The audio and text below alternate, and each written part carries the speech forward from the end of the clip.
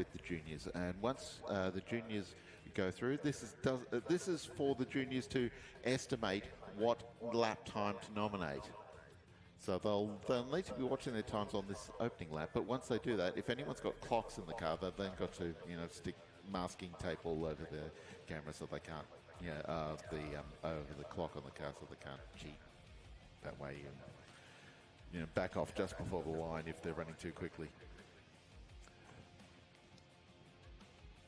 But yes, once we do complete the juniors, we'll then go through the field in number order, and the first three cars are Group JB vintage cars. All three of these cars are now over 100 years old. First two are 101 years old, and Justin McCarthy will lead the field out in his Austin 7 with David Chisholm in the Crossley Roadster, and then Russell Wright in the another Austin 7, the Brooklyn Super Sport version of the Austin 7. You can see the safety car moving out on the circuit now. Notice they're holding a big red flag. That's basically a signal to all the officials that they're closing the course for competition. So, once they've completed this pass, then we'll be ready to go. This is a signal to the officials that we're just about ready. Although we do have something to remove off the course first. Yeah, there might be a slight delay in kickoff this morning while there's some niggling little issue. I think that's clear now. Yep.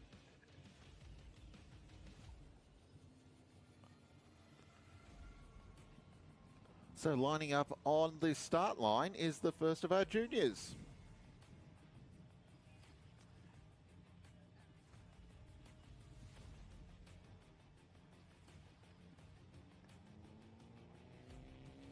The juniors are scattered around mostly the rear half of the entry list. So they'll all be relatively high-numbered cars. Just looking to see. I know the Subaru, and yet I'm struggling to remember. That's Owen Michelle and Hannah Michelle sharing the car. Thank you, David. There's obviously a lot of family involvement in the junior competitors, and it's great to see them out here. It goes without saying the juniors are the future of motorsport. And we'd like to take a moment to thank the Collins family for their contribution to this event. Absolutely. Sadly, Mike and Anne Collins, who were the leaders of running this event for many, many, many years. Sadly, both of those have since passed, but their memory lives on. Not only their daughter Tricia, who's now running the event as the president of the organising committee, and the son Chris, who's also and part Chris of the is a huge part of the organising the event as well. One of the hardest workers out there on the course. But the juniors are competing for the Mike and Anne Collins Trophy, so it's great that their memory will live on with the future competitors in this sport. I do remember that one of our juniors from distant past, I say distant past because he's almost 30 now these days, is a young gentleman by the name of Matt Campbell, who last year was second in the Le Mans 24-hour driving for the Porsche, the factory Porsche Penske team in Porsche 963, and then added to that by winning the American IMSA GTP title for the same team.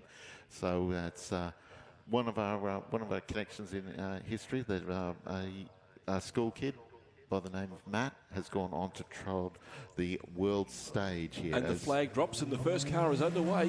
Now remember, the juniors are having a sighting run before their first time run. So this isn't for competition. This is a chance to get their eye in and nominate their lap time for the weekend. And this is Hannah Michelle on her way around the circuit. She's sharing the car, as David mentioned earlier, with her brother Owen. Go the Subaru Impreza wagon.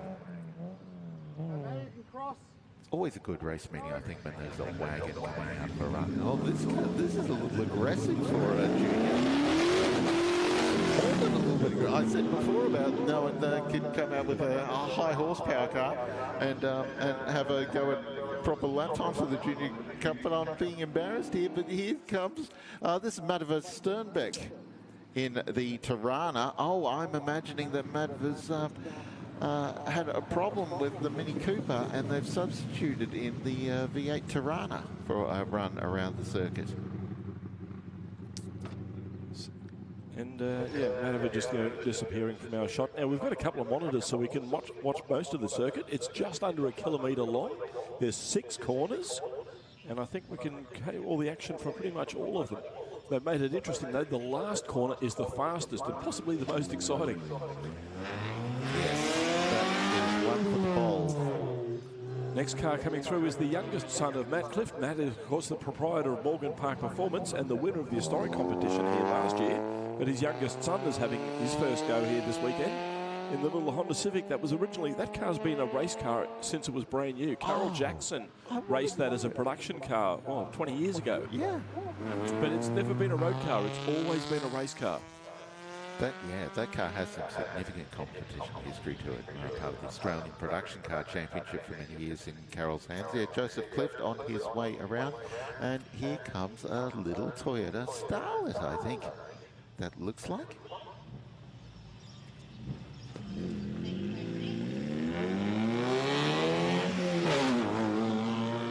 And this is, I think, the last of our juniors.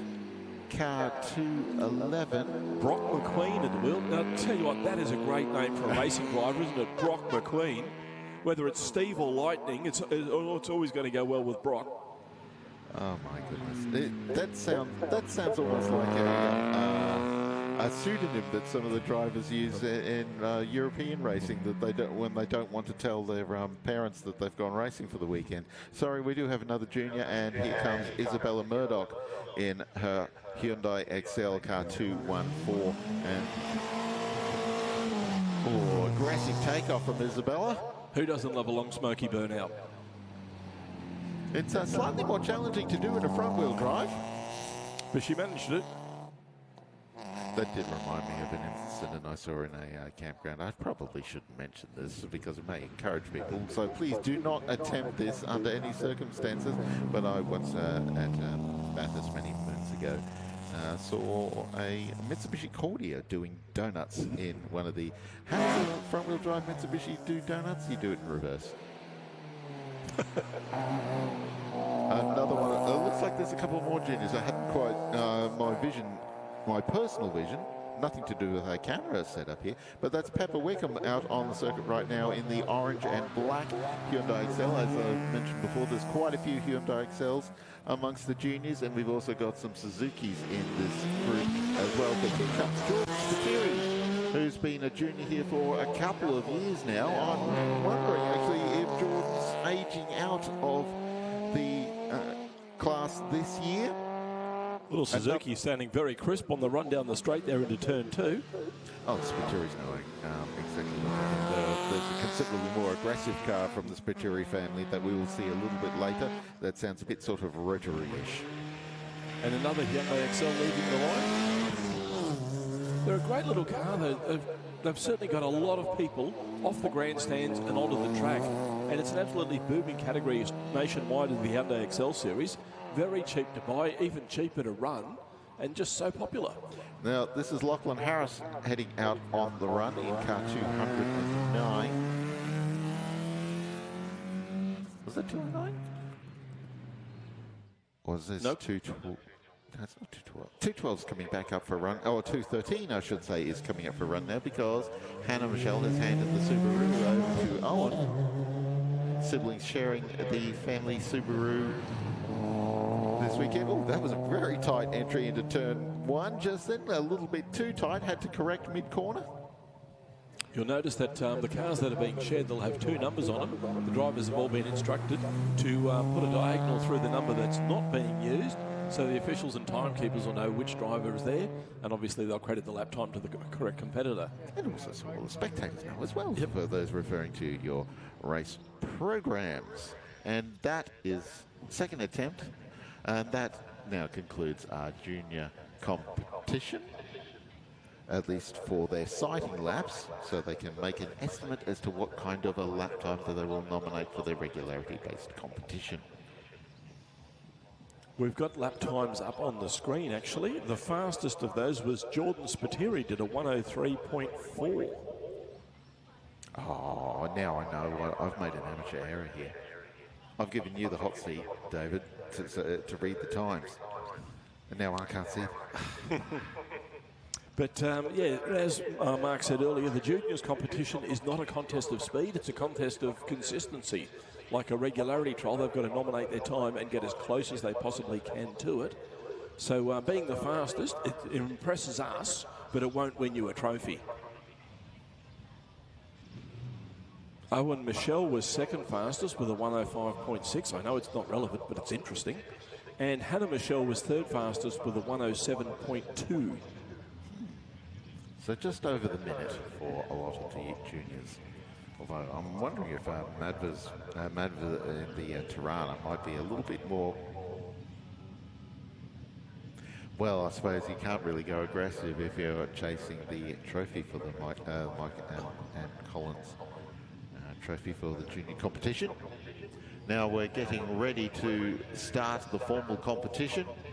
We've got some of our veteran cars getting ready to go. Of course, cars of that vintage are a little bit difficult to start in the morning. Yeah, Justin McCarthy lining up on turn one. He thinks he's probably got the only car competing this weekend that starts with a crank handle. And I'll tell you what, Justin's 86 years of age. He's took up motor racing when he was 75, right here at this event 11 years ago. But I'll tell you what, for an 86-year-old, does he have to crank it himself, or can he nominate a younger helper to do that for him? Well, that could incur a time penalty. I shall have to consult the sporting regulations over that one. But here is Justin now rolling up onto the start line in that greeny blue Austin 7. One of the original everyman's cars from the early days of motoring. I say early days, 1920s. It's not that early in the history of motoring. But yeah, as you say, Mark, they were a very significant car at the time, because prior to the Austin 7, cars were incredibly expensive, and the only people who owned them were very wealthy people. The idea of the Austin 7 was that ordinary, average working class people could afford to own a car for the first time. And a lot of people back those days, their first car was an Austin 7. Justin actually drives this car to Leyburn. And when it's squeezing the horn on the way. And yeah, Justin was actually a little bit concerned because on the drive here, he got within a kilometre of Leyburn and found out that that his fuel, he'd been victim of dirty fuel, and has had to clean out the fuel system on the car. Oh, please don't tell me he hasn't quite got it. Oh, I'm sure that it's just the car's cold. Yep, he did mention this morning that they had the fuel tank out overnight. Yeah. So hopefully they've got all the muck out of the system. When I arrived here on Thursday, he had it was showing off the part of the fuel system. The other 101-year-old car is on the start line now. There's Dave Chisholm in the Crossley Roadster. And as you'll see momentarily, significantly larger car than Justin's Austin 7. Yeah, of course, the Austin 7 back in the day, their nickname was Baby.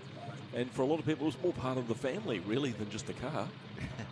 Quite famously, Peter Brock started his career in a Austin 7. I say Austin 7, it was sort of most of an Austin 7. Yep, he chopped away the bodywork with his mum's axe, yeah, just to make it faster and lighter, and then he zoomed around the family farm. That's one way to learn how to drive a car, I suppose.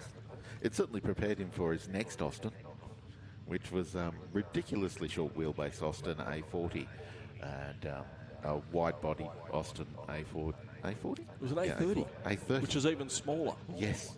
And yeah, and of course the very short wheelbase, it needed someone of Brock's talent to be able to drive such a car so close to square in footprint. Just waiting for the course to clear, and we'll release the Crossley. Yeah, Justin's still coming around, unfortunately. Yeah, the little Austin 7's got a 750cc engine, which didn't sound like it was running at its best, so it's going to be a long, slow lap.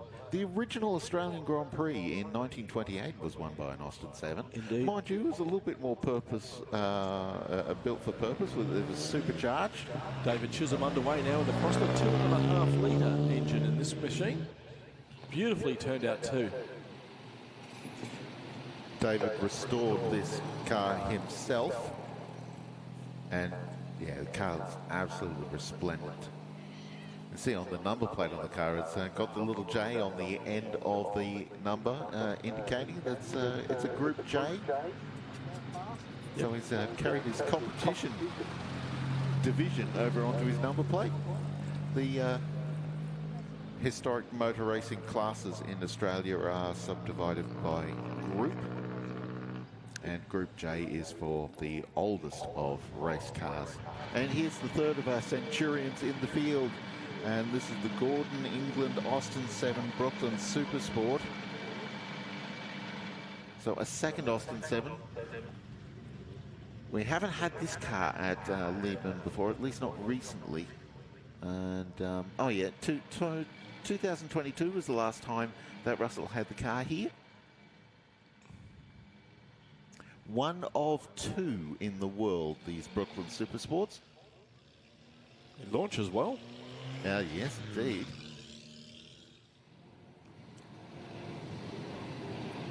Named the Brooklyn Special because that was the original racetrack in purpose-built motor racing venue in the United Kingdom, Brooklyn's venue, and one of the first purpose-built racing circuits in the world. Indeed, yeah. Of course, the early days of motorsport, they were doing what we're doing here and running races around the houses. Yeah.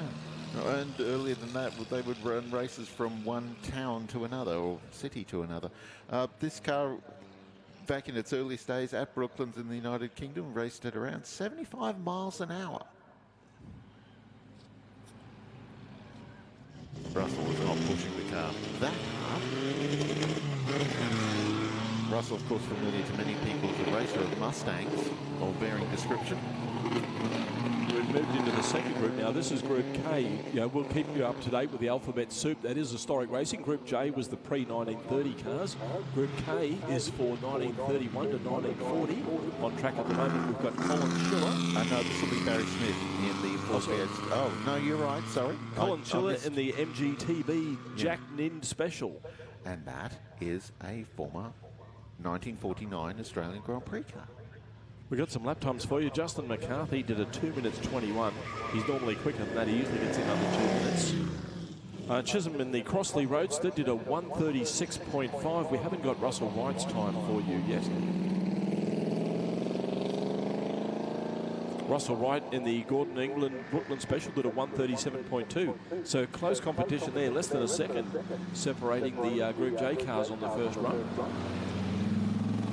When car number 5 comes around, I got slightly caught out because, well, it looks like car number 4 is being a little cantankerous and not quite ready to start as Lisa Tobin Smith gets underway in the Henry VIII Ford V8 Special. Car that was built by Dick Vermeulen, who's a builder of many historic cars over the years and was for many years actually better known as uncle of Chris, who raced in the World Superbike Championship and won races. World Supers. But yeah, the Schillers, they bring 2 MG-based race cars each year to the event, and they'll both vintage 1949 Australian Grand Prix cars. Another Dick Vermeulen car just starting to run now. Car number 8 is another Ford V8 Special. Pete Trapnell at the wheel, and Pete gives us a pretty exciting departure from turn 1. And a big slide through turn 2. Pete very busy there behind the wheel. Pete is one of our photographers here at the historic Leyburn Sprints, Trapnell Creations, and you'll see him wandering around in the camera. So he's getting in his fun while he can because he's going to be working for much of the weekend. Barry Bates on the line now in the Lister Nobly. This is a recreation. New Zealand, there's a guy over there, no, I'm going to get his name wrong, so I won't do it. But there's a man in New Zealand who does these glorious aluminium-bodied replicas of almost anything. And you just need to bring along the donor car to supply the mechanicals. And this Lister Nobly was created from a Mark 10 Jaguar. Of course, the Lister Nobly is a famous British sports racing car from the 1950s and 60s. We've got some times appearing for us now, Mark. And fastest car in Group K by a 10-second margin. Pete Drapnell in the Ford V8 Indy Special. He's done a 1 minute 0.8 of a second. He's almost cracked the minute in a car that's 79. Oh, I can't do maths on the weekend. About 89 years old. So that's a superb effort. Second fastest in the group is Lisa Tobin-Smith and Henry VIII, another Ford V8 Special. She's done a 1:11. And Colin Schiller in the MGTB Jack Nin Special, a 1 minute 12. Lance Boken and the Buchanan Holden Roadster is out on the circuit right now. And you'll see a lot of these older cars in the field are powered by the old Holden 6. Now we've got Belinda Schiller on the line. Actually, I'm looking at that, and that looks like Colin rather than Belinda. I'm wondering if the father and daughter team have swapped over. Oh, there's a relaxing pose over on the side of the circuit somewhere, enjoying them. That's directly opposite us here on the inside of Turn 1. Those two fine gentlemen enjoying their. So this is Colin Schiller aboard the Peter Critchley spec MGTB Special, and this is another of the cars that competed in the 1949 Australian Grand Prix here in Leyburn all those many years ago. This car raced in 7 Australian Grand Prix over the years and was raced by Peter Critchley. It actually won a race at Bathurst in 1946. The Australian Grand Prix, which was the first Australian Grand Prix held after World War II.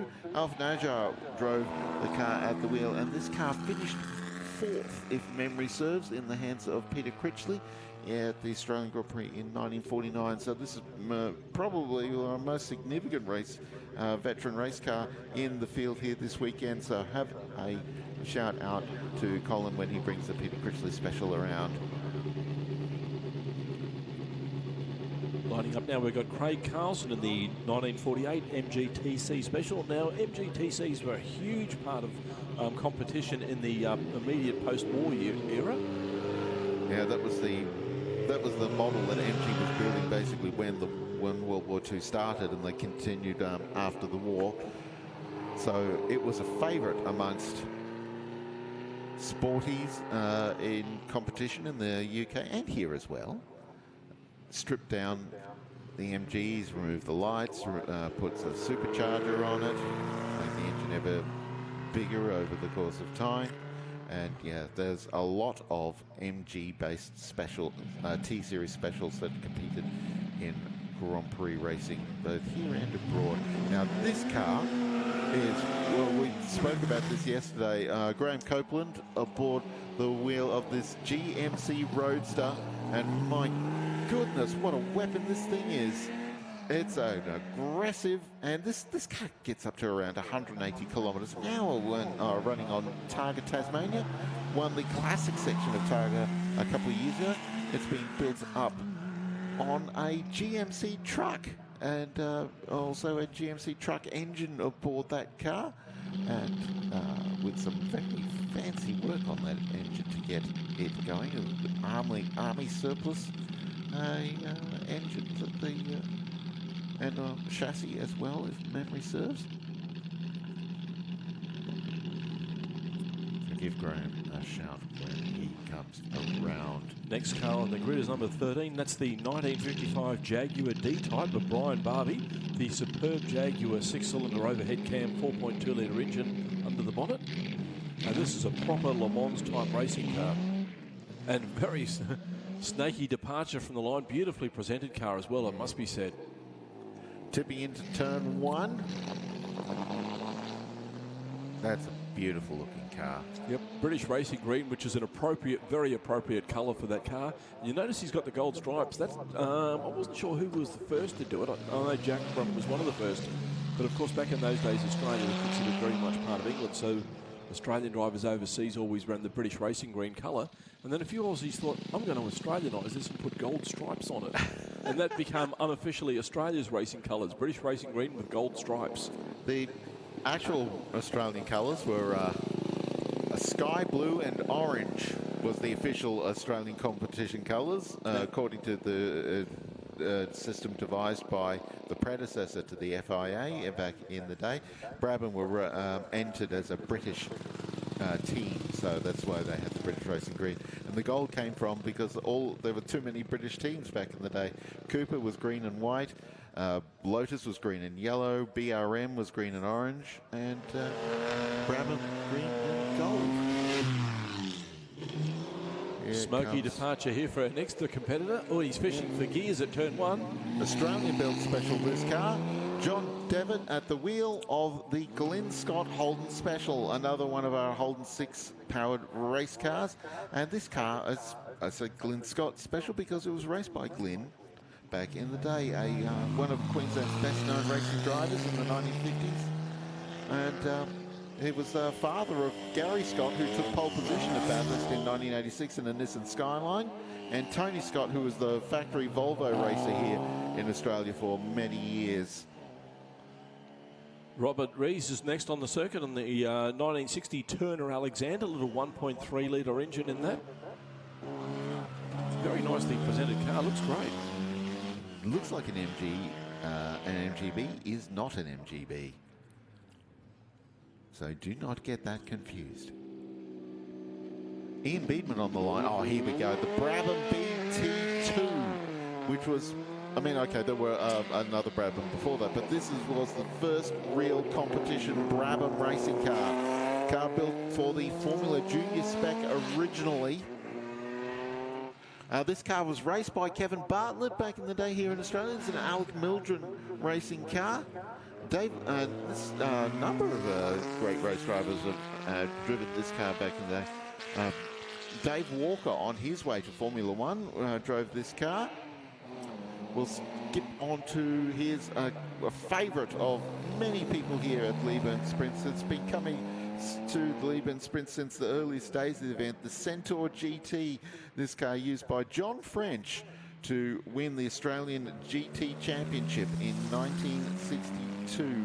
I believe, I do not know, but I believe this is the last Appendix K racing car running in Australia. That was the sports car or GT division of motor racing in the 1950s.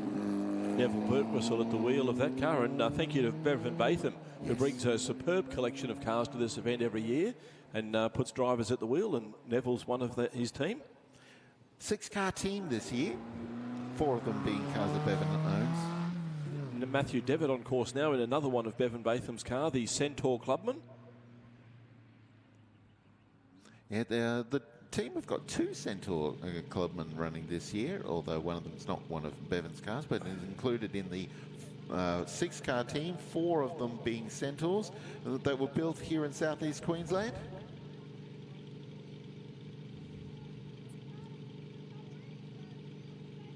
Minor legend of Australian motorsport, the Centaur. We see the Robinson helicopter coming around for a run. We've got helicopter rides over the venue going this weekend.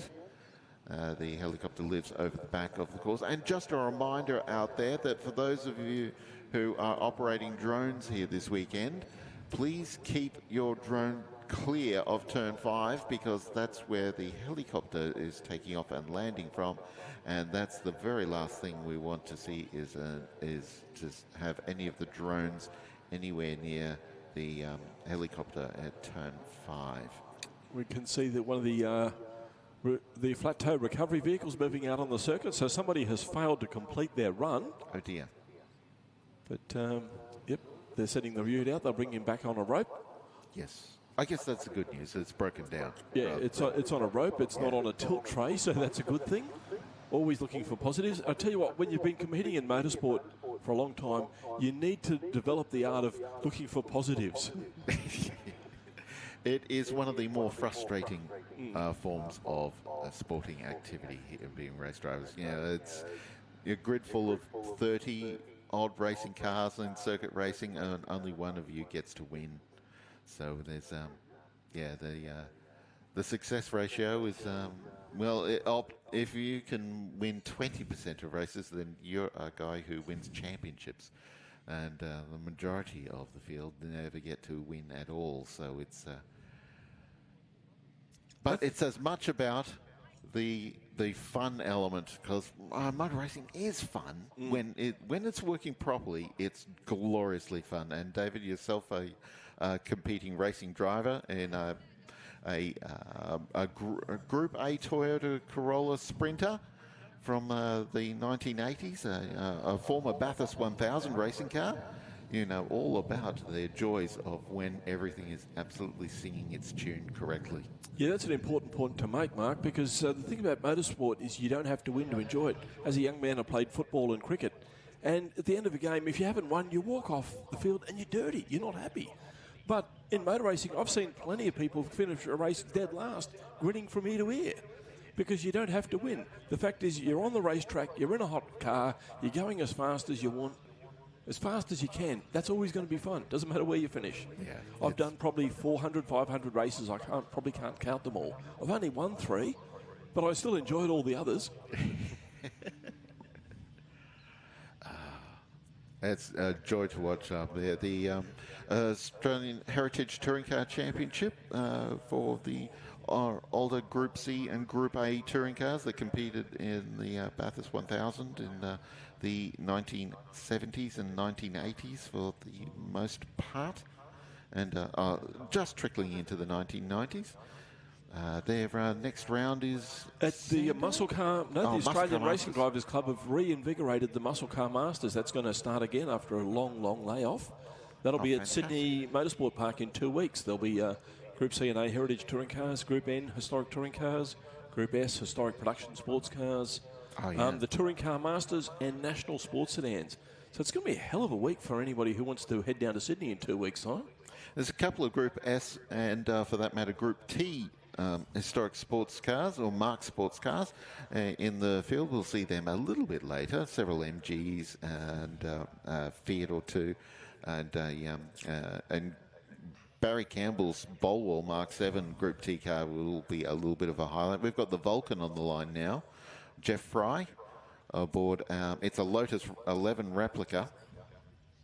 I say that without a great deal of confidence. It looks like a Lotus 11, doesn't it? That was a common thing back in the 50s and 60s because Australia wasn't a wealthy nation then and people couldn't afford to buy the latest and greatest sports and racing cars from Europe.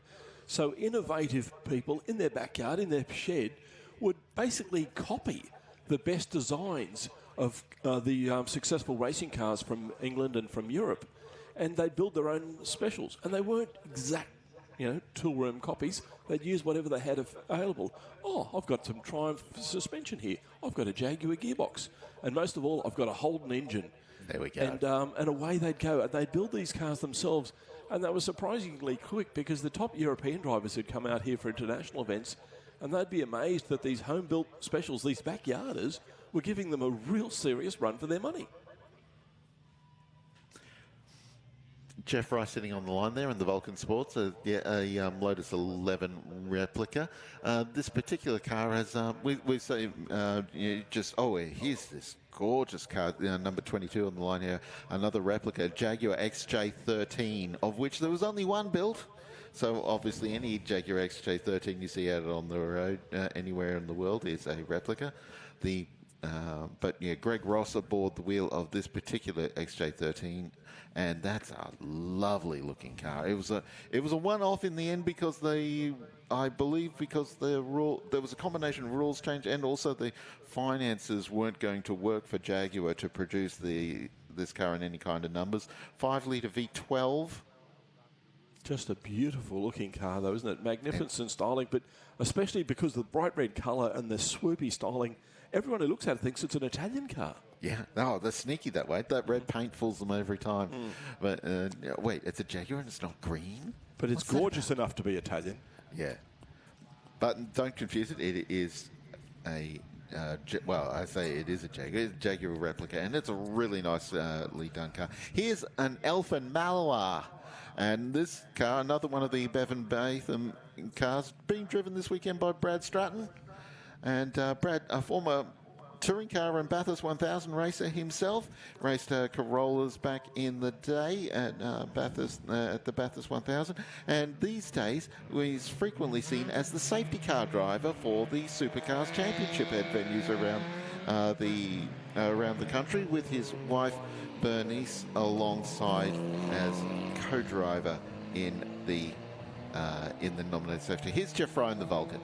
Jeff Fry heading down now from turn 1 to turn 2, which is probably the longest straight on the circuit. There's basically a series of straights and 90-degree corners makes up almost all this track. And I think from 1 to 2 is probably the longest straight. The longest, the original version of the Leyburn Sprints used to go straight down all the way to the school.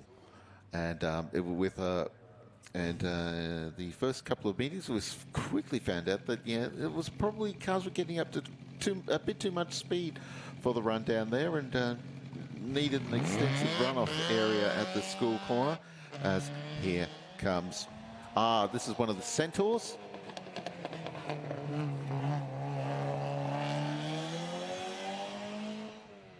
I'm looking on the wrong page. Yeah, Brian Aldred in the Centaur Clubman, the second of the 2 Centaur Clubmans in the field. Oh, that means, I wonder if it's Matthew Devitt then that's had the problem in the other Centaur Clubman. Because we saw Jeff Fry come around in the Vulcan. Actually, it might have been, we'll see in a moment. Oh, no, here's Matthew Devitt coming around now in the having a rerun. So it was the car before him that's had the problem, which then unfortunately means it's Neville Birtwistle and the Centaur Waggett GT that's had the issue. Yes, you're right, Mark. I'm looking at the timing monitor, and Neville Birtwistle, they've got a Sector 1 lap time for him, but they don't have a Sector 2 or a finish line time.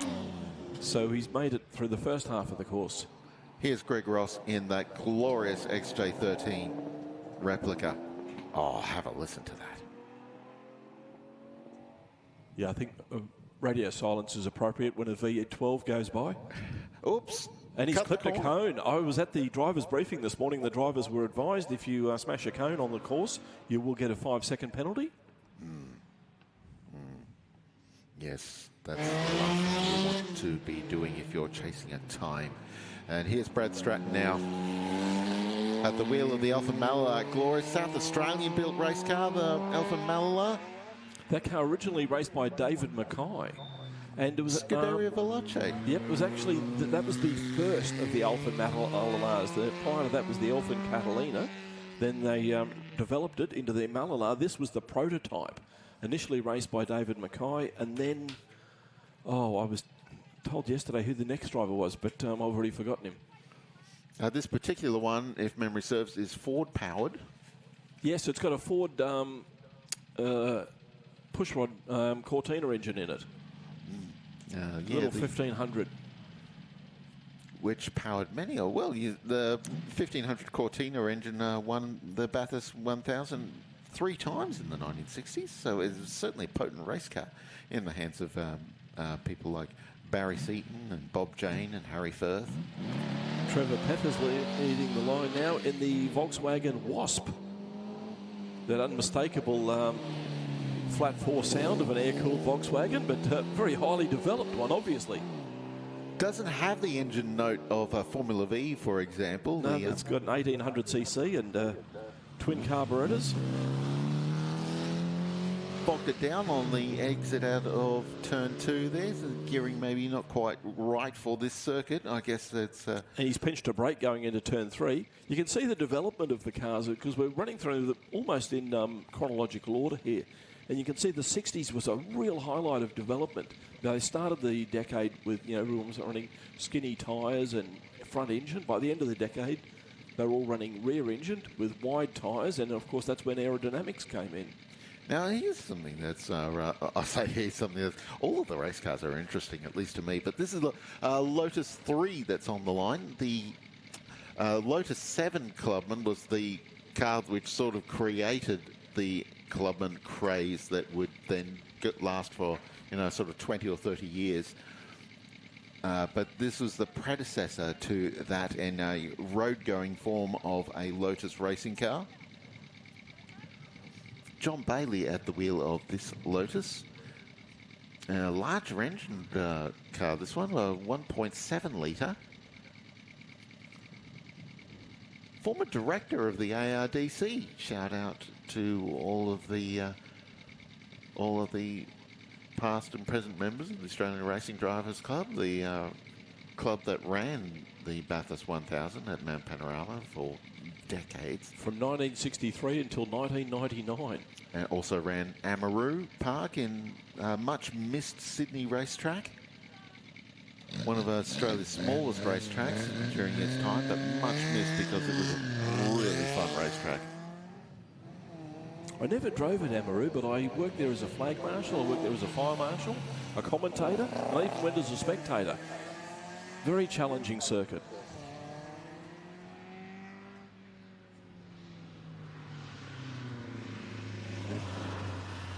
Nice tight line there through turn 2. Our next car, oh, here's some thunder. David Cross, the Bowen P6, Bowen Hay P6. This particular Bowen started life, I think it was a Formula 5000 to begin with. Very short wheelbase for a Formula 5000 car, so it'll be quite lively. It's got the 4.4 litre Leyland all-alloy V8 engine. Yeah, former winner of the historic class here at Leyburn, 5 times no less, for a logbooked historic race car. It's had some slight conversions over the years to make it more friendly as a hill climber rather than a the car isn't legal to run in Formula 5000 anymore.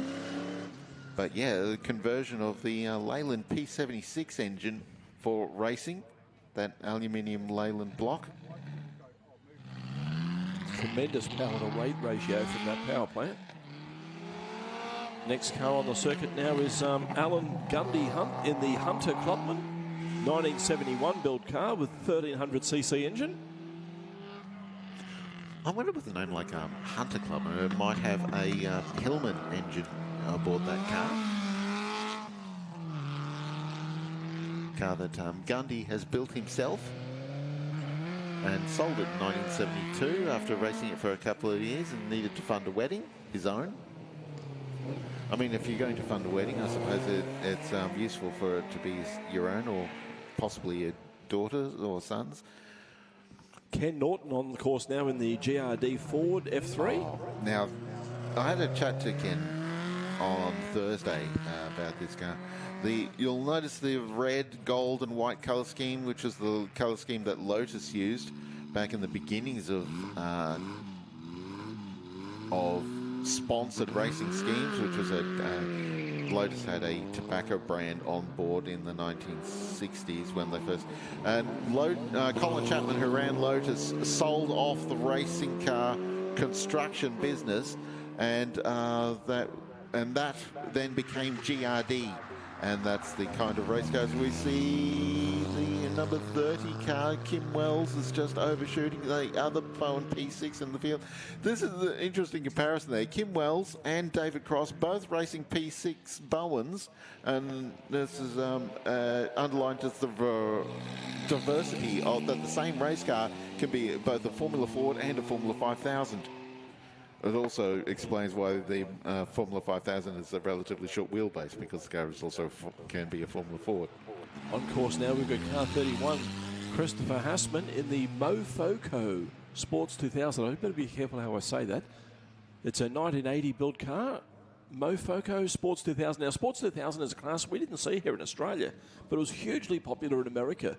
It was space frame, purpose-built sports racing cars running a stock standard Pinto engine. So the cars were really quite quick, but very affordable.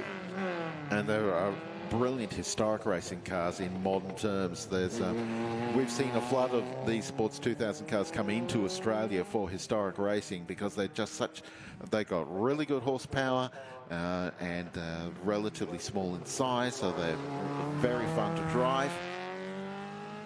And we see a lot of them. We've had a lot of Sports 2000s here at Leyburn over the years. The Mofoco running in today's competition. Daniel Hunt out on the circuit and the Argus Club, and lining up now, Keith Carling, former lap record holder at Mount Panorama. He took the lap record in his 300 ZX Sports Sedan. This is his earlier Sports Sedan, Mazda RX-7, that he raced in the early to mid-80s. Car repurchased by Keith a few years ago, and a fabulous restoration done. It's as good as it ever was.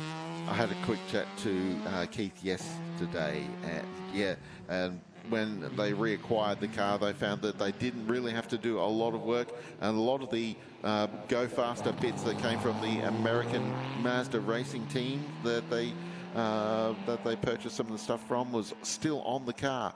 This is Scott Goulet in the first of our humpies here this weekend. 48-215 Holden. Do not call it an FX. The original Holden. And here's another one.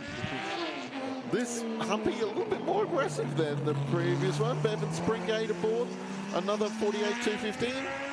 But back in the 1950s, there were so many Australian racing drivers who started their racing in what we call a humpy Holden. You can see what they call a humpy. Look at the shape of them.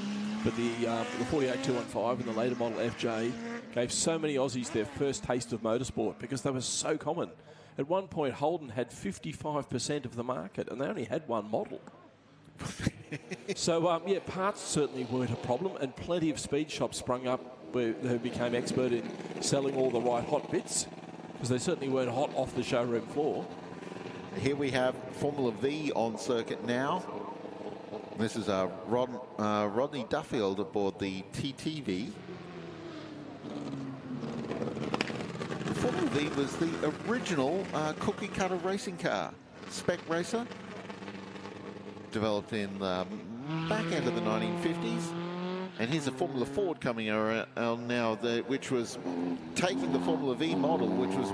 Formula V was take all the drivetrain out of the Volkswagen Beetle and turn that into a race car. Well, this was the next step onwards from that, where you take all the drivetrain out of a Ford Cortina and turn it into a race car. And both Formula V and Formula Ford, they're both 50-year-old racing formulae, and they're still popular today.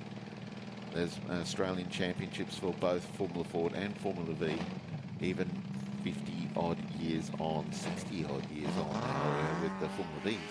Peter Everett leaving the line now in the Triumph TR2, another very popular sports car from the 50s.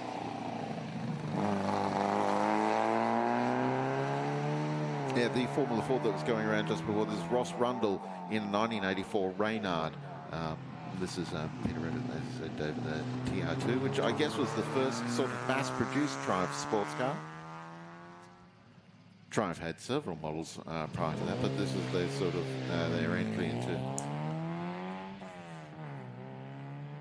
We've got one of the MGs coming up towards us now. We're here at turn 1, and that's car 41. Brian Cather in the 1963 model MGB. Hugely popular sports car in the 60s. Oh, and it was a car that MG couldn't get rid of. They were still building them in the 1980s. They were still so popular. You know, it's like the British Porsche 911. It's the car that that MG still had oceans of demand for decades after being first released. And another MGB on its way around the George Bruschetto at the wheel of this. It's a 2-litre engine. The other two MGBs are the rest of them all 1800s. Yeah, BMC B series engine powering the MGBs. Of course, the MGB followed the MGA, which was quite a different design. Mechanically, it was similar, but very different bodywork. And here's Dennis Tobin. Look at the cut-down windscreen and the aerodynamics behind the head. It's got the proper racing look about it.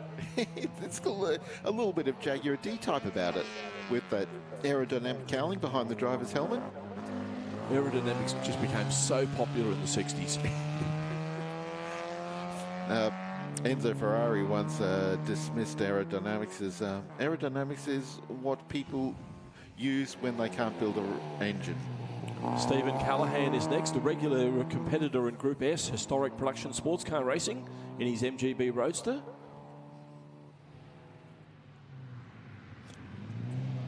Competitor in the Capricorn Cup is called the Queensland-based version of the Group S historic sports car competition. There are 3 trophies that are competed around Australia. The Queensland-based comp is called the Capricorn Cup.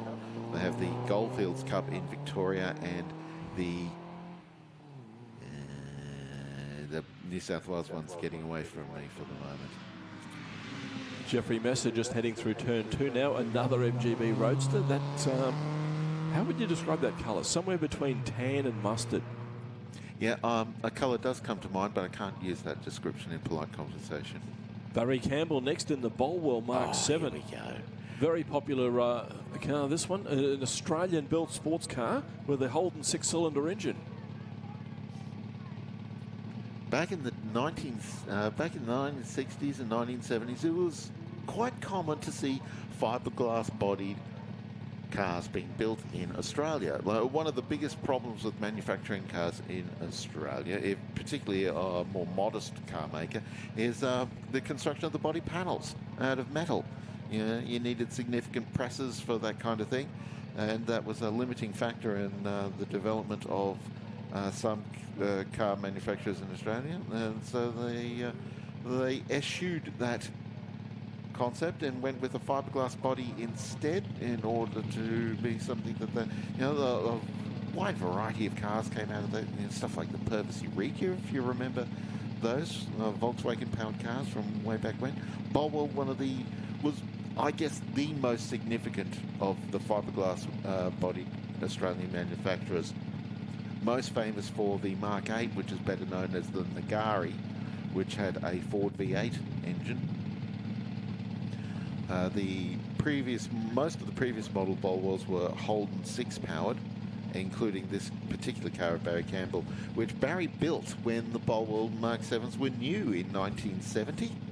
And he developed this into a Group T Mark sports car, so that's why it's a wide body by comparison to a more standard Bolwell. Now and just by the of coincidence, Barry actually built Keith Carling's Mazda RX-7 that we saw out on track before us. So there's the two of them running as a two-car team this weekend. Looks like he's just been given the signal by the starter to switch off, so there's going to be a bit of a delay. We must be picking up someone who didn't make it home. One of our MGBs. We had three of them coming out onto the circuit just before, so that's we've obviously had a bit of an issue with one of our Bs out there on the circuit. Hopefully it's just a breakdown.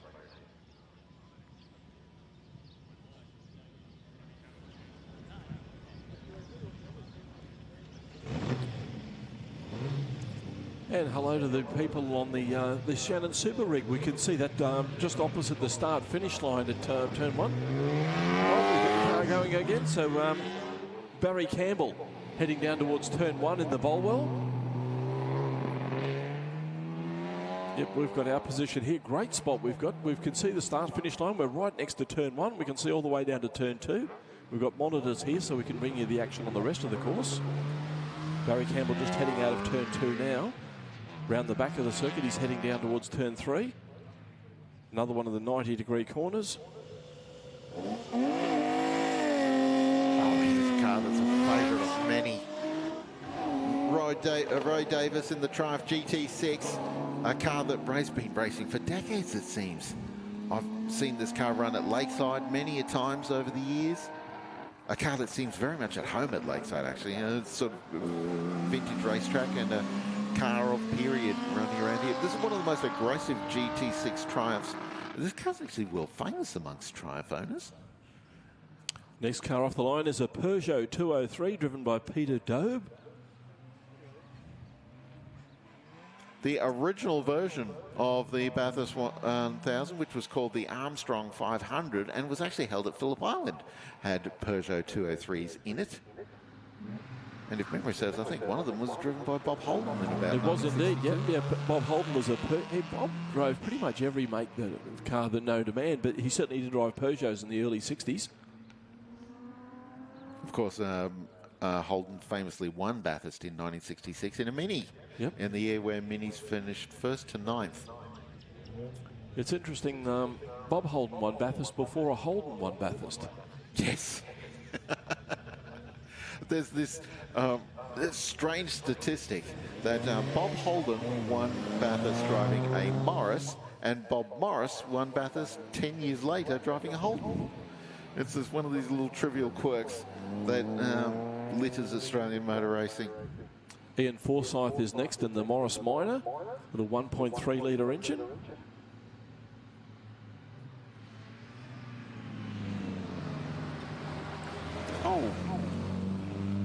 actually, I'll take a moment to tell you a funny story about Bob Holden. The first time he went to the Spa 24-hour race in Europe, they threw the place open. You know, the mayor of Spa came to greet him. There was an official function. He was welcomed by all the teams and drivers, and he was just taken aback by the amazing reception he was given. And he said, look, thank you very much. I'm very honoured, but why are you making such a big deal? And they said, oh, we don't know much about Australian motor racing, but we do know that there are two names in Australia that are really big, Brock and Holden. So we're so glad that you've come here. Rodney Speaking Hansen. of minis. Yep. Rodney Hansen next in the little Group N Mini Cooper S. Now, Group N is one of the historic categories in Australian motorsport, one of the most popular ones, actually. It's for production touring cars from 1958 all the way through to 1972. The Queensland Cup for historic Group N historic touring cars just had a round at Lakeside 3 or 4 weeks ago. Yeah, one of the most popular categories in historic touring car racing. We've got another Group N car lining up now. It's the Tirana. I had a look at this car on Thursday when I was exploring the paddock. Beautifully presented car. And there he is. It's Glenn Wesner at the wheel. Yeah, see, for those of you who have access to our live stream, the little NC that's written on the lower portion of the door indicating that it's from the C subclass of Group N. They're subdivided into NA, NB and NC, and that's based on the age of the car. NA is for 1950s cars. NB runs up to pre-1965. And of course, NC is for 65 to 72. There are so many different classes and groups within historic motorsport that they're distinguished by they've all got different letters. So we'll try and talk you through the alphabet soup so you know which group is which. But Group N, one of the most popular competitions here. I'm looking in the program now. There's so many Group NC cars running and Group NB cars running here this weekend. If you haven't got a program, make sure you get one. There's a colour photograph of every car competing, and there's a lot of interesting articles. I haven't finished reading mine yet. There's plenty, and it's a lovely souvenir to keep of this weekend as well. Make sure you grab a program before they sell out. There are lots to be had, so you don't need to rush, but you know it would be a good idea to aid in informing yourself over the course of the weekend. And as you say, there's lots of other stuff in there as well. So Glenn Wesner waiting. We saw the course car go out earlier, so they might be either picking something up, delivering something, or just making an inspection. Now here he's Glenn Wesner getting underway now. You can hear the Holden famous, the 202 triple carb engine of the XU1. Of course, this is the model of car that won Bathurst in 1972. The very last time the Bathurst race was run over 500 miles, and the last time it was run for stock standard series production cars. Yeah, Peter Brock famously at the wheel of that Tirana that won in 1972, and the beginnings of the legend of Peter Brock. Philip Kay is next in the little Alfa Romeo 105 Sprint. Now, these were hugely popular, very successful in touring car racing in the mid to late 60s in Australia and in Europe and in America as well. Very nearly won Bathurst. It's an amazing story. The 1967 Bathurst 500, which was famous for the first time that the Australian V8s first appeared, the XRGT Ford Falcon. And they had a big dollar factory team that came along. Harry Firth and Fred Gibson, of course, won the race ahead of the Gagan brothers, finishing 1-2. But the leading two Alfa Romeos finished on the same lap and very nearly could have won. And there was actually a faster Alfa Romeo in the field as well, but unfortunately Stone went through the radiator, driven by the great Australian sports car racer Paul Hawkins, international sports car racer. And unfortunately, so what could have been? That was a turning point in Australian motoring history. Absolutely, yeah, because if the GT Falcon hadn't won that race, would we even have Australian muscle cars nowadays? Exactly, because yeah. Ford winning that race made Holden go boots and all, and that's what we have today, the legacy of that. The whole Monaro was originally going to be only a six-cylinder car, but Ford's victory and popularity with the XRGT said triggered Holden to say, "Oh no, we'll stick a V8 in," and they created the Monaro GTS, and of course then that creates the Holden dealer team, that then creates the careers of Colin Bond and Peter Brock and Charlie O'Brien and John Harvey, and there's so much rich competition history that may or may not have happened without if that Alfa Romeo had gotten up for a win at Bathurst in 1967. Paul Gilbert just leaving the road now in the Datsun P510. Of course, we here in Australia call it the Datsun 1600, but the rest of the world knew it as the Datsun 510. Oh, the legend of Australian rallying, the Datsun 1600. Oh, big lock up there into turn 2. He's managed to just keep it on the bitumen. Very narrow course, this. It's certainly one of the most narrow courses in Australia, but the roads do vary from one to another because we've got sort of some main streets and some back streets. Cortina does not sound healthy launching off the line now. No, that's car 58. Yeah, not very well at all. Yeah, Phil Haskett at the wheel of the Mark 1 Cortina GT. Now, the Mark 1s, the GTs, they had this 1600 crossflow engine. But, yeah, I don't think all 4 cylinders are working for him at the moment. Now, this one sounds a little better. Yep, this is Glenn Potter heading towards us now in the little Mark 1 GT. Now, Glenn used to run an E.H. Holden here for many years. He's changed sides. He's crossed the no man's land between Ford and Holden. That can get you excommunicated from a lot of pubs doing that kind of thing. Oh, here we go. This will be quick. The fastest historic car here last year, Matthew Cliff from Morgan Park Performance, and that little Mazda R100. A tiny little car with a 10A rotary engine. But aggressively driven, aggressively prepared. A former Queensland Historic Touring Car champion. Oh, Matt, what are you doing? Boy, he got some air there, up on 2 wheels out of turn 2, and that was a lot of air for quite a while. Oh my goodness, it's got caught out by the camber as well as a bit late turn in. They are a very narrow car and they do like to roll over. Don't say that. Volvo 164 coming up to us now, and here's another Queensland Historic Touring Car champion, Bob Haggerty at the wheel of this Volvo. He won his Queensland Historic Touring Car Championship in a Mazda RX-2. And now he's got. I noticed he had a hat from the Warwick Bowls Club on the parcel shelf, which is appropriate for a Volvo. Oh, it's very slow going out of turn 2. The first of our Mazda RX-3s in the field. There'll be a few of them here today. Here's car 31 of Ivan Vavoden. I'm sure I've gotten that wrong. This was actually a famous race car in the 90s. It was nicknamed the Rainbow Warrior, and it dominated. That car dominated Australian club car racing in the 90s before that class was renamed as Improved Production, which has been a stalwart of state-level touring car competition for many years. Terry Lewis won an Australian championship in that car. Norm Foister is next with a big smoky burnout in the 350 Monaro. The first of the Chev V8s that we've seen here this weekend. Norm, a regular competitor at this event. Norm generally doesn't tend to chase the class trophy. He's more about the creation of smoke, I think. Absolutely. Turning money into smoke is a great activity. And something that we actively encourage here as you leave the start line. And first of our Falcon GTs of the course, and, you know, if first of our Monaro GTS is out on the track, it's got to be followed by the first of our Falcon GTs. Yep, Peter McConnell at the wheel of that beautiful XY GT Falcon. Oh, big sideways. Oh, it gets some grass. He's, just a little bit too much power, not enough traction. Husband-wife race team, the Connells, will see their second car coming out in the latest Mark II Cortina. Ken Oliver next, local boy in the beautiful Monaro GTS. 327 Monaro.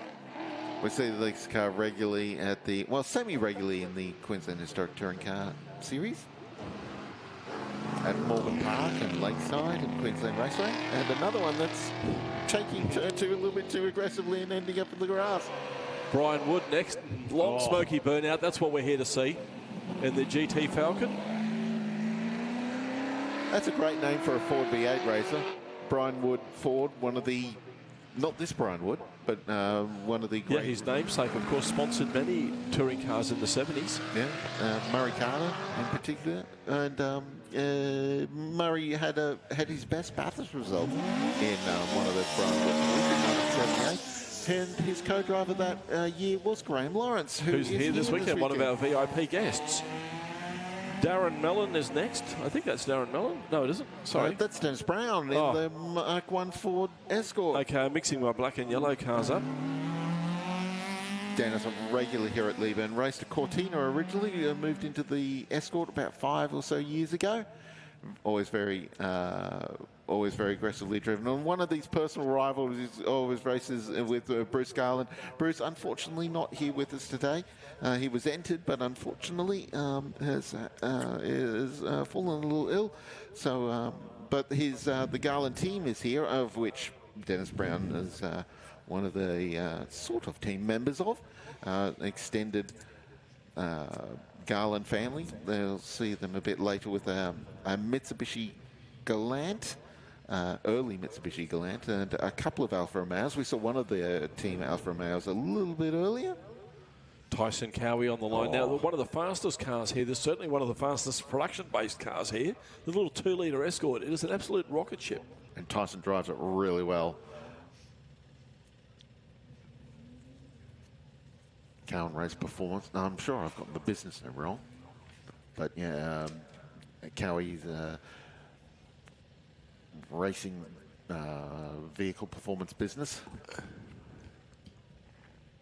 Now, there's a third member of our commentary team that we'll see a little bit later today.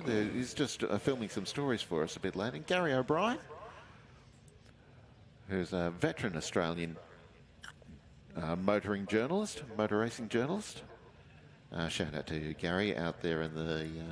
I first met Gary over 20 years ago when I was writing for Motorsport News, and he was one of the auto action scribes that came up to visit, to follow the various Australian championships. And I've crossed paths with Gary for a couple of decades at racetracks around the country.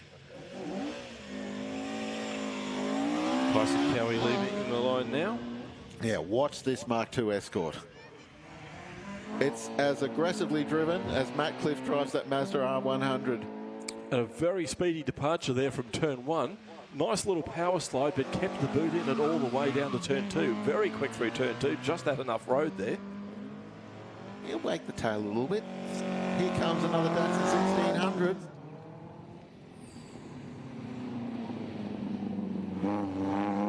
That's Ben Crampton at the wheel. 2-litre engine, which was a very popular swap. Of course, these cars came out with the L16, but most people put in the L20B, which is the same engine, just bought out the 2 litres.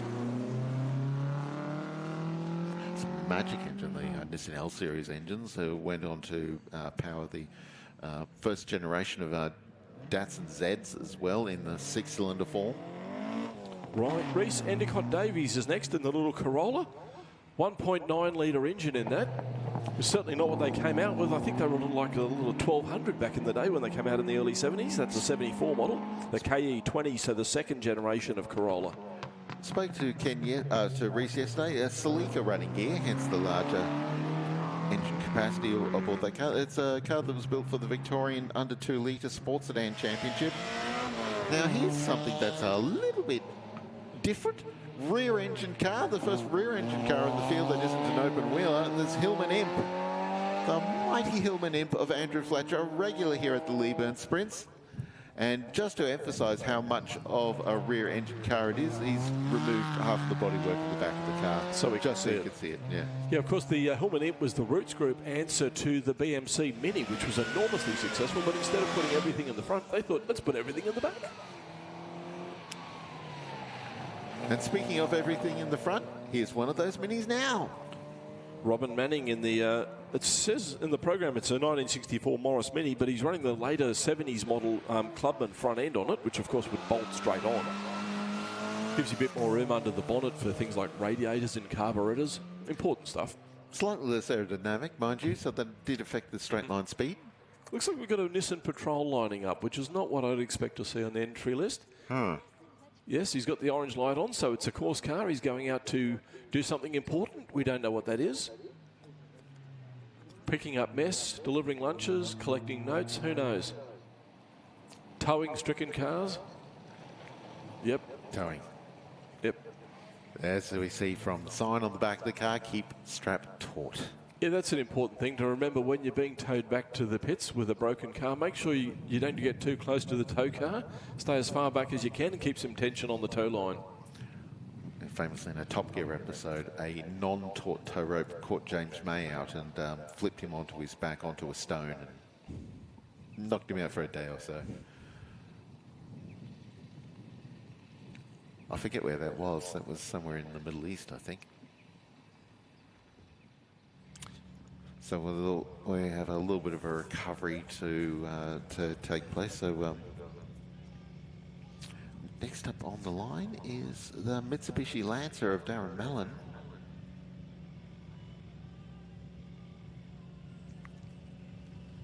Another car that was famous for its ability in the dirt as a rally car. Less of a touring car, more of a rally car. This one running a 2-litre engine, which I'm sure is more than what they left the factory with. That does sound aggressive.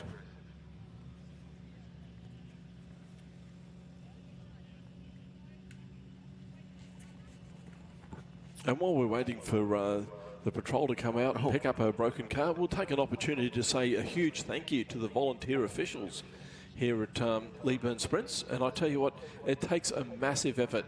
Not only all the organising committee and their tremendous amount of work that they put in to prepare the course before we get here.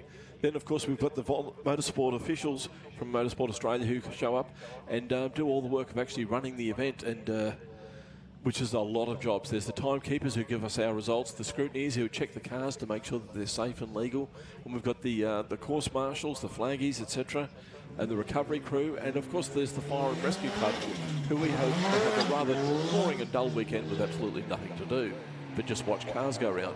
Darren Mellon heading through turn 1 had a fairly rapid departure, struggling to get traction because as you don't need me to tell you that the air temperature's low, and I'm pretty sure the track temperature wouldn't be that high either. So the cars will be making plenty of power, but they probably won't have a lot of grip.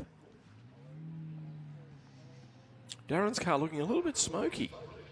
Next car on the course is Tom Brailsford in the Ford Capri. It's a 5-litre engine, so that'll be a Ford Capri Piranha, which of course was the South African special. They thought, yeah, these 3-litre V6 Capris, they're not fast enough. Let's put in a 302 Windsor. That'll sort it out. Father-son race team, the Brailsford family. Tom himself, a former junior winner. He didn't race this car as a junior, though, mind you. Yeah, that might be frowned on. Tom also races in the mini series that runs on the east coast of Australia. And when I say mini, it's the modern BMW style of mini. Alex Daniels is next in the Ford Escort Mark 1. That's a sports sedan. It's running a 2.5-litre turbo engine, and boy, it's getting down the straight in a hurry. Toyota engine, just make it a little bit different in that regard. Yeah, certainly no shortage of power there, but he's trying to find some traction on the way out of turn 2.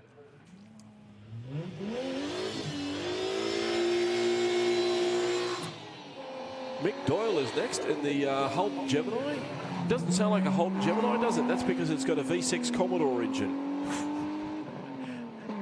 And a little bit difficulty in getting power to the bitumen. Yes. More grunt than grip. He's obviously in stealth mode because that car is completely matte black.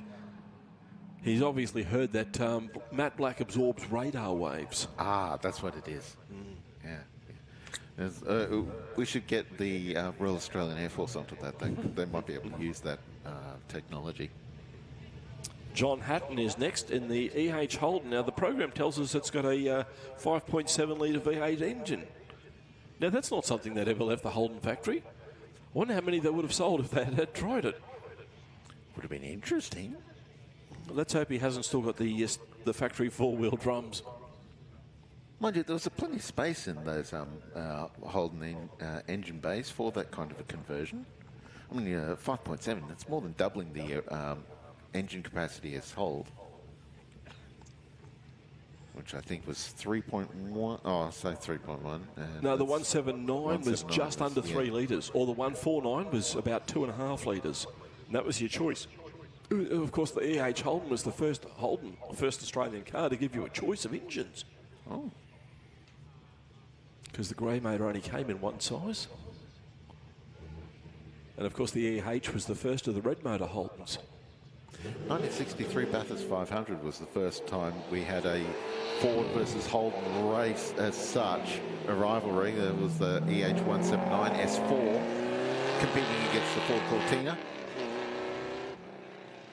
This one a little bit quicker than one of those. Yep, 5.7 litres of V8 run will do that for you.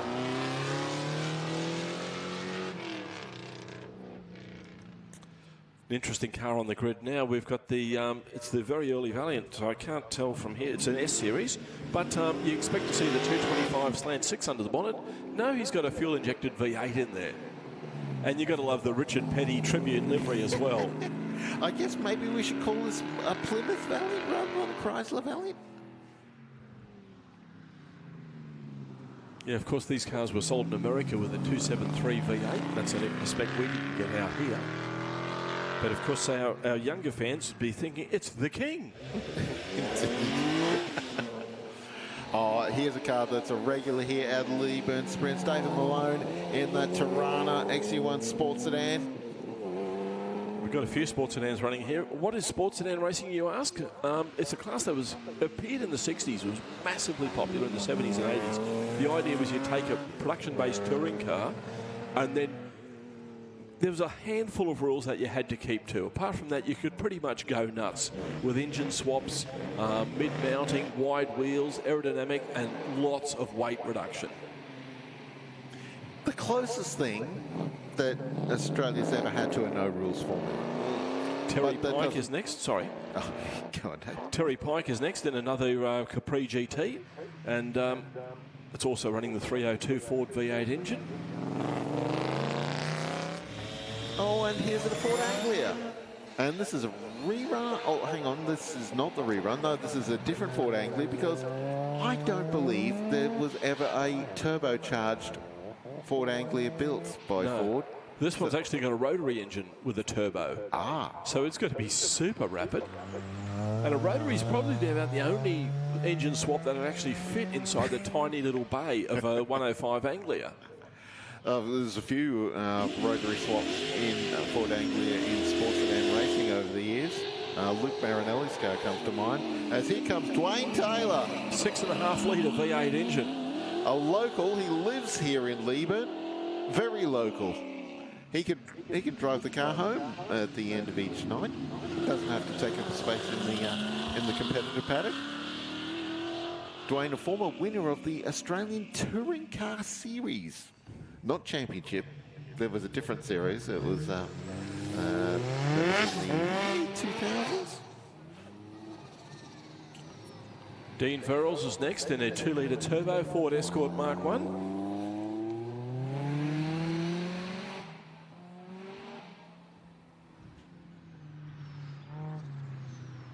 It's a good turnout of sports sedans here this weekend. It's a great class. There's so many exciting different combinations. Because sports sedans, because the rules are so wide open, different people have different ideas about what's going to work. A great engineers class. The last great engineering class of motorsport in Australia where a really smart builder can build something a bit special. And Ben Waters next on the little LJ Tirana 202 Holden power. Sharing the car this weekend with David. First of our open wheelers. Now here's where the fastest cars of the weekend will see. This car is new to Leyburn for 2026, car number 91. Doug Daniels at the wheel of the 2012 model NewTek. Car powered by Kawasaki's NX10 motorcycle engine, and you'll see quite a few of these cars in these open wheelers are powered by motorcycle engines. Here's the Fly. Neil Lewis here at Leyburn. Another motorcycle powered open wheeler. That car's been racing and hill climbing for quite a long time. Self-built by Neil and updated constantly. The car's got longer and wider over the course of its development. Now here's Ed McCain, another regular here at Leyburn. Ed, a relatively young 75-year-old racer in his OMS open wheeler. Now there's a couple of OMSs in the field. We'll see one of them that's coming up a little bit later that's quite a bit faster than Ed's. Not that Ed is by any means slow, but a purpose-built British hill climb manufacturer. And Ed's car is, has Suzuki Hayabusa powered. Now this car is new. Driver isn't. We've had Ash Neuendorf here before. But this is a Speeds RM11. Actually, I have seen it here before. It's just a different paint scheme from what I was familiar with. I think it was last year, 2 years ago. Yeah, beautifully turned out this car. It absolutely looks magnificent.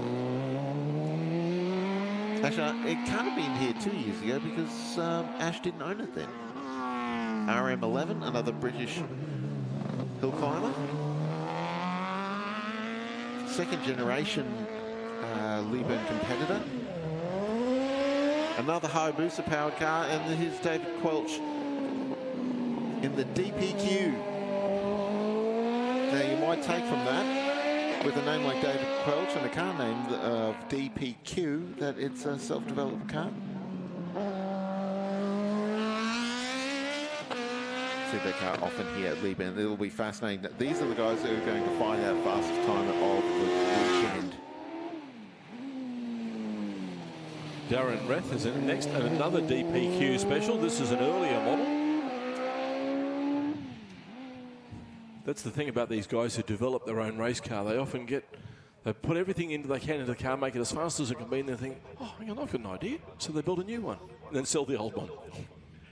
Luke Weeks is up next in the Empire. 1 litre engine in this car. Oh my goodness, he could barely control that. Boy, that was a lot of sideways off the start-finish line. Yeah, that's tyres are a bit cold, I think. Although it's difficult to really warm up slick tyres properly on a 1 kilometre venue on a venue that isn't sort of racing bitumen. No, that's right. There is a difference. Yeah, the track could be very green. It just needs normal everyday traffic, 51 weeks a year. So it hasn't got a nice coating of sticky racing rubber laid down on it. Just a shout out to a former colleague of mine, Brian Edwards, just walked past the commentary box. He raced Volkswagens at Lakes back in the 50s and 60s. Great to see Brian still as sprightly looking and as I knew him when I was in my 20s working in engineering.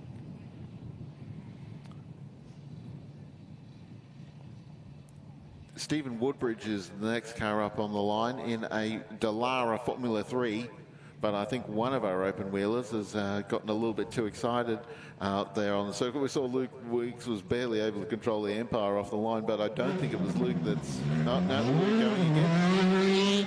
And here's Woodbridge now in the Dallara, a 2005 model Formula 3 racing car.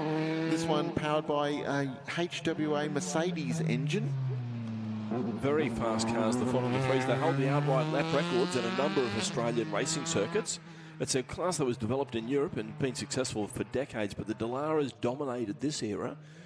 And they used a lot of different production-based engines, highly developed but production-based.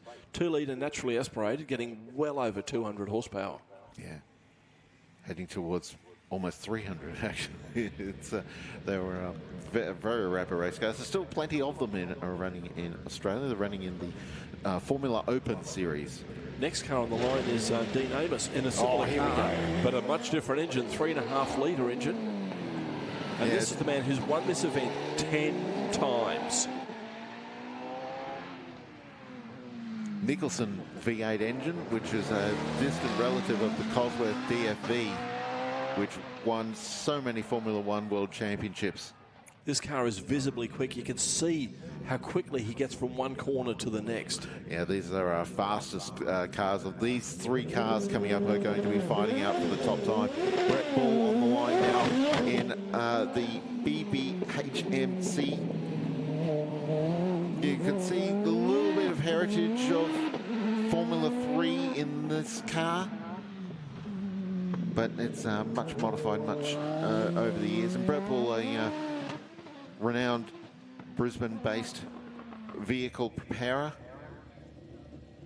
Warwick Hutchison on the line in the second of the 2 OMS cars, but this is one quite a bit faster. The OMS RPV. And it's called RPV. Oh, he's gone too long. He's gone straight ahead there at turn 1. Was never going to make the corner. Now he's looking to make a 3-point turn, which can't be easy in a purpose-built racing car. The OMS RPV, I started to explain. RPV stands for Rotary Powered Vehicle, which gives you a hint as to the mechanics of the car. Turbocharged Mazda rotary engine. I tell you what, if he keeps the boot in, he might still be a long way from last, even with that detour. Well, it'll help to warm things up a little bit. And mind you, it's a couple of hours before we'll see the car back out again, so I don't think it'll retain any of that warmth, but still. But at least he can get his eye in. Yes. Max Parnell's next. Warwick is the last of the really quick open wheelers. Max is a little bit of an older, at least an older style car. It's listed as a 2013 Steinhardt, but it's an older looking car. Oh, I see what it is. It's because it's acquired a 6-litre V8. Yeah, the car's based on a early Brabham open wheeler, but it's running an LS motor in it. That sounds like cheating. But it also sounds like a lot of fun. Well, maybe not so much fun riding this morning while everything's still quite cold. Yep, there's no heat on the track there, and there's no heat on the tyres. Next car to leave the line is a Formula V, a Manta driven by Jeff Robinson. Now, that's a later model Formula V. The early cars had their little 1200cc engine and the drum brakes all round, but the later model Formula Vs, they used the 1600 Super V engine and disc brakes on the front. And that's what you'll find running in state championship racing nowadays. Yeah, golf-based mechanicals rather than diesel. Another Hillman Imp coming to the line now, back into sedans. Yep, I was having a look at this car on Thursday when I was exploring the paddock. Alan Greenbury at the wheel, beautifully presented car, 930cc engine.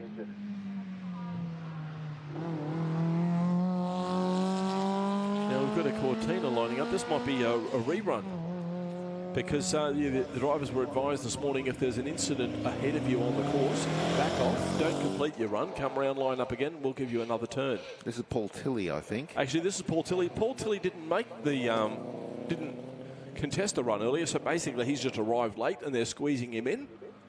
Actually, the car's sounding a little rough. I'm wondering if it was actually on time, but they couldn't get the car to run properly. Yeah, so it's still not sounding very well. 1500cc. Paul's also got an XW Falcon GT, which he competes in events.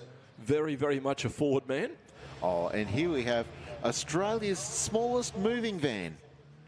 Yep, Mark Cunningham from Toucan Removals and Storage, and this beautifully presented little Mini 1330cc engine. It's basically a Cooper S panel van, if there's such a thing. Well, that's exactly what it is, yeah. And their moving company, the slogan is "No move is too small." Well, I tell you what, if your house will fit in the back of a minivan, they'll move it for you. I was talking to Mark at the Royal Hotel last night. Great place to meet is the Royal Hotel in Leyburn. And he was saying that, what they might do as a test run, pack some lead crystal in the back of the ute, tie it down with bungee cords, and see how it looks at the end of a run. They've just got to get that past the scrutineers to convince them it's a good idea. I wonder how small you could get those the shards after a run like that. Tracy Harris is next at the wheel of the little Volkswagen Beetle, 1.9 litre engine. So certainly a bit hotter than it left the factory when they originally came out with their 36 horsepower 1200 cc's. Ken Otis, a regular here at Leyburn Sprints, and the third of our humpies in the entry list. This is the later FJ model. When Holden first decided to move away from the complicated to say 48-215 nomenclature. Not that anyone ever called it, it was just a Holden. So they had a second model and had to give it a wider name. Interesting car coming by now is the Plymouth Valiant. It looks very much like a Valiant R-Series, which was sold in Australia, but this is the American version. If you look closely, you'll notice it's a two-door, not a four-door. Easiest way to tell the difference between them as far as the cars that are racing here in Leyburn. Oh, Shelby GT350. Jim Hodgson leaves the wheel. Long smoky burnout, that's what we're here for. Breathing rather heavy. It is indeed, yeah. That's some of the smoke's coming out of the exhaust, not out of the tyres. Hopefully it's all well. Beautifully presented car, and Jim always drives it very enthusiastically. Former competitor at the Pikes Peak Hill Climb in America. So that's a bucket list item for a few people. Another Shelby? Yep, this is Phil Ross. Hollywood. The man from Shannon's Insurance. Yep. And interesting history on that car. It's a 1964 Ford Mustang. That car was built in the first month of Ford Mustang production. Its VIN number is 937, one of the very first Mustangs. And it's been a competition car since it was almost brand new. Left the factory with a 260 cubic inch V8, quickly repowered with a 289 that it's running today. Another R-Series Valiant. The correct name is RV1, but everyone in Australia called them the R-Series. They only brought 1,000 of them in. They sold out in a couple of months. So then they went with the S-Series, which was cosmetically similar, very similar, and mechanically identical, and they sold thousands of those. And that set up a decade and a half's worth of Valiant production in Australia, which ended up with the Valiant Chargers and Regals and Mark II Ford Escort on the run. This is one of our fastest Escorts here this weekend. Not quite as fast as, say, Tyson Cowie, for example, but certainly very, very well driven race car indeed. Ricky Dewsnap is next in the Mark I Cortina. That's a new car here. Not that a Cortina is new, of course, but yeah, this black and gold example of a Mark I Ford Cortina looks resplendent out there.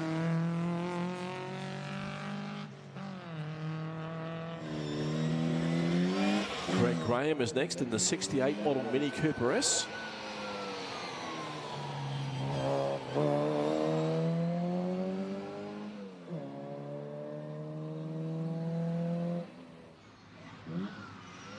What a marvellous little car the Mini is, though. The fact that you can make something so tiny it'll fit in the back of a ute and it'd still hold 4 adults in their luggage. Just an incredible design. Yeah, the concept to make the car such small, hinged entirely around mounting the engine sideways. Transverse engine, which was pretty much a brand new concept at the time. And it allowed it to make the car much smaller.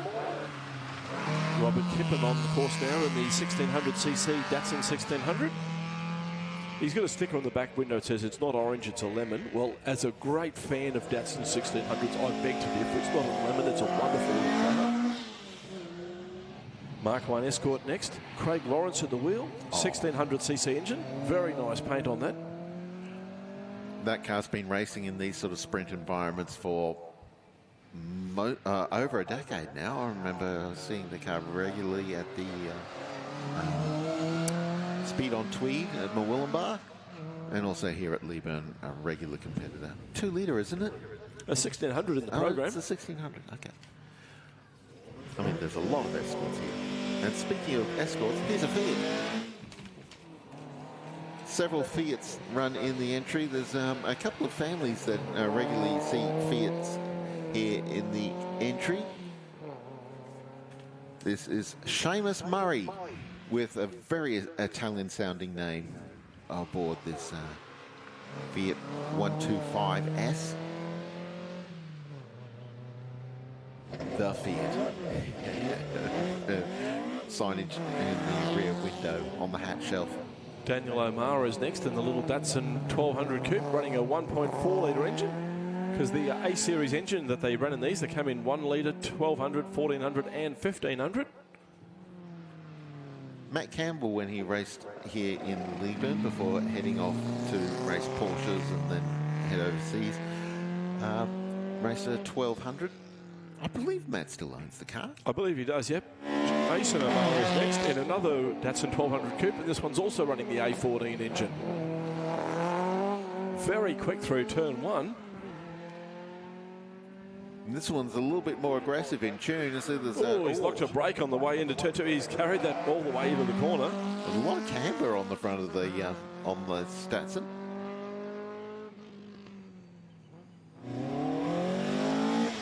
Rod Robertson is next in the Mark 1 Cortina, another 1600cc car. Another car regular here at Leyburn. Oh, hello. Engine went quiet. Something's gone wrong when he went to select third gear on the run to turn 2. He's very slow through turn 2. He's looking down. He's trying to find the right button. Oh, he's trying to find a gear, I think. Because his car's moving again now. It looks like he may have damaged something in the gearbox. And the second of our Fiats running it this weekend. Kerry Snyder's at the wheel. And Kerry and Seamus Murray are sharing their 2 Fiats. They're nominated as relief driver for each other. But I guess that's just in the event that one of them breaks down and they still want to have a run. Donna Trustham is next in the Mark II Cortina GT.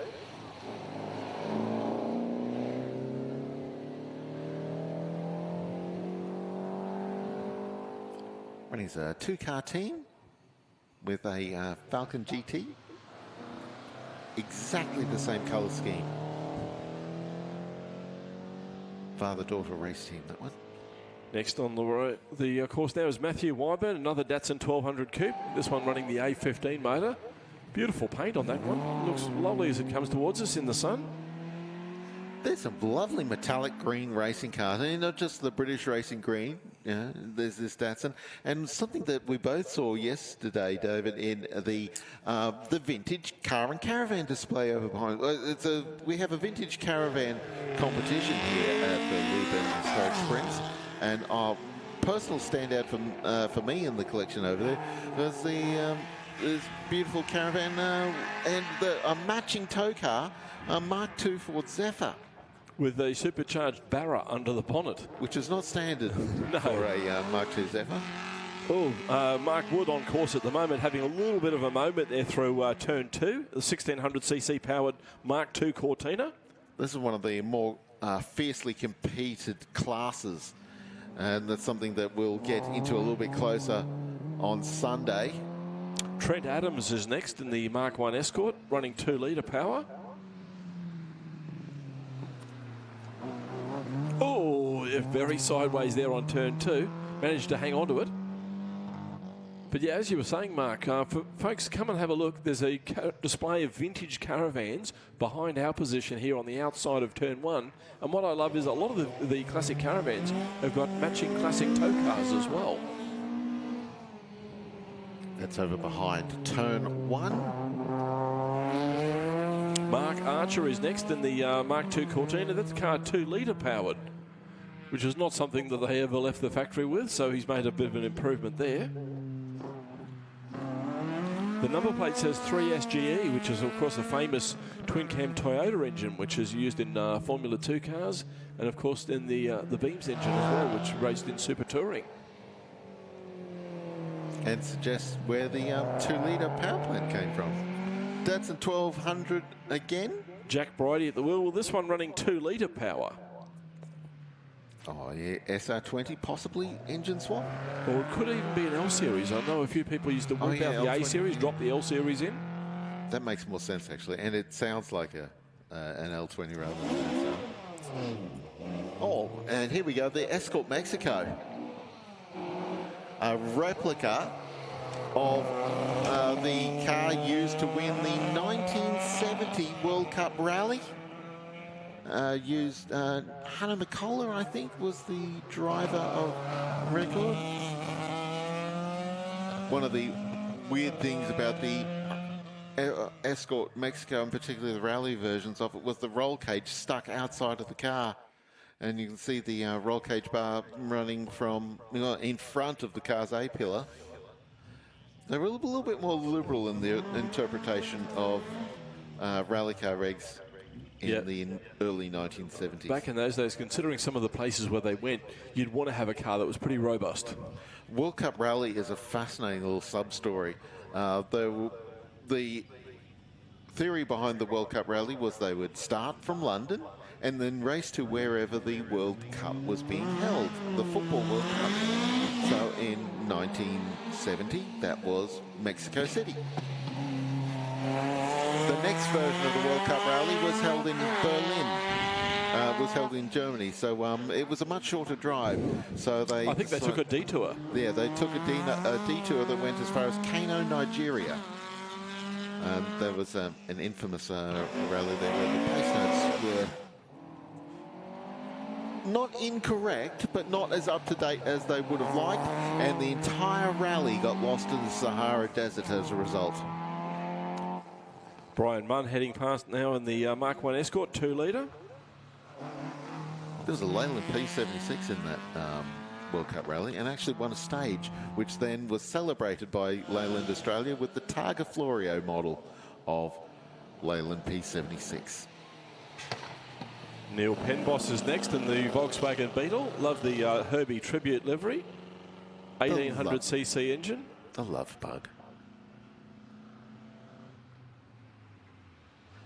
Showing my age a little bit there. I remember the Herbie movies. Same movies. Not the relatively modern Lindsay Lohan movie, but the 1970s Herbie movies. Third Fiat in the entry. Fiat 124. Sean Rooney. Interestingly, he's obviously repainted the car since the photos were taken, because in our program it's a dark grey colour, but now it's a soft aqua colour. Would you call that aqua? Sea green, maybe, yeah. Although it's pale green. Yeah. Yes, but anyway, it's certainly not dark grey. Kind of looks like the colour of pea soup. Toby Barker is next in the 2.5-litre Triumph 2500 PI. Now, they came in the PI, which was petrol injection, or TC, which was twin carby. Several Trumpies in the entry. We had a TR2 come through before. We've got some TR7s coming up a bit later.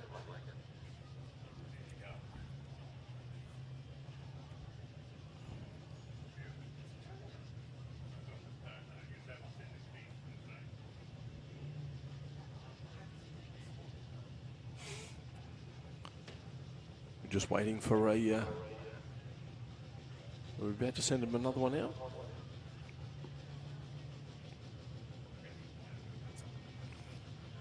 Just from our position here at turn 1, we can see all the way towards the end of the course. The last corner on the track is probably the fastest corner on the track. It's a long sweeping turn 6, but to make it interesting, they put a chicane just before it. One of the course recovery vehicles is moving out now, so somebody hasn't made it home, so they're going to bring him home on a rope. Big thanks to all of our sponsors here over the course of the weekend. A shout out to Southern Downs Regional Council, of course, our municipal authority here in this part of the world. Lee's Trimming, proud to support the historic Leyburn Sprints as they celebrate their 30th anniversary. Honoured to play a part in the restoration of the iconic RS2000 Escort. That's the car that's being auctioned over the course of the Leyburn weekend. And it's over at the Collins Chant Garage that's on the outside of the paddock area. You'll see where there's a large group of Mustangs and Falcon GTs parked, and in the middle of all of that is a yellow Ford Escort, and that car is being auctioned over the course of the weekend, with proceeds going to the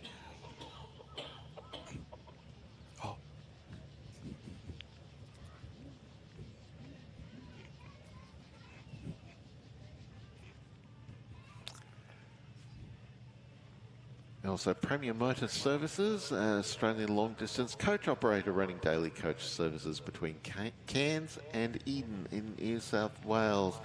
Supporting the historic Leyburn Sprints this year, they're running a bus to and from Toowoomba to Leyburn. And they also helped us transport guests to and from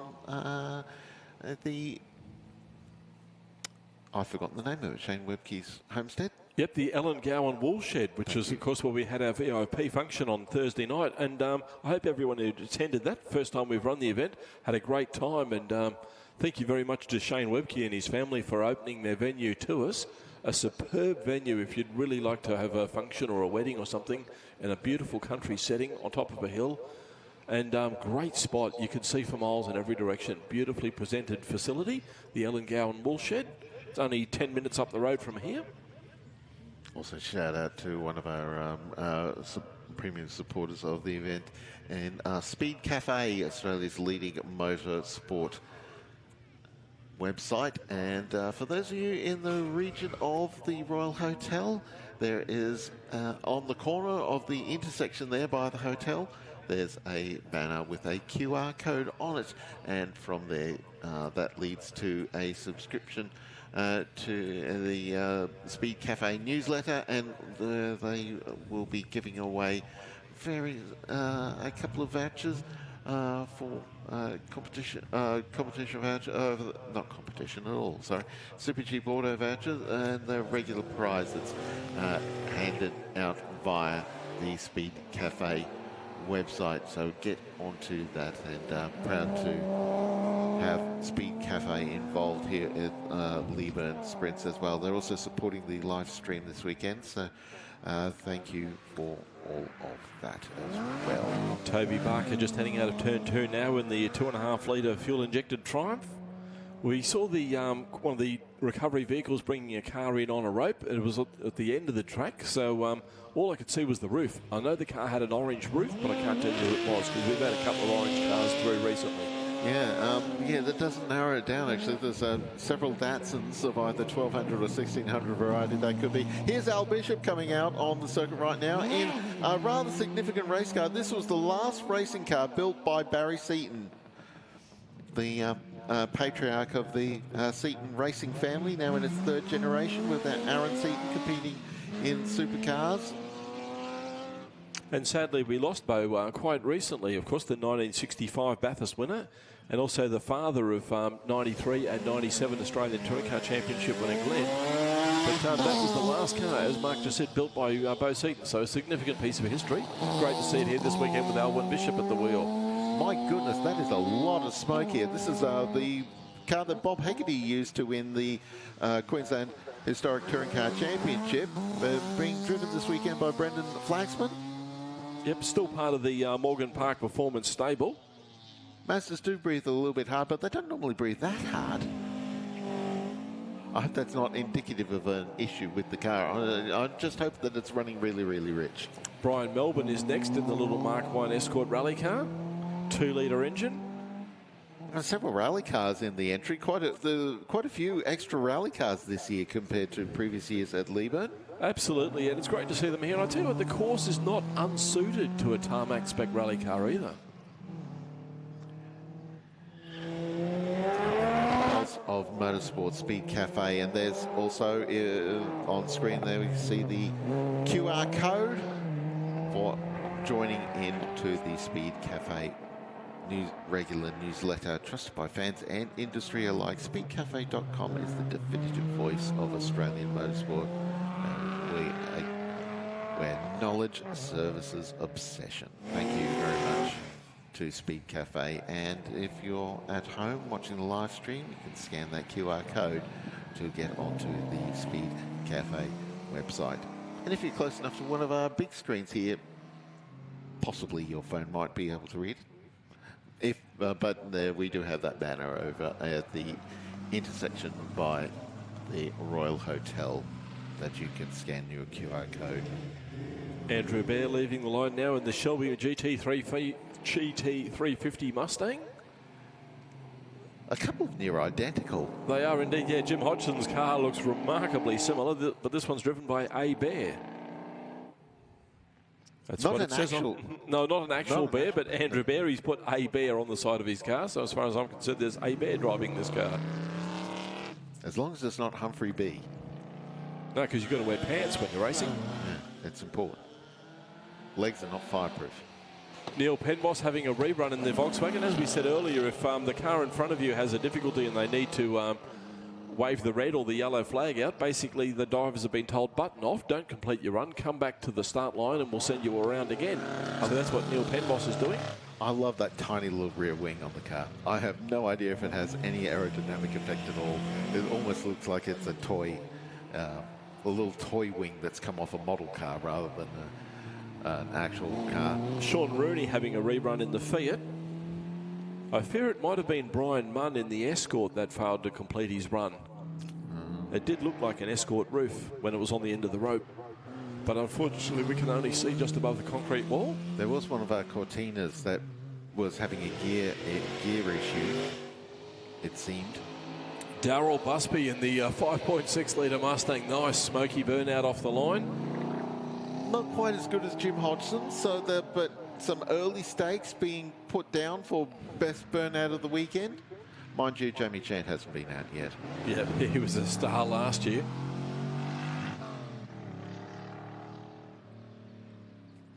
I think maybe it's a slight acknowledgement that the course is a little compact for some of our V8 races here this weekend. So if they can't if they can't beat some of the smaller engine cars, then at least they can have the best burnout. Lawrence Densley next, 7 litre V8 and rather a shortage of traction on the straight between turn 1 and 2. Do we have names for these straights or do we just call them by their street name? Because, hey, well, it's a street course. Street name, yeah. Yep. David Dunn is next, 351 V8 powered XW GT Falcon. Beautifully presented car, it looks great. I personally have a great fondness for the XW and XY GT Falcons. I just think they're a magnificent beast. Winners of the 1970 and 1971 Bathurst 1000 in the hands of Alan Moffat. And of course, the 351 Falcon and the 350 Monaro were both both released the year that I was born. So a personal significance there. Another GT30. That's Gordon Moore at the wheel. Another 351 in the XW.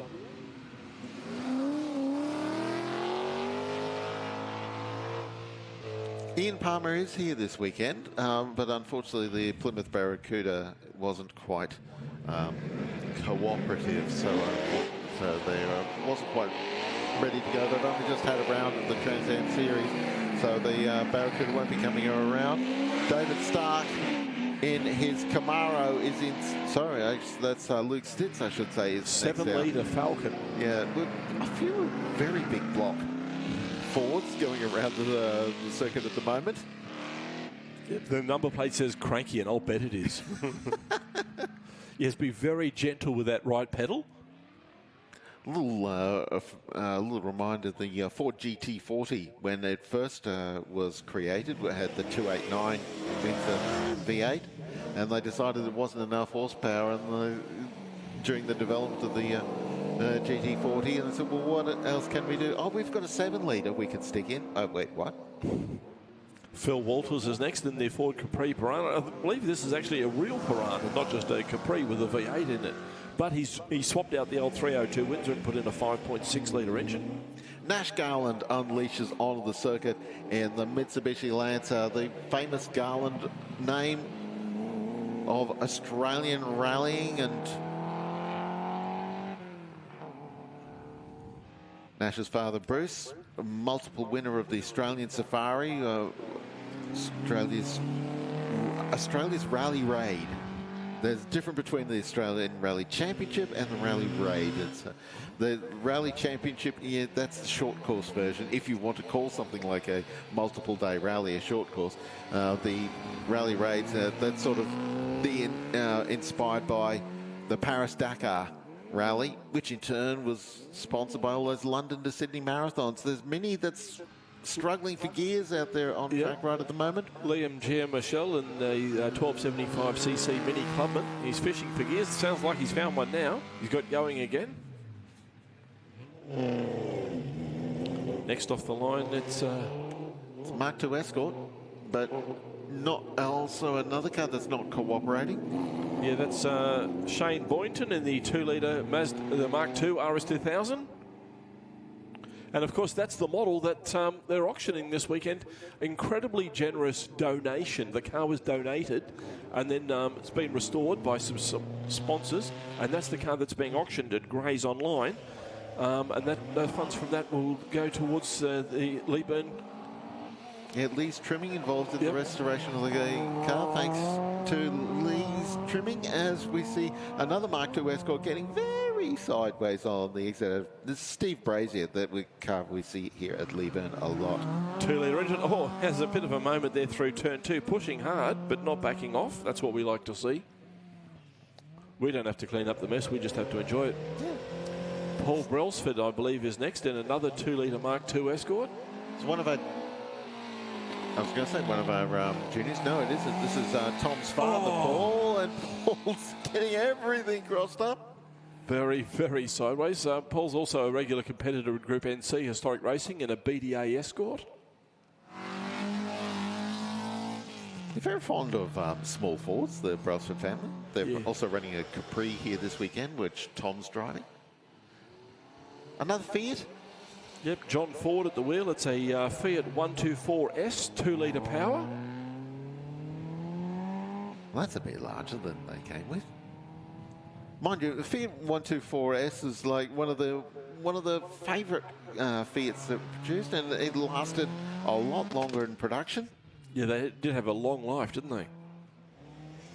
Like one of those cars that was an instant classic. Another rally car leaving the line. 180B, is it? It's David Garland this time, another Mitsubishi Galant, part of the Garland team.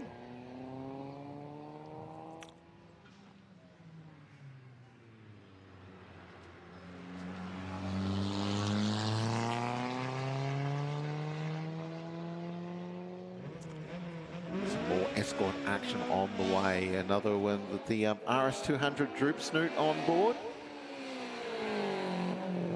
which I guess in theory helped with the aerodynamics, but maybe the additional weight of that long nose might not have been as much of an assistance as I guess it was good looks as much as anything else in the RS2000. Yeah, it's sold, certainly sold cars because it looked very cool. Next car is Anthony Lawler, the Ford Escort Mark II. Poison Ivy, beautifully presented car and very, very quick too. Another 2-litre engine. And just like an actual Poison Ivy, you don't want to rub that on your skin. Race cars are impactful. Triumph Dolomite Sprint lining up next. Paul Lawrence at the wheel, 2-litre engine. These were quite a successful car in the 70s, especially in British and European touring car racing. The flag drops and we're away. Yeah, they were a great car for under 2-litre class. And racing it. There was a little era in the 1970s and again in the 1980s where if you were a really good driver in a small class car in the Australian Touring Car Championship, you got bonus points. The points were weighted, so smaller cars could get more points. So a couple of drivers would then enter, like a couple of V8 drivers, like Alan Grice and Bob Morris, would then enter cars in smaller, like a Mazda RX-3 or a Triumph Dolomite, to try and chase the bigger points haul on offer in the smaller classes. Of course, it never quite worked out because the smaller classes tended to be more fiercely competitive. Peter Leicht on course now in the Mark II Escort rally car. Peter's come all the way from South Kempsey, so that's a tremendous effort to be here this weekend. We're glad he's made the trip. Another Escort Mark II. That's Paul Ritchie. Nearly all of these guys running the 2-litre Pinto engine, which was ubiquitous in that class. And of course, the Escorts really were the most successful car in 2-litre touring car racing in the 70s and early 80s. Yeah, there was a million of them. And, here we go, another early contender for burnout competition honours. Car 173, Holden Monaro. or is it Kingswood V8? It's a HJ Kingswood 5-litre V8. Bryce Reed at the wheel. Plenty of straight line performance. And an audio track to match. Porsche 911, it's not Leyburn without the odd Porsche here and there, and this is a classic early model 911. It's actually a 912, which is a 911 with a 4-cylinder engine. Exactly the same car, just a smaller, cheaper engine. And it was very much Porsche's entry-level model at the time. Stephen Foss at the wheel, beautifully presented car. I saw that car arriving in Leyburn yesterday, and the engine note on the car is just sweet. You know, the early 911 sound that's really great. I say early 911, it's a 4-pot rather than 6, but it's still the flat Porsche engine, so the sound is the same. It's just a different number of cylinders. As another one of Morgan Park Performance Mazdas out on the circuit. It's a late model RX2, but I'm just trying to find him on the entry list so we can tell you who it is. Oh, the cars are confusing us. They're running out of order. Adam Avery at the wheel. That car actually running a 13B engine, not the 12A that it would have left the factory with. Oh, here's a very neat car on start line now. An RS 3400 Capri and Mark II Capri, which wasn't sold in Australia. So this is a car that's been imported. Bevan Reed at the wheel, 3.4-litre engine, as the name implies. Possibly the ultimate expression of the Cologne V6. Yeah, the standard touring car of the era was the 3-litre. And of course, in the 70s, there was that tremendous rivalry in European touring car racing between Ford and BMW, trying to outdo each other. Of course, BMW went all out with the Batmobile. This was Ford's attempt to dominate touring car racing in the 70s in Europe, which of course the highlight event was the Spa 24-hour race. And Vauxhall went in a couple of times to kick the hornet's nest over of that rivalry, and the great Marshall Van Rooyen, no, Jerry Marshall, that's it. Different. Basil Van Rooyen. Yeah, Basil Van Rooyen, yeah. Was the South African, and Jerry Marshall, of course, an icon of British touring car racing in the 70s. Yeah, Jerry Marshall and Peter Brock, no less, teamed up to finish second place in a wet Spa 24-hour 1 year, teaching a lesson to all of those Capri and BMW races, as we have Thomas Magnum out onto the circuit. Thomas Magnum PI? No, wait, that's not. It's a Ferrari 308.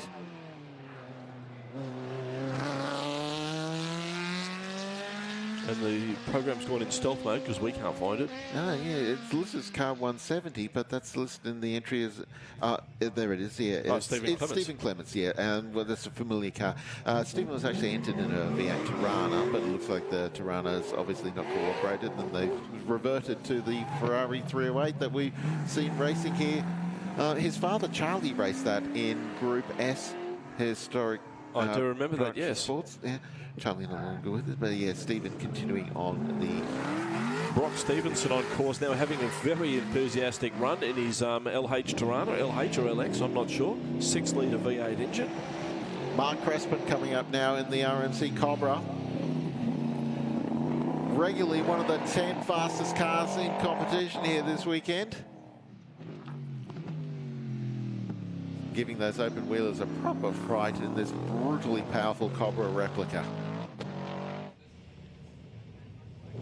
That's a very large box strip on that old Commodore. Heading towards us now. Car 171 VB Commodore, the original Commodore. 1978 Wheels Car of the Year at launch. Yeah, we're not with this motor in it, but No, Ben Gersakowski at the wheel of this, and it's a 5-litre engine, but it doesn't sound like a stock 5-litre. Should be Ben's father Warren at the wheel, actually. Yes, you're right. Oh, Zeds. I love a Z. Cam Lepp at the wheel, 3-litre engine in this, and beautifully presented car. Very, very nicely turned out.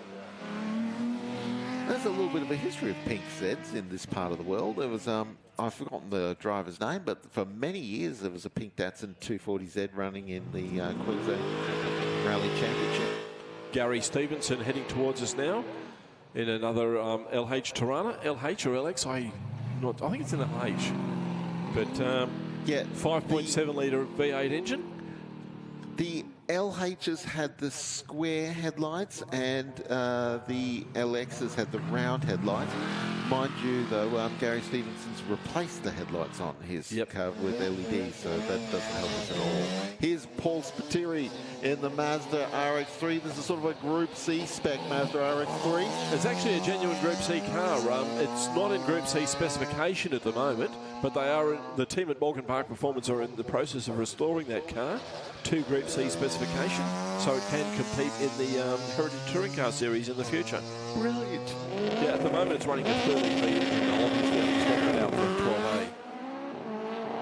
Paul Finch is next in a PRB Clubman, 2-litre engine in that, so it's a lot of power for such a little car, which almost caught him out there on the exit of turn 1. He just had enough road.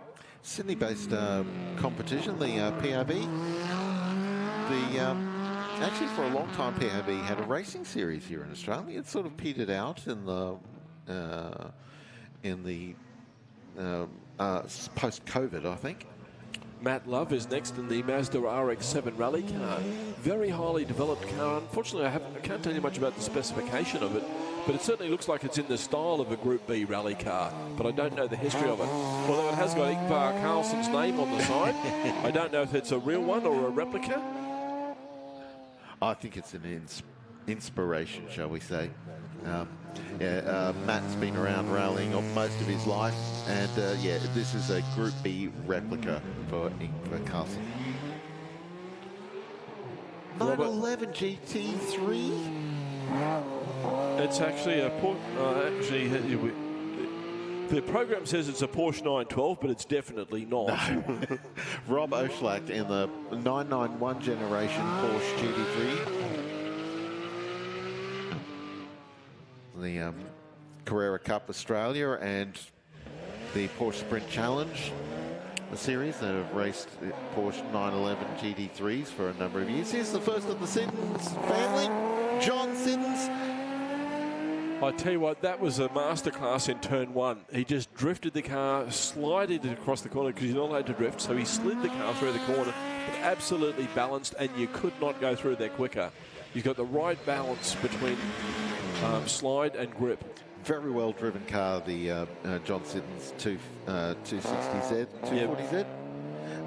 It won multiple class victories at Targa Tasmania, including top outright one year. Top historic 1 year, and John's a regular competitor in rally events all around the country with his wife Gina as co-driver, and here at Leyburn Sprints, Gina gets her own car. They do sprints at Morgan Park as well. Anthony Vanderdrift on course now in a Porsche 914-6. It's got the 3.6-litre flat 6 engine. And a rear wing that looks like it may have come off a drag racer almost. It's quite a substantial wing there. Well above the roof line and well back behind the bumpers, and not sports sedan legal. Jack Kissinger is next in the Porsche 911 SC, a 1981 model, running a 3-litre engine. Oh, I remember having the Matchbox car of this, or the Super King Matchbox Porsche 911 SC. That was my favourite car as my favourite model car as a kid. That in my bag of toy cars. Yep, I had so many Matchbox cars, I carried them in a bucket. And my favourite was the Porsche 911 Turbo, and then one day I got a Lamborghini Countach, and that was my new favourite.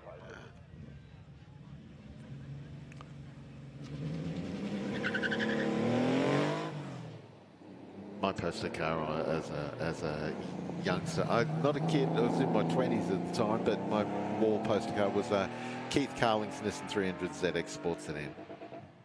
Hi, Keith. Another Porsche 911? Yeah, he's doing very well, actually. Jack Kissinger, nice, neat, tidy run, but it looks quick. You know, sometimes, a little bit of a neat is fast. Here we go, we've got a Porsche 996. That's first of the water-cooled Porsches. Yep, this is Kent Kissinger at the wheel. It's a GT3 spec car. That's the model of Porsche when the Carrera Cup arrived in Australia for the first time. They ran the 996 Carrera Cup. Oh, here's Craig Matthew. We had a chat to Craig and his class rival. In fact, this is something we're going to point out. Yep. Craig driving an Ultima GTR 33, 6.3 litre engine. Is that what they came with? Or has he just gone a bit creative with the spanners?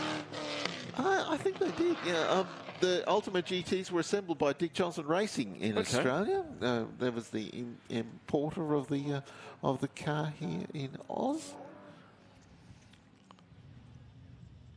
But a shout out to his rival, shall we say, who's racing a McLaren here this weekend, a McLaren 540C, and we'll see that a bit later in the entry. But Rod is giving away a number of toys, kids' toys. So if you can find the white McLaren in the pits, make sure to hit them up to get some of those giveaway toy designs.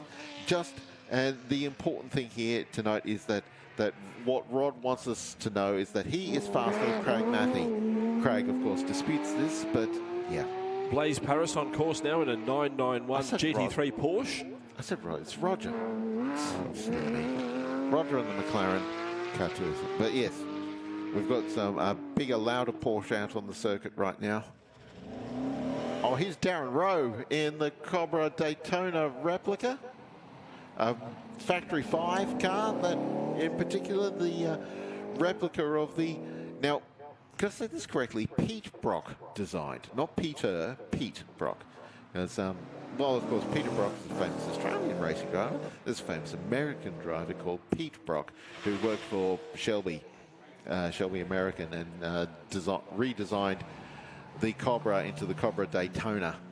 David Skaysbrook is next. Now, the program says he's in a 993 Carrera. It looks like an earlier model than that to me. I'm not an expert on Porsches, but that certainly looks much earlier than a 993. Yeah, that's old enough it doesn't even have the proper whale tail. That's the original spoiler, 911 spoiler on it. Jason McGarry next in a Caterham 2-litre engine. Which is a Vauxhall, I think. 2-litre? Or is it Ford? The Caterhams have gone through a number of different engine specs over the years. They also had Rover engines at one stage. The modern Caterham, which is still a 4-tier racing series in the United Kingdom. The top tier is a 2.3-litre Ford Focus motor, if memory serves. Triumph TR7, the last of the Triumphs. The car that saw the end of vehicle production for the Triumph Motor Company.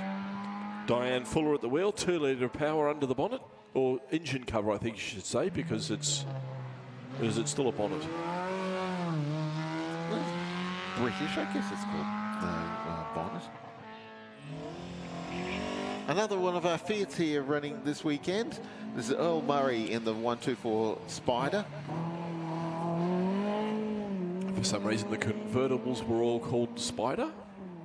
I don't know why, but it's not even spelled correctly. Now they put a Y in it for some reason. Yep. Earl Murray at the wheel, 1.8-litre engine. Guess it means something else in Italian. See. Dennis Cotton's Porsche 914. Couple of 914s in the entry this year. As you say, Dave, well, we had a Porsche 912 come through a bit earlier, and this was kind of the successor to the 912 to 914, the 4-cylinder Porsche option. And here's Gina. Gina Siddons in the Datsun 240Z. John Siddons' prepared car, so it'll be quick. He's got, he's got special interest in making sure that this car is very well prepped. Happy wife, happy life, as they say.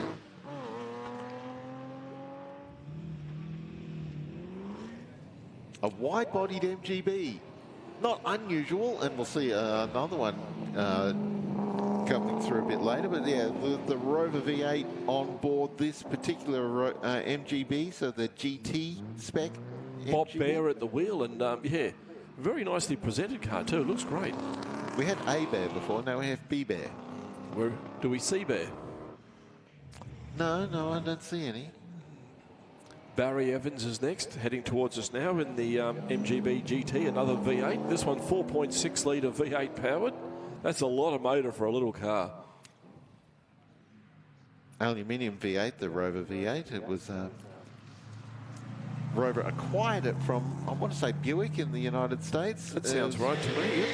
Yeah, they weren't interested in continuing it at General Motors Buick, and they were happy to sell that. Oh, and here's something I said before about a wide-bodied V8, and here it is. Dave Roberts at the wheel, 6 litres V8 power, because apparently 4.5 litres is not enough power for a small sports car. So you put in a 6 litre. Yeah, that's a Dart V8, so it's essentially a NASCAR engine in that car, and it's Dave's put a lot of work. You have a look at it up close, and it's a beautiful bit of engineering. Engines even offset to one side to balance the weight of the driver. That's pretty serious. Bernice Stratton just going past us now in the Mazda MX-5. Bernice, a regular competitor in that car, prepared by her husband's business, BJ Servicing, Brad Stratton, master mechanic. And supercar pace car driver, safety car driver, with Bernice in the left-hand seat. Calling the corners. Formula V, there's a few Formula Vs in the entry. Yeah, I can't see this one in the program. He must be running out of order. They prepared this car with some zebra stripes just this week, actually. Michael Dare leading the line in the Mazda RX-7, 13B Turbo.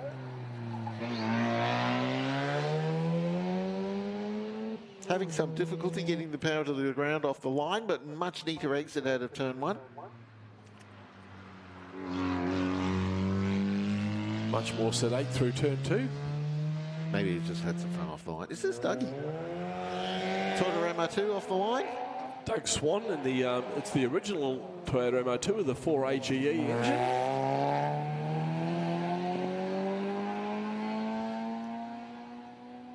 Doug, a Leyburn resident, and raced for many years in a Pontiac Firebird here, which was, roughly twice the length of a Toyota MR2, so it's a bit different.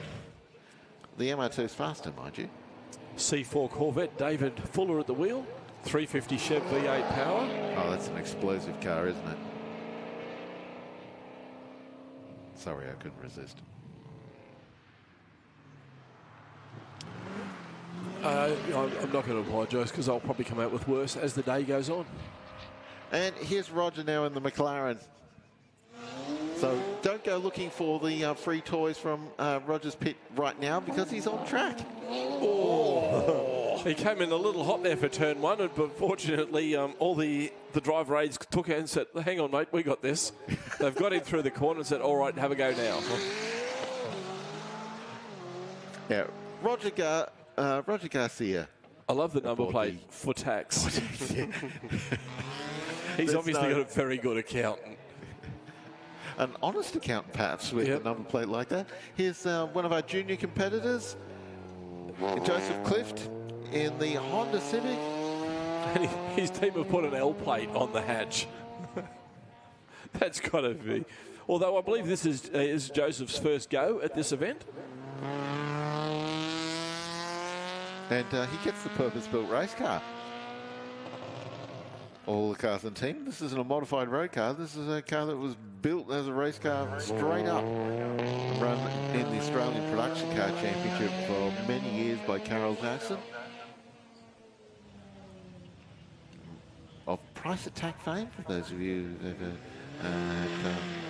experienced the Price Attack hair care products. Next on course now, one of the Hyundai XLs, Lachlan Harris at the wheel. Nice, neat, tidy run there through turn 1. Great little car, these Hyundai XLs. They were built as a budget-priced shopping trolley, but they go remarkably well in competition. It's amazing the lap times they're getting from these cars, which are only very lightly developed to compete in the Hyundai XL series. There's a series in every state in Australia, 2 here in Queensland. Brock McQueen next in the little Toyota Echo. Brocky Racing number plate. Yep, it's got a great stance on it though, hasn't it? Have a look at it. They're literally a wheel at every corner. No overhang on that at all. Oh, and he just had a brief flash on screen of Dean Amos's Gould GR55. We saw it a little bit earlier. We've got several of our juniors coming through. There's Hannah Michelle now in the Subaru. 2-litre engine in that. It's got the turbocharged scoop on the bonnet there, but it doesn't sound like it's a turbo. No, I don't think it is.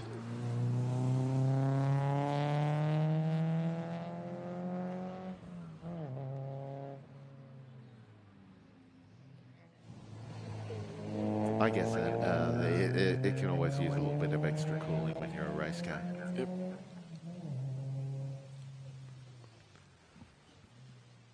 Hot air bad, cold air good.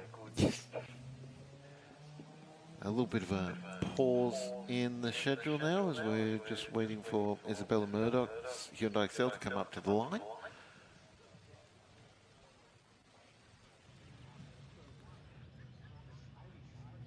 And just thanks to all of our supporters here at Leyburn Sprints, JMC Performer, a local business specialising in performance engine builds, performance parts, customs exhaust restorations, setups, marine repairs and refits, and we will see the JMC Performance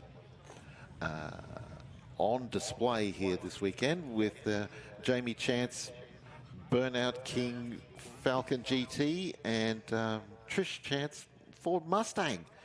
Of course, they're part of the committee organising the Leyburn Sprints. And a little reminder on the screen there, yeah, Trish Chance won the Trans Am Series in 2019-2021, and yeah, they're fantastic. Was the JMC Performance. See Jamie's Falcon GT part of the logo. Another Hyundai Excel lining up now. This is Isabella Murdoch. She's running a 1300cc. Of course, these Hyundai Excels come with a choice of 13 or 15. Most of the races obviously go for the 15.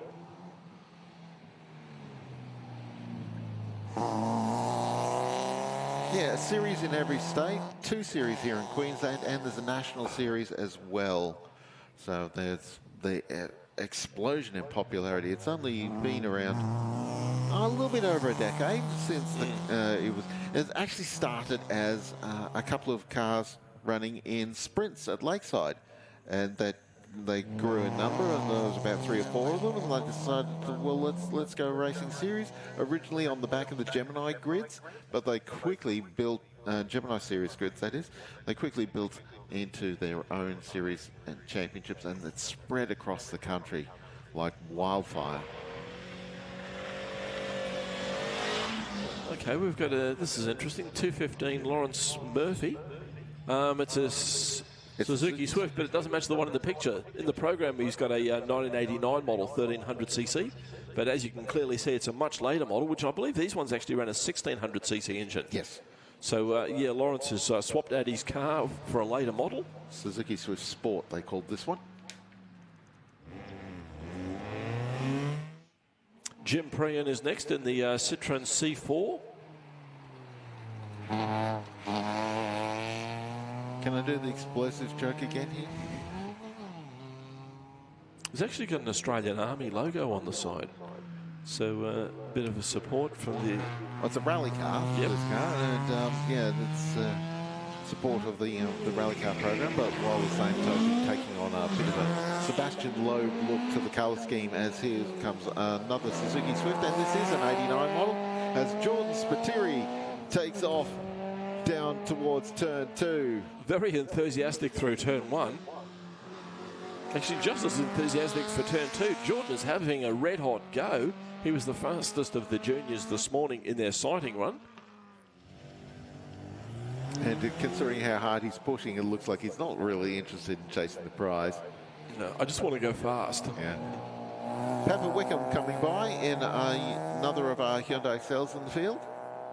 Beautifully presented car. That's really nicely turned out, actually.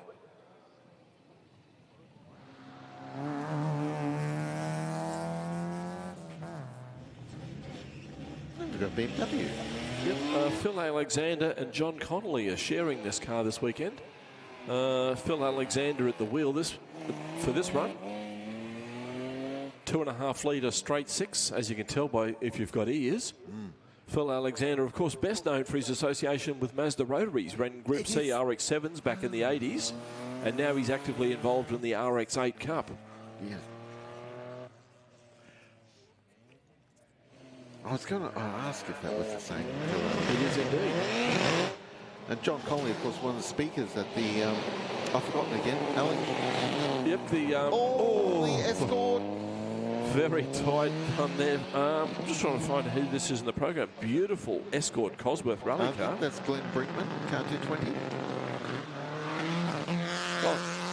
Okay, they've put a picture of a Ford Sierra in the program just to confuse us, but no, that's actually a Ford Escort, a Mark IV Escort.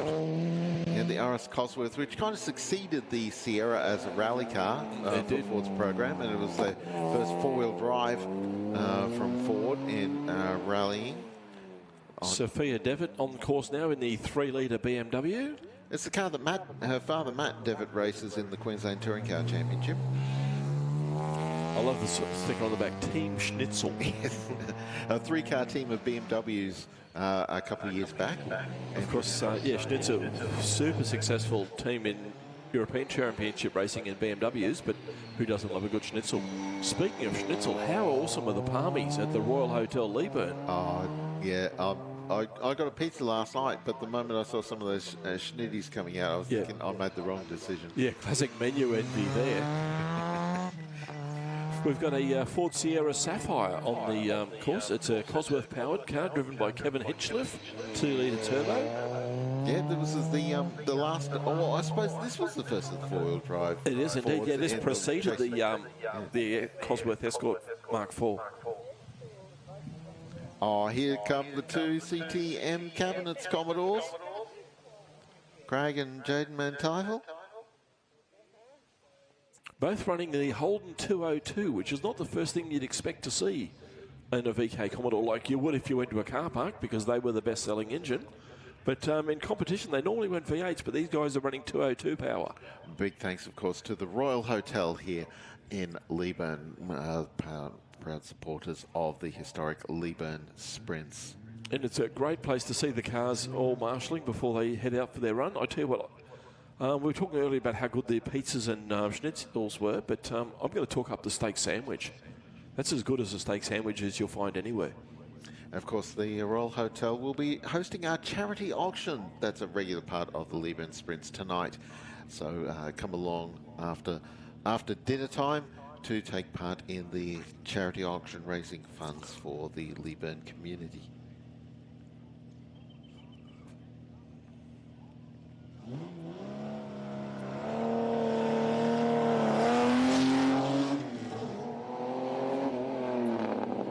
They sound great. Yep, the triple carbs really do lift the 202 into something completely different to what it was when it left the factory. This particular version of the CTM Cabinets Commodore running a VK spec. Craig on board, Jaden running actually it looks like Craig and Jaden are sharing a car because they do have more than one car in almost identical colours. Richard Markin on course now in the Peugeot 405 MI16. That looks like a Lancer to me. It is indeed, yeah. Okay, yeah, sorry, the Peugeot's on the grid now at the moment. Oh, this is Jaden Manteifel. He's not running the Commodore. His Commodore is substituted for that Lancer. And here's Markin now in the Peugeot.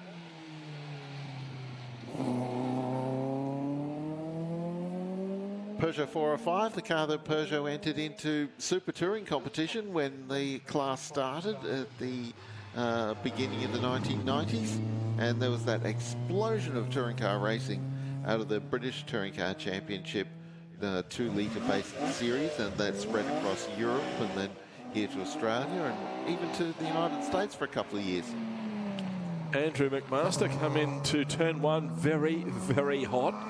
Jumped on the picks, just kept it off the hay bale, gathers it up and heads down to turn two. Beer Doctor number plates.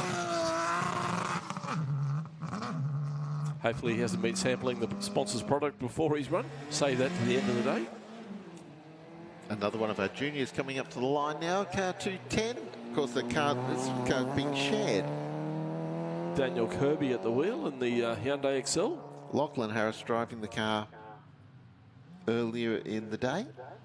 In fact, there's 3 drivers sharing this car over the course of the weekend. Alistair Harris is listed as a relief driver under the 209 number. 2 numbers on this car. And speaking of sharing cars, here is the Subaru Impreza wagon. Owen Michelle at the wheel. Taking over from his sister. Both running in the junior competition. I cannot remember which of the 2 is older.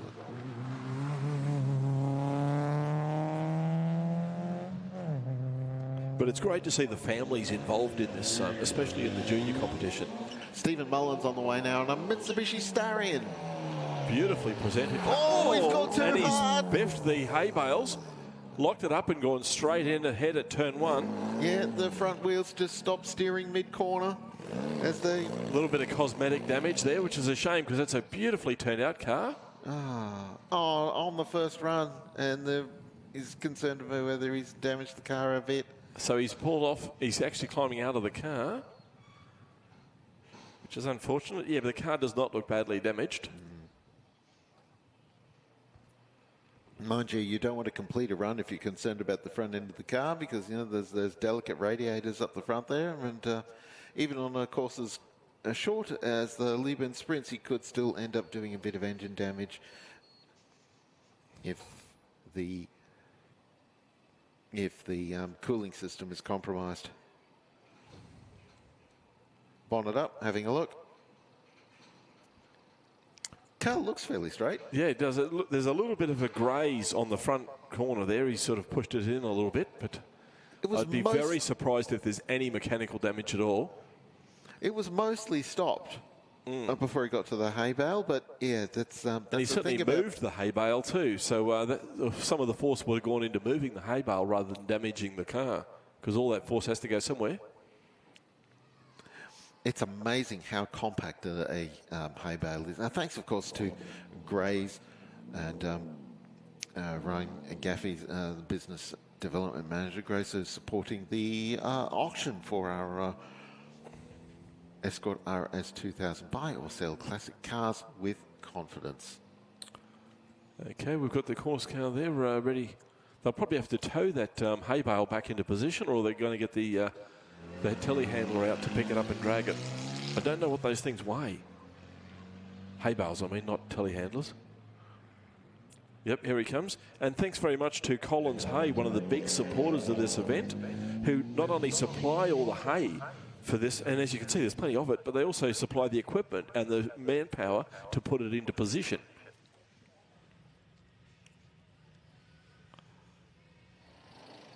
It's amazing how you can just drive this spear in, pick it up, move it, and drop it down, and it doesn't seem to care that the fact that it's had holes poked in it. Thanks also to Grand Tourer, a Toowoomba-based Australian premier supplier of quality new and used parts for classic Ford GT Falcons, Fairmonts, Fairlanes and Mustangs, and proud sponsor of the historic Leyburn Sprints. I noticed one of our hard-working officials has just picked up a piece of car. It looked like it might be the black trim strip that runs across the front of the car just above the bumper bar. Oh.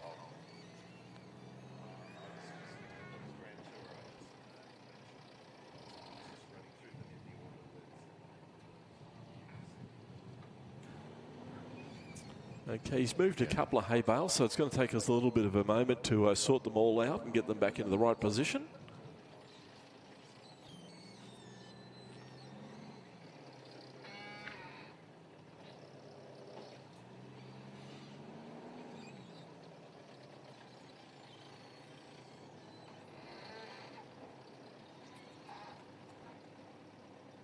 Robert Hodge, also supporter of the historic Leyburn Sprints, delivering regional housing. We identify suitable land, assess feasibility, align community housing provider requirements, respond to planning, and funding pathways and coordinate delivery of practical housing outcomes in regional Queensland communities.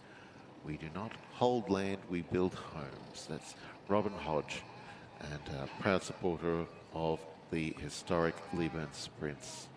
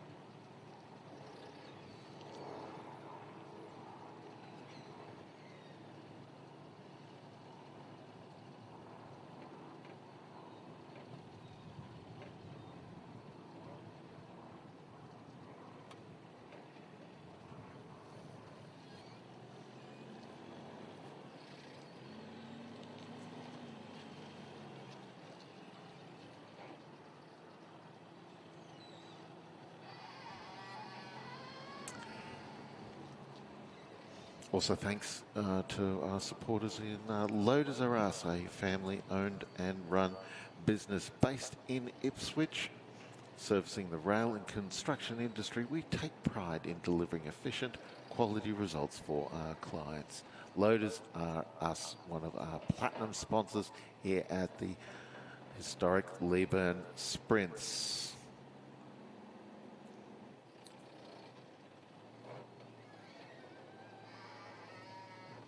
Have a look at some of our times in a little bit. It's first run of the weekend, so really we're not really, the times aren't really indicative of how the competition is going. We might have a look at our open wheelers, if you can pick those out for us, Dave. I think that's sort of that second group of, it's slightly out of reach of my eyesight from here, but yeah, the is Dean Amos fastest thus far? So far, Dean Amos is quickest of 42.9. And interestingly, the other cars that we expect him to compete with are significantly slower. So they're obviously taking it easy on the first run, just getting their eye in. Brett Bull did a 51.8. So yeah, 9 seconds slower than Dean Amos. Neil Lewis did a 52.2. Warwick Hutchinson definitely didn't have a good time because he ran straight on here at that one. We're underway again, and here's mud for Sternbeck in the Tirana. Very throaty sounding Tirana. Very V8 sounding Tirana. Yeah, where's that car in the program? We'll try and find out a bit more information about it for you. Car 229. Okay, yeah. In the program, 229 is a 2000 model Mini Cooper S, which the car is clearly not. That is Madford's usual race car, actually. She's also done a bit of Formula V racing.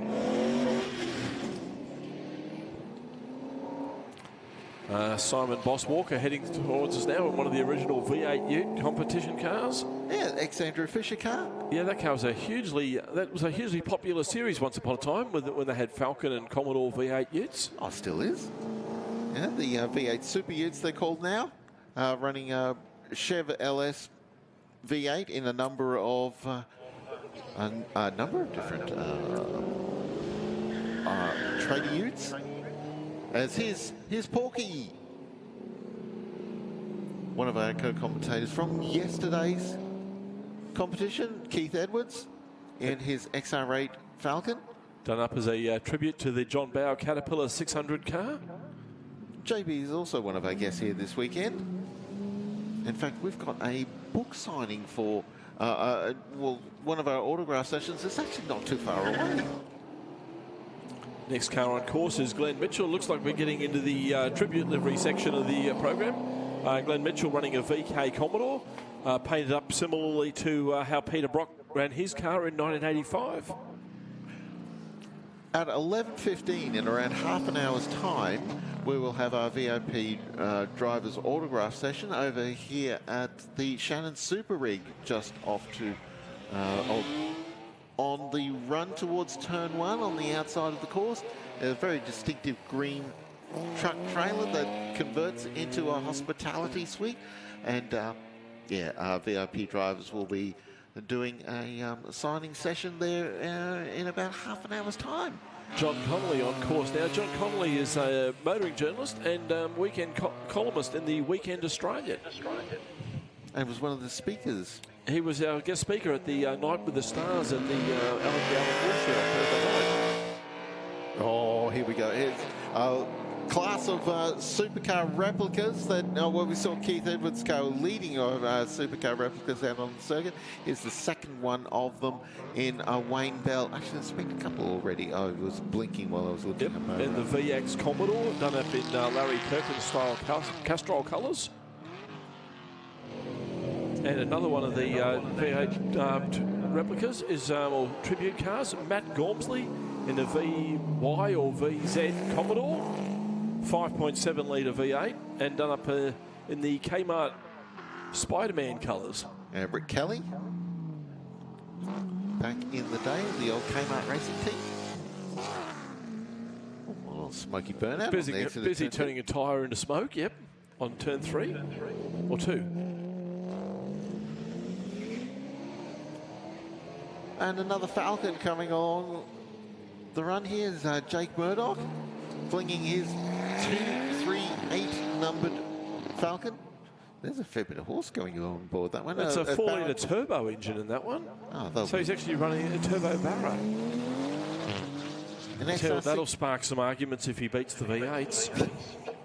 An XRT rather than XR8. Sorry, XR60. Greg Ross is next in the BMW M4, one of the newer cars here this weekend. Superb bit of engineering, these things. Didn't quite get turn 1 right, had to correct the steering mid-corner. Be interesting to see how well the M4 goes. Ross Batten is next. How do you pronounce that? Is that A-Lock or I-Lock? The first one. A-Lock Special? Yeah, that's what I'm going with. 5.8 litre V8 engine. Looks a little bit like the later model Elfin Streamliner. It does indeed, yes. No rear overhang on this thing. The rear axles are at the back of the car, Clubman style, but just bigger and beefier.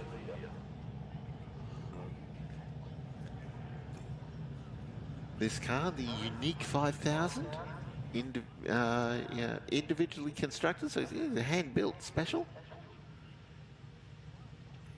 2-seat road-registered race car built over 7 years by Keith and Ross Batten. The I-Lock is one of a kind road-registered race car. Powered by a V8 that was donated by a VN Commodore. So the fuel-injected Holden 5-litre. Sounding very strong. Nice cautious run for his first outing. Very early on the brakes for turn 2. Keeps it on the bitumen.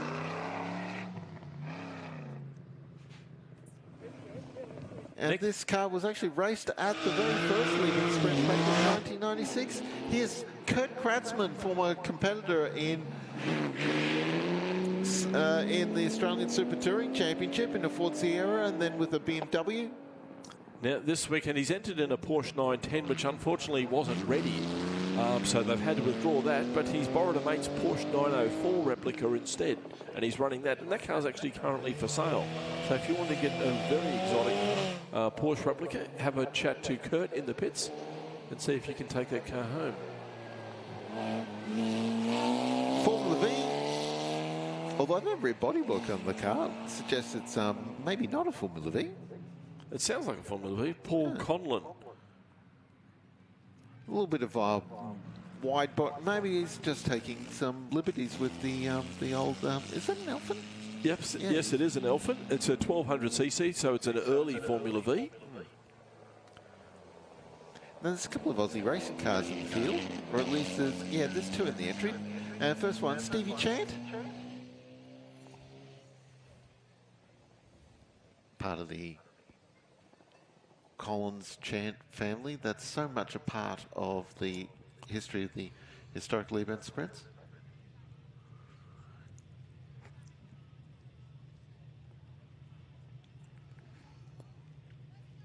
And we can see the Robinson helicopter coming in to land just near turn 5. If you want to get yourself a joyride in a helicopter, head down there. And of course, a reminder, those of you who are bringing drones to the course, please don't take your drone anywhere near turn 5 or where the helicopter is landing.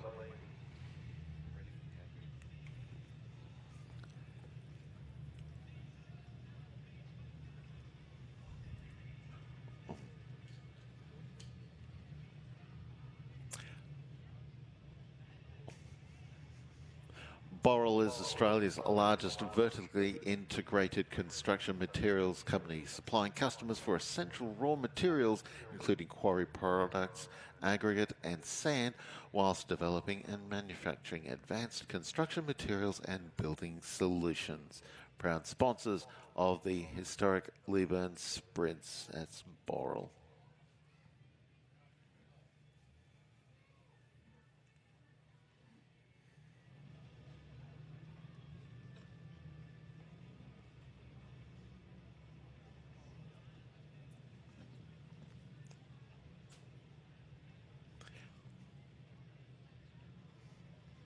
Tate Freight is a family-owned transport business operating from Linthorpe and Pittsworth in southern Queensland.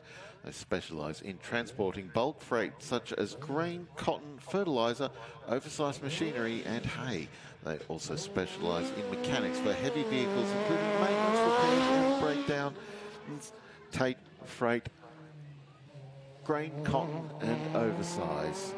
Supporters of the historic Leyburn Sprints. Here's the first of the two Aussie racing cars in the field, the AU Falcon version. And Stevie Chant and Chris Chant sharing the car over the course of the weekend. These Aussie race cars were powered by a Yamaha motorcycle engine, the first generation of which there was a 1300cc Yamaha motorcycle, the FJ motor. Here's the MacTac. Neil McLeod, that we've been seeing the Neil's MacTacs here at the Sprints for a number of years now. His 14th year with the car and here at the Sprints. And Neil has been racing for 70 years. So he's been racing since he was 16 years old. Oh, here's the Reedster. We're affectionately referred to as the aggressive shopping trolley. Matt Reed, the proprietor of Reed Speed, the mini-man at the wheel, and Matt is quite mad, but he is an ace mechanic and specialises in, would you believe, Volkswagens and Minis. There's a bit about Yamaha motorcycle engines as well. It's a turbocharged Yamaha R1 powering the Reedster on its way around the course. As here is the second of our two Aussie racing cars, Des Thomas in the VY Commodore bodied version of an Aussie racing car. Again, the FJ1300 Yamaha motorcycle engine in these Aussie race cars.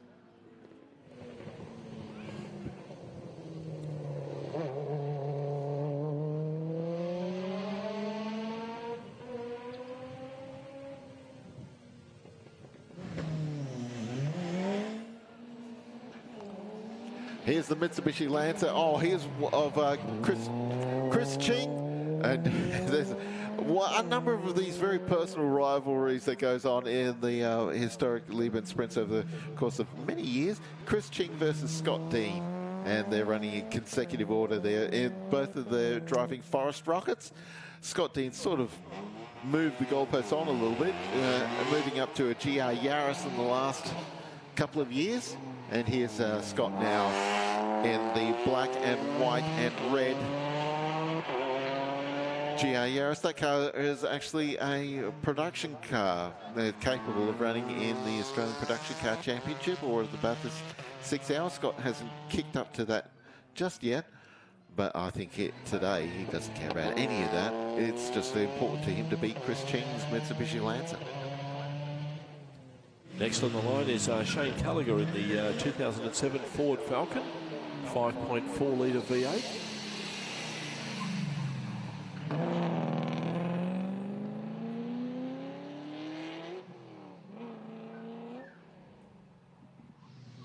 And that completes the first run for the weekend. Fantastic. A little teaser ahead of the competition, which will start getting a bit serious now. There's a bit of sun on the racetrack to warm the bitumen up a bit. Mind you, that time of Dean Amos, top of the order, a 42 this early in the competition is ominous, and it makes me wonder about the possibility of we might get a 39. Dean Amos's record on this version of the track is, I think, a 40.16. Brushed right up against the edges of a 39 last year. Didn't quite get there. I think he was chasing on the last run, but didn't quite get there.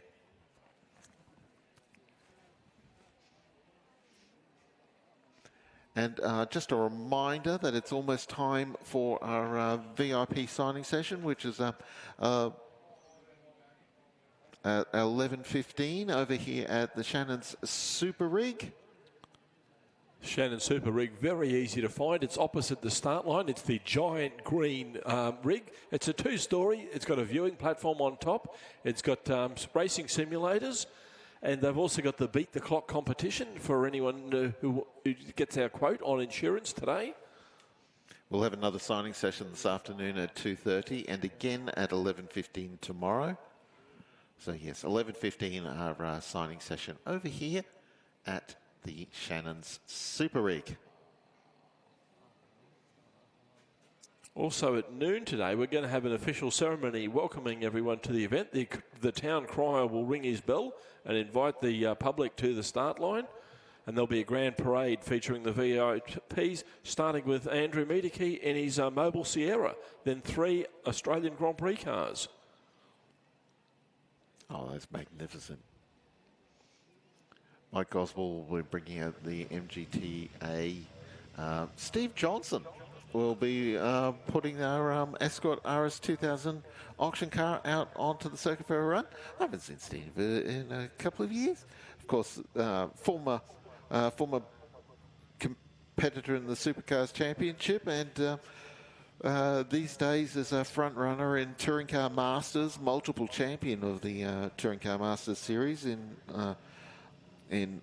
Ford Mustangs mostly, but also in a tribute XD Falcon, tribute to his father's victory in Bathurst in 1981 and the Australian Touring Car Championship that year. Justin McCarthy on course to commence the second round of runners in car number 1, and that car sounding much better than it did last time. And going much better as well. Yeah, he certainly picked up the pace a bit.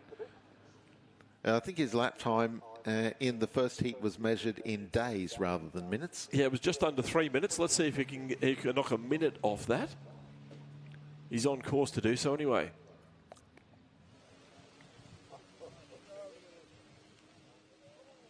I know, 2:21 was his best on the first lap. Huh.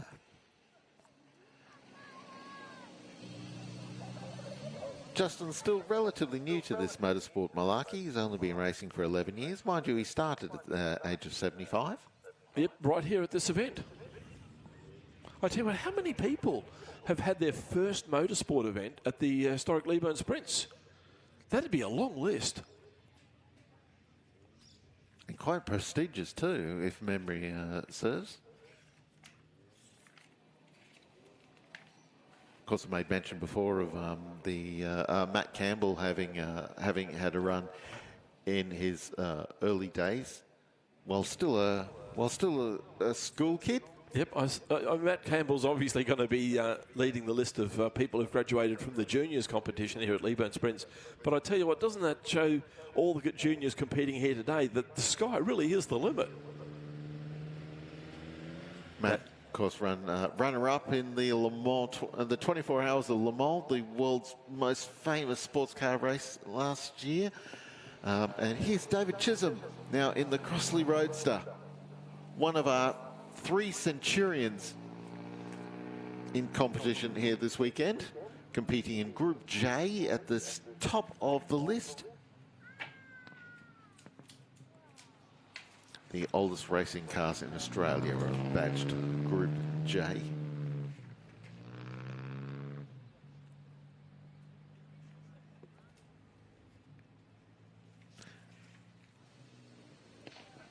This 1925 Crossley being restored by David himself. And his late father was a ground-up resto that was completed in 2000. Produces 19 horsepower with a 3-speed crash box and 4-wheel brakes. Has top speed of 60 miles an hour and cruises at 50. Wow, that's getting along for a 100-year-old car. That's tremendous. Russell Wright's next on the line. Former Australian Trans Am champion. Long-time racer of all things Mustang. You might have raced against him, David, actually, in his Group NC Mustang. Earlier than that, he had the ex-Lloyd Bax, ex-Steve Empson, XY Ford Falcon, which he did very well in Group NC competition in. But yeah, quite a change of pace for him now. He's got the Gordon England Austin 7 Brooklyn Super Sport. That's quite a mouthful. Not a Ford. No, not at all. But basically, it's Justin McCarthy's car, but it's the highly developed racing version rather than the standard road car version that Justin brings out. Supercharged. Which was very popular back in those days. Yeah, long before turbocharging was a thing. And the capable of running at 75 mile an hour in the Brooklands days when that Austin 7 was new. Not that I remember personally. Lining up now, we've got the Peter Critchley MG TB Special, driven by Belinda Schiller. Yeah, this car raced in the 1949 Australian Grand Prix here at Leyburn. That's wonderful, isn't it? I mean, that's how this event began, as a commemoration of the 1949 Australian Grand Prix. But the fact that one of those cars competed in that event and is competing here today is quite extraordinary. More than that, this car actually won the 1946 Australian Grand Prix. Oh, it looks like the car's not cooperating. Belinda missed her run. Actually, Colin did the first run of the car this morning, and now it looks like it's not going to cooperate any further this time either, and it's pulled over by the big screen on the run towards turn 1. Oh, massive shame. But she's done a good job there of getting the car out of the way.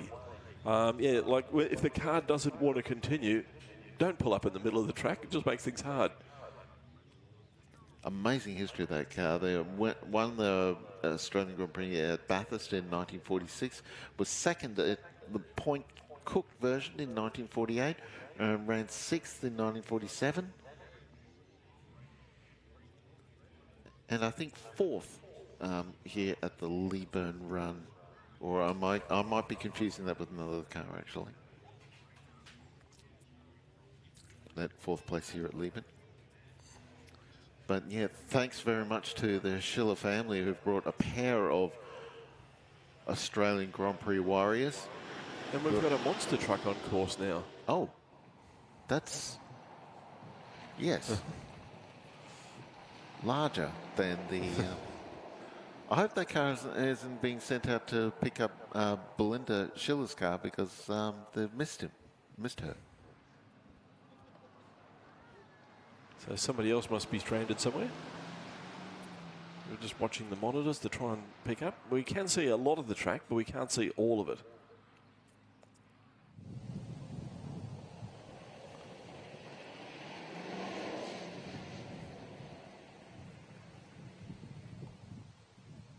Southern Downs Regional Council. Plan your next adventure with the Southern Downs and Granite Belt app to download to your phone. For those of you near enough to, or if you're at home watching on the live screen, you can scan the QR code on screen there to download the Southern Downs and Granite Belt app. The Southern Downs Regional Council hub for the Southern Downs and Granite Belt, known for its wine country, cold climate and unique regional tourism. It's also home to the Leyburn and the historic Leyburn Sprints.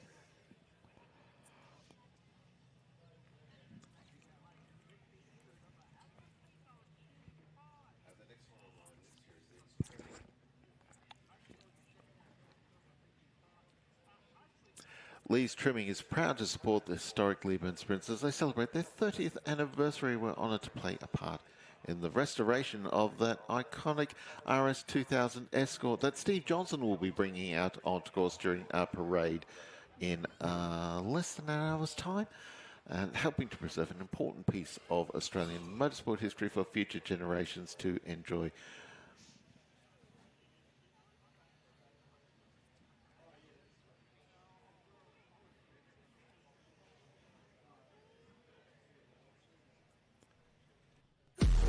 It's time for the good times.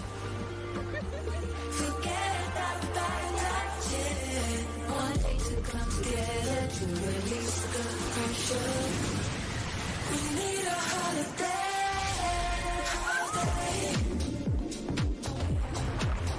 Celebrate, oh, you wanna be so nice.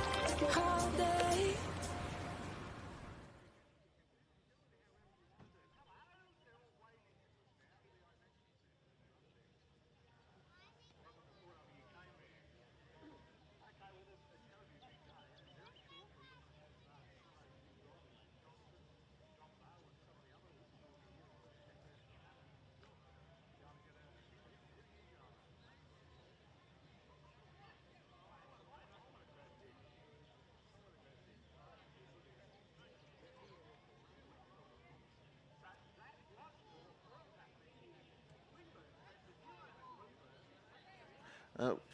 There we go. Premier Motor Services, Australian long-distance coach operator running daily coach services between Cairns and Eden in New South Wales, supporting the historic Leyburn Sprints this year. They're running a bus to and from Toowoomba to Leyburn. Safe journeys, every destination, your transport solutions. Premier Motor Services.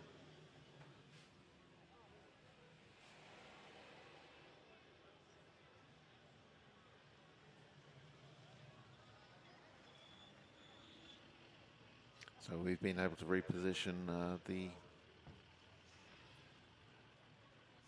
MGTB Grand Prix car to be towed out of the way. We'll also do a number of pauses throughout the weekend to allow our local residents to cross the track on a couple of occasions.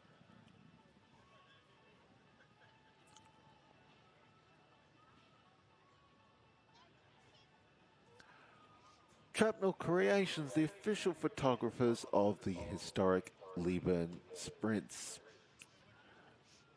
On screen there's an example of a 16 by 24 collage print.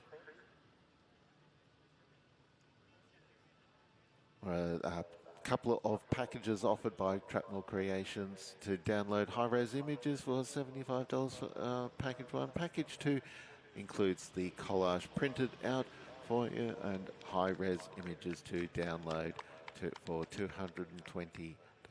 Pre-order now, info at trapnellcreations.com.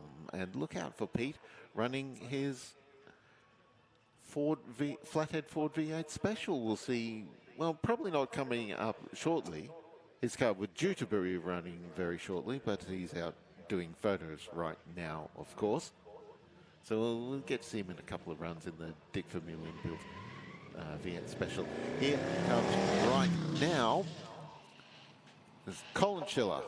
Oh, so is it Colin or Belinda? This might be. Oh, I'm having difficulty remembering the visuals of.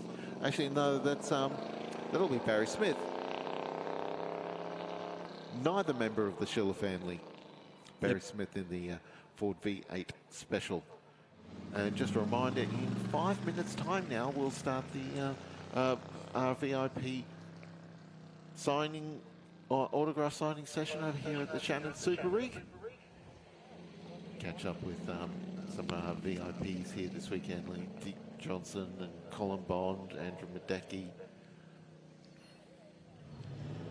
Formula 5000 ace Bruce Allison, Graham Lawrence, the New Zealander who was such a star of 1970s open wheeler racing. Lisa Tobin Smith on the course now at the Henry VIII, the Ford V8 Special. Had a half a moment on the way into turn 1, but she's gathered it up and charged down into turn 2 now. And these Ford V8s were a very popular thing back in the day. And of course, the most famous thing about those engines is that Al Capone used Ford V8s, and he actually wrote a letter to Henry Ford congratulating him on building such a great engine because his drivers were able to outrun the Chicago police cars. I'm not sure if Henry the Ford was glad to receive that letter or not. Just a little reminder with the driver, the VIP autograph session coming out. And Colin Bond, Kevin Bale and John Bowe have all got copies of their books here for signing as well. So, and 3 of Australia's most versatile and legendary competitors. They've had extensive experience. It's some fascinating story. Colin Bond, of course, an Australian rally champion as well as touring car champion and Bathurst winner. John Bowe won championships across a wide variety of machinery in sports cars as well as touring cars and open wheelers. A couple of Australian drivers championships in Formula Pacific days, as well as taking the Vescander to an Australian sports car championship, and with Dick Johnson took the Ford Sierra RS500 to the United Kingdom to kick the butts of the British touring car fraternity in 1988 and led the Silverstone Classic Enduro up until the car unfortunately died. And Kevin Bartlett, of course, most famous here for stuff like the Channel 9 Camaro and his Bathurst victory co-driving with John Goss in the Ford Falcon in 1974 as the GMC truck-based car of Graham Copeland gets all sideways coming out of turn 2. But yeah, KB also raced at the Indianapolis 500. Took on Formula 5000 racing in the US as well as a couple of IndyCar appearances. And KB sort of started in motorsport when he was 15 and left school, and has been a legend of Australian motorsport for so much of the part of the Alec Mildred race team of open wheels. In fact, one of KB's old cars is here today, the Brabham BT2, when that would have been when he first joined Alec Mildred's racing operation. So yeah, get hold of all 3 of those books. Are amazing reads for 3 brilliant racing drivers.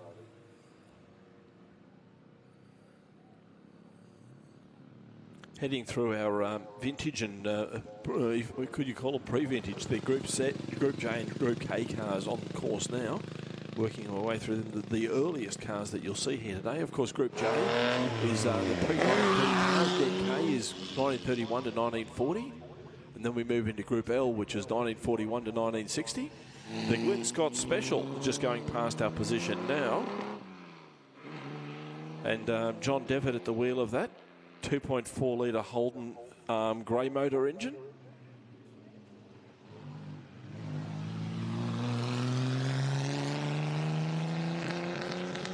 Oh, another fascinating books. The merchandise tent in Warwick Street is selling copies of the Curly Bryden biography about the driver who finished 3rd in the 1949 Australian Grand Prix here in Leyburn and was a noted ocean racer and war hero. Competed in several Australian Grand Prix, written by Richard Townley, and that's over in the merchandise tent on Warwick Street. I'm definitely going to be hitting that up during my lunch break opportunity. Here's that aforementioned Brabham BT2 that KB raced. Actually, have a look at that car in the pits. Remember, of course, that this isn't professional motorsport. You're actually allowed to go into the pits and look at the cars and talk to the drivers. But on on the bodywork just in front of the driver, there's actually a list of all the drivers who've owned that or driven that car back in the day. It's a long list, and it's a distinguished list too. I can't remember them all. It's a lovely little tradition of Australian motor, historic motor racing now, where we have they write on the cars the list of the drivers who drove it over the years. My car's not big enough to put the names of all the drivers on it. It was a bus. Everyone's had a ride in it. Jeff Fry heading past us now in the Vulcan Sports, and you're right, that does look very much like a Lotus 15, doesn't it? Or Lotus 11, I should say. 1100cc engine. Yeah, a Ford engine, that 1100.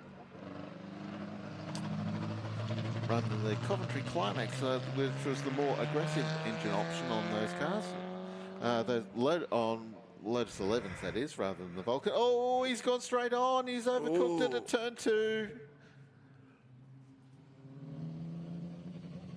Maybe he's gathered up back on the circuit, but yeah, that run is ruined. Jeff Fry bringing the Vulcan back to the finish line, slightly more sedately, but having a ball doing it. Here's the first of our Centaur clubmans. Famous Southeast Queensland manufacturer of cars, the Centaur.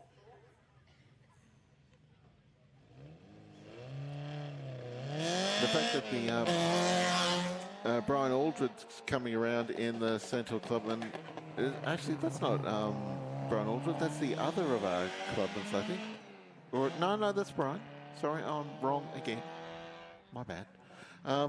Yeah, and that's strongly suggests that the car that had mechanical difficulties earlier in the day was Neville Birtwistle in the Waggett GT. Yeah, Neville failed to complete his run, and he hasn't come out for a second one, which is a shame. That car's an institution here at this event. I love that car. One of the prettiest cars here at the Sprints. Speaking of pretty cars. Yeah, Greg Ross's XJ13 replica. What an absolute looker this is. And it sounds as good as it looks. Have a listen, folks, as he comes by.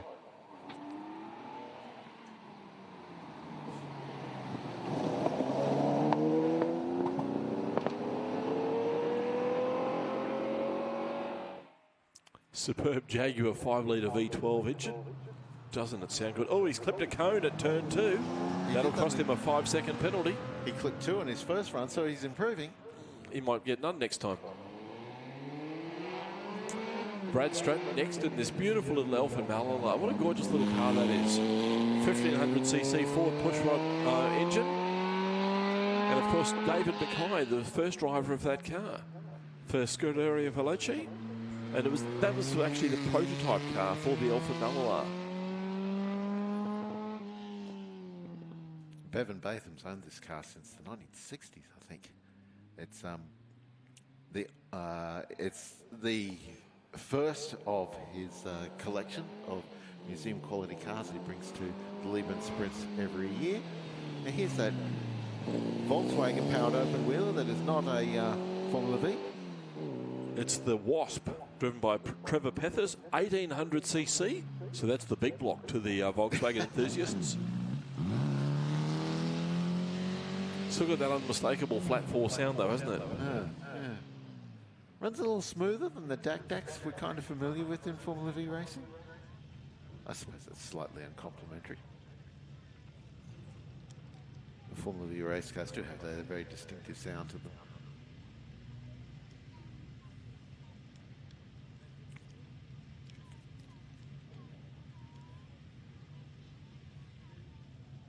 I think we've got John Bailey lining up next in the Lotus Type 3 Clubman.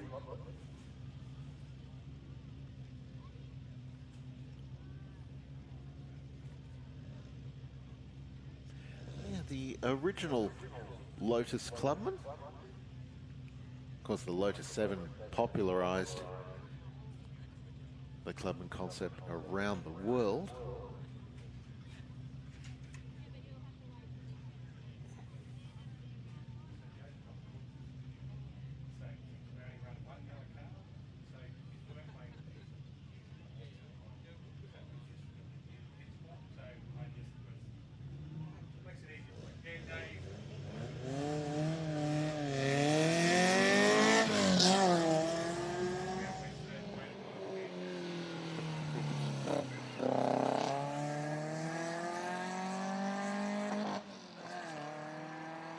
John Bailey just heading down through into turn 2 now. A very quick run through turn 1.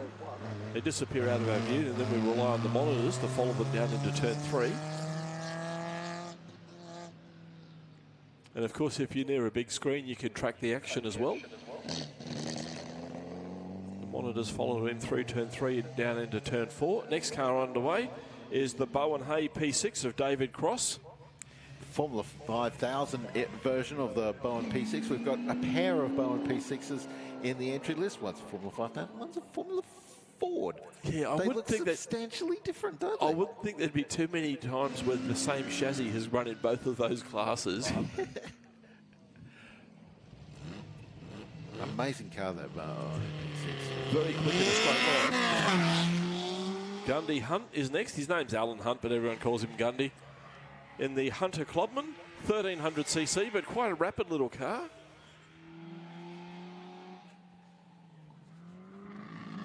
Gundy's a regular competitor in hill climbs around Queensland and New South Wales. Ken Norton is next in the GRD Ford Formula 3 car. Oh, very neatly driven there. That is one of the widest Formula 3 cars I've ever seen. GRD's got an impressive... basically, Colin Chapman decided he didn't want to build customer racing cars anymore, so the Lotus construction arm was hived off to become GRD.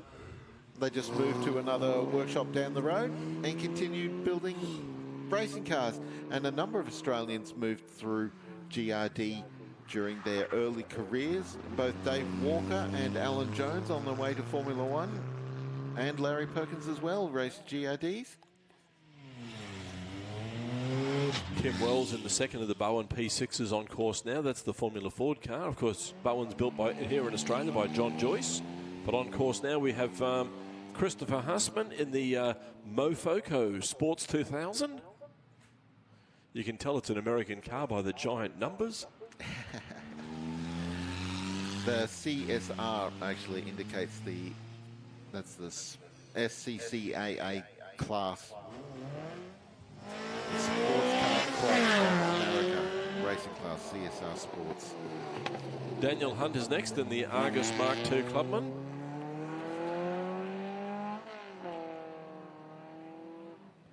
And one of Mark Jones's favourite cars is lining up for the next run. Keith Carling in the Mazda RX-7 Sports Sedan.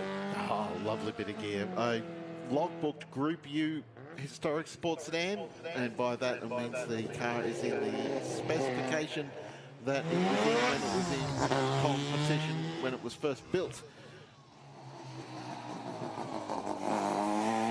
Keith was delighted. Keith tried to buy the RX-7 back for a number of years when he moved out of frontline Australian competition and into historic racing.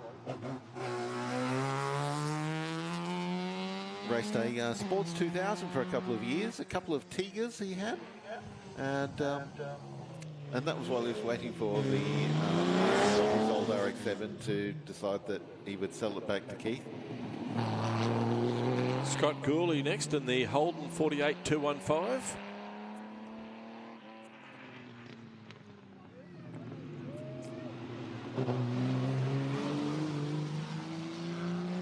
Similar model car of Bevan Springate lining up next. Now, Scott Gourley's car is listed as 3.3 litres, so I'm guessing that's a 202. And Bevan Springate is listed as 3 litres, so I'm guessing he's got a 179 in there. So both of them have swapped out the old grey motor for the red motor.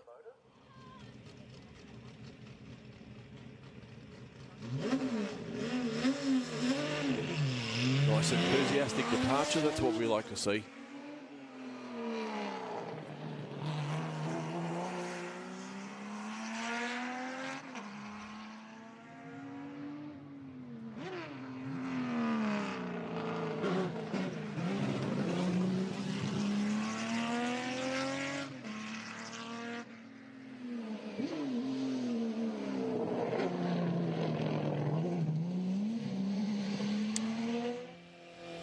Paul Condon leaving the line now in the little Formula V.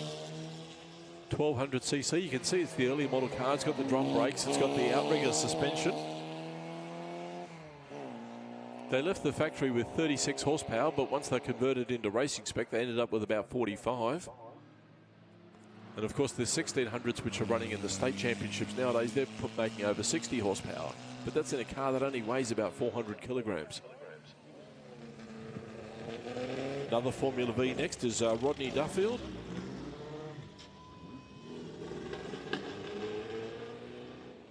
Car giving him a little bit of grief as he tries to accelerate up towards turn one. Tremendous class Formula V racing. It started in the 1960s. Plenty of graduates have gone on to great success, of course, in Australia. Cameron McConville, John Bowe, Larry Perkins all started out in Formula V racing. And, of course, Nicky Lauda started out in Formula V racing. So what a great training ground for future champions. And you could say the same thing about Formula Ford. Half the V8 supercar field started their racing in Formula Fords, as well as people like Damon Hill, Michael Schumacher, Ayrton Senna, all started out in Formula Ford. Ross Rundle on the course now in his 1984 model Reynard.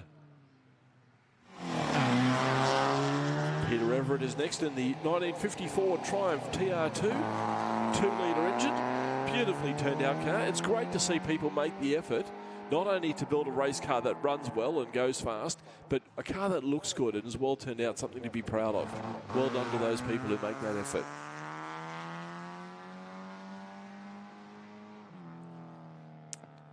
And we've been swamped by a horde of MGBs this weekend. On course now, we've got Brian Cather in the 1800cc car, one of the more standard-looking MGs, but still having a red-hot go there through turn one, hangs the tail out. Very challenging corner. A lot of people really struggle with that. It looks like a simple, square, 90-degree corner, but there's so many different approaches to it. Where do you turn in? Where do you exit? Where do you apex? And don't hit the hay bales. Dennis Tobin is next in car 42. This is the car, another 1800cc MGB. He's gone for the aero look. This car he's sharing with Lisa Tobin Smith, but she's also driving in one of the specials.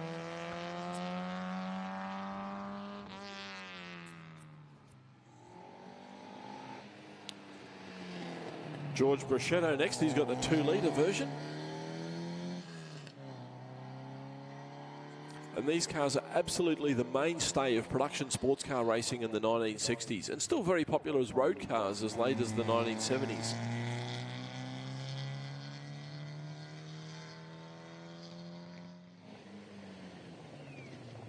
Stephen Callahan next in the MGB Roadster. He's running a 1.8-litre engine.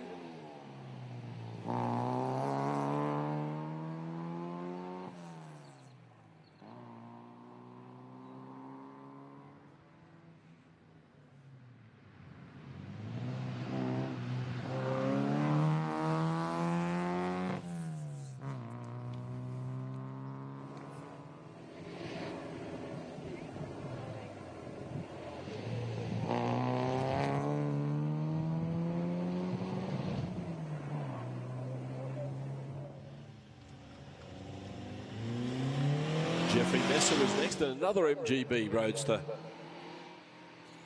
Also running the B-Series 1800cc engine.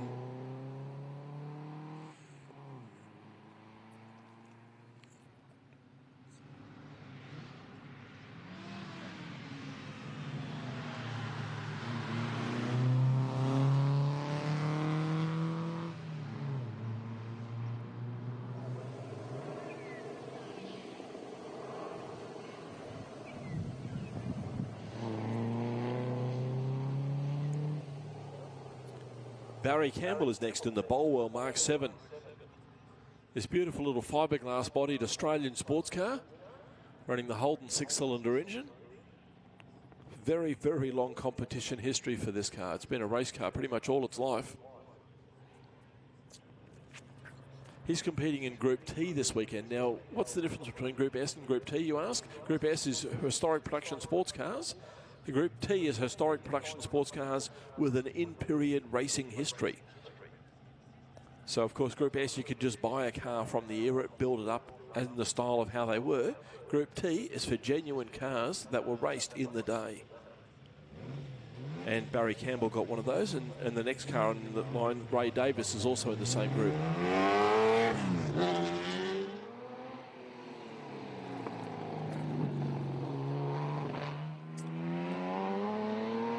Great looking car, and of course the Holden 6 with triple carbs does sound good when it's working hard. Ray Davis is next in the Triumph GT6. As I said, he's also competing in Group T, so this is a production sports car that was raced in the day and still racing now 50 years later.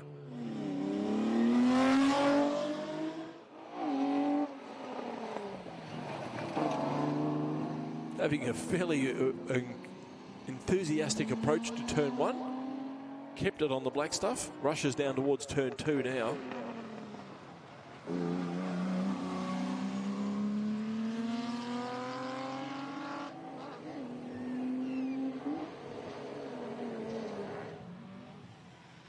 Peter Dobe on the course now in the Peugeot 203, a 1956 model. These cars were commonly raced in the 50s and 60s, but they were very, very commonly raced as rally cars. They were a sturdy, robust, rugged sort of car and very reliable.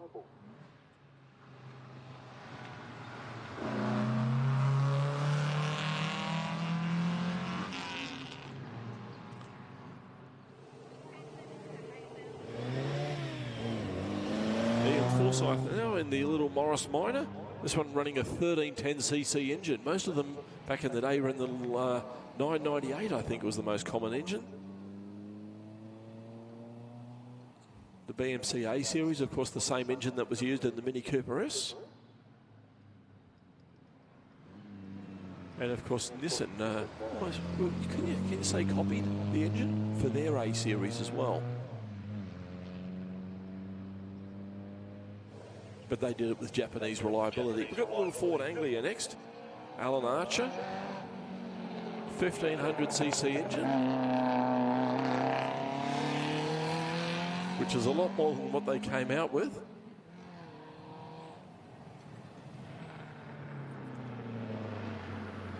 But very, very popular small car in England in the early 1960s, and that was the car that led to the Escort. Of course, the direct replacement for the 105 Anglia was the Mark I Escort, one of the most popular cars of all time. Mini Cooper S is next. Rodney Hanson in this one. Regular competitor in the Group N Historic Touring Car Series. 1275cc engine. And having a red-hot go, too. He's absolutely charging on the run from turn 1 down to turn 2. And Minis sound so good when they're working hard, the straight-cut gears, trying to drown out the noise of the screaming A series. Philip Kay is next in this beautiful little Alpha 105 Sprint. What a superb little car, 2-litre engine, twin cams. They came from the factory with 5-speed gearbox, disc brakes, independent suspension, twin carbies. Very much ahead of their day. Greg Menzies lining up now in the Mark II Jaguar, running a 3.8-litre engine. Of course, the Mark I had the 3.4, but very similar car.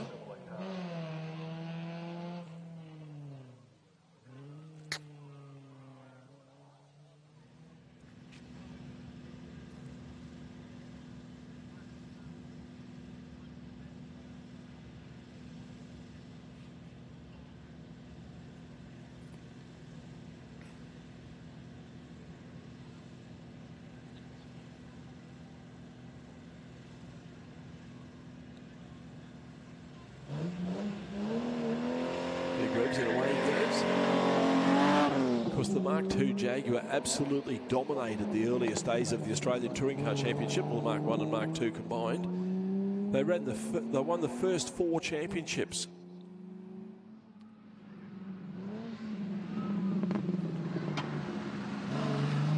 What we now know as the V8 Supercar Championship began with an annual race for touring cars. The first one was on a public road course near Orange at a place called Nublar. Now we're getting back into the Group N Historic Touring Cars. Michael Rosa goes by in the Mark 1 Cortina.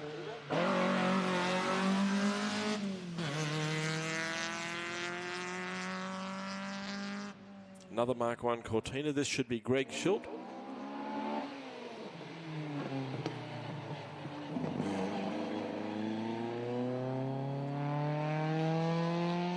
He's running the 1500cc, so don't let the Lotus paint job fool you.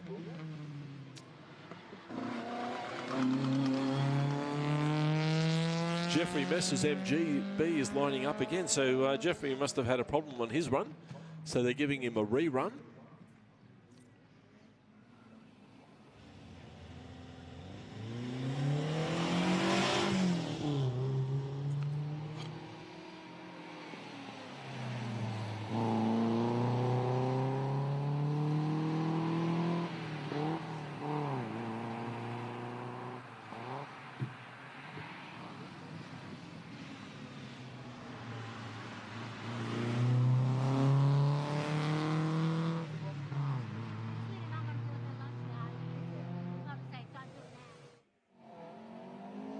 Paul Gilbert leaving the line now in the Datsun 510.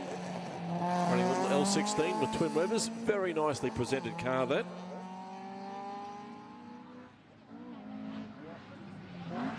Oh, he's locked a brake on the way into turn 2. If I remember correctly, he did that on the first run.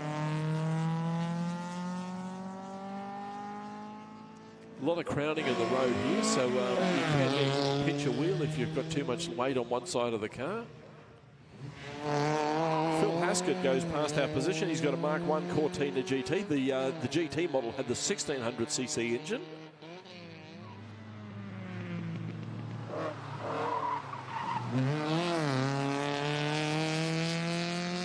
Unmistakable squeal of a lock brake and a protesting tyre. Glenn Potter next in another Mark 1 Cortina GT. Very popular car. He's also gone for the Lotus style paint job.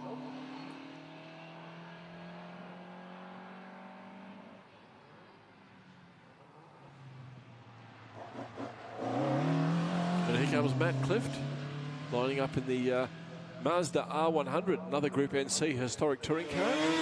That's the proprietor of Morgan Park Performance, and who knows how many state championships they've won. I know of 7. So prepare a very quick cars, not only rotaries, but 6s and V8s as well, and 4s. But yeah, Matt punts really hard in that. Oh, he's run very wide. The first run, we saw him get up on 2 wheels and give us a scare through turn 2. This time he's just kept it on all 4s, but only 2 of them are on the tar and 2 on the grass.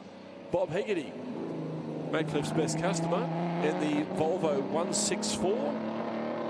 3-litre straight 6 in that car.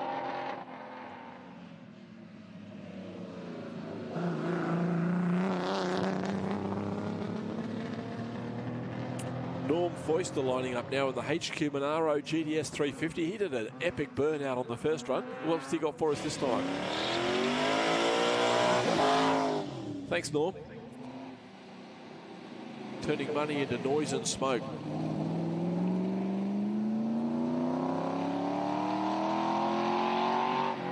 Norm, a regular competitor in this event for many years.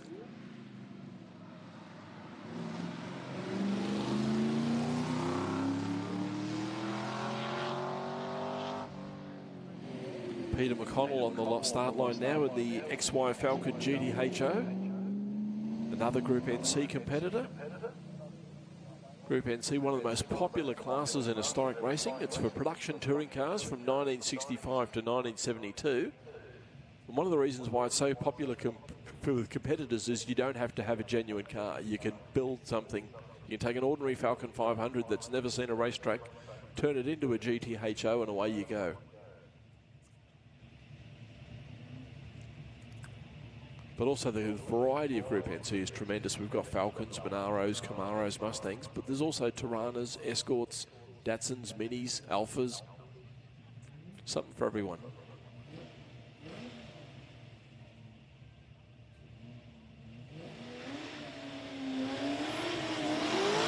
The wheel spin off the line. Rushes down into turn 1. Nice, neat run through there. very early on the brakes for turn 2.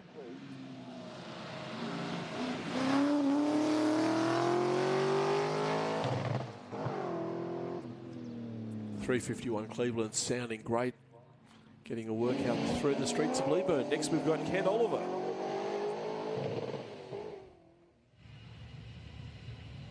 I don't know if he's the oldest resident of Leyburn, but he's certainly one of the most cheerful. Ken actually started his racing very late in life, right here at this event many years ago. Since then, he's taken the his HK Monaro all over the place. Got the 327 Chevy V8 engine under the bonnet. I remember I travelled to Bathurst with Ken for his first run down there. He had a great weekend. And the flat tow recovery vehicle has made a rapid departure from his position, so he's going to pick someone up. Or is it a reposition?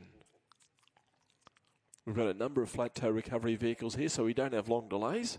We need to get them all in the right spot so they're ready to go. And thank you once again to our volunteer officials. There are so many of you here who work so hard to make this event a reality. Thank you very much for your time and your effort.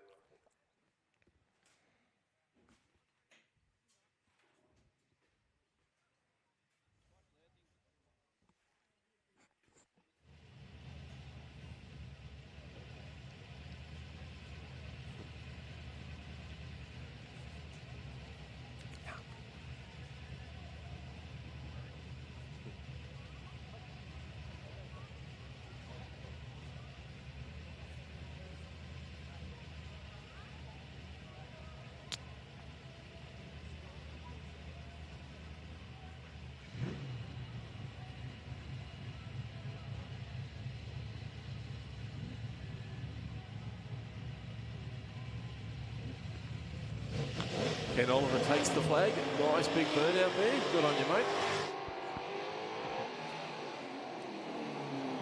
Ken will be grinning from ear to ear as he punts his way around this beautiful Monaro that he's had forever.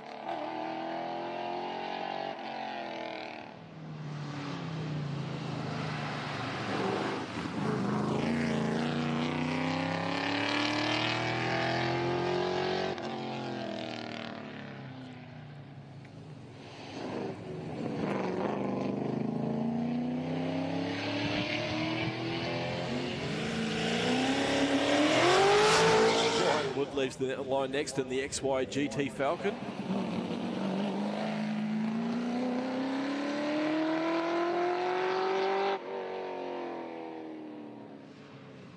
Can't beat the sound of a V8 working hard.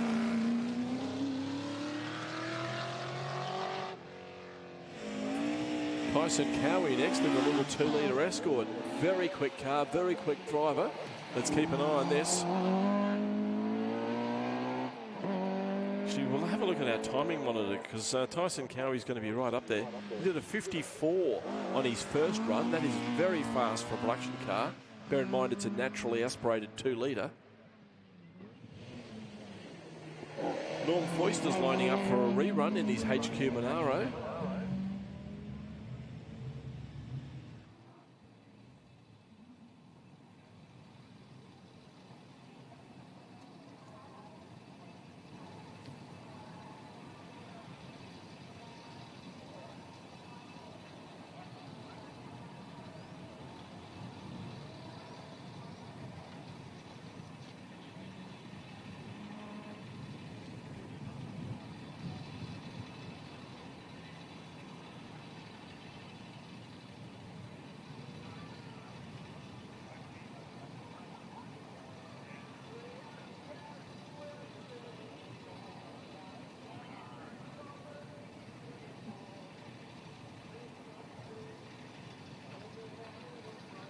So something's happened somewhere. We can't see the whole track, but obviously somebody's been retrieved. But anyway, Norm Foyster's back on. Very nice big smoky burnout. That's what we're here for, Norm.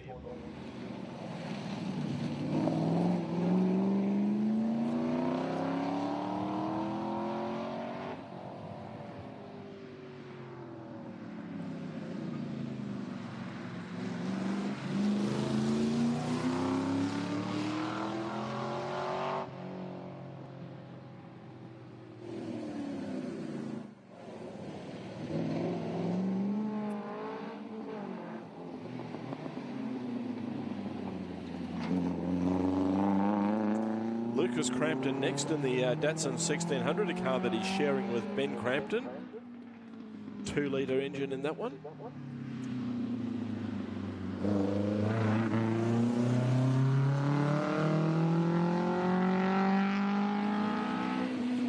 Reese Endicott Davies is next in the little Toyota Corolla. 1900cc engine.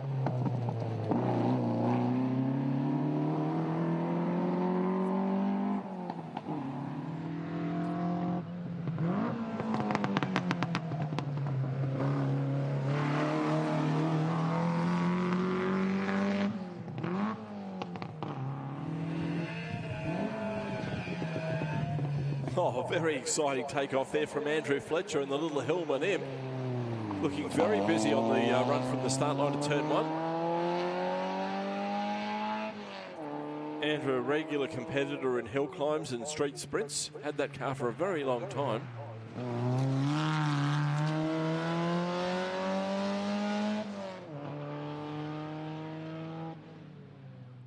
Robin Manning is next in the Mini. Ooh, coming in hot, but gathers it up and keeps it on the black stuff. You got to remember, there's more traction on the black stuff than there is on the green stuff.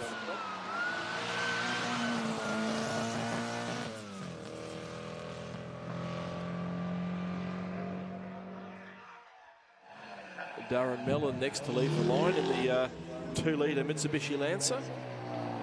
Very nicely presented car.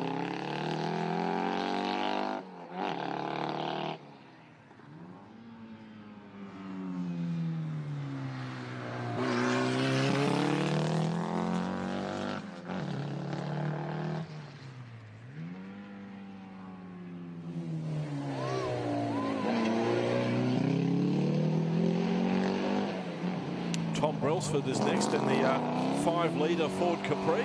Oh, very, very, very taily on the run out of turn 1. He's had a good wiggle and had a good look at both sides of the track there. He's made it to turn 2 though and kept it on the track. Little Mark 1 Sports sedan is next, and that's Alex Daniels. 2.5-litre engine and turbocharged. Very quick in a straight line.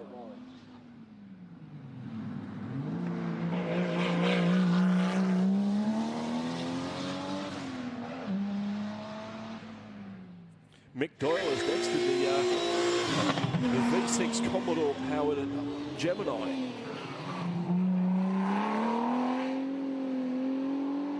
Hangs the tail out on the exit of turn 1. We've got a great position here where we can see a fair bit of the action. And we can see just how glorious the skies are out there. It's the perfect time with the perfect weather conditions, I think, for a helicopter ride. Doing helicopter rides at the back of turn 5. And just a reminder to anybody who is operating a drone here at Leyburn Sprints this year to keep it away from turn 5 where the helicopter is operating from. The last thing we want is for those two to intersect. So yes, be careful where you are operating a drone if you're here at the Leyburn Sprints. As we have Plymouth V8 joining us at turn 1, and the car stopped steering. Mick couldn't make the corner. Beautifully presented S-Series Valiant with 5.7 litres of fuel-injected V8 under the bonnet. And I do love the Richard Petty tribute livery. A little bit of NASCAR down under. Dave Malone is lining up next in the XU1 Tirana Sports Sedan. Now that car is absolutely typical of what we saw in club-level sports sedan racing in the 70s.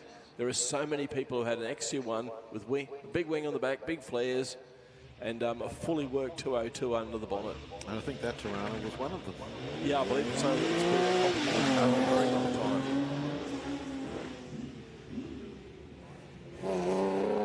DJ Mechanical Tirana Sports Sedan. Glorious sound to it, that inline 6 Tirana. So, Mark, you've done a tour of Turn 1, the facilities. What do you recommend? Oh, well, I just went past. I got a coffee from the Spud Shack. I'll be back to when my lunch break comes up a bit later this afternoon. I had one of their ham and pineapple one yesterday. Bacon and pineapple one yesterday. That was yummy. But yeah, we've also the Dutch profiteroles are right here behind us as well. They're doing a limited run of the strawberry and cream flavour. That was really tasty. Yeah, there's plenty of food facilities here at Leyburn. Of course, we've got a number of them here down at Turn 1, but also just near Turn 6, near the start finish line, there's a number of vendors there, and there's also the world's biggest mobile tool shop. I went and gave them a heap of money yesterday and filled a couple of shopping bags. But yeah, go and check out the amazing specials. They've got an incredible variety of stuff. And there's a number of other stores selling every different kind of gift you can imagine, including an alpaca shop, which doesn't sell alpacas, but it sells gifts made from alpaca wool. Just Glenn Taylor gets out of the way in the Holden Tirana V8. He doesn't have to come very far to race his Tirana here at the Leyburn Sprints as it gets very squirrely. Just pulled it up in time for turn 2. It was almost all four locked. Always very aggressively driven. Dwayne. And he lives here in Leyburn, as I started to make mention of. He doesn't have far to come to get home. Dean Verrills is next in the 2-litre turbo Escort. Another sports sedan. It's good to see a solid turnout of sports sedans here this weekend. I am a fan of the class, and it's great to see so many of them here. Oh, I love sports sedans. There's, it's like the combination of a touring car and yet also the engineering from open wheelers cross-pollinating across each other in the solution to try and make something which doesn't look like it should be as fast as it is go that much harder. Dennis Brown underway in the Escort Mark 1. Long-time supporter of the sprints here at Leyburn. His involvement goes all the way back to the beginnings of the sprints. Used to race a Mark 1 Cortina here and then upgraded to Mark 1 Escort. Well, I shall hand the mic over to you, Mark. I'm going to follow your lead and go exploring the food vendors. And you can talk us through the open wheelers. The quickest cars here this weekend. Indeed, I shall take your seat, actually, while you do so I can keep an eye on the timing. Lap times are over on Dave's seat and my seat.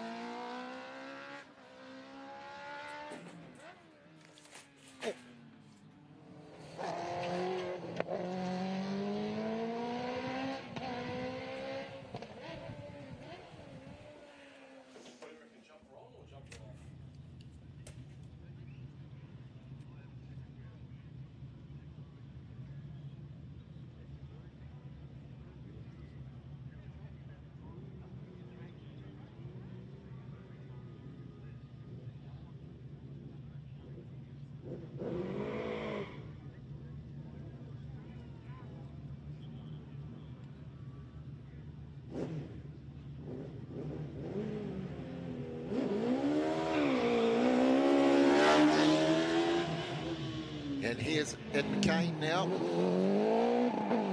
the OMS. So our open wheelers head out to the fastest cars of the meeting.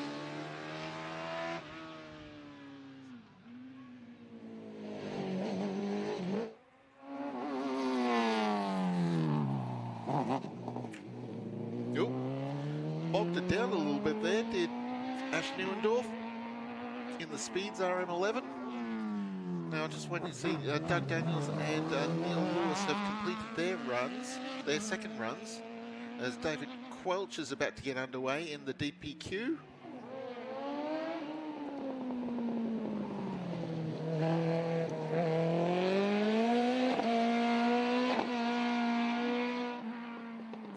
Daniels is currently on a 49.8. So that second one looks like it was an improvement on the first.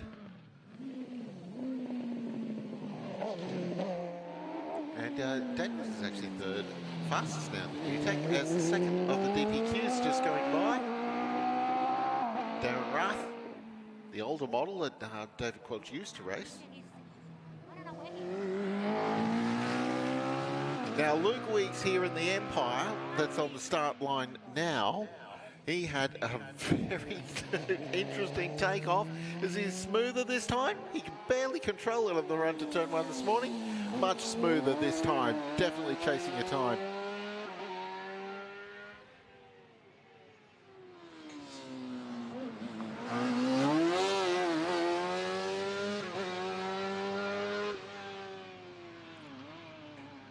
Interesting to note, actually, our second fastest competitor from the opening run of the day was Paris in the Porsche 911 GT3. As Woodbridge gets underway, Stephen Woodbridge in the Dallara F303, F305, I should say. Mercedes-Benz powered four-cylinder racing car. Amazing these Dallara Formula 3s. Set a new benchmark for peak open wheel racing at junior levels, merging almost all of the Formula 1 drivers of today, Formula 3 at some point. Here's Dean Amos, 10-time champion, reigning champion.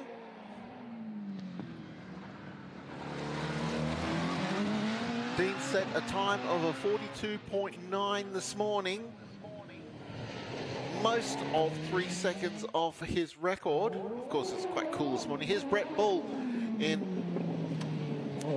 the BBMHC.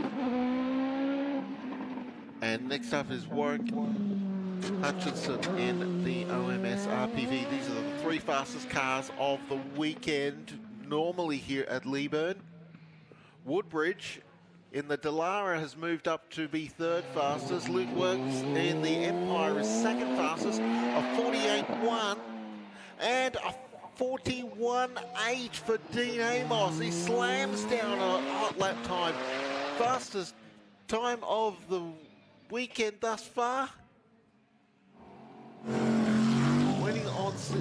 Waiting to see what times Brett Bull and Warwick Hutchison do. The glorious V8 sound of Max Parnell Steinhardt unleashes out on the course. 41.8. Brett Bull set a 45.7, so he's improved 3 seconds. Hutchison crosses the line in a 45.0, so it's tight for 2nd place, but at the moment they're 3 seconds adrift from Dean Amos. 41.8 from Amos, 45.0 for Hutchison. A 45.7 for Bull. Luke Weeks is 4th fastest on a 48.1, a big drop from 3rd to 4th. Woodbridge in the Dallara has set a 48.5. Paris in the Porsche 911 GT3 that we saw before is still 6th fastest on a 49.7, and he hasn't had a 2nd run yet. So that's a little bit of an upset there to see a Porsche GT3 so far up amongst the open wheelers. Daniels in the new tech open wheeler, a 49.8. McCain in the red OMS is 8th fastest on a 50.7.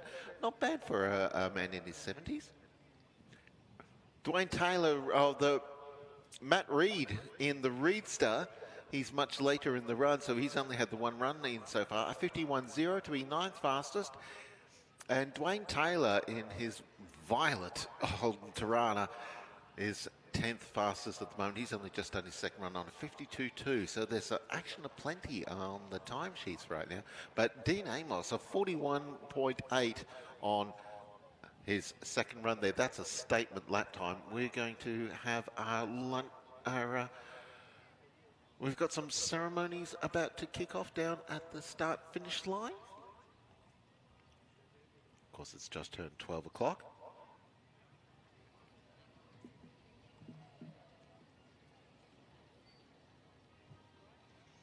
Yes, our official opening ceremony. Town crier will be out there shortly to ring the bell to do the formal opening and invite the public on the start line. And then we'll have a grand parade featuring our VIPs. And 3 Australian Grand Prix cars will be coming out to join the Grand Parade. We'll see that momentarily.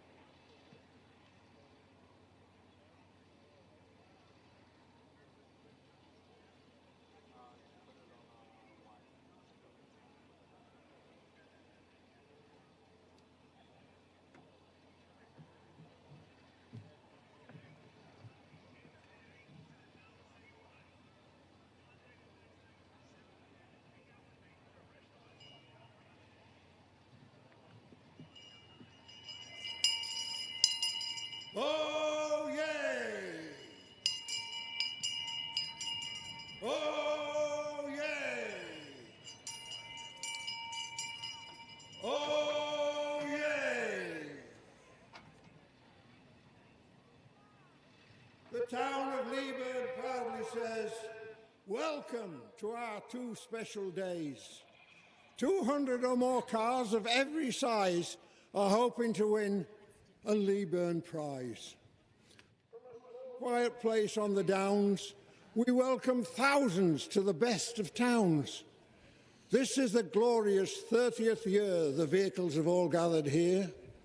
They all have one aim, and make it plain, the fastest lap of all to attain. But so many other things to do, the citizens of Leyburn have got for you. Make the most of the time you've got. Try your best to see the lot. If you missed some, never fear. The Leyburn Sprints will return next year. Hurrah for the Leyburn Sprint!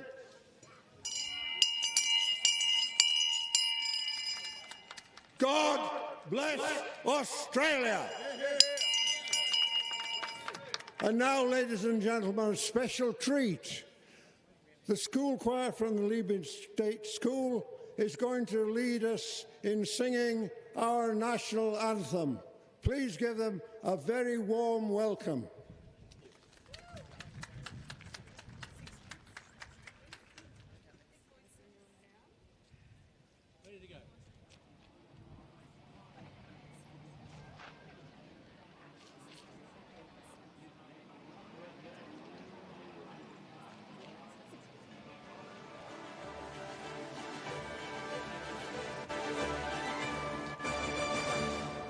Australians, all let us rejoice, for we are one and free.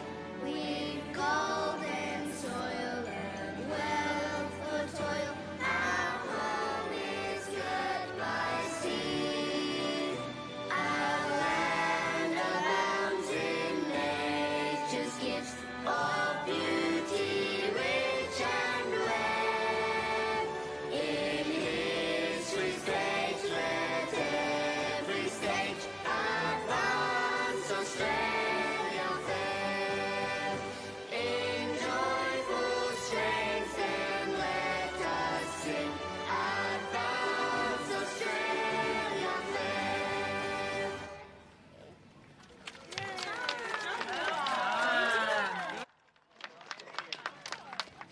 Well done, children. That was wonderful. And now, ladies and gentlemen, my MC for the day.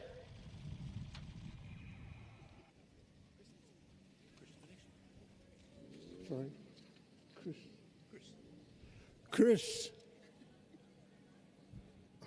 God, no. Chris. Good afternoon, everybody, and welcome. Good afternoon, everybody, and welcome. Thank you for coming today. What a wonderful day it is already. Beautiful Queensland winter sunshine for those of you who have come from interstate. A special welcome to you, and a special thanks to the young children of the Leyburn State School, who again provide a very moving welcome to this event. Today we're going to welcome the representatives of the local and state governments, and we also, for the first time, will have a blessing of the event from the Reverend Steve Peach from Motorsport Ministries. And then we will have a parade of cars going around the track. For those of you who are hearing this from another part of the track, well, you will now see a few cars come around in about 10 minutes' time, we hope. Led by a famous car, the Mobile One Ford Sierra Irish 500, once driven by Peter Brock. In fact, Peter Brock's last Ford before he reverted to Holden dealership or Holden driving. So, without further ado, I would like to introduce to you the President of the historic Leyburn Sprints, Tricia Chan. Thanks, Chris. Now, I'll probably say the same thing each year, but thank you so much to everyone for coming along and supporting our weekend. I can't believe here we are 30 years. Back in 1996, I don't think it was ever envisioned that we would come this far and be the size of the event that we are here today. So I'd just like to thank absolutely everyone who's made this happen, from everyone in our community who supports the event and allows 18,000 plus people to descend on their hometown for a weekend every August, to my volunteer committee members, all the officials and all other volunteers, all of our competitors, obviously, and also everyone who comes from far and wide to support our event. It's a fantastic weather, which can't be any better, I don't think, and thank you so much for coming.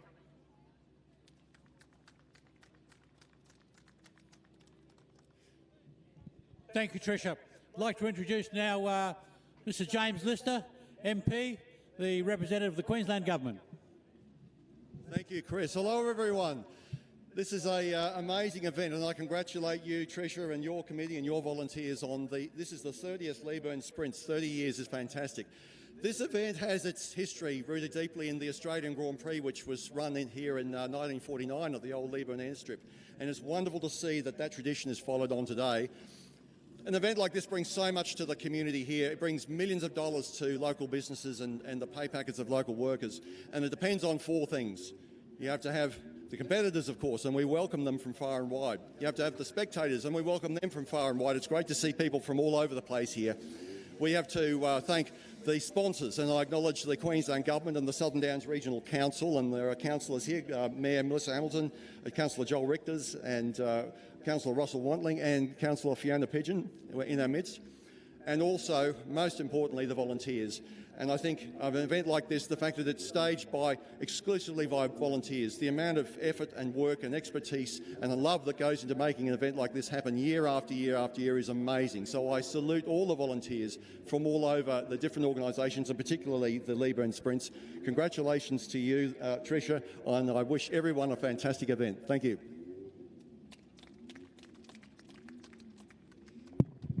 Thank you very much, James.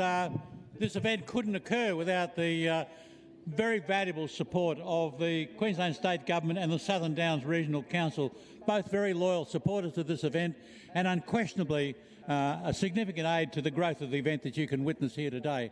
I'd now like to introduce to you the Reverend Steve Peach to perform a blessing of the meeting. Steve is a representative of, in fact, the senior man at Motorsport Ministries, which attend events around Australia, but I'm proud to say this is the first time you've come to Leyburn Sprints. Thank you, Steve. Thank you very much, Chris. What a privilege for us to be involved in such a great, iconic event, 1949, with its establishment. For Motorsport Ministries, we're really privileged and honoured to participate by providing chaplaincy services to this weekend. Could I ask you all, if you wouldn't mind, just to bow your heads as we say a short prayer, a blessing for this weekend. Let's pray together. Loving and gracious God, we give you thanks for the opportunity to enjoy all that we will this weekend. So many great cars, legends of the sport, and this iconic location. We give you thanks for the beautiful sunshine. We give you thanks for the competitors and the competition that will take place. And we would ask that in your mercy and your grace towards us, you would keep us safe, both all of our drivers, our competitors, officials, teams, and all of our spectators. Then we'd head home tomorrow night with an enjoyable weekend under our belts and a great sense of achievement that we've been able to observe amongst the competitors this weekend. We commit all of this in the powerful name of Jesus. Amen. Thank you very much, Steve. What a wonderful contribution to our event.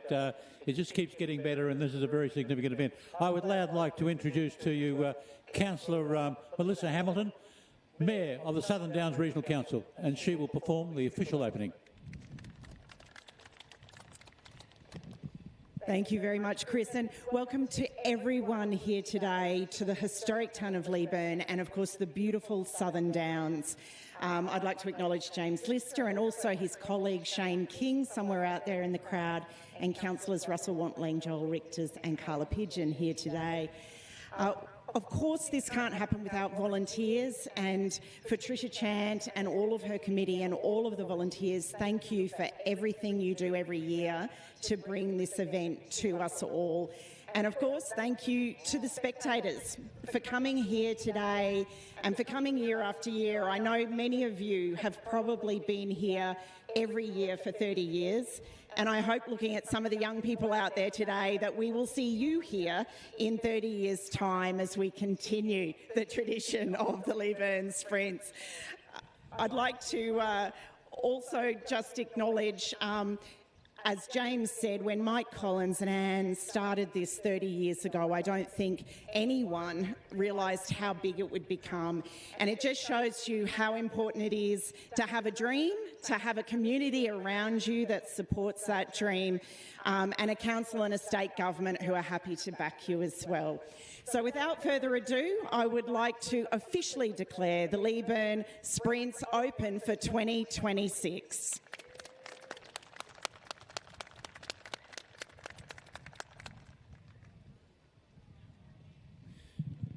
Thank you very much, Mayor Hamilton. I haven't mentioned to you yet, or to remind you, that this weekend we have some very special guests here. Traditionally, we've invited some legendary drivers to join us. This weekend, you will have an opportunity to meet some of Australia's greatest.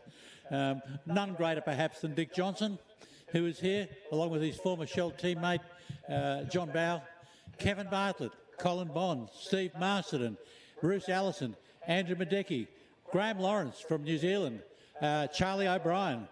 It's just a fantastic lineup. And I also want to mention a special welcome to Mr. Bill Westerman, a former president of the Historic Racing Car Club of Queensland and a life member of that club, who was one of the founding organisers of this event in 1996. The Historic Racing Car Club of Queensland got together with Mike Collins and a few other locals, and they came up with the idea for this little event. At the time, it was intended that it was going to be just a celebration of the 50th anniversary of the Australian Grand Prix. But they never stopped organising it. And here we are today, 30 years later, with this magnificent event. We proudly claim now that it is the biggest annual motorsport event in Queensland after supercars. And that really says something about, I guess, not only this event, but about you, the visitors and the spectators who are here today, and the competitors, that this event so aptly fits your idea of what a grassroots motorsport should be like. So we're about to start a grand parade led by Andy Madecki's Mobil 1 Brock Sierra, followed by Andy Madecki's AMG Group A Mercedes 190E from the Deutsche Touring Car Series, and a range of other cars, including, I can see it down there, one of Cole Schiller's cars, a 1938 MGTB that actually took part in the Grand Prix 77 years ago. And somebody else waving down there telling me what car they're into. So please give those folks a great welcome as they come around the track for you. That'll be happening very shortly. Thank you.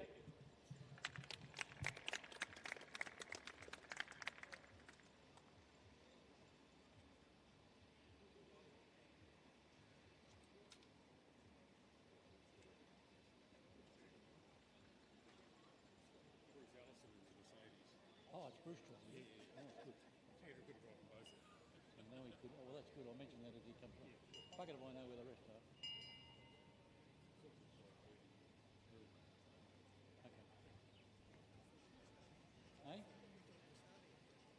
Did you? No, you got 10 minutes. Where are they?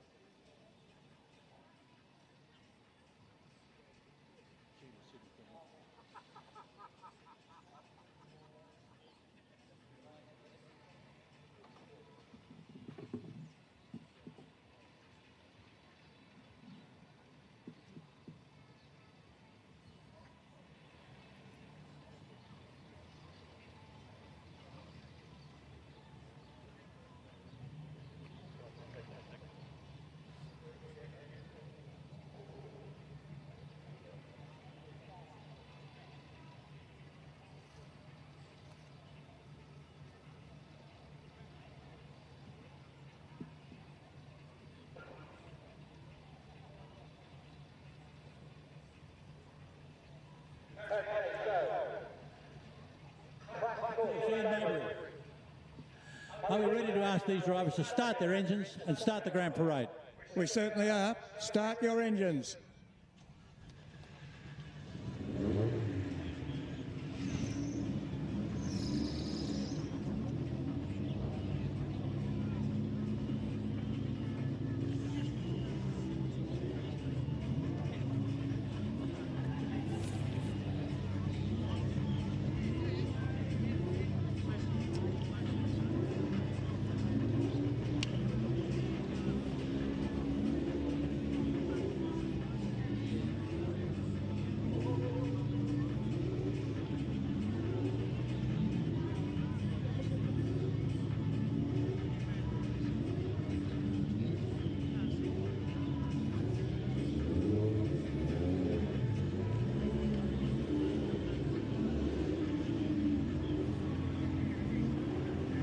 No, not now. Go when you like. Yeah? Why not?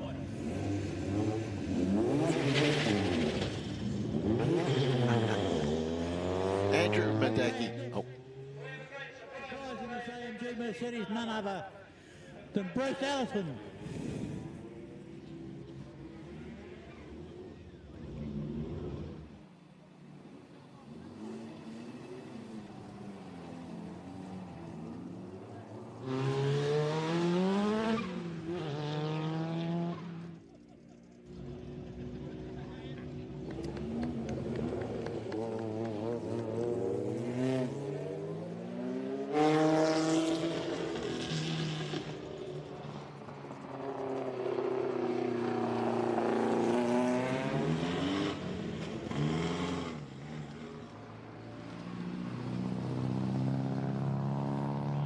.38 six-cylinder MG. And another car, ladies and gentlemen, from 1949, the GK Ford Special, driven by Chris Hughes.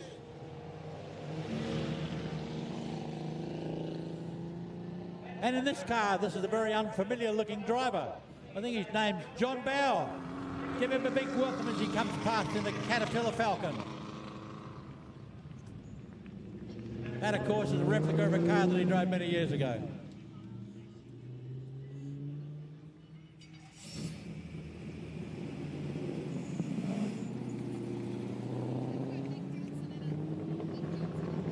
That was Dick Johnson in that blue Falcon. Now we have an Alan Moffat GTHO replica, a beautiful looking car. And away it goes. Now give this white stallion a big wave and a big clap. It's Steve Mellon's car, but the passenger is none other than Kevin Bartlett.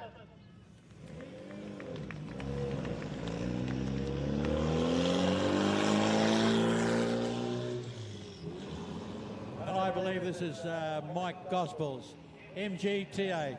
Brought it all the way up from Coffs Harbour. And what a beautiful little car. Away you go.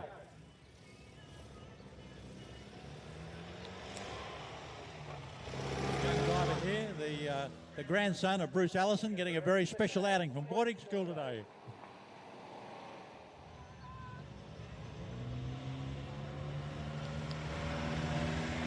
Away we go. We've got some representatives here of the MG Car Club. Come down to assist us today. 6 beautiful cars in the MG, and we're slipping in. An interloper here. This is the yellow car, being driven by Stephen Johnson, son of Dick. This is the car that you can still buy online. Ford 1979 Ford RS 2000. It's currently on auction for Grays Online at the moment. Live auction closes at 7:30 tonight, so if you fancy buying this car, it's been restored just recently. Stevie Johnson's at the wheel, a 4-cylinder Falcon. A 4-cylinder Ford, he's not used to driving those, half his cylinders. Anyway, there he goes, Steve Johnson in the yellow Ford Escort. Give him a big wave. And the white MGB coming through now after Steve. Graham Lawrence from New Zealand, winner of the Tasman Series, one of the South Pacific's most renowned drivers. Thanks for coming, Steve. Graham, first time here, lovely to see you, and a great thrill for the fans. Away you go.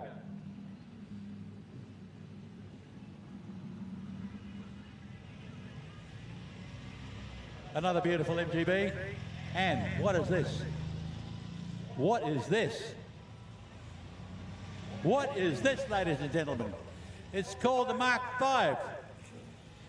Thank you to Adam Martin. It's a movie car from the Speed Racer Japanese anime series. This is an amazing car. It's being put out on the track today for filming persons. Give it a big wave. It is something, the most unusual car we've ever had at Leyburn, surely. Let her go.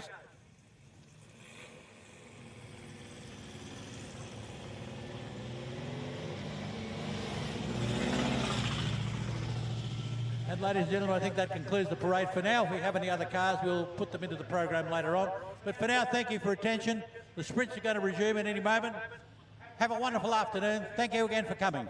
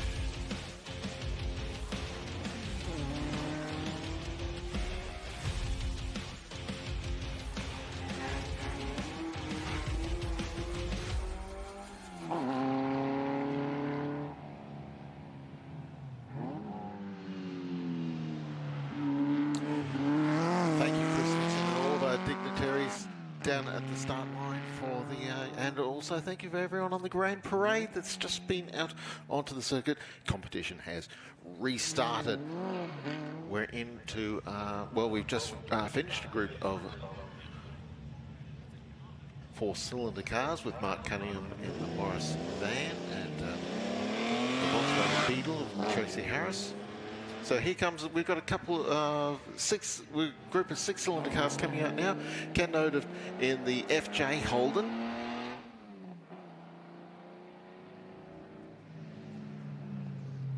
And next up will be Dale Hurd in the Plymouth Valiant. We're starting to get some interesting looking times right at the moment. Ken notice just gone, hasn't quite finished his run yet. Top time so far of 41.8. That was a shattering time. Dale Hurd in the Plymouth Valiant heading out onto the circuit right now. 45.0 for Warwick Hutchinson. 45.7 for Brett Bull. Luke Weeks on a 48.1. 48.5 for Steve Woodbridge. Paris in the Porsche a 49.7. Daniels a 49.8. McCain a 50.7. Reed a 50.0. Taylor a 52.2, rounding out the top 10 in the Tirana. As here comes Jim Hodgson in the Shelby GT350.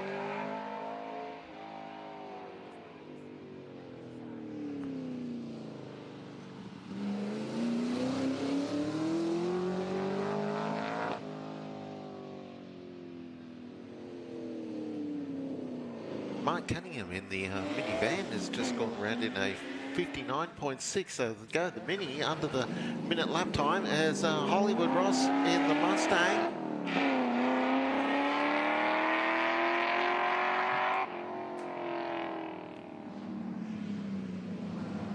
Just taking it a little bit cautious through turn 1 just then. The car was quite lined up properly for the corner. Oh, you hear that glorious Mustang roar coming around as with a pair of them out on the track together. Malcolm Troll's Chrysler Valiant, R-Series Valiant underway, heading towards turn 2. Greg Bull is next up on the start line in the Mark 1 Ford Escort. Oh, hello, one of our Valiants has just cried foul. Malcolm Troll in the 111, the powder blue coloured car, has not made it to turn 2. So yellow's out. Not going to a safety car. Not that kind of meeting. But certainly a full course yellow right at the second, as we'll unfortunately have to retrieve the Slant 6 powered Chrysler Valiant. It's great to see so many Valiants in the field this year. 2 Plymouths, 2 Chryslers. All that R-Series body style.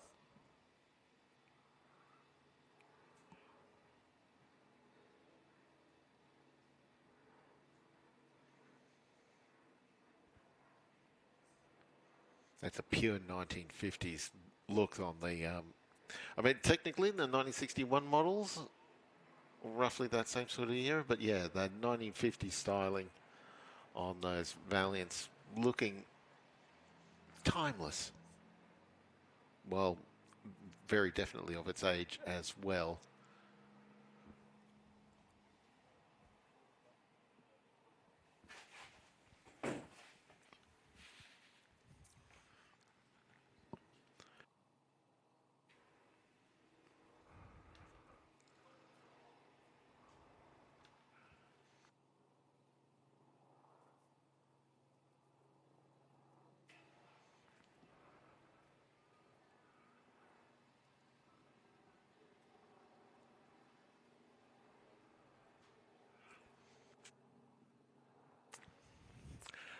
Accent Benchtops is Queensland and Northern New South Wales' leading manufacturer of custom stone surface solutions. Our team of fully accredited stonemasons work with premium materials to deliver precision cut, built to last surfaces that elevate kitchens, bathrooms and workspaces. From residential built benchtops installs to large-scale commercial fit-outs. We handle every job with the same technical accuracy, consistent quality control, and reliable turnaround times. Accent Benchtops is the trusted choice for builders, tradesmen, and homeowners alike. Accent Benchtops, mastercrafted, built to last.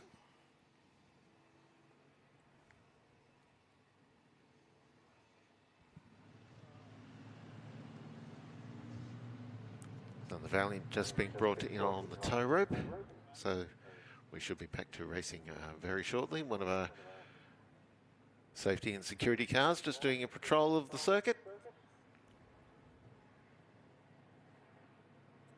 And we can hear the Robinson helicopter doing our helicopter rides over the historic Leyburn Sprints this year. What a great fun way to get a different view of the historic Leyburn Sprints. Helicopter is parked over the back of the course if you are interested in taking an elevated view of motorsport.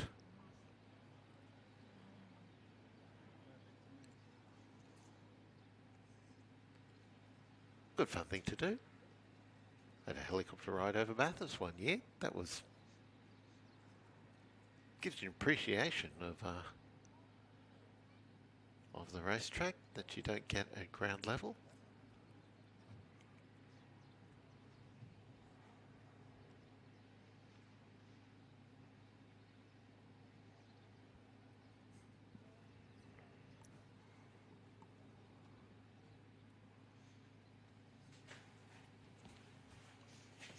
Gotzinger's small goods, steeped in over 100 years of European and small goods heritage.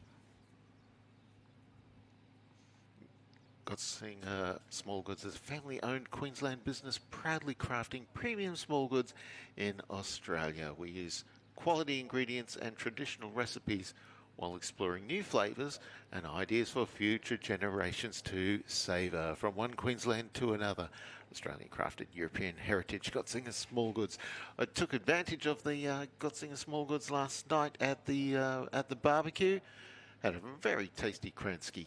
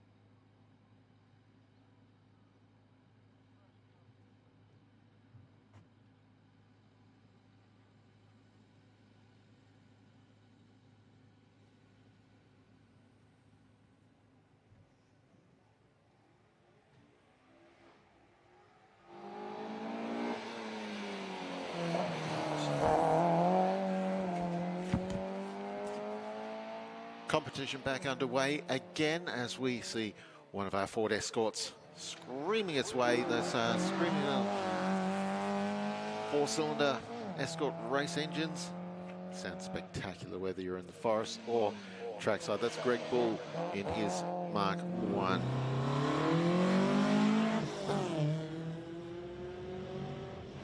Cortina GT on its way around in pursuit. Another small Ford. This is Ricky Juice Snap. That's a very pretty colour scheme on that car.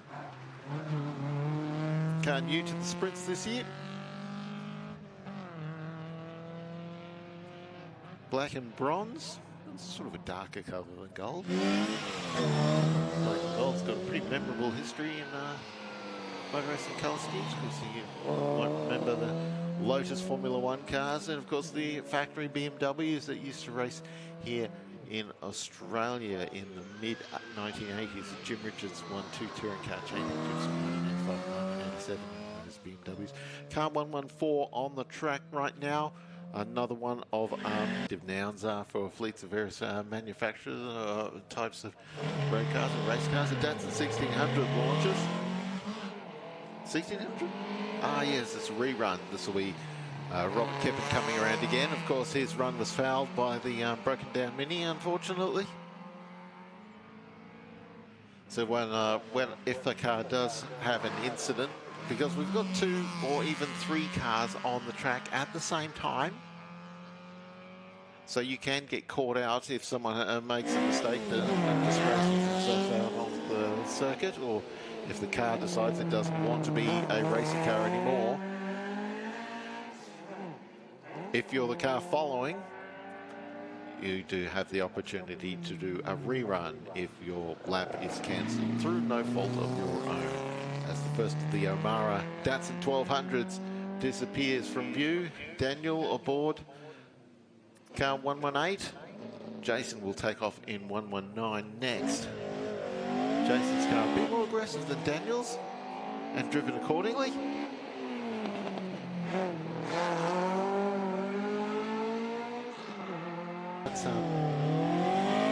Don't trust him. Part of a 2-car family team with Dad. There's Matt Leyburn Datsun 1200 Coupe. This will be a class to watch as we get down to times this afternoon and into tomorrow. We should get 3 runs today.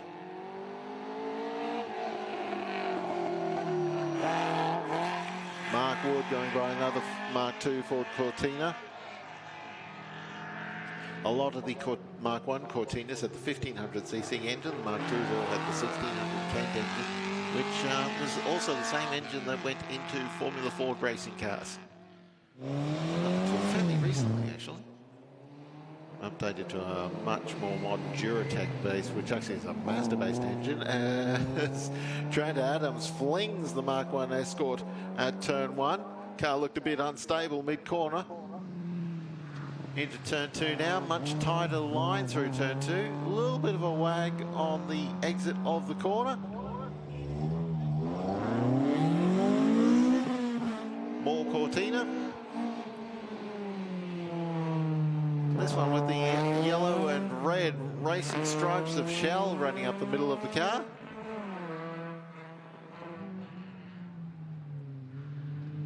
Almost, but not quite, the tribute livery for the old Shell racing team, Neptune racing team they were called originally. Norm Beachy was part of that race team. Such liveries as Peter Manton, who was a mini racer, Brian Foley in a Alfa Romeo and then a Porsche 911. Dick Johnson, briefly a member of that team back in his Holden Tirana days. As we see Jack Bridie in the Datsun 1200 Coupe. Smoky launch there from Wayne Mason in the Escort Mexico.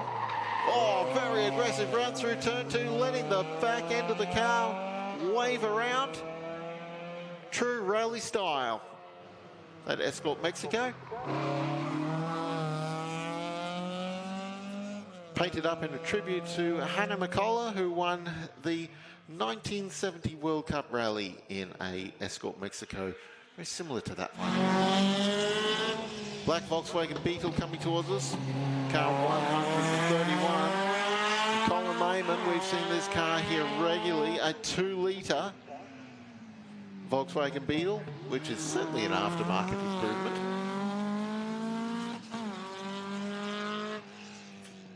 Now, regular car we see in competition here at the historic Leyburn Sprints. Brian Melbourne is due next, car 132, Mark I Ford Escort. Another 2-litre car. We're in the 2-litre touring car class right at the second.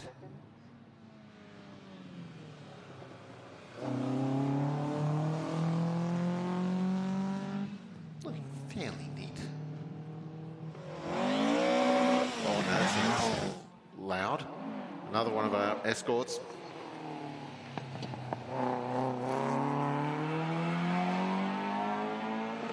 Brian Munn, 2-litre Mark I Escort.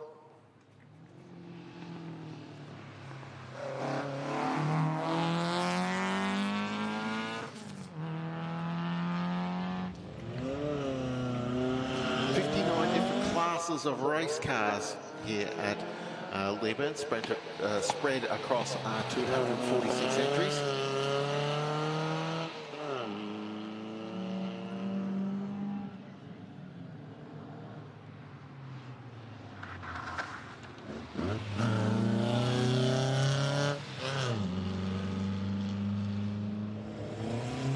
Volkswagen Beetle Neil Boss just underway, is being chased out onto the track by Sean Rooney in the Fiat 124. Amazing longevity for a car not well known in Australia, a brand not well, certainly not recently well known. The Fiat sort of disappeared off of Australian sales for a while. Still very popular in Europe, of course. They're the everyday car of Italy. Triumph coming through now. This is Toby Barker in the 2500 PI Triumph. Into touring cars up to pre-1972 touring cars up to 3.5 litres. Next off the line here will be Al Bishop in the Ford Capri. This is a memorable Ford Capri, this car. This was the last car built by Barry Seaton. This was his retirement project. Wanted to go Group C racing, not Group C, sorry, Group N racing in his retirement, because you never quite give up the sport when you're Barry Seaton. A legend in Ford racing products. Although he wasn't alien to driving other things. He raced the Holden Tiranas at V8s at Bathurst a couple of times in the late 70s. The Amco Jeans sponsor cars, this sponsorship that carried over into his Ford Capris. And here's Al Bishop in Bo Seaton's last car. Al Bishop, a regular in Trans Am racing, and has been part of the organisers amongst the Leyburn Sprints for a number of years now. Enthusiastic, whether it's either in one of his open wheelers or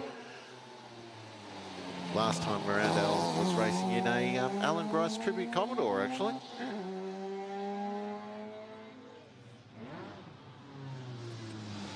As the RX2 coming through now.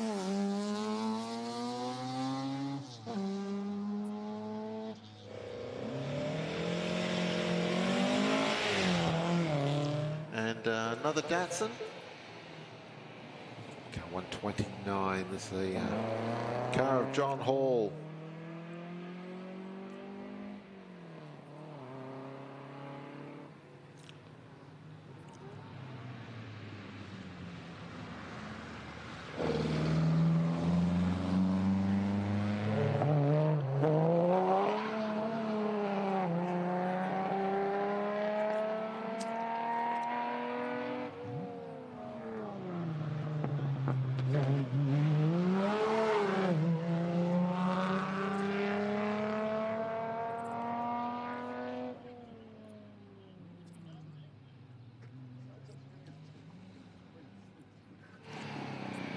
And Mark Jones is just going to head out and sample the wares of the food vendors here at Turn 1. So David Patterson back in commentary position now. I can recommend the cheese Kransky. And I love the fact that they put an ice cream van right next to the German sausage stand, so I didn't have to walk far. You graceless tease. My goodness, I've got... Oh, I didn't need to know that. Andrew Bear heading out now in the Shelby GT350. Him and Jim Hodgson, I wonder if they've accidentally got into each other's cars if they're parked near each other, because they're almost identical. But both beautifully presented cars and very desirable machinery as well.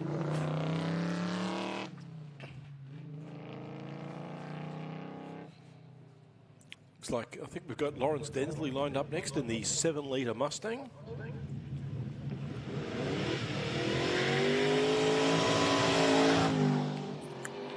We need a Summernats trophy here at historic Leyburn Sprints for the best departure from the start line. It may not be fast, but it looks cool.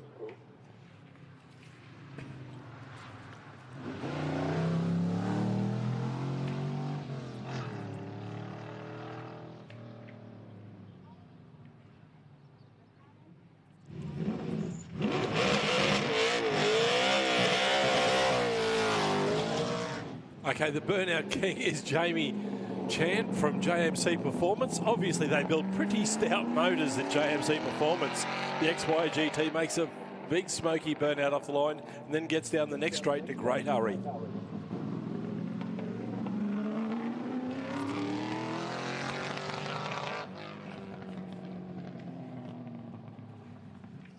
I wonder what that's going to do for his lap times.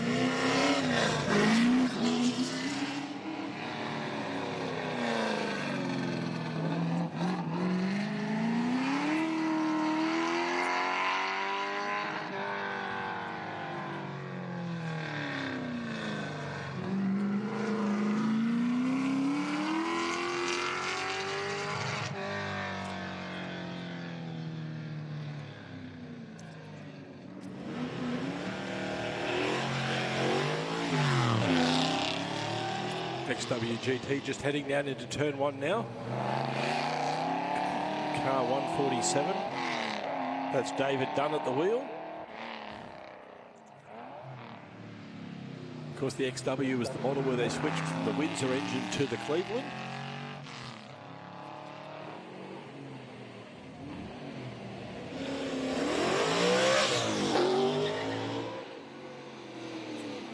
Gordon Moore is next in another XWGT, another beautifully presented car. It's great to see so many guys have made the effort to turn out a car that looks as good as it goes.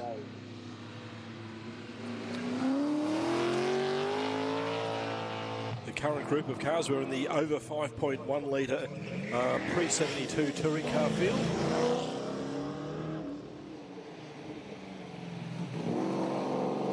Phil Walters goes through in the Capri Piranha running 5.6 litre power. And that's the last runner in that class. So we'll check the times for you and try and pick out who's the winner of that group.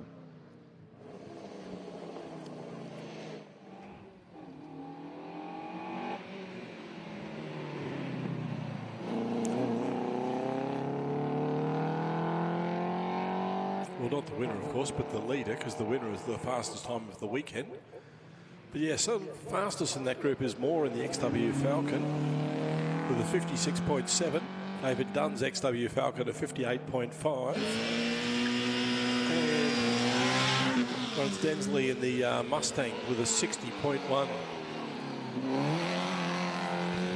Moving into the next group now, we've got the pre-1980 touring cars in the 0 to 1600cc class. First we saw David Garland, or Nash Garland, in the Mitsubishi Lancer. Liam Giammichelle in the Mini Clubman.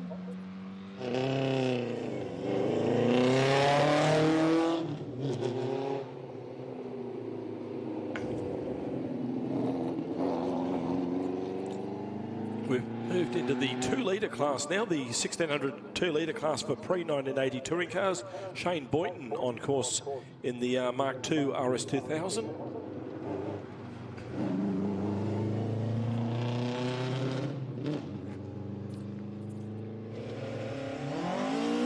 This is a popular class. We've got two.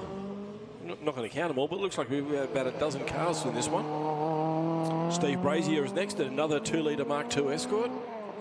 Very popular competition car.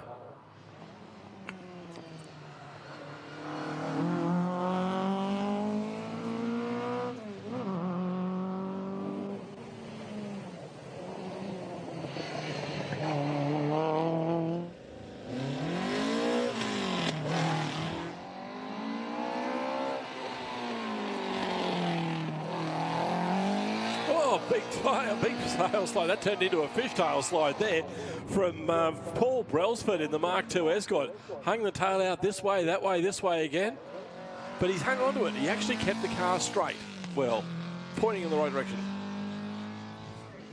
Well, he kept the front in front of the back, which is important. You're not going to win this event in reverse. John Ford is next in the Fiat 124 Coupe. Or should I say coupe?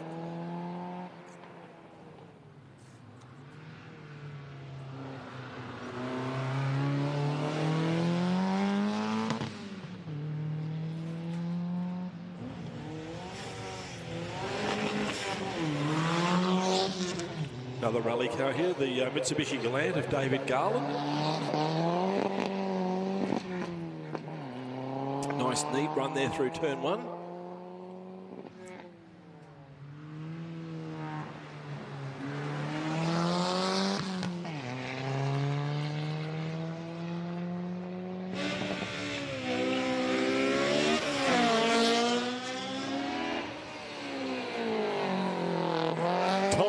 Having a red hot go there in the Mark II RS2000. He heads away from our position at turn 1, charging down towards turn 2 now. And this is around the house event. Obviously we're running through the streets of the town, but interestingly turn 2 and turn 6 are both the same intersection. But there's a concrete barrier to separate the cars. 163 now is Anthony Lawler in that beautifully presented Mark II Escort. Poison Ivy is its name. It's a gorgeous green colour and very nicely turned out.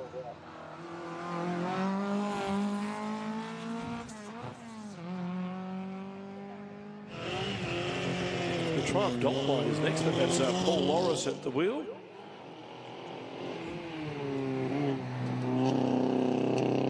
The Triumph Dolomite is probably the only sporting small car that left the factory with wooden door trims and a vinyl roof.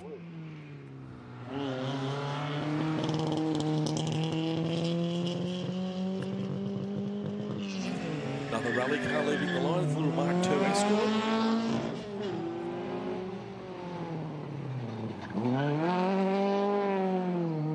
That's Peter Leicht at the wheel. One of our interstate competitors. We've actually got quite a lot of people who've come from New South Wales to enjoy this event. So that's a wonderful effort. Thank you very much for those of you who travelled a long way to support our event. Another Mark II Escort. That's Paul Ritchie.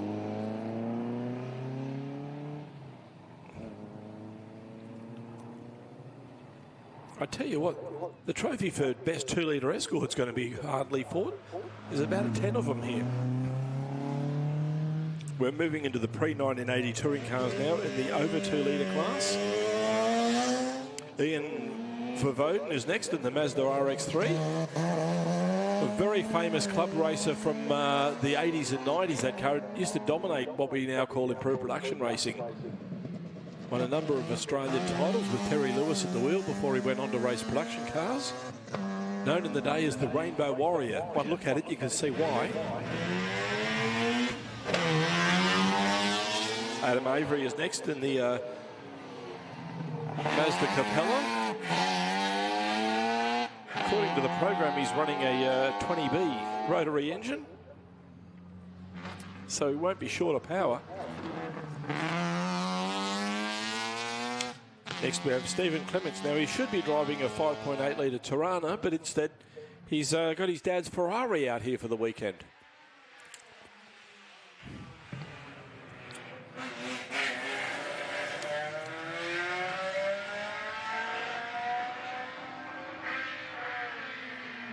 Of course, the Ferrari 308 GTB, made famous by the Magnum PI TV series, and the poster car for a generation. Warren Gersakowski next in the 5-litre VB Commodore. That is one very stout 5-litre. And it sounds like an auto box as well.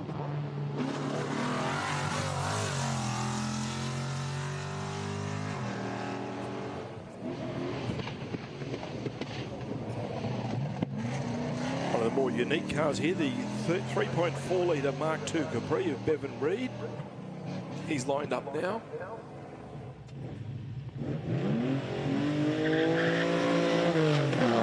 He's warmed up the back tyres, getting it off the line.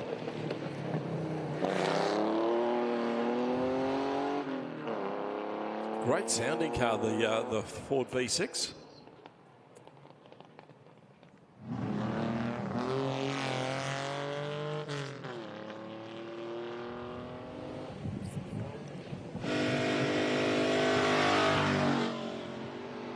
Okay, we've got a challenger for our Burnout King title. That's Bryce Reid in the HJ Kingswood. 5-litre V8 engine, and he's just left the others in his smoke.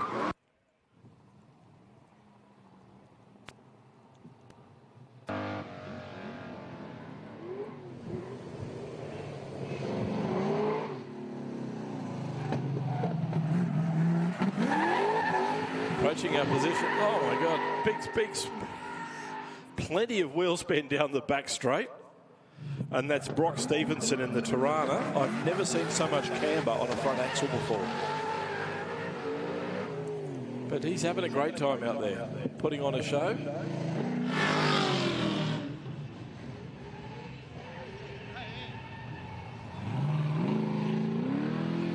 Gary Stevenson is next. These guys come up from Coffs Harbour in New South Wales on the Central Coast. 5.7 litre SLR Tirana. Beautifully presented with that one.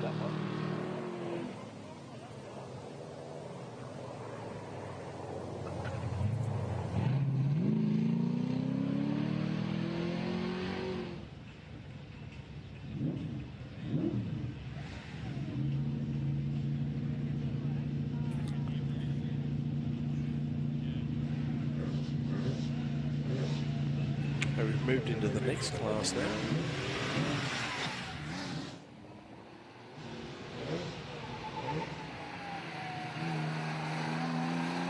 Stephen Voss running the Porsche 912, so that's a 2-litre 4-cylinder version of a Porsche 911.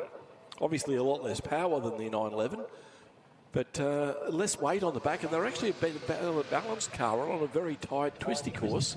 They give the 911s a really good run for their money.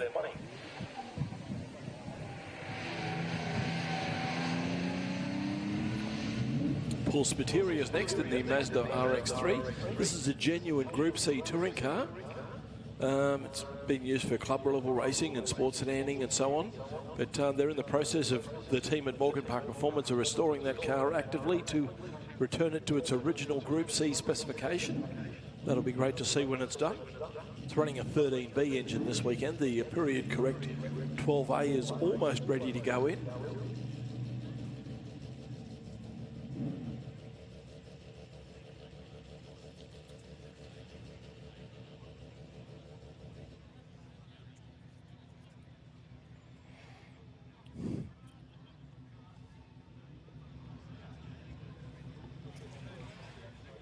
I'll try and pick up some times for you from the previous group.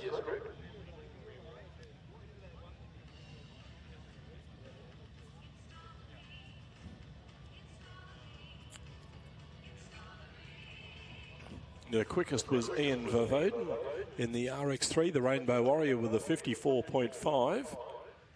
Next in that group was Warren Gersikowski in the Commodore with a 56.6. And then Reed in the Capri with a 56.8.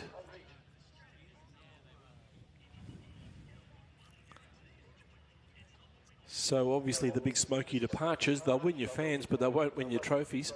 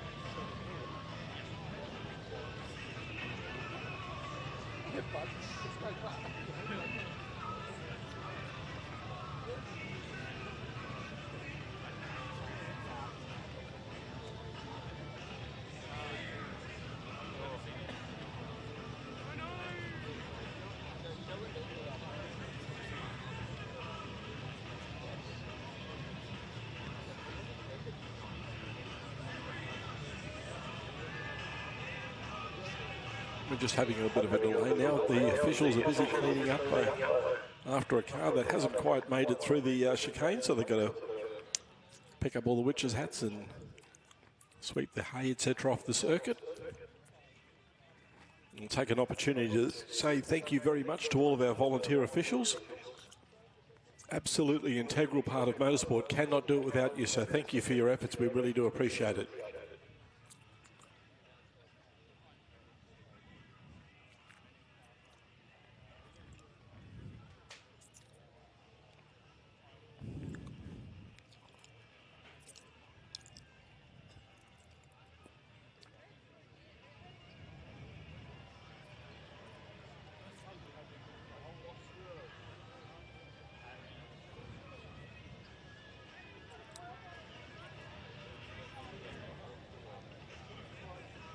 Unfortunately, we haven't got a camera on that part of the circuit, so I can't tell you how long this is going to take.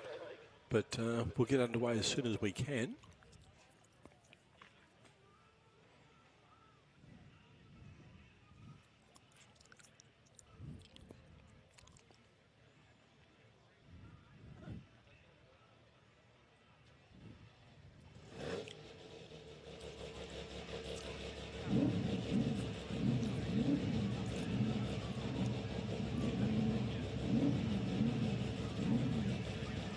Paul Spiteri has fired up the RX3, so it looks like we're going to get going shortly. The cars are behind him have been given the universal signal to fire it up. So we should be back on with competition again shortly.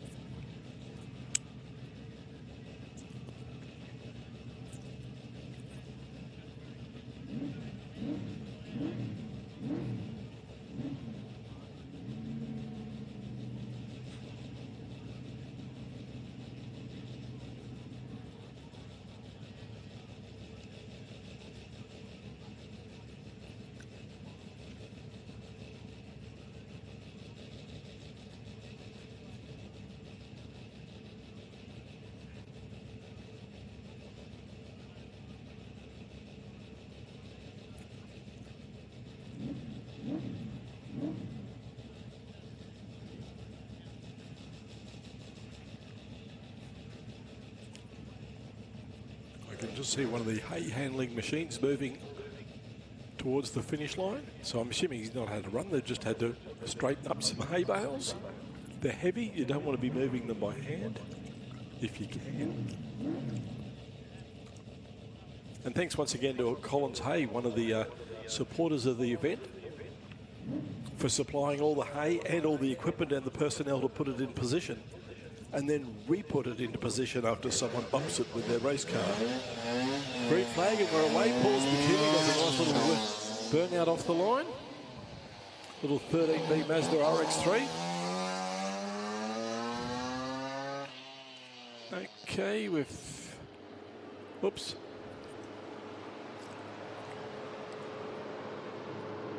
Okay, we're going to have to abort that run. One of the tractors was still on course.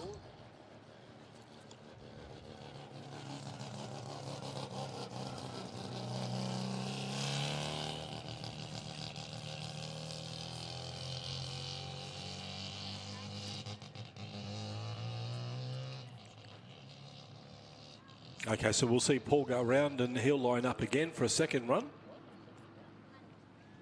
Meantime, on the waiting on the start line.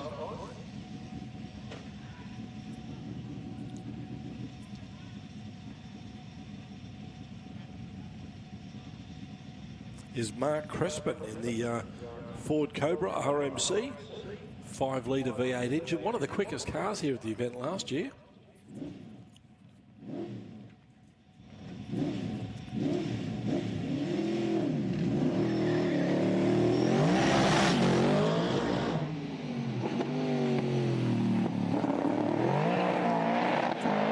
It's a very tight line through turn one, kicks up the dust at the apex.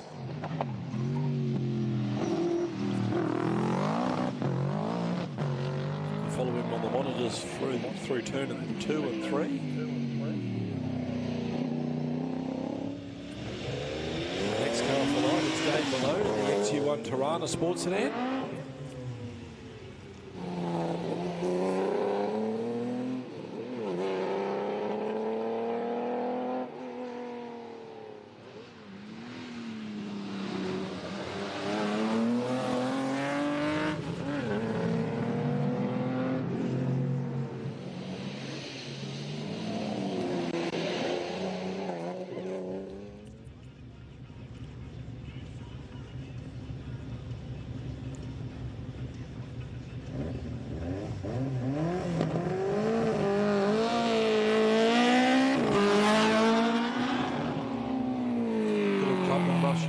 Now car 177, that's Paul Finch in the PRB 2-litre engine.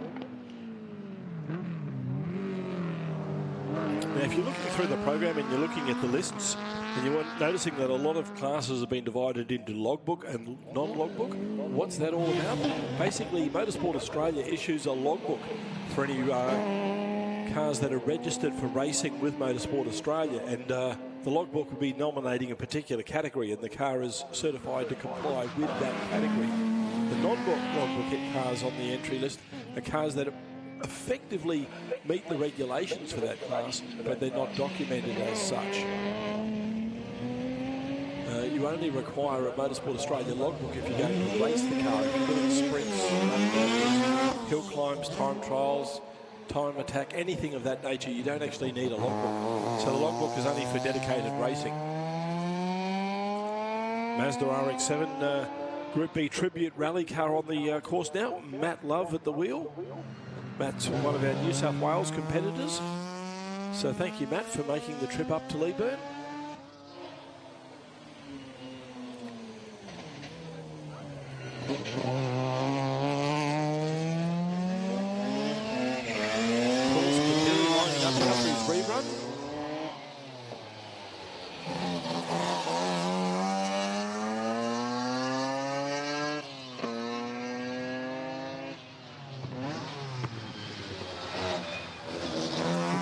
So far through the first two corners.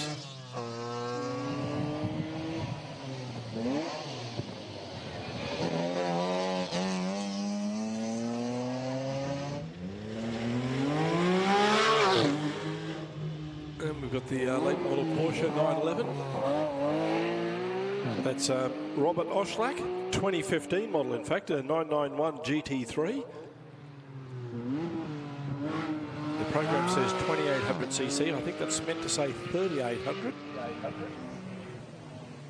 Now we've got one of the 246s. I think that's, is that John Siddons? Yes, indeed it is.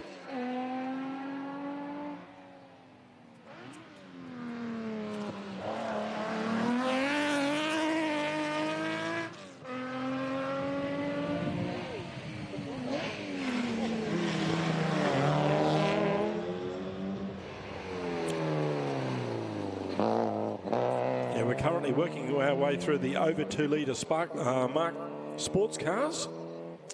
Fastest of the group so far is so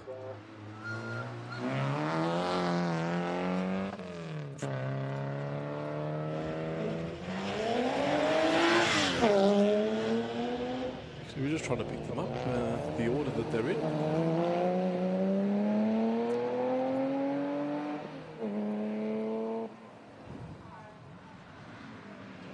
Paul Finch so far fastest of the Mark sports cars with a 55.8. Second fastest is John Siddons.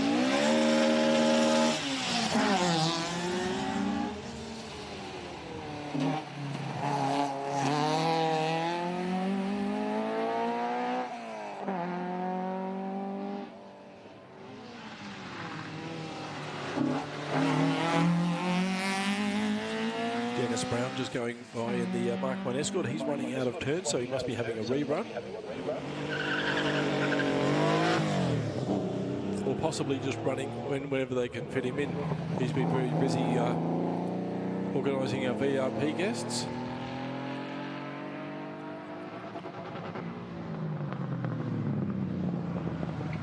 Jack Kissinger just went by in the Porsche 911, beautifully presented car, and sounding very strong too on the run down towards turn 2.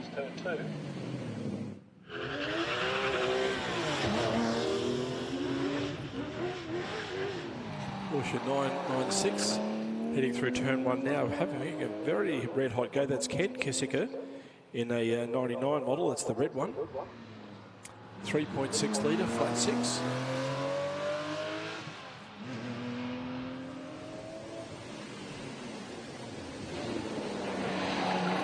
Craig Matthews next in the Ultima. 6.2 litre V8.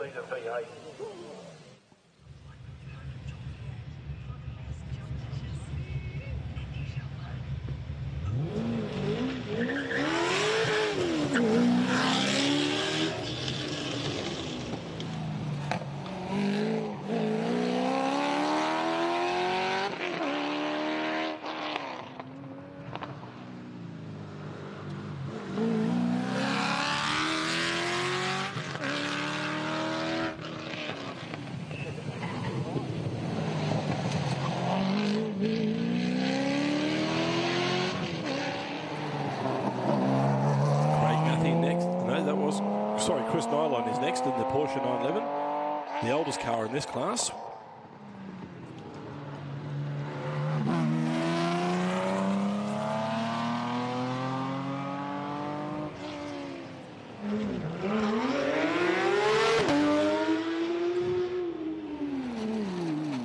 Yeah, I didn't think he was going to make that.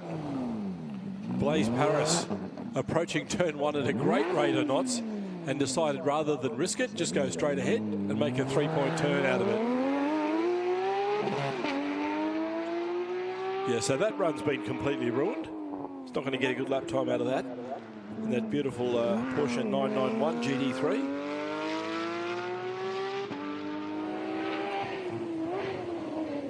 Yeah, I think we've got the Shelby Daytona replica lined up next. 5 litre V8 power for Darren Rowe.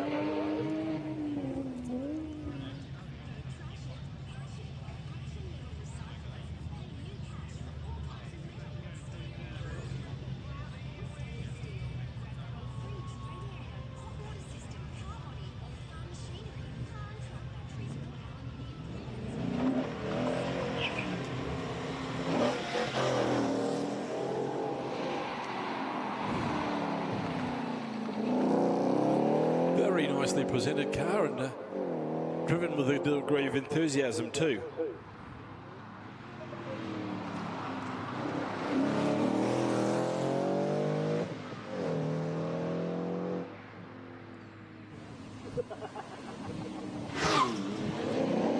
Another Porsche 911 coming through. David Skaysbrook at the wheel.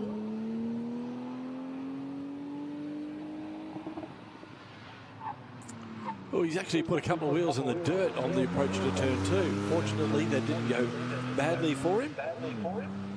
So he's made it through turn 2 down into turn 3. And the next car is the only competitor in the super sports class, and that's Jason McGarry in the Caterham.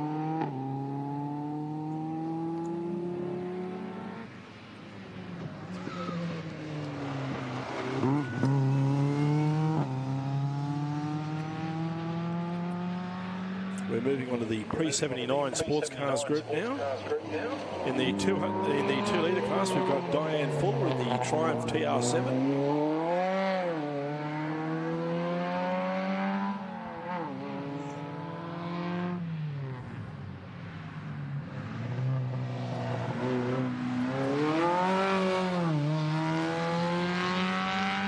Earl Murray is next in the Fiat 124 Spider.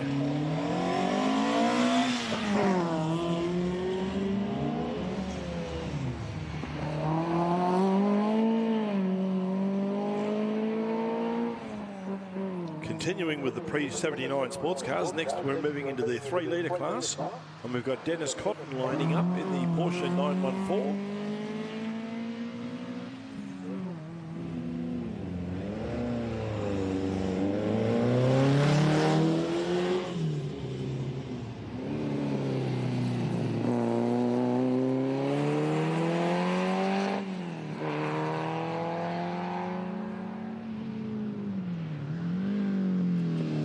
Gina Siddons in the Datsun 240Z is next.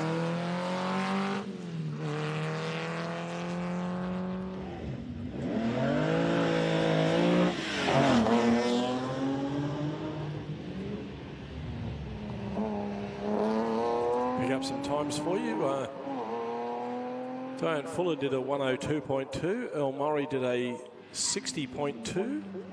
Dennis Cotton a 64.5. And Gina Siddons a 58.5. So fastest in her class. She the last two classes.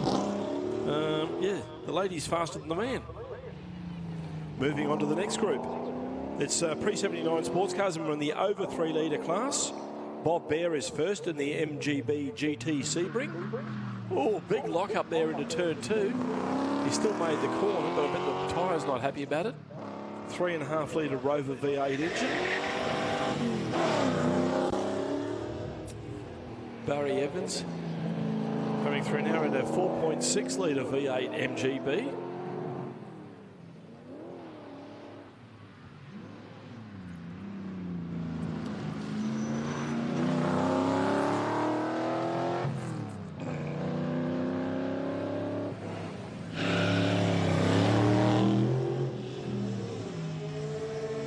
Dave Roberts in the 6 litre MGB. The engines just keep getting bigger as we go through this group.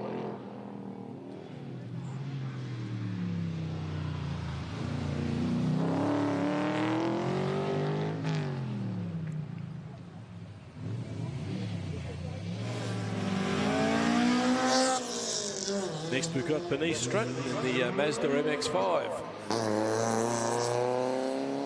She's competing in the modern sports car class under 2 litres, and she's got the class to herself, so no other runners in that group, so she's bound to win it.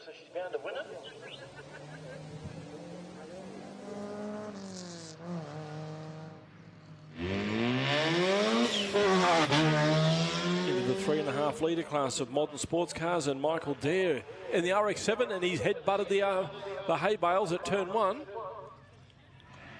He's grabbed reverse gear. It's pushed the guard on back onto the tyre.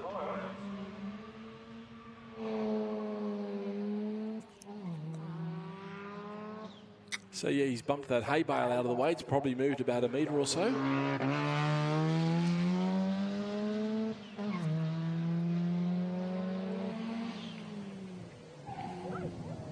Next car will be Doug Swan in the MR2.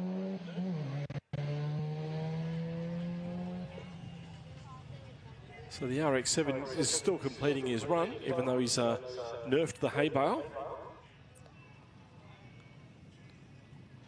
We'll try and get the results for you in the 3 litre class, over 3 litre class of pre-79 sports cars.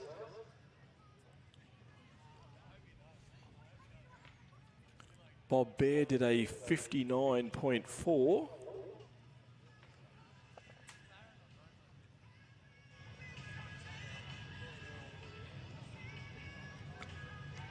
Barry Evans 56.8, and Dave Roberts 56.1. And the Hay Collins crew are busy pushing that hay bale back into position.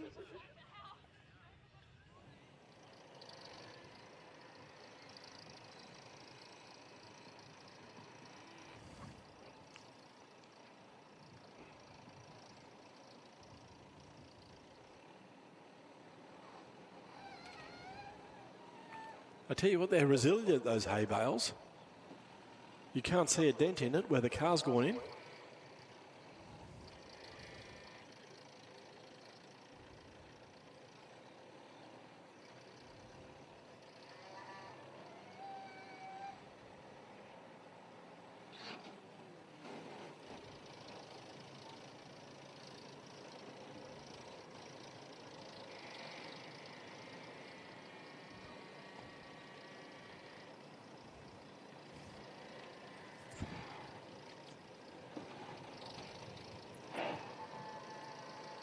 Recovery team on the scene to quickly inspect the damage, make sure it's all well.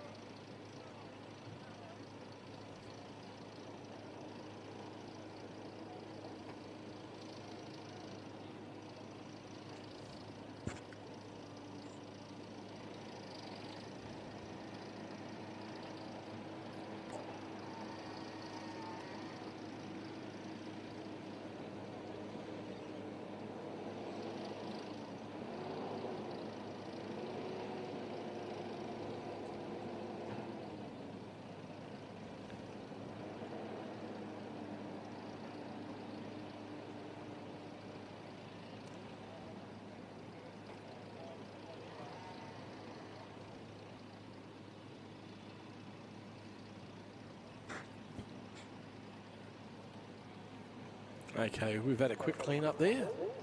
The hard-working officials done a great job. They've pushed all the hay bales into position and quick fire up the blower vac too to get all the debris off the circuit so the next person who comes by doesn't slide into it.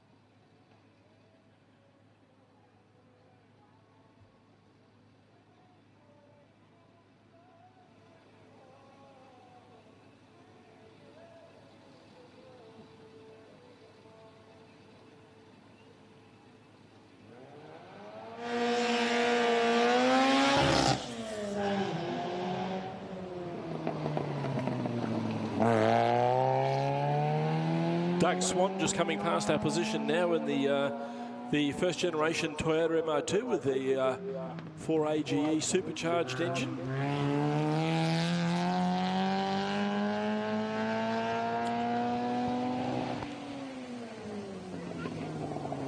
He's competing against Michael there, and I think he's going to beat Michael on this one because, of course, Michael took the detour into the A-miles. But the way sprints work, it's not about the fastest total time, it's the fastest run. You've only got to do one really good run to win the event. We're moving into the next class now, which is modern sports cars over 3.5 litre. David Fuller in the C4 Corvette with 350 small block V8 power. And his only challenger is Roger Garcia in the McLaren 540, who's just leaving the line now. And Mark Jones is back from his lunch break. How are you, Mark? I am... I'm replenished. As we see Roger Garcia in the McLaren underway. Don't forget, kiddies out there, Roger Garcia, when he gets back to his pit bay, not right now, he's a little busy right now. When he gets back to his pit bay, look up the McLaren. They've got a whole bunch of giveaways at his... and kids are invited to get their photo taken in the McLaren as well. Oh, yes, indeed. I also forgot to mention that earlier today as well. I mean, it's not every day that you see a McLaren. They're quite the exotic spend, the McLaren road cars. Now we've moved on to the next group. This is called special interest cars, up to 2 litres. The McLaren just pinched the entry into the final turn a little bit, kicking up the dust. Yeah, so special interest cars, I guess, basically it just looks like cars that are too modern to fit into any of the historic classes. We've got Joseph Clift, first run through in the Honda Civic, and we actually got all of our juniors are in this class. Yeah, quite a few of them, Hyundai Excels, they're slightly too modern to fit into any other class, so they get dropped into special interest. I've got a personal interest in this class because if I ever brought one of my cars here, this is actually the class that they'd be in. So this is an idea of what I'd be up against.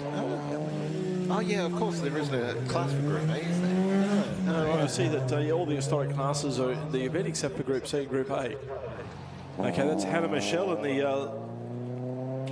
Subaru Impreza 2 litre. Scooby-Doo. Don't throw things at me for saying that. It's a common enough nickname.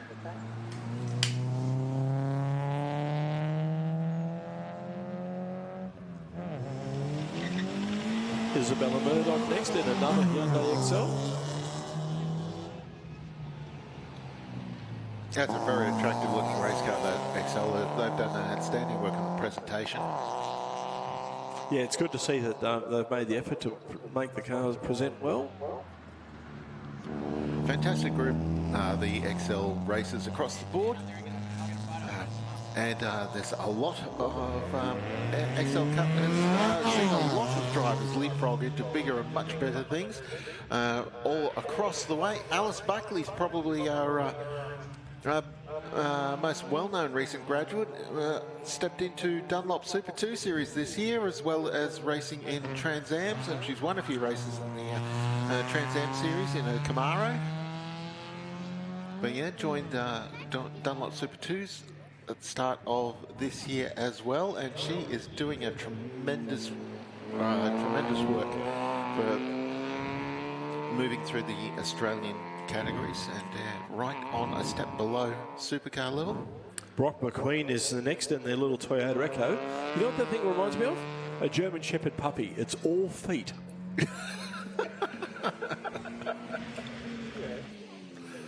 Dances around. Sideways as much as forwards. Speaking of small, I suppose the Suzuki Swift's a little bit bigger than that. Yep. Although, yes, Lawrence Murphy at the wheel, I think that model had the 1600. Yes. Because, of course, earlier model Suzuki's had the 1300cc, but they were a smaller car. Yeah. Actually, we've got some all-class results for you. In modern sports cars over 3.5 litre, David Fuller in the Corvette did a 59. And Roger Garcia in the McLaren did a 52. Ooh. That's brushing up against the top 10, or at least on this morning's times. The base of the top 10 might have moved on a bit. The 10th fastest car overall, that's probably the best way to put it, Matt Reed. Oh, go there. Crazy man in the shopping trolley has done a 51.0. Turbocharged Yamaha R1 motor in that thing. That's an amazing thing to look at. You squint at it and you think, is it a shopping trolley? No, it's not. It's I love the smiley face. It sums up Matt's personality, doesn't it? Pepper Wick just went past, and I'm going to give Pepper the trophy for best presented Hyundai XL. If we had a trophy, she'd win it. Is that the mobile hair care? I believe so, yes. Are you going to go and see them later today, Mark? For those of you who saw me on the a Full Course Yellow podcast last night, yeah, I did have a hair issue. You should have come with us to Shane Webke's shearing shed. That'd trim you up nicely. I like my ears where they are. Okay, next we've got the BMW 325. This car being shared by John Connolly and Phil Alexander. John Connolly is at the wheel for this run. John Connolly, you're probably best known as the journalist for the Weekend Australian, writes a regular column about motoring and other issues.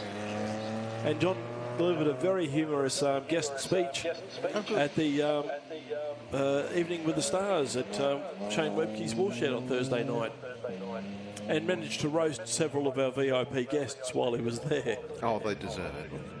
Especially that Bartlett bloke. He's a cheeky bugger, that guy. He is.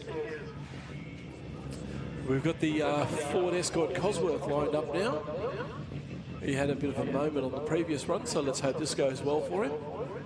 Bit of a Carlos Sainz Senior, we've got to say now. Tribute colour scheme on that Escort RS. Yeah, very cool car, these things. 2-litre turbocharged all-wheel drive, purpose-built to win the Group A World Rally Championship. They basically took all of the mechanicals out of a Ford Sierra RS 500, gave it four-wheel drive and tucked it into a smaller car. Yep, that's the way to win rallies. Same but smaller. Nissan tried that, going scaling down a Skyline GTR to a Pulsar GTIR. Didn't work quite as well. Subaru did that, going from the Liberty or Legacy, if you're from overseas, down to the Impreza. The Land VR4 became the Lancer Evolution. And we are underway with Whoa, wow. That is about as fast as you can go through turn one. There was just enough road for him on the exit. There was an echo off of something there that made it sound like an Air Force jet tipping into turn one. Very quick run through turn two. This should be a good lap, actually. We need to keep an eye on the monitors for this one, Mark. Oh, he's run wide on the exit of, that's turn 4, isn't it? Would a rally car, four-wheel drive rally car notice? No. Here's Sophia Devitt. Team Schnitzel BMW 3 Series. Schnitzel. Tough. Every time I see that car, it's reinforcing my decision for dinner tonight at the Royal. Yeah, kudos to the very hard-working this weekend staff at the Royal Hotel. They've been flat out serving up some really delicious meals and plenty of refreshing drinks.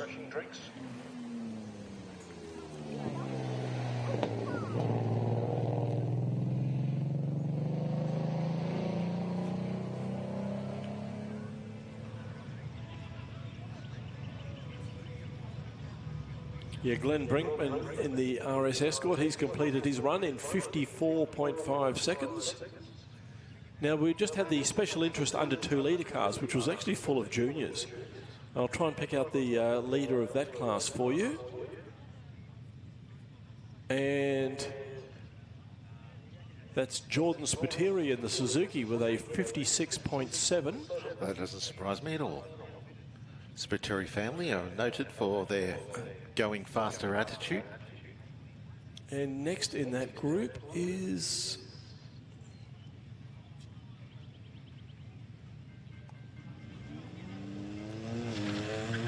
just trying to identify the numbers in. Next one of our XLs is on the way.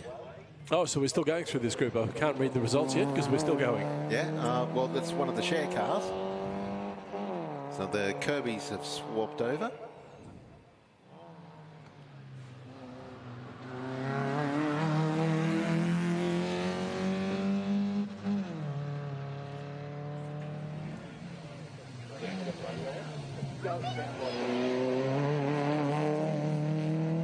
And here's the other one of our junior swap cars, and Owen Michelle having taken over from his sister Hannah.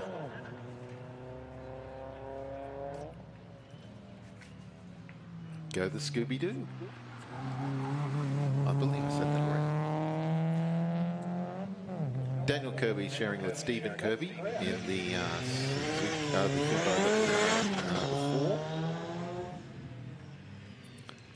Yeah, so after Jordan Spiteri, second in this group is Stephen Kirby. And third in the special interest under 2 litre class.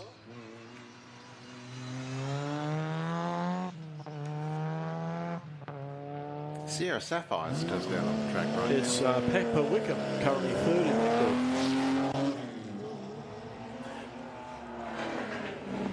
Oh, Pepper's the pink and black XL, isn't? No, she's the orange one. Oh, the orange one.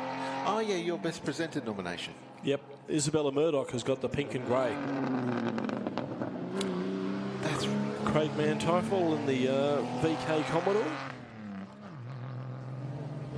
Craig suggested that once you get past a certain time of evening, that becomes man too full.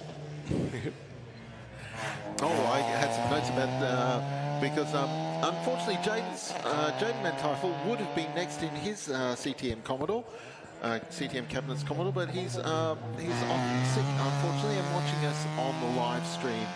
Replacing him in the entry, Ethan Whitney driving one of his work colleagues, driving that Mitsubishi Lancer. So go, Ethan. We've got the little Peugeot 405 MI16s on course now. That's Richard Market at the wheel. I see that, and I just can't dissociate from Patrick Watts racing Peugeots in the British Touring Car Championship. And of course, those two of those works cars ended up here in Australia, and then they were superseded by the 406s, who also ran out here. Hello, the BMW 3 Series is Andrew McMaster, the beer doctor, has pulled over for a consult, not far from the pub. Andrew McMaster, he's an improved production racing driver from Victoria, if yes, serves. But he's come a long way to be here. Unfortunately, for the car to decide not to work anymore just after. I hope he hasn't broken something in the driveline. Yeah, well, I noticed that. Yeah, because he was a big smoky departure, and then he didn't get very far and pulled over. So, yeah, you're right. Driveline departure is a possibility there. Oh, flat toe's been called for. Not flat toe, the tilt tray's been called for.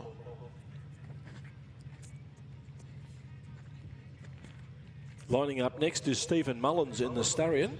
Let's hope Stephen's second run goes much better for him than his first, where he headbutted the hay bales. And he was actually the first person to, because you know someone's going to hit the hay bales this weekend, and he was the first.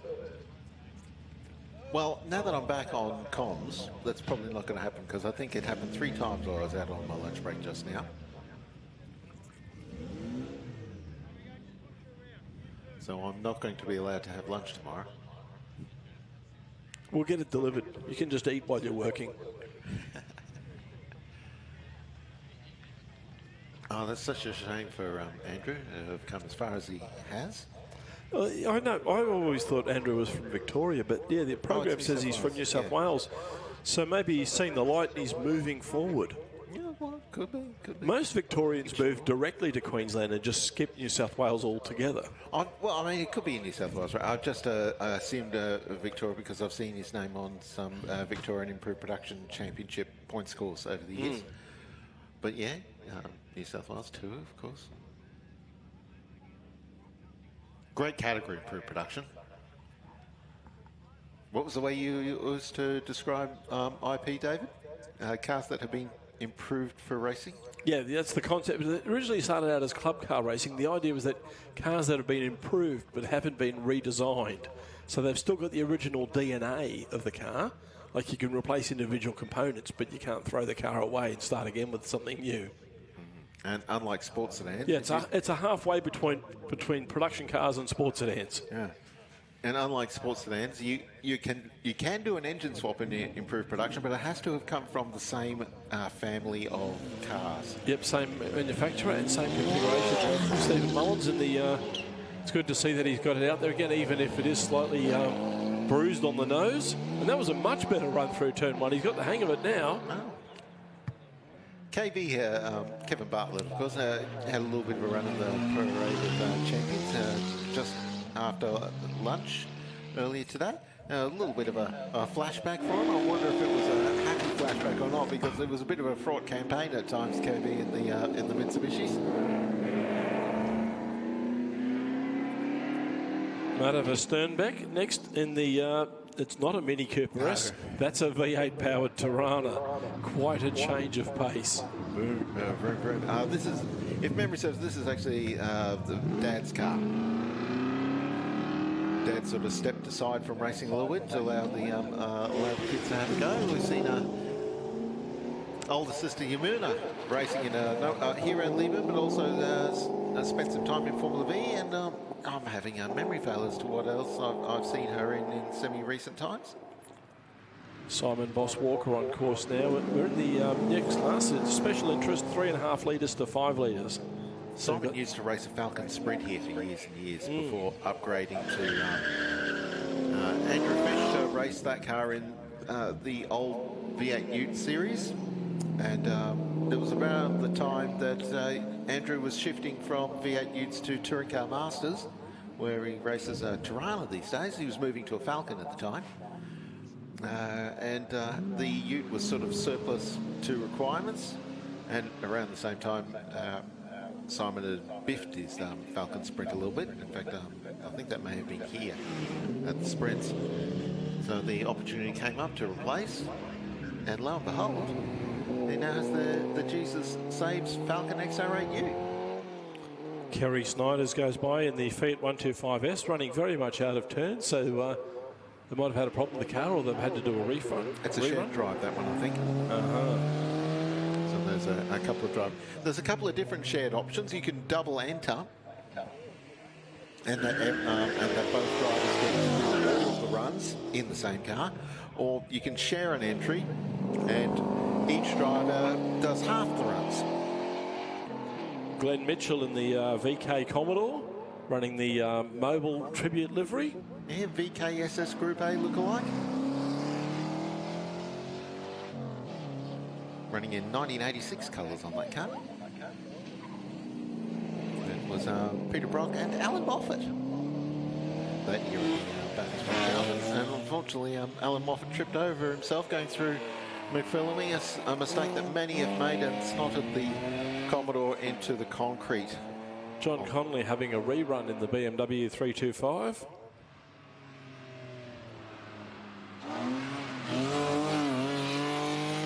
Actually, that's another shared car, so it could be the other driver. Well, it's got John Connolly's number on it at the moment because they've been told to cover up the number of the other driver.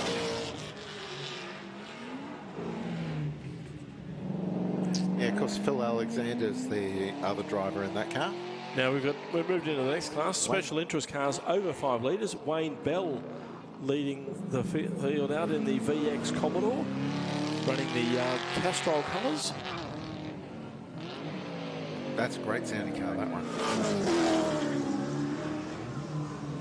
And Matt Gormley in the Spider-Man Kmart colours of the VY or VZ Commodore. I can't tell them apart. VY. There's sort of a raised bar running through the middle of the radiator grille on the VY that's not there on the VZ. Belatedly felt a bit silly miming that bar. No one can see, so. Jake Murdoch next in the AU Falcon, 4-litre turbo. Gather Barra. Very stout motor, those things. Hard to break. Although when you do, it gets a bit fraught. BMW M4, our latest model car in the field. It's even a later model than the McLaren 570. Yeah, Greg Ross at the wheel. 3-litre turbocharged engine. Oh, just about everything BMW makes these days is a 3-litre turbo. BMW M3, M2, M4, 340i, 240i. They're all 3-litre turbos.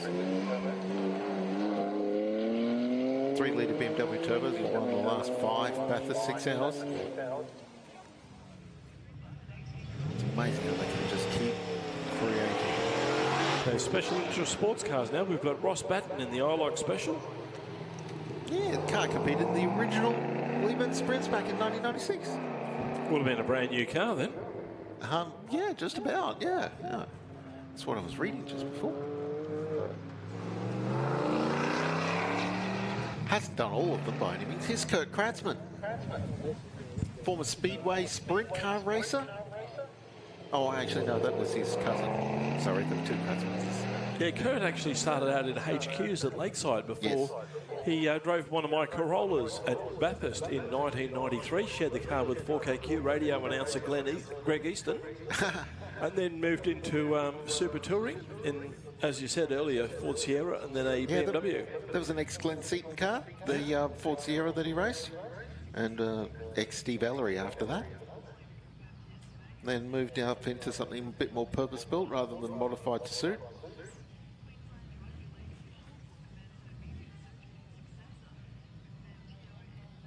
Great to see Kurt back in motorsport competition again.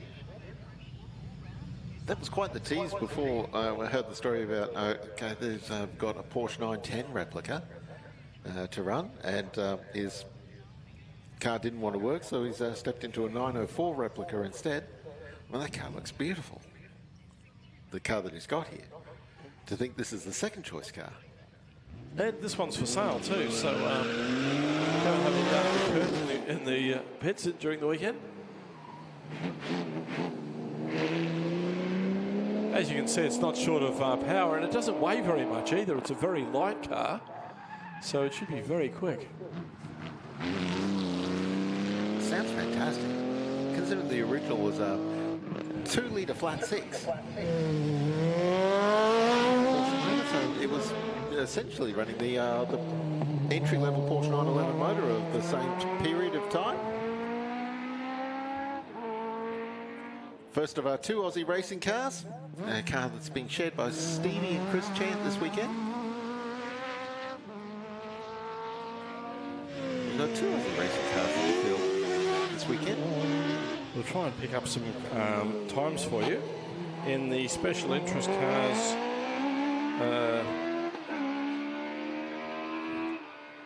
where is it? Oh, here we are, over 5 litres. Greg Ross is fastest in the BMW M4 with a 54.4.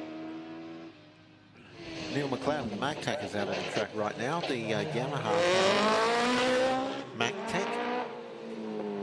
And it's, that car is 14 years old. The driver is a little bit older than that. He's 86. He's been racing since he was 16. Wow. I mean, 70 years of racing. That's fantastic. Regular dose of adrenaline is good for your health. It must be. Matt Gormley is second fastest in the over 5 litre class in the Spider-Man Commodore.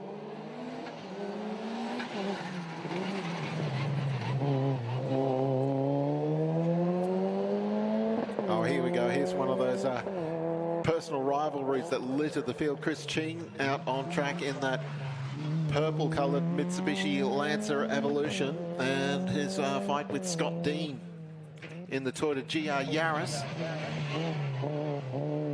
Scott's previous car to this was a Mercedes A45 AMG.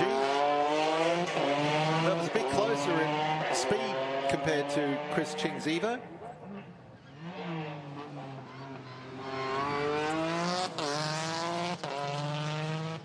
You listen to those two talk to each other. It's sledging worthy of the Australian cricket team. And this is the final run for the second round of runs this weekend. And the BA Falcon XR8. Shane Gallagher, turbocharged Falcon XR6, commonly known as Shags. Pretty much like every Shane I've ever known. Yep. So that's 2 rounds of running completed, and we're just at 2 o'clock this afternoon. So we've probably got about 3 hours of competition left. We'll see how far we can get through the third run. Oh, I reckon we can get through most of it in that amount of time. Well, it's taken us just under 6 hours to do 2 runs. 2 and a little bit, because of course the juniors had a run at the start of the show. So we've got 3 hours now. Let's see if we can knock over the third run before we all adjourn for the evening. Been a fantastic day's sprinting thus far, and thank you to everybody out there, and of course big thanks to all of our supporters.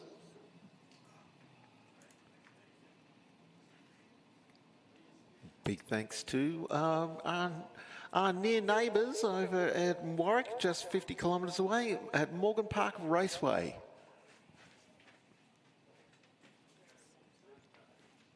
Always fantastic to view motor racing at Morgan Park. Plenty of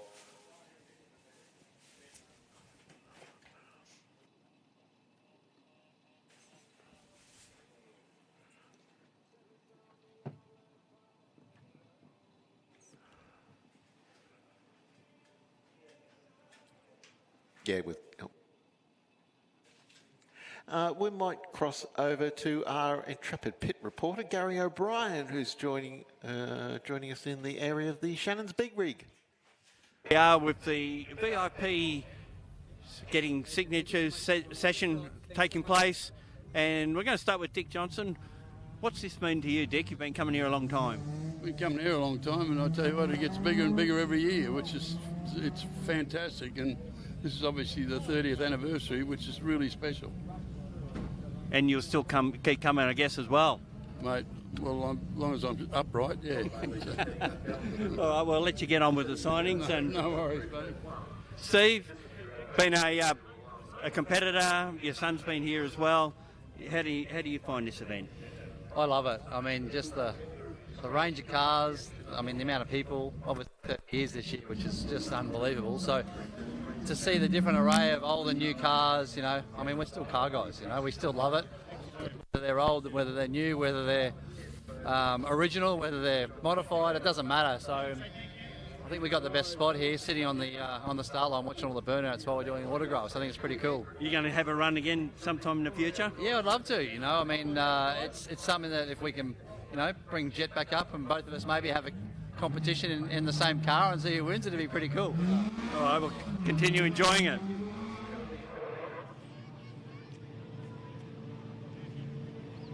Thanks again to Morgan Park Raceway, looking to hit the track for race or complex drift circuit.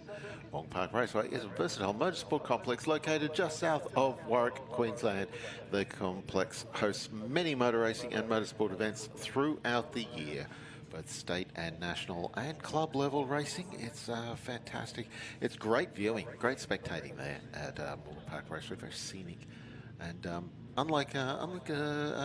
it's very up and down. It's a great driver's circuit.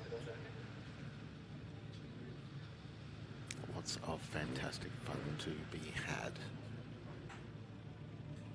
Now we're viewing our Centurions coming around the circuit right now.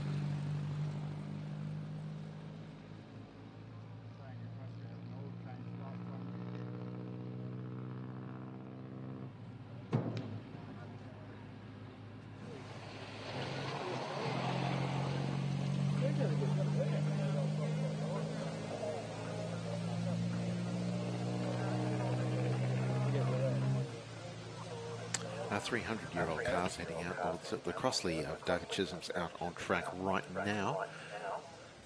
Car number 3 is ready to go. The second of our 2 Austin 7s in the field, the Brooklyn's Special. Supercharged Austin 7 rather than Justin McCarthy's Austin 7, which leads the field out.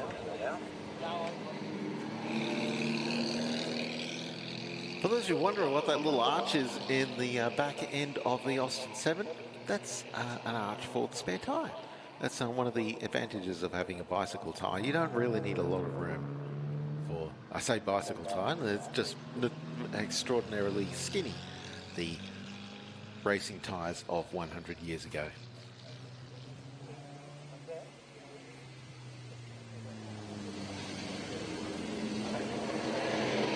Which actually helps quite a bit in ice racing, would you believe?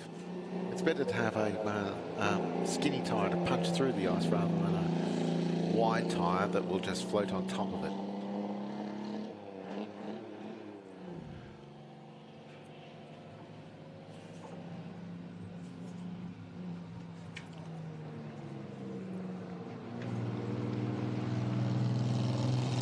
Barry Smith heading around on the circuit in the Ford V8 Special.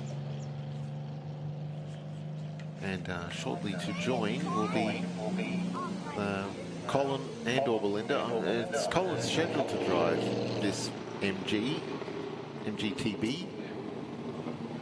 That car raced in the 1949 Australian Grand Prix here at Leyburn, one of 3 cars that are here this weekend. They competed in the Leyburn Australian Grand Prix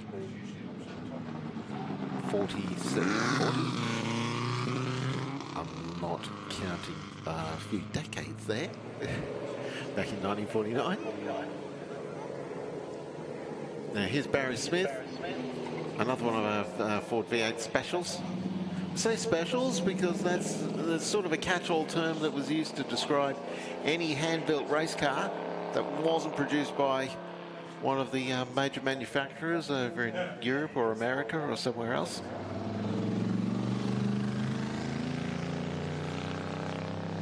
And Australians got very, very good at that, building race cars out of disparate parts from various places.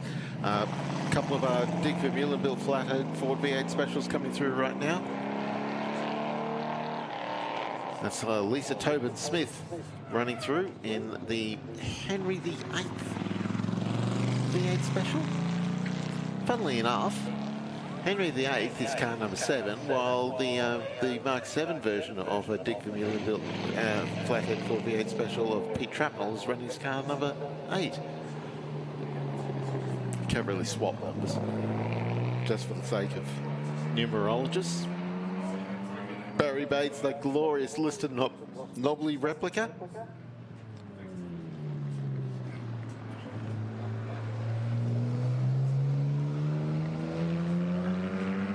Car was built in New Zealand. The car was well created in New Zealand. There's a remarkable aluminium fitter in New Zealand who will build you up a replica of almost anything. Aluminium panels. You've just got to donate the car to start your starting point car, and a Mark 10 Jaguar became the donation point for that list anomaly, so it's got the right Jaguar XK engine. Of course, a Lister sports car these days, it wouldn't be far short of $1 million to get hold of one of them. They're not exactly the kind of car that you can just go to the shops and pick up. Craig Carlson, MGTC Special, out on the circuit. This car was built in 1952. Well, converted to a racing car in 1952. Oh, here's Graham Coughlin's GMC Special. And once again, wags the tail here at turn one. The car's built to be sideways, I think. Is he going to do the same at turn two? Turn two is a little bit higher risk for that sort of thing. I say that, it's cold tyres and everything. Well, I suppose a kilometre-long racetrack isn't really enough to get anything more. Another of our replicas, the D-Type Jaguar replica of Brian Barry, I should say.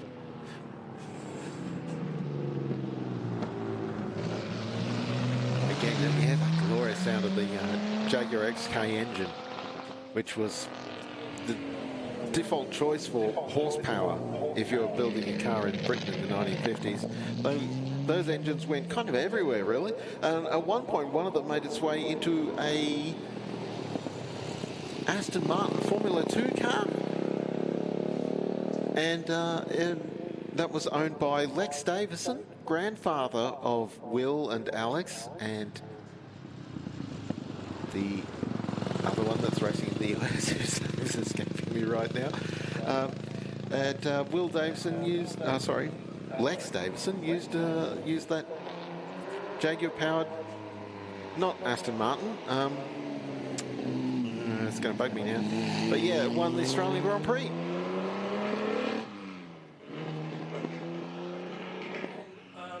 You're not on, Dave. Sorry. Mark, I'm just going to say thank you to Adrian Mainwell, our chief timekeeper for the weekend, who just called in and paid us a visit. He's updated our timing monitor, so it's now sorted the cars by class. So now we can give you a report on how each of the classes are going.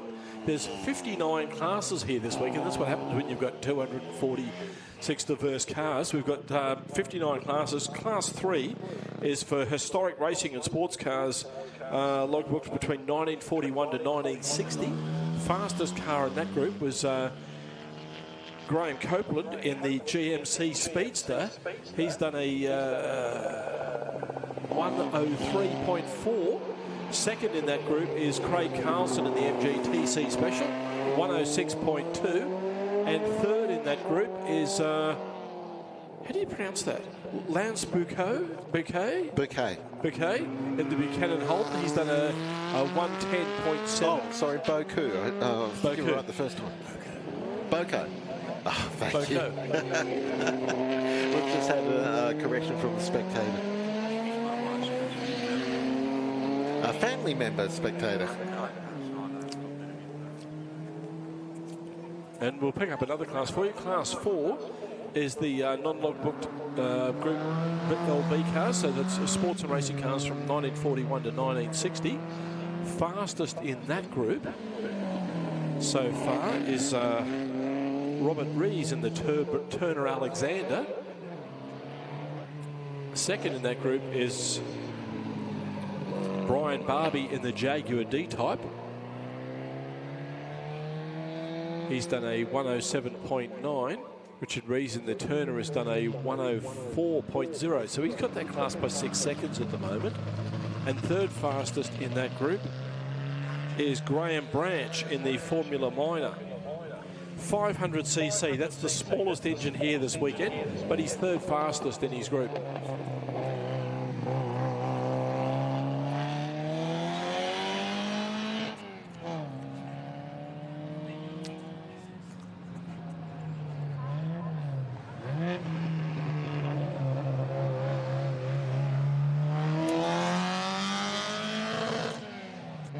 we can give you an update on the Logbook's Group M cars. Now, as I was explaining earlier, logbook and non-logbook. Basically, logbook means the cars have been inspected by Motorsport Australia and verified as a compliant competition car from that group. Non-logbook means basically cars that are built in the style and specification, but not necessarily with the accredited history and so on and the documentation. So Group 5 is sports and racing cars from 1961 to 1965. Fastest in that group is currently Ian Beatman in the Brabham BT2. Oh, beautiful. Love that car. Second in that group is Matthew Devitt in the Centaur Clubman.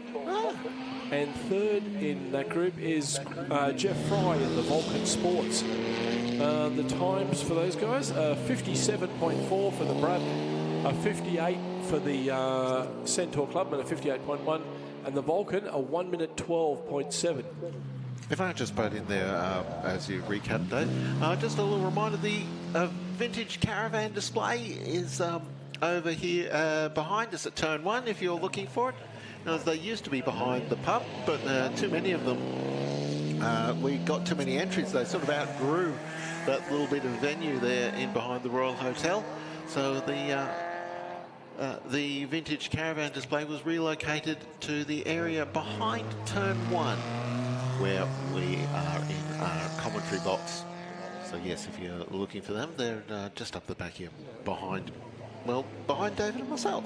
Yep, you can spot us because the commentary van has special unit painted on the side, which is rather appropriate because one of the commentators is special and the other one's a unit. And we're not going to tell you which is which. You'll have to figure it out. No, I don't think that takes up a lot of figuring. We've got some more results that we can give you. Class 7 is for logbook sports and racing cars from 1970 to 1978. The only one in that group is John Bailey in the Lotus Type 3 Clubman. So he's looking pretty good for a win there. And his best time is a 103.9.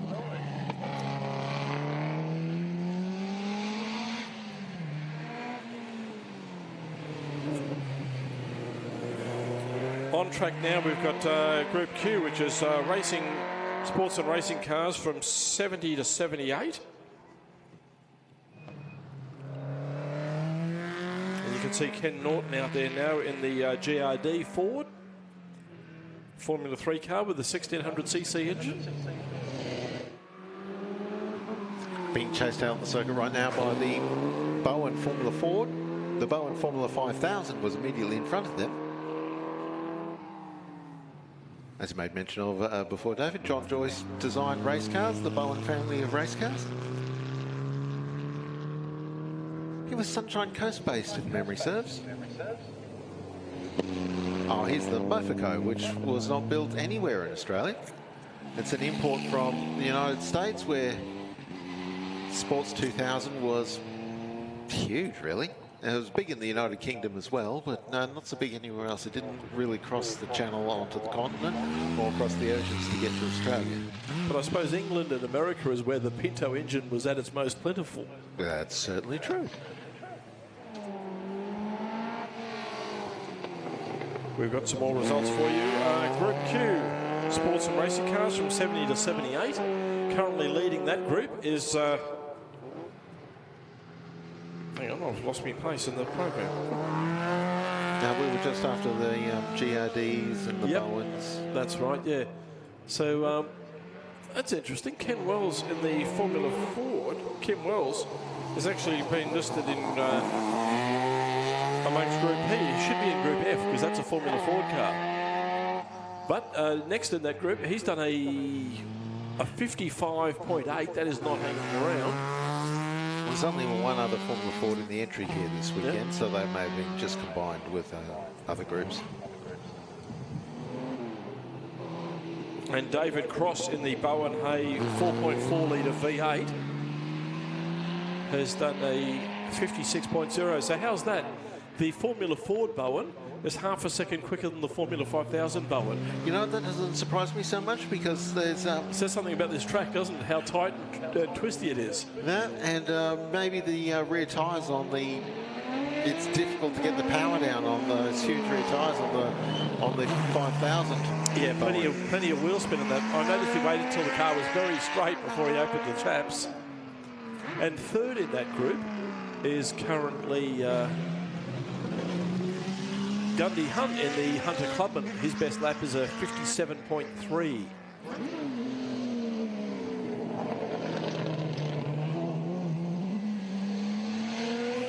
Group R is for racing and sports cars from 1978 to 1985. And Christopher Hassman is second in that group in the Mofo Sports 2000 with a 107.4. But leading that group is Daniel Hunt in the Angus Clubman, and he's done a 57.8. So he's got a 9.5 second lead. That's a good start to the weekend. A couple of Formula Vs running through the course right now. Funnily enough, Formula V in historic terms is referred to as Group F. Group V. I spoiled that joke by getting it completely wrong. Makes sense though, doesn't it? We've got two logbook historic sports sedans here, which is Keith Carling in the RX-7. His best run actually hasn't come out yet. He's running out of turn. Oh no, there he is. I missed that. No, yeah, he's only just been round. Yeah, 61.5 or a 101.5, however you like it.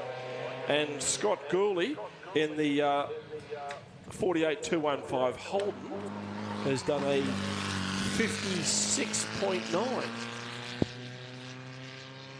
Kip McIntyre out on the track right now in the Venom, although he's re-stickered the car almost overnight as a Zebra. Being chased now by the Formula Ford, that glorious looking Formula Ford, Ross Rundle. A metallic maroon and silver colour scheme. That looks absolutely... looks a picture on that car. We've got three runners in the Formula V class this weekend. I'll read them out for you. Rodney Duffield is currently third fastest with a 1:15.5. Second fastest in the Formula V group is...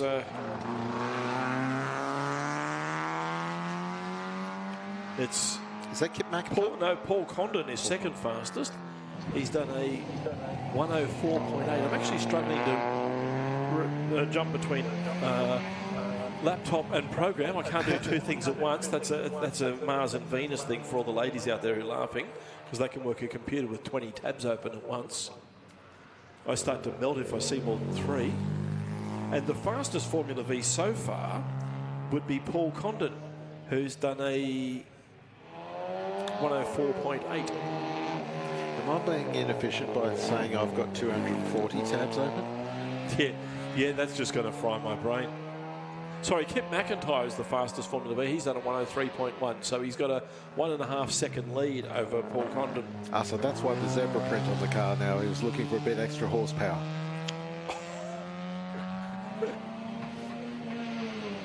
I'm sorry, I couldn't resist. I promise not to laugh, folks. It only encourages him. MGB working its way through turn one, heading on to the run to turn two, and this is George Brachetto driving this MGB. This is his fifth run here at Leyburn after it took 8 years to restore the car. So he is enjoying every bit, as this car would have been sent to the scrap if he hadn't put the effort in to restore the car. So thank you very much, George, for saving. The MGB was like the benchmark car for production sports car racing for a decade and a half until the Mazda MX-5 came along. Yeah, very much took its place.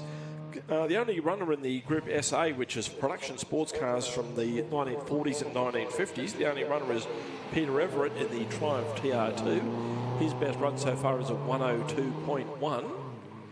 We've got a two-way battle in Group SB, which is production sports cars from the 60s. Actually, no, if you turn the page, there's actually four of them running, David. They've confused me by putting them over 2 pages. But we'll pick up the order for that. It's There'll be a couple more MGBs there, I would suggest. There will be indeed, yes. Campbell at the Bolwell Mark 7. Just like to highlight a couple of personal favourite cars. I shouldn't be biased, but I'm not going to deny it. George Bruschetto is currently the fastest in the Group SB production sports cars from the 60s. That's literally only just crossed the line. Yep, with a 103.3. Second fastest in that group is Stephen Callahan at an MG, 107.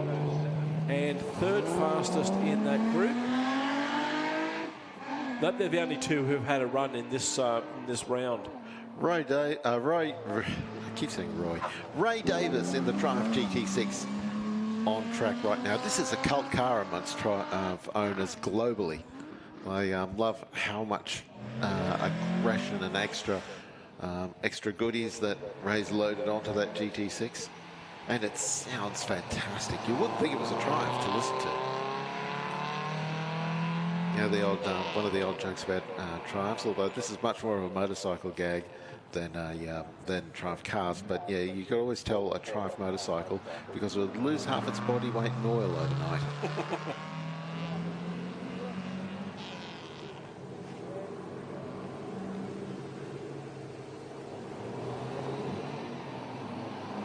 Fit and finish wasn't really Triumph's domain for a little bit. They got better over time and then got worse again. Ian Forsyth's Morris Minor on the circuit right now. Group T is for production sports cars with a period racing history. We've got two runners in that. And Ray Davis is currently fastest in the Triumph GT6 with a 57.1.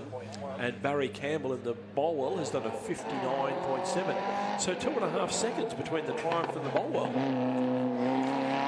Well, Ray does an extraordinary job of driving that Triumph, and he's been driving it for so long that he knows it intimately. It's more of a part of him than anything else. Mind you, it's saying that Barry Campbell's been driving that Bolwell for almost as long. Although he was separated from the car for about 30 years between when he sold it and when he repurchased it. Oh no, sorry, I got that wrong. It just sat in the back of the shed for a very long time because he crashed and rolled it at Hugh Weir. Oh, it's going back away. Yeah, just by saying it was at Hugh Weir that dates the... there used to be a racetrack at the Hugh Weir in Victoria. Although sometime in the 1990s, they actually moved the dam. And what was left of the racetrack was swallowed up by relocating the dam. So yeah, unfortunately, one of Australia's old racetracks is now more of a submarine racetrack. Group NA is for production touring cars pre-1958. And we've got 3 entries in that, but unfortunately Cameron Todd in the Austin Lancer has failed to show up. Oh. So that's left the competition open to Peter Dobe in the Peugeot 203 is the fastest with a 117.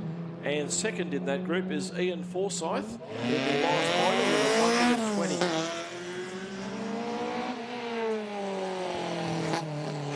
Appendix J touring car around on the circuit right now for Cortina.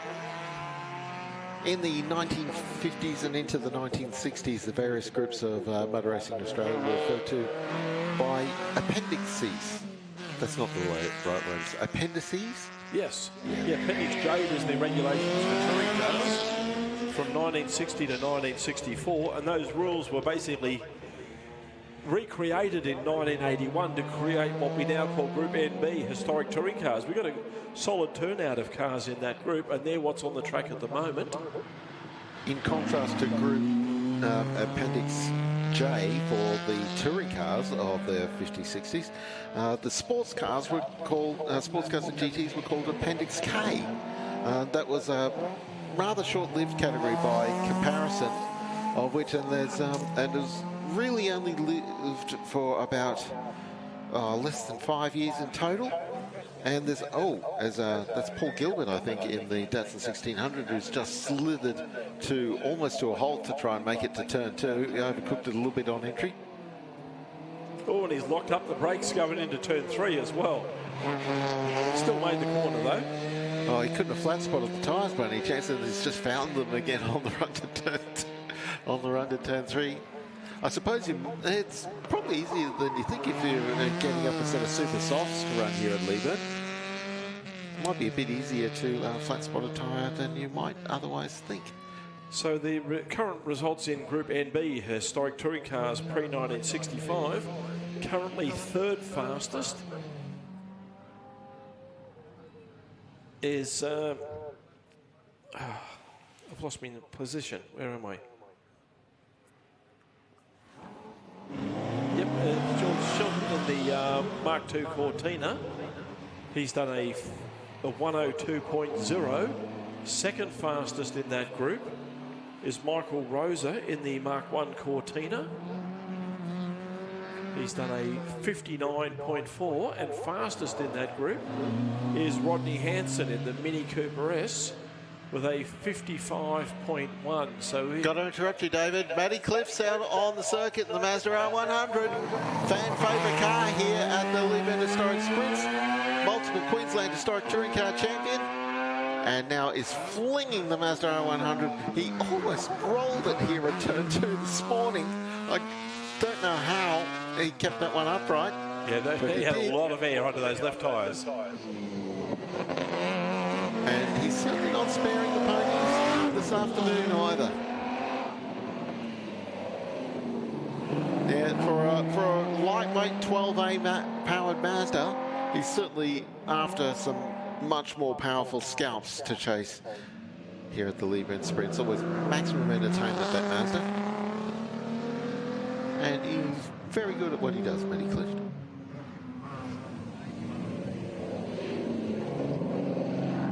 Proprietor of Moreland Park Performance on the road out to the racetrack, and rotary specialist. A whole fleet of RX2s and RX7s have run out of that workshop over the years. Some more results for you, folks. Group NC, production touring cars from 1965 to 1972 in the under 2 litre class. Currently third. Oh, Norm Foyst is putting on a burnout competition in the 350 Monaro. It's got some stiff competition here this weekend. Yeah, absolutely. We've seen some beauty so far. But in the under 2 litre class of the 65 to 72 touring cars, currently third fastest is Glenn Potter in the Mark I Cortina with a 64.0. Second is Phil Haskett, I should say, in the Mark I Cortina GT. He's done a 62.5, and fastest in that group, Paul Gilbert in the Datsun with a 59.1. He certainly didn't do any better on the run he had just now. A couple of big lockups at turn 1 and turn 2. Oh, sorry, turn 2 and turn 3. Yeah, you're right. His last run was 1.2 seconds slower than his previous run. Speaking of quick S scores, Tyson Cowie's green and yellow machine is on the track right now, and here's the Datsun 1600 as well. Getting some runs through pretty rapidly here at the moment. In amongst the small 4-cylinder touring cars, there's a lot of them, and we get through them quite quickly. There's a Crompton car, Ben and Luke sharing this car. And here's that U2 sports sedan we mentioned earlier. Toyota Celica running gear wrapped in a Toyota Corolla body shell. And that's Reece Endicott Davies. Been an interesting visit to the commentary box just before. And David, you remember John Carson? I do indeed, yep. Great to see John still above ground. Long-time racer of Alfa Romeos.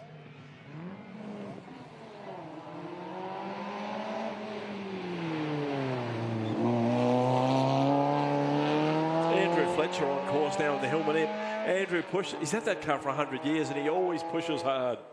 Very entertaining to watch. Oh, a little bit of debris to pick up. The Hillman Imp doesn't have that much bodywork at the back of the car already. I don't know that it's got that much left to shed.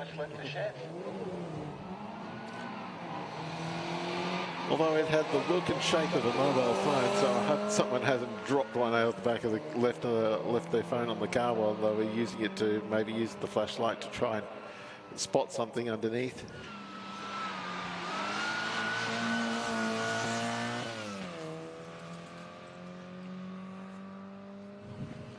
Next, sorry. I was just going to say Robin Manning's Mini is on track right at the second. Next will be Darren Mellon's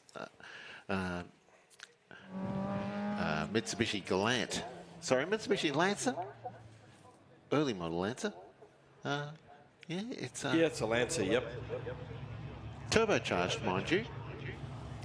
5-speed Toyota Super Box, 4G63 engine. So it's not really standard, but you look at it and it's a wide body by the same token as well. So it doesn't look standard either. And it certainly doesn't sound standard. Yeah, so it's mechanically, it's really just a Mitsubishi Starion, isn't it? But they've put it into an early model Lancer body. So the power to weight is going to be good. Thank you to our supporters here at Leyburn Sprints. The Leyburn General Store, hot food available all day. Early morning B&E roll, bacon and egg breakfast, roast beef, chicken, pork and gravy rolls. Open from 6:30 to 6:30. 6:30 a.m. to 6:30 p.m. on 95 McIntyre Street, Leyburn, just at the roundabout at the far end of this, just on the road to the campgrounds, actually. Yeah, I can personally vouch for the bacon and egg rolls. I had one of those on Friday morning. There's that turbocharged Mitsubishi Lancer. Yeah, it's pretty stout in a straight line. It's almost old enough to be a Chrysler Lancer. It was a branding change in the late 1970s as Mitsubishi Australia took over Chrysler Australia. Very, very briefly, we had a Mitsubishi Valiant. Yeah, it's crazy, isn't it? Yeah, I don't know that those Mitsubishi badges stayed on the cars all that long. And here's the the McConnell Falcon GT running around the back of the circuit. Have a listen to that glorious XY. Oh, and here's Ken Oliver. The HT, I want to say, Monaro. K. It's HK. Oh, yeah, the first model Monaro, yep. So it's got the 5.4 Chevy? Yep, the 327 cubic inch V8. Yeah, that was the Corvette motor at the time, before when it was... unfortunately, the Holden weren't quite ready. They made the decision to put V8s into the Monaro very, very late in the piece. So they didn't get the engine that they wanted all immediately. They wanted the 5.7 litre, but wasn't enough time to get that ready, so they had to make do with the 5.4 litre Corvette engine from the C2 Corvette. Brian Wood on track now in the XY GTHO, as usual, when he's always having a red hot go. One of our V8 Capris is off the line next. Tom Brailsford, and very aggressively drew. He waited a bit longer to put the power down on the exit of turn one just then, after a couple of very aggressive, almost tank slappers coming out of turn one earlier today. Yeah, that's slightly less aggressive than what we've seen from him earlier in the day. Former junior competition winner here at the Leyburn Sprints, who's moved on to mini racing.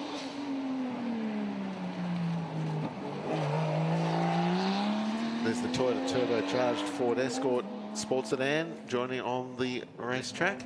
Alex Daniels at the wheel. There's a couple of Toyota engine Ford Escorts going around in sports sedan racing over the years. It's not an engine swap that you automatically think of, and it's not even consistent amongst the Toyota turbo plant. And there's another one with a Lexus V8 in it.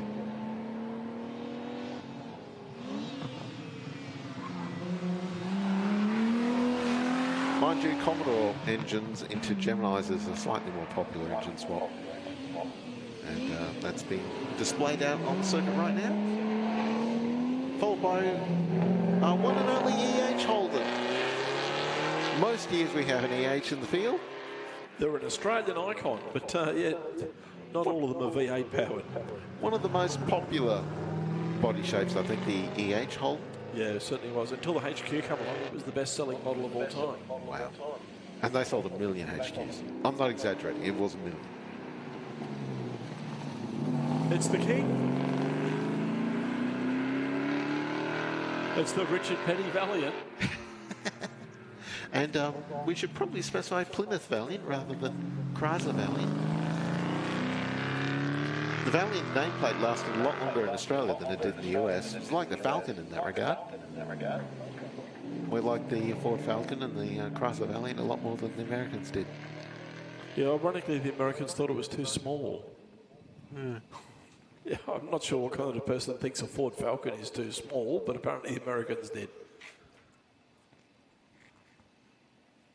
And even more, I guess even more ironically now, there's a possibility of a new Ford Falcon, because the Ford have been developing a four-door version of the Mustang. So if they went backwards, because the original Ford Mustang was developed from the Ford Falcon, a modern-day four-door Mustang should be called a Ford Falcon. I mean, it won't, but I'm just saying. David Malone, Toronto Sports, and then he pitched the corner a bit too much. He was going to wipe out a cone, possibly a hay bale, had to straighten up, and then had to correct again, because of course you straighten up mid-turn one, you're heading for the hay bales on the other side. There's no end of challenges waiting for you out here. Oh, that's motor racing all over, really. It's as much about precision as it is about exuberance. And another V8 Capri on course. Terry Pike, 302 powered.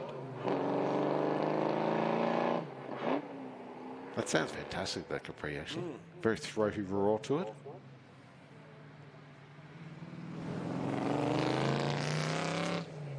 I think that's... It's the Ford Anglia coming at us now. Just the one Ford Anglia in the entry this year. That's Murray Rowland in the rotary turbo-powered Anglia. I say it's Ford Anglia. It just looks like a Ford Anglia on the outside.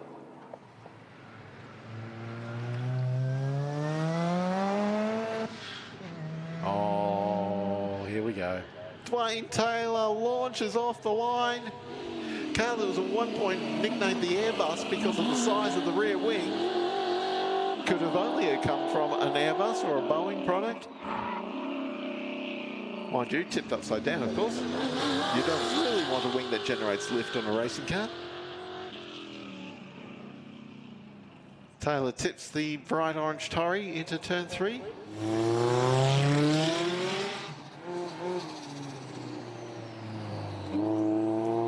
Dean Verrill's on track now in the 2-litre turbo Mark 1 Escort. There's a few turbo Escorts in the field. Yeah, he's getting down the straight in a hurry. Although the air temp's up now, it's not high enough, but it's higher than it was this morning. So the cars will be making less power, but more grip. Here we go, the open wheelers. The fastest cars of the weekend, although Paris in that Porsche 911 GT3 is poking strongly into the top 10. But here's the first of them, a car that's new to the Leyburn Sprints this year. Jeff Daniels, the new tech turbo. Turbocharged Kawasaki ZX-10R, pushing that car forwards.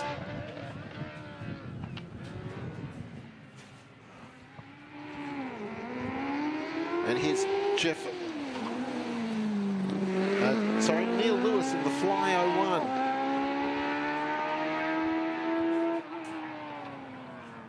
These purpose-built open-wheel hill climb cars.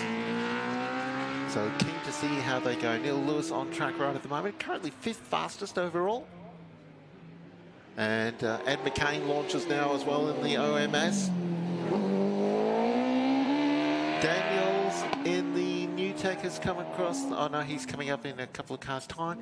Just across the line there.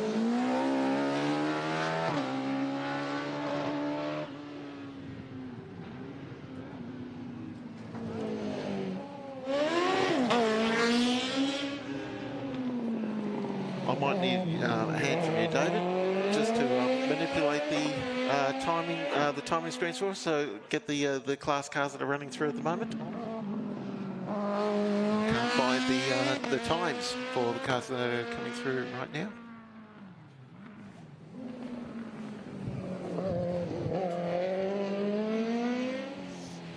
sorry, number 96 just going by right now. These are the two DPQs are on track right now. David Qualcher and his teammate in David's older car.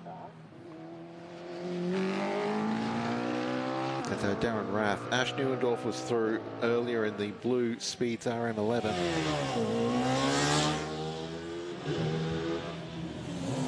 And here's Luke Weeks in the Empire.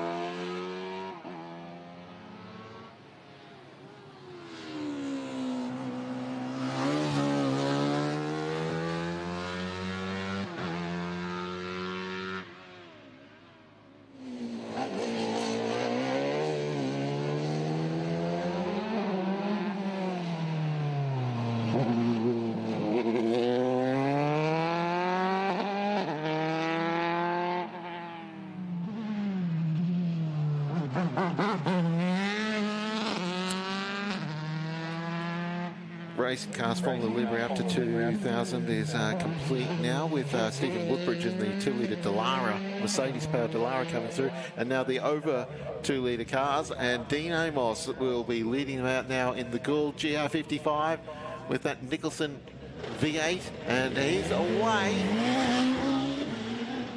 My goodness, that car just moves.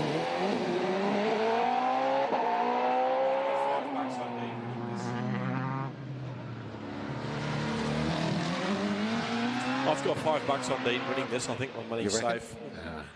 Yeah, I don't think you're getting any takers in that. No, no one's going to give me odds. Brett Bulls about to launch. BBHRC. I think I'm getting that collection of letters correctly. BBMHC. Brett Bull Motorsport Hill Climb. Of course it is. Of course. What did I think of that? I can give you 2.3 litre turbo Ford engine aboard that car. And Warwick Hutchinson launches now as well in the second of the OMSs. This car, rotary turbo power. 13B, oh, it snaps sideways and then sideways again. It looks good, but it would have ruined his time. They've got some work to do, actually, Warwick and Brett, for that matter. They're giving away over 3 seconds to Dean Amos on the previous run. The Wasp is coming through next. Volkswagen, no, sorry, this isn't the Wasp, of course. This is the Steinhardt? The Steinhardt V8 powered. Max Parnell used to race one of the Alec Mildren race cars, did Max? I think the Brabham copy, which was Max Stewart's car he used to race. Yeah. 103 Formula V of Jeff Robinson coming through. That's a modern Formula V, at least in drivetrain. I think that car, when it was built, that Manta, was 1200 as built, but it's been upgraded to the 1600 Golf specs of the second generation Formula V. I mean, sort of I should say third generation, because there was an interim of second generation they didn't make it to Australia. Very popular in the US, Formula Super V, with the 1500 engine. Jeff Brabham won a championship on his way to IndyCar in Super V. There's Dennis Brown on his way around the circuit in the Mark II Ford Escort. So how did the open wheel times there go down? Yep. Classes 26 and 27? Class 26 is the under 2 litre cars. And third fastest in that group was Luke Weeks with a 48.1. Second fastest in that group is Stephen Woodbridge with a 47.7. We've had a breakdown, I think. Have we? Cortina was running very slowly on the run from turn 2 to 3. Here's the Toucan Removals Mini. Having a red hot go through turn 1, and fastest of the under 2 litre Formula Libre cars. Oh, the screen has rolled over. We've got to wait for it to come back. Oh, I'm sorry, Dad. Asking for something, and it's on screen and everything, and I spoke over you. Volkswagen coming around now. The Harris family Volkswagen, car 105. But I can give you an update. Sorry, I can give you an update on Class 27, which is Formula Libre over 2 litres. Libre is obviously French for free, so free formula basically means pretty much go nuts. Do whatever you like, almost. Now, third fastest in that group, Warwick Hutchinson, with a 56.8. So, no, so it's a 45.0. The screen's rolling while I'm reading it. Second fastest in that group, Brett Bull with a 45.0. Oh, there's 45.023 is Brett Bull. 45.025 is Warren Hutchinson. So 0.002 seconds is the gap between second and third. Yeah, but it's the gap to Dean Amos. That's the one that's going to be concerning both Brett and that's the Grand Warwick. Canyon, that gap. Was Dean faster on his third run than his second? Waiting for the screen to roll over. Oh, sorry. Problem is we've got 246 cars in. We can only fit about 30 of them on a screen. So it just keeps scrolling over. Well, here comes Jim Hodgson smoking the Shelby GT350 away. I wouldn't like to be funding Jim's tyre budget. Oh, you'd think he'd buy a new set for this meeting anyway, and it'll last the weekend. Probably. Maybe. He's certainly warming them up a bit. And here's Hollywood Ross and his GT350.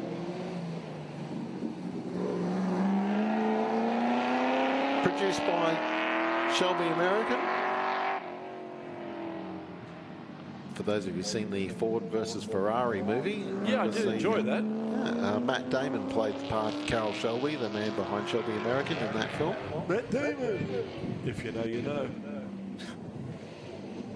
I do, and I'm disturbed. Car 111 Valiant. And we've had a call from our clerk, of course, who's advised us that they're confident of getting through run number 3 today, and in fact commencing run number 4 before we close the competition for the day at 5 p.m.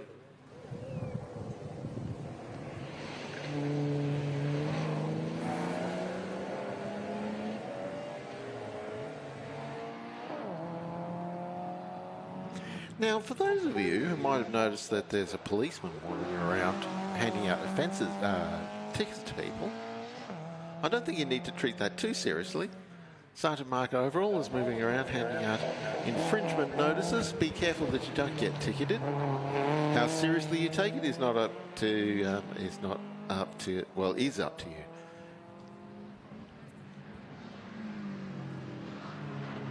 Not an actual policeman, or maybe he is an actual policeman, but certainly there's those tickets he's handing out are not enforceable.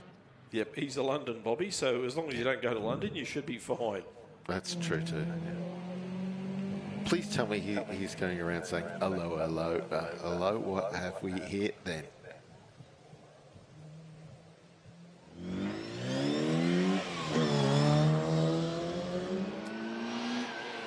More Mini coming around, car 114. Greg Graham on board this Mini Cooper. The full-size Mini Cooper S engine aboard that car. 1360, so that's a Mini Cooper S and then some. Well, what was it they used to have? There's like a 10%, a 10% margin of error in the engine capacity calculation. So everybody who owned a Mini just immediately took that 10% and ran with it. Yeah.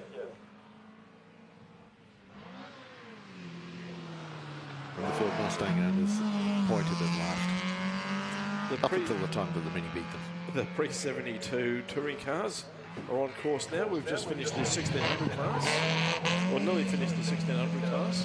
Yeah, I was going to say, yes, the Lawrence car. Oh my goodness, he's oversteered through the corner. Almost took the hay bale on the exit. I should say understeered. Car did not want to take that corner at all. We've got some cloud coverage just rolled in for the first time this weekend. What's that going to do?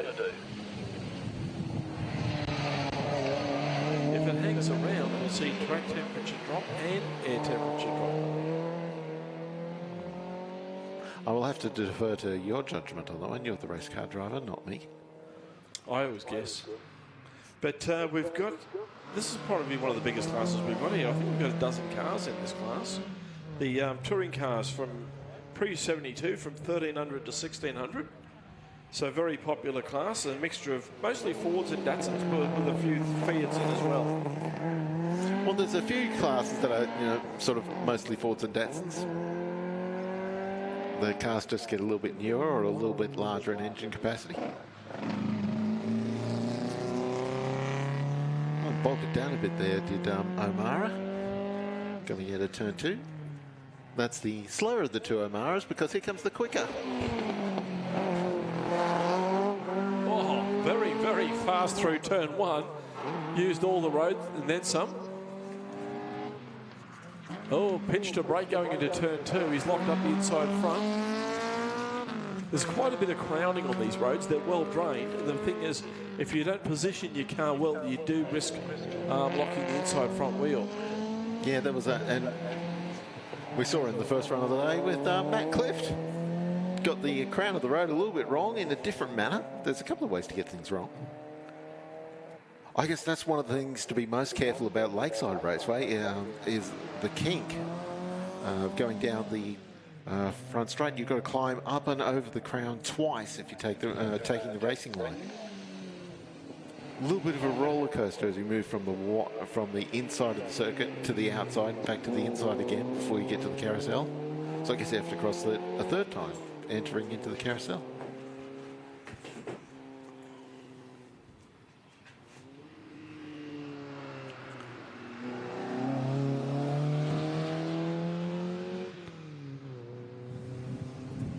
I can give you an update on times now. We've had some screens roll over. So Neil Lewis is leading the Formula Libre under 2 litre class. In the fly. In the fly, and the screen roll over again, so I can't give you his time. I'm going to keep one eye on that screen, and I'll tell you when it changes. Donald Trustram just going through in the Mark II Cortina.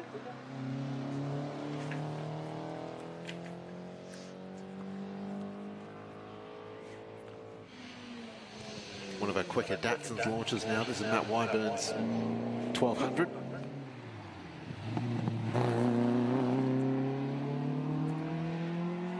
Looked to be very stiffly sprung as he was heading into turn 1. You can see the car skipping a bit at the rear.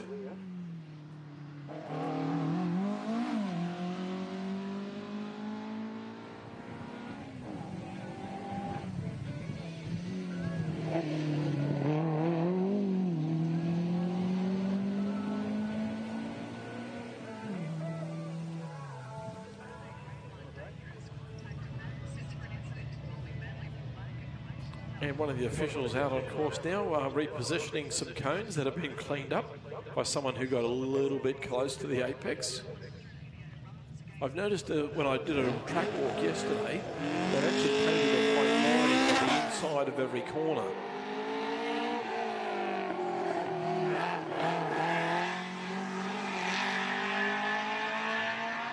Mark Wood just went past in the rather raucous 1600cc Mark II Cortina. As Mark mentioned earlier, he's running the Kent engine. And those engines, the Mark II Cortina 1600 was that's the source of engine for Formula Fords for the first 40 or 50 years. Yeah, only the first 40 or 50.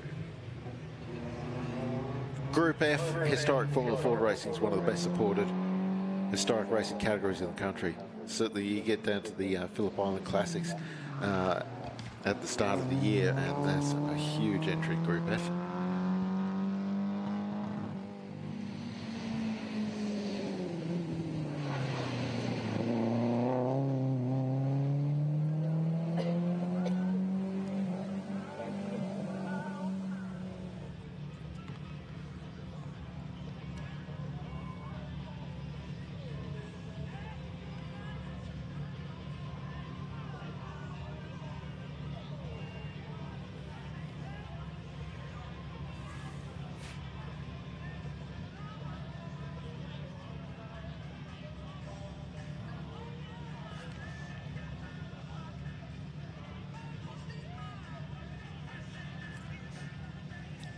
Kick-Ass Products is on a mission to power Australian adventures, big and small, with off-grid camping, solar and camping equipment. One of Australia's leading designers, engineers and manufacturers in solar and camping gear. That's Kick-Ass Products.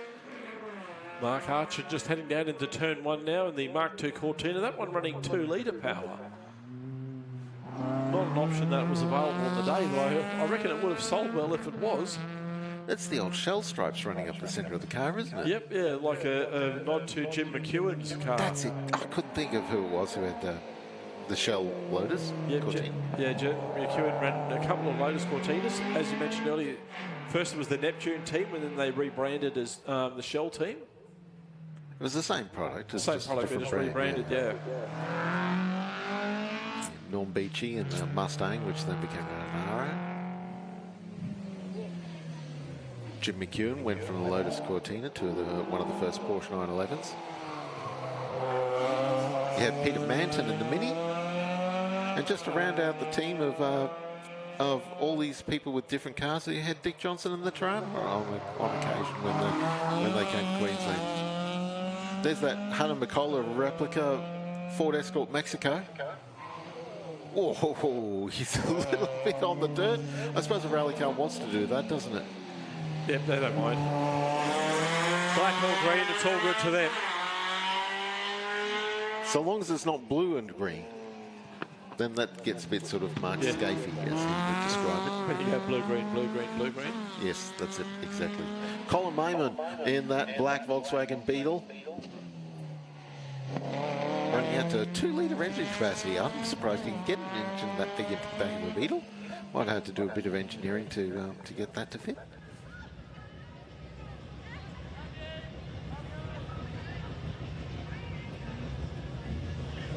More Escort.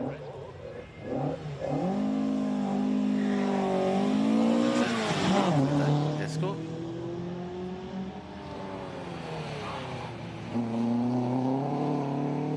Brian Melbourne at the wheel. That's got the race suspension that looks like it's a historic rally racer. Yeah, Brian Melbourne's actually from Queensland. But 2-litre engine in that.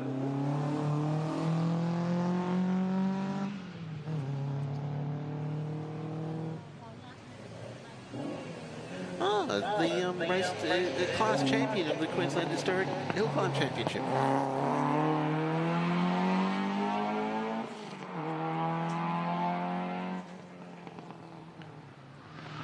Brian Munn's Ford Escort going through right now, and he's about to be chased down to.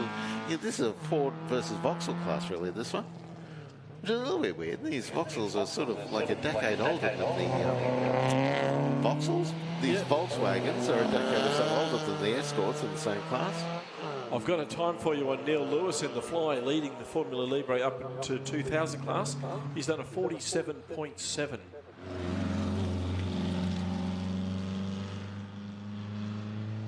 Neil Penworth just running a bit wide on the exit of turn 2 as Fiat 124 launches. The later model 124.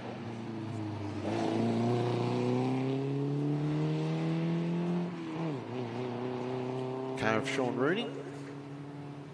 Sharing it with Kieran Rooney this weekend. Another very popular class. We're in amongst the pre-72 touring cars. 1600 to 2000 cc. I think so we get about 10 of these running. Another Triumph coming through in the midst of this class.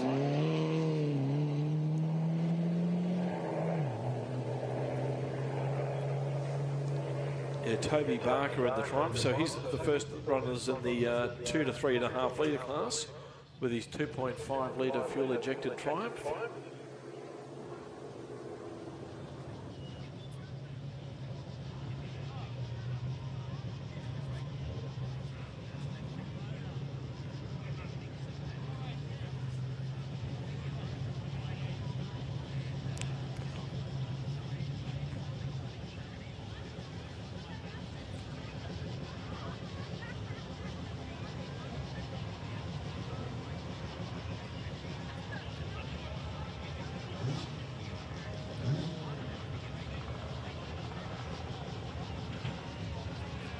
At TCP Designs, we take the stress out of traffic planning. Whether it's a major event or a civil construction site, we design smart, safe and compliant traffic management plans tailored to your needs. Local know-how, industry experience, we've got you covered. TCP Designs. And fastest lap of the weekend so far, Dean Amos, is a 41.7.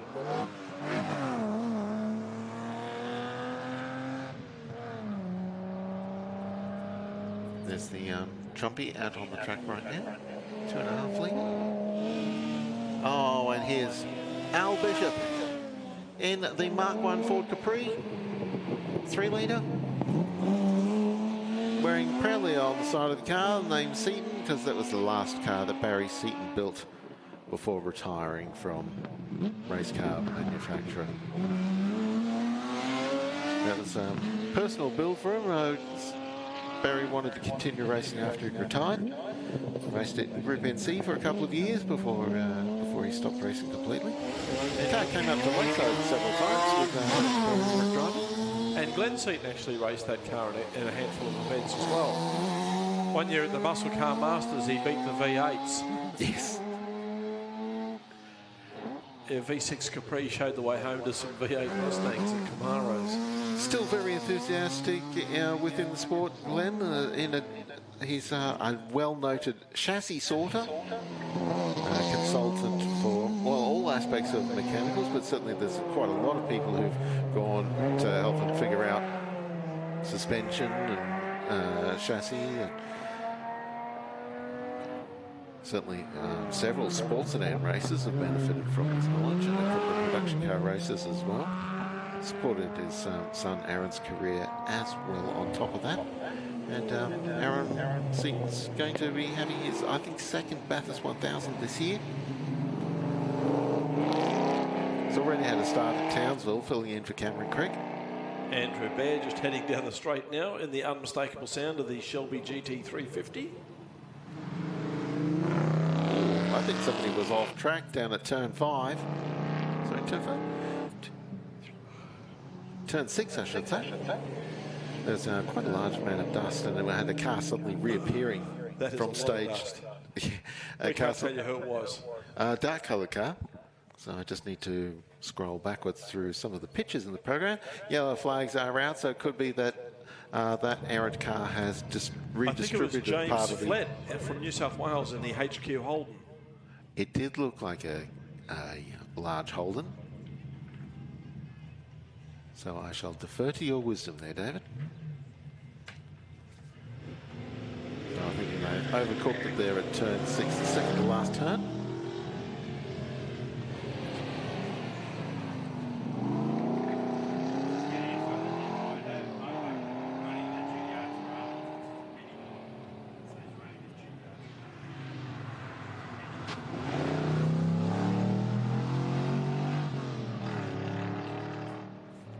Thanks, man. Thanks, man.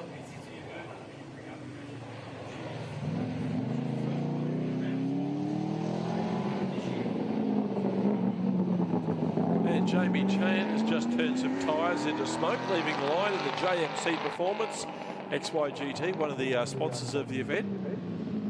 Well, that's an understatement, but also out there to put on a show.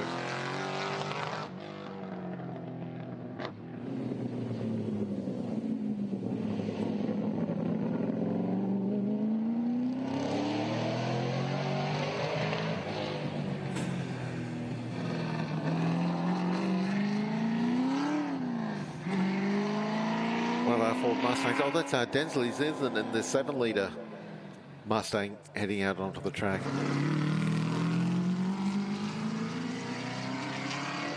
You think a 7-litre Ford Mustang is probably going around, it has to be careful in the paddock. If it ran over one of the Hyundai Excels and they would disappear into the front hub, never to be seen again.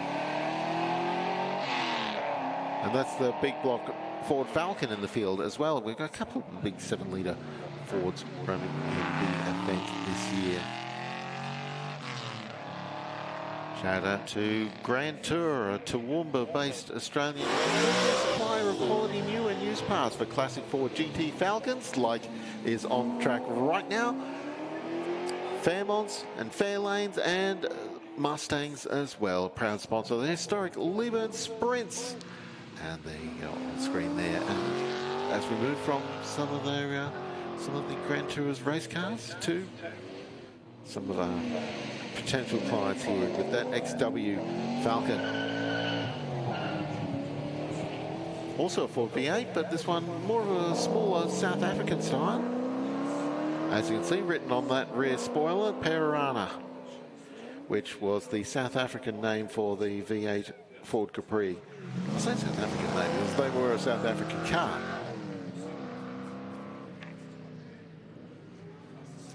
Bevan Reid in that Mark II. That's not Bevan Reid. No, we're not that far up the entry list just yet. As here's the car 140, James Flett, Holden HQ, having a rerun in his car. So the car that caused the problem just before wasn't James Flett, and you wouldn't let him have a rerun if he was the cause of it.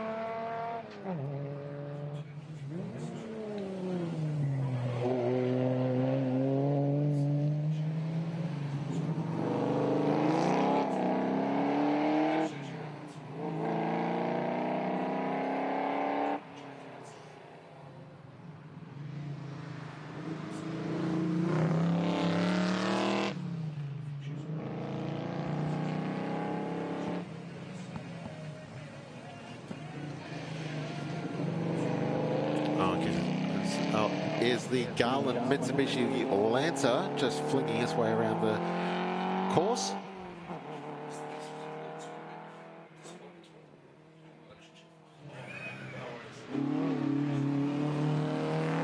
It's my classic program momentarily.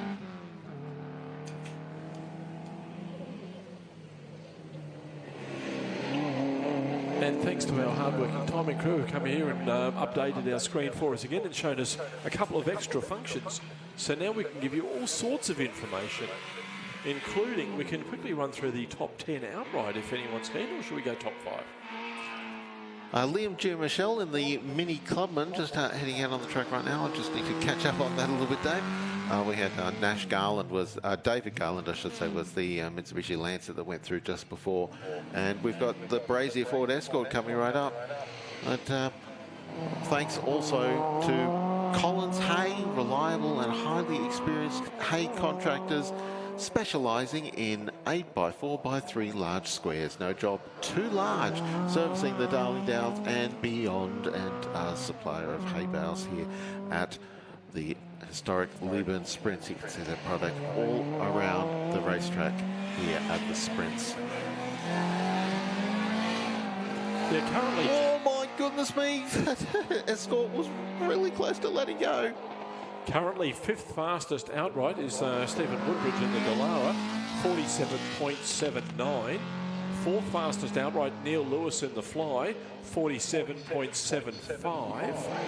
Third fastest is Warwick Hutchison in the OMS with a 45.025. Brett Bull with a 45.023.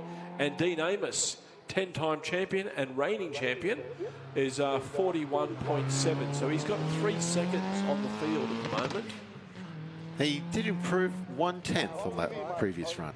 It was a 41.8 before, so he's after big gains, it's now incremental. As car 161 comes through, one of our slightly more modern, I was going to say Datsun, but no, that's a Galant, Mitsubishi Galant, with rally pod filling up the front of the car. Yep, so we're in the pre-1980 touring cars group now, in the 1600 to 2 litre class. And here's Chris Collins, I think.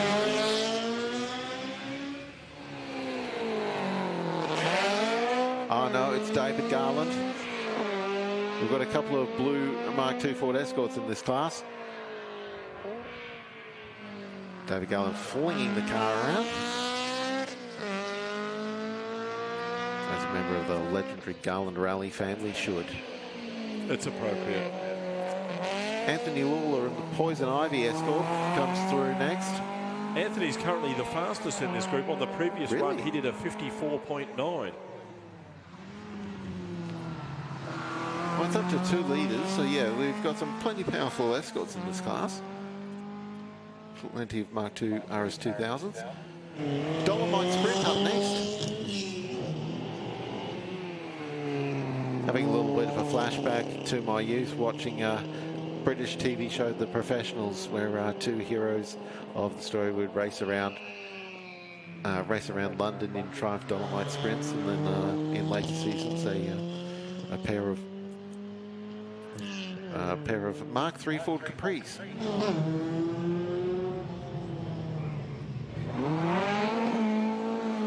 Some more rally cars in this group. Peter Licht and Bernie Cass sharing this Mark II Ford Escort. Peter on board right at the moment. Peter's currently 7th fastest in the class. There's 10 runners in this class. And that's with 1 or 2 cars missing, actually. Not sure that Chris Collins, of course, one of the members of the committee, is maybe slightly too busy to take his Escort out for a run. Yeah, Chris hasn't come out yet. He hasn't been able to put down a time. Paul Ritchie's Escort is tipping through turn 2 right at the moment. Currently second fastest in this group is Brazier in the Escort with a 55.7, and third fastest is Kay, also in a Ford Escort. Phil Kay. Yeah, with a 57. So there's a bit of variation actually in this group. There's Rainbow Warriors up next. Yep, so we've moved into the over... which class? Up to 3 litre, wouldn't it? Well, yeah, we're still up to 3 litres, yeah, 2 to 3. One of the great rivalries of 1970s touring car racing, particularly at Amaru, was Capris versus RX3s. That was the basis of an entire championship, the old AMS car series. It was a tremendous competition, it was, yeah. And then they extended the limit from 3 litres to 3.5, so the BMW came in and dominated. Yeah, with Alan Grice at the wheel, no less. So it's not exactly like... you had some really good drivers amongst the Capris and the RX3s at the time, but Grice was one of the best in the country at the time. So that's the horsepower advantage of the BMW was a bit too much for everyone at AMS car. Whoa! Ian Vervoden in the little Mazda RX3, the Rainbow Warrior, had a big go there on the way out of turn 1. That car's for sale at the moment, so don't bend it if you're trying to sell it. Or you're just demonstrating how much fun can be had in this car.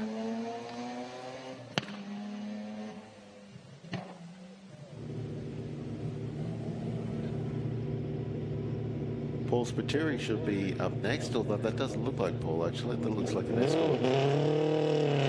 So presumably someone's having a rerun.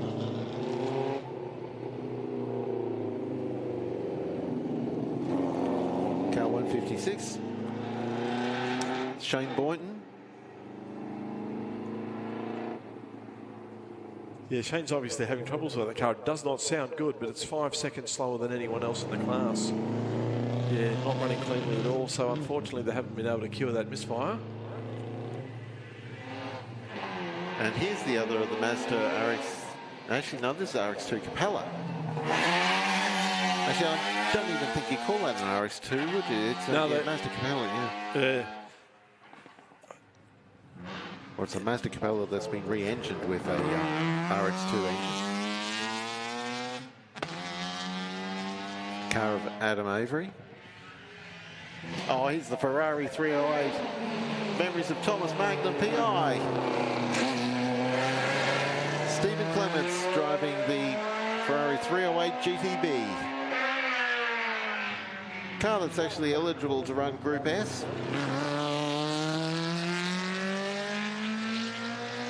A couple of three series for Group S running around the country. Capricorn Cup here in Queensland, the Catalina Cup in New South Wales, and the Goldfields Cup in Victoria's. Warren Guzikowski launches his V8 Commodore at turn 2. A little bit of a lock up on one side.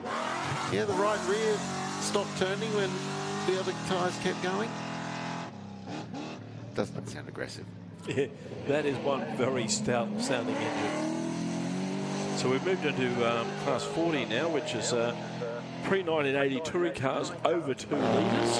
Oh, here's that RS 3400 Capri. on the previous run, the third fastest car in that group was Stephen Clements in the Ferrari. Second fastest was Gursakowski in the Commodore, and fastest was Paul Spiteri in the Mazda RX-3 by a 2.5 second margin. Yeah, Paul's knows what he's doing. The car that runs out of Mackie Cliff's Morgan Performance workshop team, Morgan Park Performance team.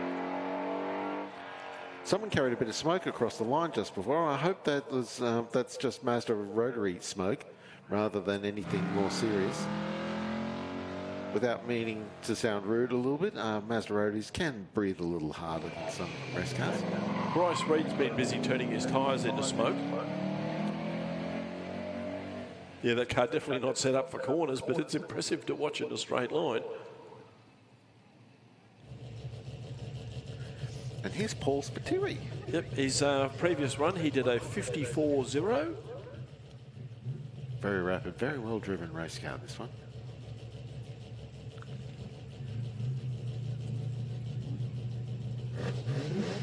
We've seen Jordan Spiteri chasing the ace in the junior competition. No, this is his dad. See where the DNA comes from.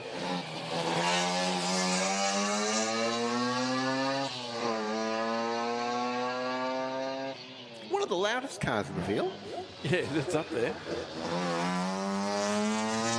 Doesn't quite drown all of the V8s, but certainly most of them. Speaking of loud V8s,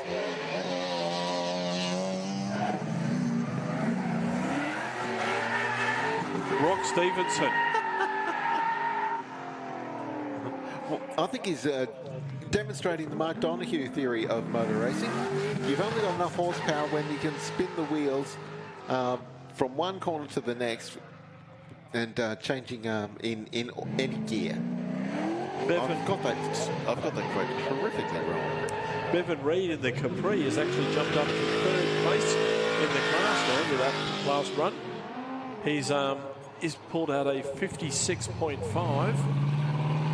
So he's relegated Gursakowski down to third. The Stevenson Tiranas from Coffs Harbour. They've come all this way to make smoke. Tyre smoke. I'm not sure that they know how to race any other way. This is this is how they learn to race cars.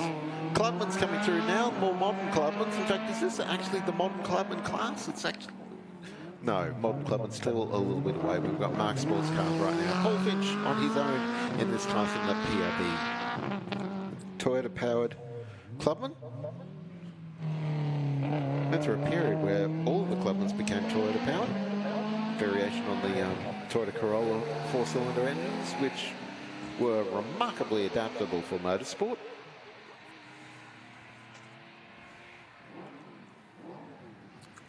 Porsche 912 heading through turn 2 right at the moment, car 178. Stephen Foss driving that car. Oh, here's Mark Creston's Cobra. One of the brutal horsepower cars of the field.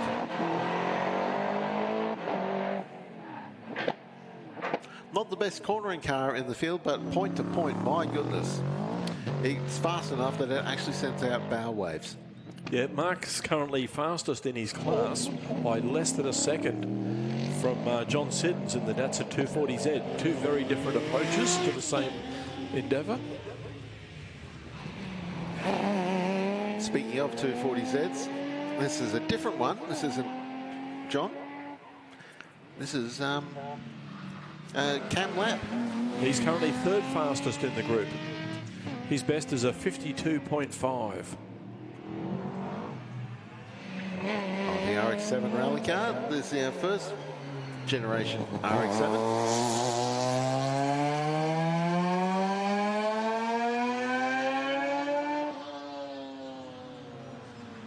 Now that could be the loudest car. Yeah, I'm just thinking it's a long way to the red line in that thing.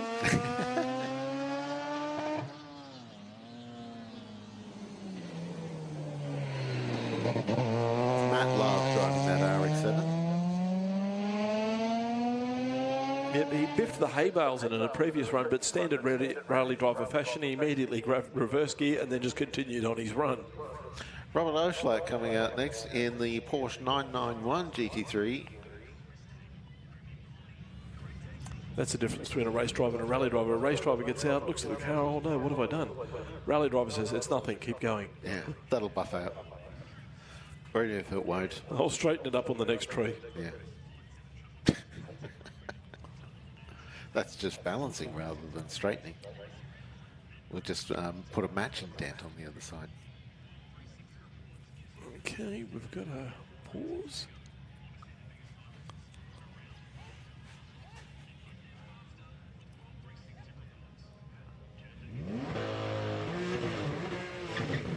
Proudly Australian, proud zone, developed and perfected on all of our beasts.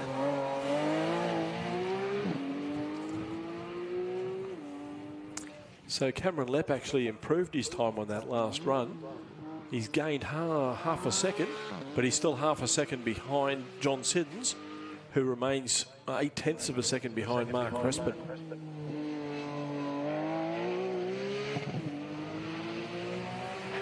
And here's John Siddons, the 183 Datsun.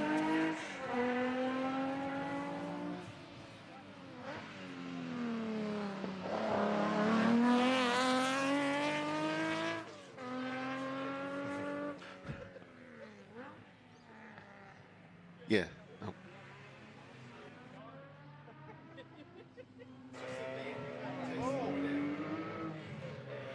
Porsche 924 heading around the circuit. We're pretty well spoiled for Porsches here this weekend. A couple of 911s and 912, a couple of 914s. John Siddons has improved his sector time on the first sector. We've only got 2 sectors on this track, so we'll see what happens. He did a 51.4 previously. He's just done a 50.8, so he's now exactly 2/10 of a second behind Mark Crespin. Wow. So Cobra, 240Z, 240Z, that's your current podium for this class. The Cassicas are coming through now.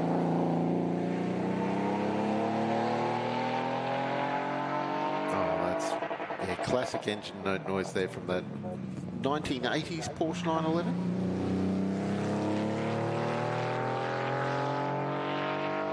Jack Cassica heading through at the moment. It'll be followed by Ken.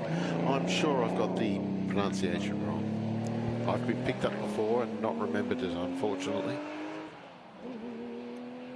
So apologies for that. There's a 996 GT3 car of Kent heading out towards the finish line, chasing Jack. Oh, and here's the Ultima. And Craig Matthew wants us all to know that he is faster than Roger Garcia. And Roger Garcia would equally want us to know that he is faster than Craig Matthew. Between this Ultima GTR and a McLaren M70S. Yeah, Craig currently is second fastest in his class. He did a 51.1 in his previous run. I'm pretty sure they're not the same class, but I'm curious to know how close those two are, as another one of our Porsche 911s runs around the... I've said 924 before for Doug Stewart. No, it's Porsche 944, so the 3-litre 4-cylinder. You don't get too many 4-cylinder cars with that kind of engine capacity. So Blaise Paris and Chris Nylon are the two 911s that are out on the track right now. Blaise Paris is currently fastest in the group. He did a 49.7 earlier today. He's top 10 actually overall. That's a really rapidly driven car. Here's Darren Rowe in the Factory 5 Shelby Cobra replica.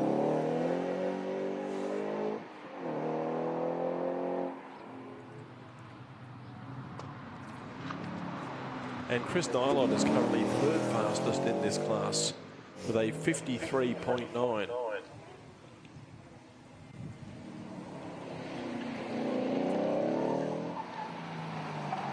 Another very aggressively driven Porsche. this is a pretty fiercely contested class, and some fairly big horsepower in this class as well. 993 Carrera, so the last generation of air-cooled Porsches there of David Scasebrook. Memory serves, David used to race in Group S in a 3-litre Carrera, Porsche Carrera. Okay, so that wraps up Class 44, which is Mark Sports Cars over 2 litre. We'll give you the results of the running results. Chris Nylon is currently third with a 53.9. Craig Mathey in the Ultima is second with a 50.5. And Blaze Paris currently fastest with the 991 GD3 with a 48.8. So still top 10 fastest overall. Might even be top 5. No, it won't be top 5, but it will go very close. Deep into the top 10 for a road-going car. TR7 on track right now. Jason McGarry's Caterham 300 was out before that. Now it's Diane Fuller's TR7. Only 4-pot TR7s here this year. We get the occasional Triumph TR8, which was basically the same car with the Rover V8 engine. Fiat 124 Spider of Earl Murray.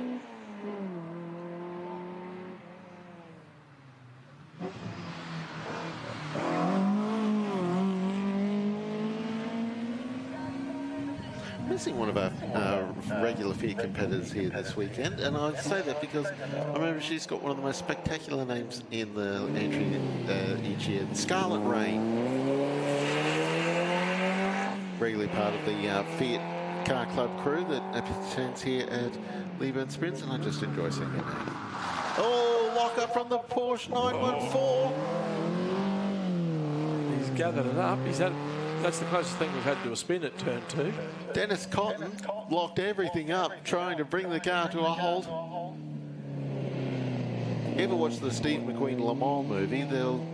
You'll see a couple of squarish, boxy-looking cars that are on your end in background shots as the Ferraris and the Porsches go by in camera shot. They're Porsche 914s. Just having a look at the top 10 at the moment, Mark. The first 6 cars are all Formula Libra cars, but Blaze Paris is currently 7th outright. My goodness. In that Porsche 991 GD3. And Craig Mathey in the Ultima is currently 9th outright, and Mark Crespin is 10th in the Cobra. Craig will be very happy to be in front of Roger Garcia. Roger is 21st. Oh, he's got time to find. He's not too far away from coming out, actually. He needs to make some deductions.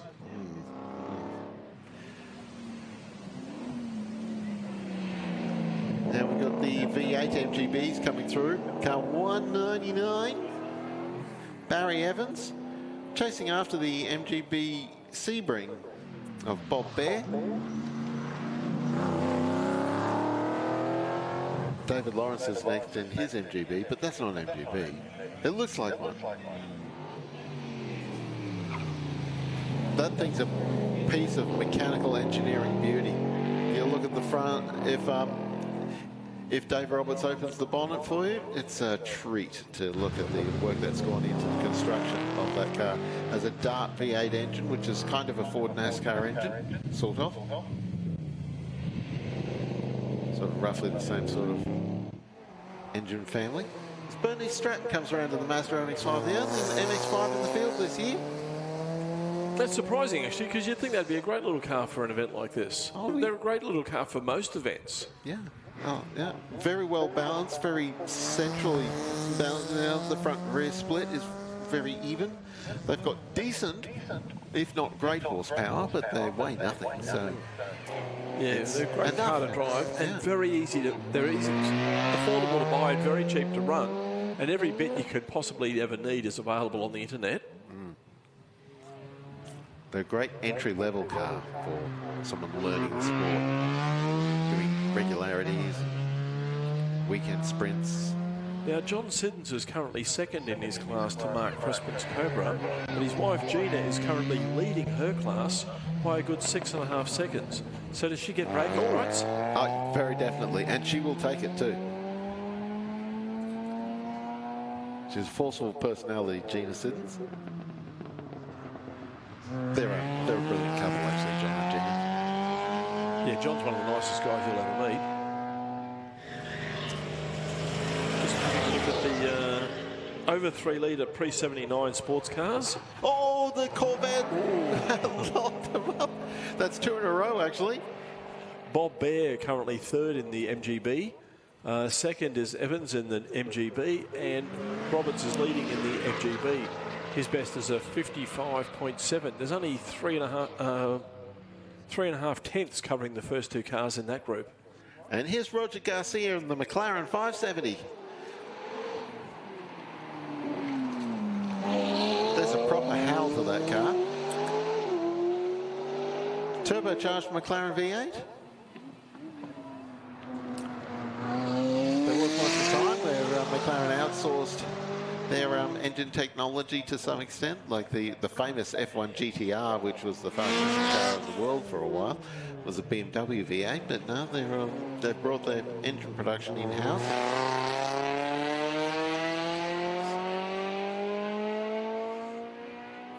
Doug Swan in the MR2 currently leading his class from Michael Dare in the RX-7. Here's another one who had a lock-up into turn 1 when I was saying back-to-back before, 2 cars in a row doing the turn 1 lock-up. That was Dougie Swan was the first of the 2. Yep, the gap between them is 1.7 seconds. Non-standard supercharger attached to the Mr. 2. It's not that Toyota engines are a stranger to supercharging. A long line of Lotus race cars have had 1.8 litre supercharged motors or 3.5 litre supercharged motors as well. Roger Garcia in the McLaren has improved his time. He's now down to a 50.8. And what was David Matthew?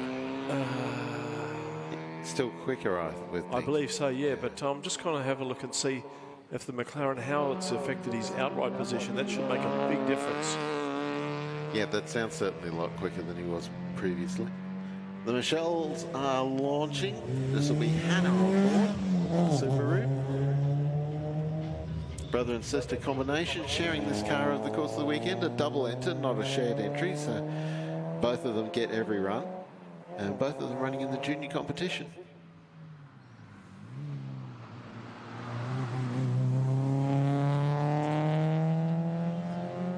Yes, Roger Garcia in the McLaren, he jumped from 21st outright, and after that last run, he's now up to 12th outright. So he's gained 9 positions with that run. And he's breathing down Craig Matthews' neck. Correct, yeah, he's now just 3 positions behind his good mate and arch rival. Whoops, a little bit wide at turn 2 there for Murdoch in the pink and black XL. Isabella Murdoch. So that'll take some tenths and some points off the time. The 215 Suzuki Swift, well, I thought was heading a little bit, I think carried a little bit too much speed through the corner and had to check up on the exit a bit. There's exactly enough bitumen for him. Right to the edge and not beyond it. Citroen C4 is up on the line now. Dressed up in Sebastian Loeb tribute colour scheme. With a little bit of assistance from the Australian Army.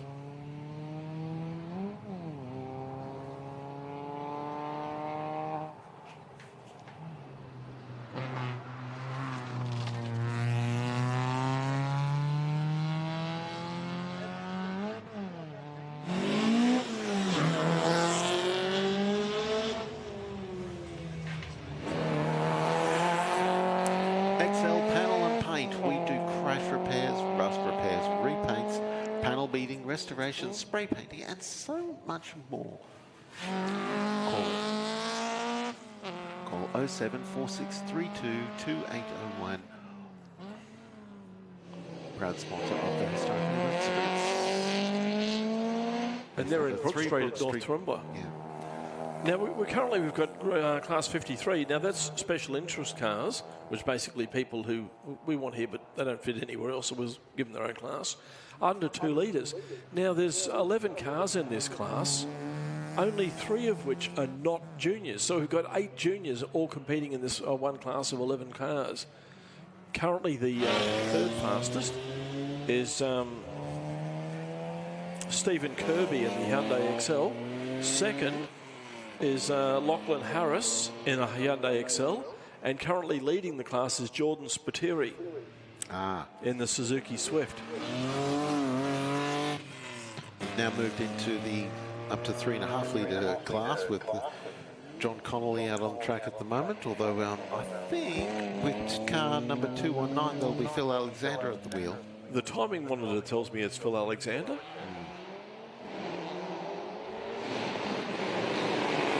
And here's the Ford Escort RS Cosworth wags the tail. Fortunately, the hay bale on the beyond the exit of the corner isn't anywhere near the edge of the bitumen, so the Escort didn't hit it. He needed that space. Very definitely. But yeah, keep the throttle buried, just drive through it.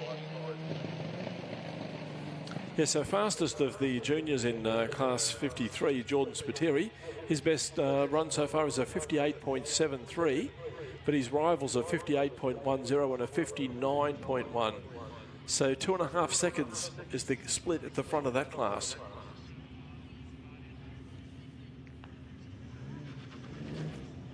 Now we have BMW M3 coming out. Oh, of course, this is Sophie Devitt, not the M3, I should say. It's a 3 Series, not an actual M3. But yeah, E46, I guess we'd call it a 330i. I believe it is a 330i, yes.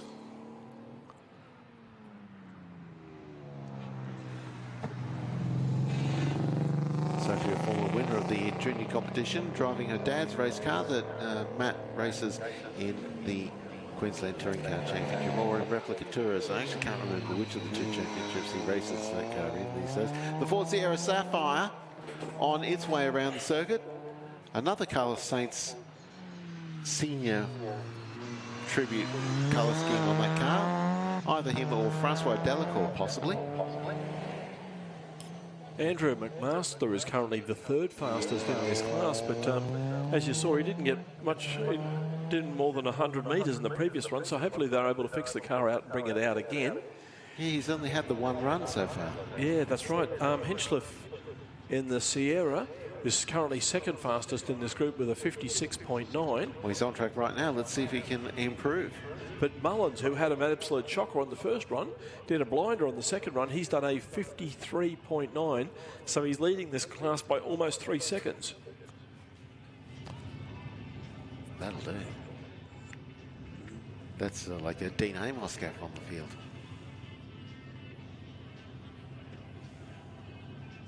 I shouldn't put it quite like that. Now, I can feel the daggers from Warwick Hutchinson and Brett Bull from here. I'm just looking at the times for the John Connolly and Phil Alexander shared car. They're 6th and 7th in a class of 10, but the gap between them is 1/4 of a second. Here's the Mitsubishi Lancer on its way. A couple of Lancers in the field. That's Earl Whitney. Ethan Whitney, sorry. Yeah, Ethan was the last-minute replacement because unfortunately Jaden Mentoff is stuck at home here this weekend in the CTM Captain's Commodore. He was the man to fall. Wonderful. His dad Craig was up here before explaining the difference. Peugeot 405. That spoiler is a 406 spoiler. I won't complain.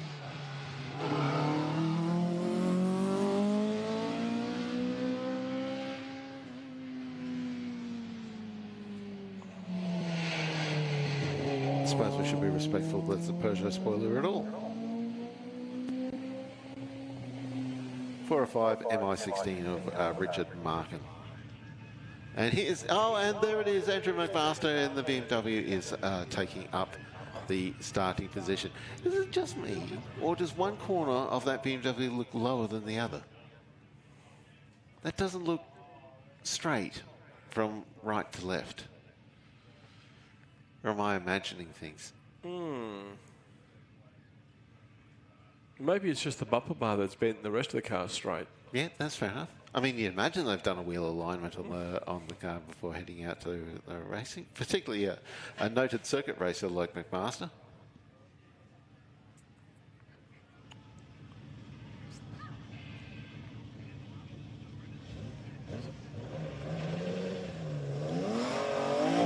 That was a much more gentle takeoff there. Just let the car get going before stopping on the loud pedal.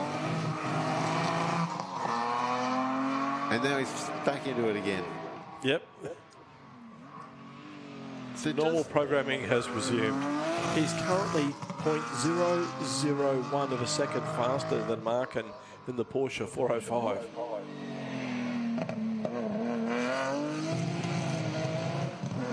And here's the Mitsubishi Starion, who's drooping in the other direction.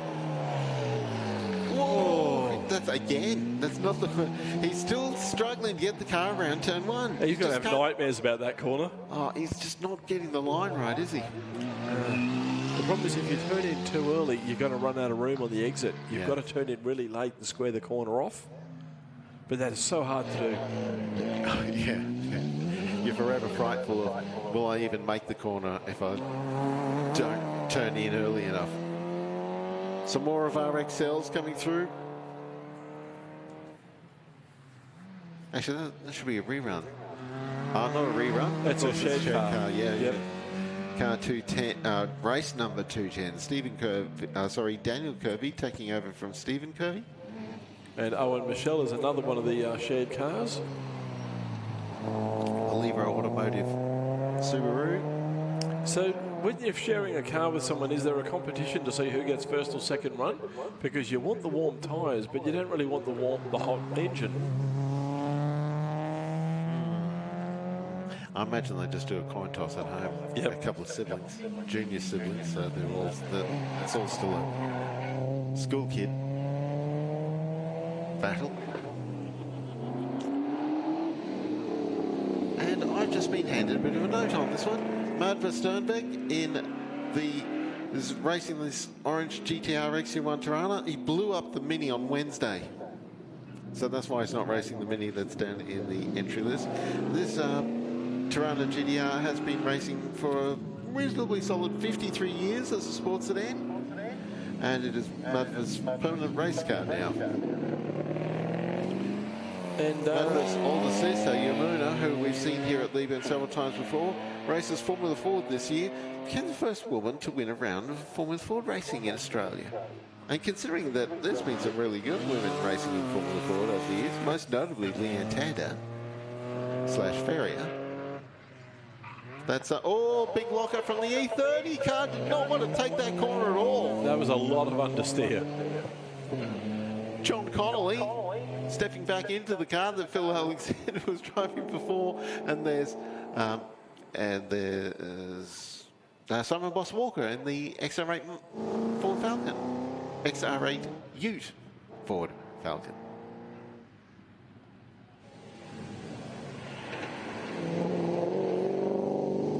Porky's coming through now. Keith Edwards, affectionately known as Porky here in Leyburn, one of the members of the committee. Keith was saying this is probably the last time he'll be running the Ford Falcon this year. He's starting to age out of competition. Just an update on the previous class. Stephen Mullins in the Mitsubishi Starion, despite his half a moment at turn one, he's actually gone quicker and he's extended his lead in that class to 2.7 seconds now.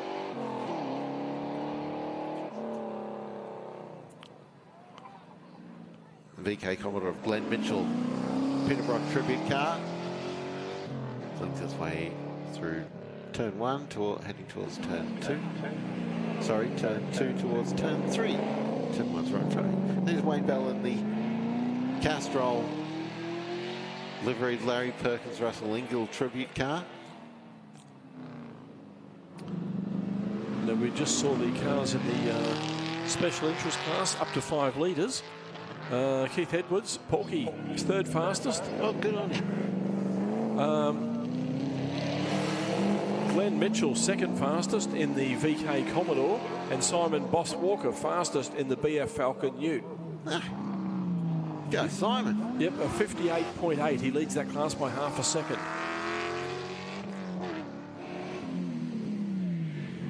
I actually haven't seen Stephen Seafried come out for a run in his Commodore. He's been out once, I think. The XR6 Barra Turbo Ford Falcon. of Jake Murdoch.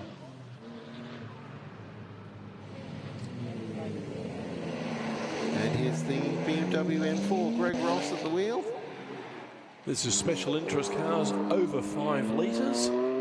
Wayne Bell currently third fastest in the Castrol-coloured Commodore. Glenn Ross in the BMW M4 on track. Sorry, Greg Ross. He's currently second fastest. And fastest in this group is Matt Gormley in the Panama Spider-Man Commodore. He's got a lead of less than half a second. His best run is a 52.6, which he's just done.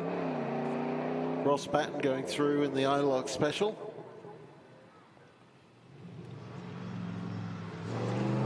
That's a very attractive looking race car, that ILOC.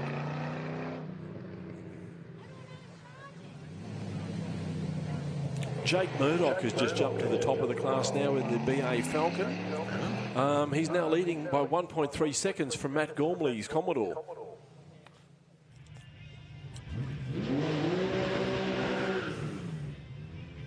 Now here's Kurt Kratzmann now in the Porsche 904 replica. That's such a pretty car.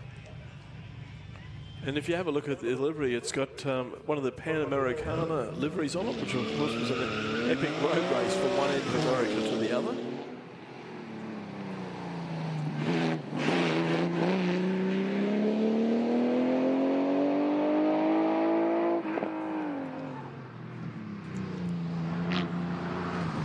You kind of picture Jimmy Dean racing Something a like car that, like yeah. that. And Panamericana. I think it might be a little bit too late. Yeah, he was here for a good time, not a long time.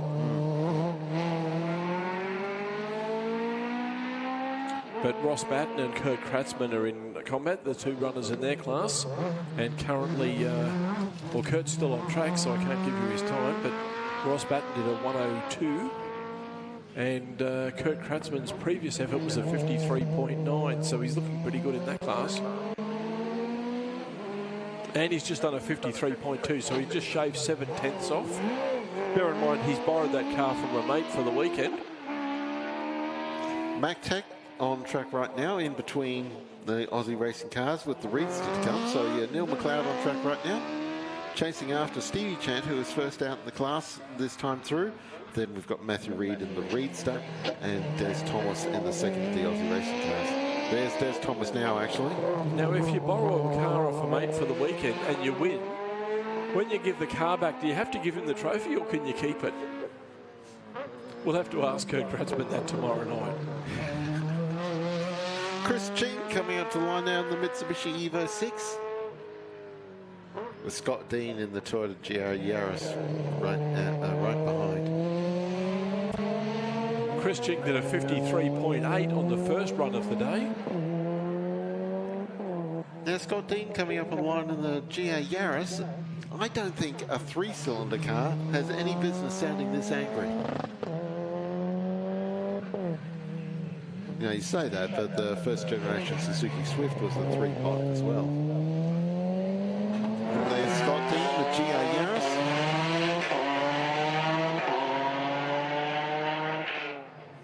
It certainly sounds rapid. 3-cylinder, 1.6-litre turbo. Now, Chris Ching on the previous run did a 53.8. Scott Dean did a 52.5. So there's 1.3 seconds between them at the moment.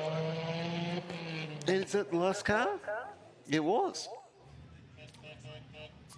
So, yeah, we've just completed round 3, ladies and gentlemen. And as I mentioned earlier, we've got a message from our clerk of the course that he's hoping to take a fair bite out of round 4 before we pack it away for the day and then restart tomorrow at 8 o'clock in the morning. So bright and early start, folks. Don't stay up too late. Thanks to our sponsors here for the historic Leyburn Sprints. Darling Downs Bank. More than 55 years of community support, customer-owned bank. Local decision-making and personal service. Just dial 1300-724433. Inquiries at ddbank.com.au. Check them out on their website. Again, ddbank.com.au. you, Darling Downs Bank.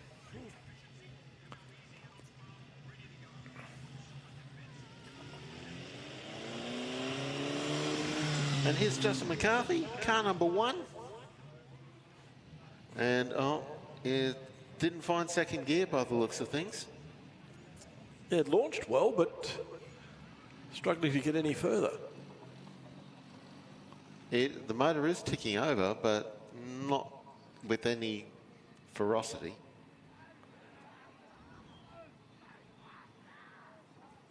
Yeah, Justin's previous run was a 142. Now in the same group,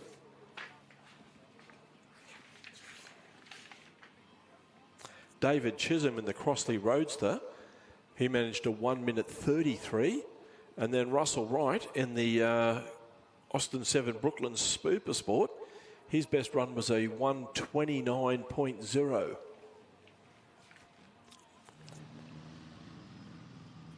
Justin's first run of the day in the Austin 7 was this sort of speed.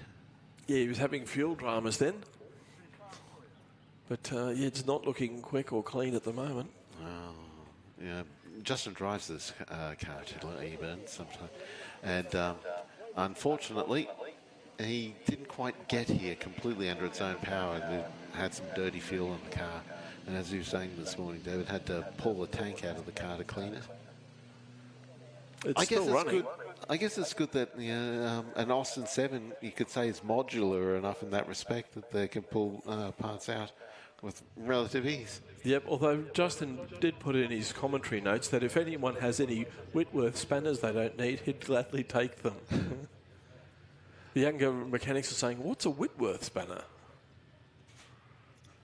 Or younger or older non-mechanical people, for that matter.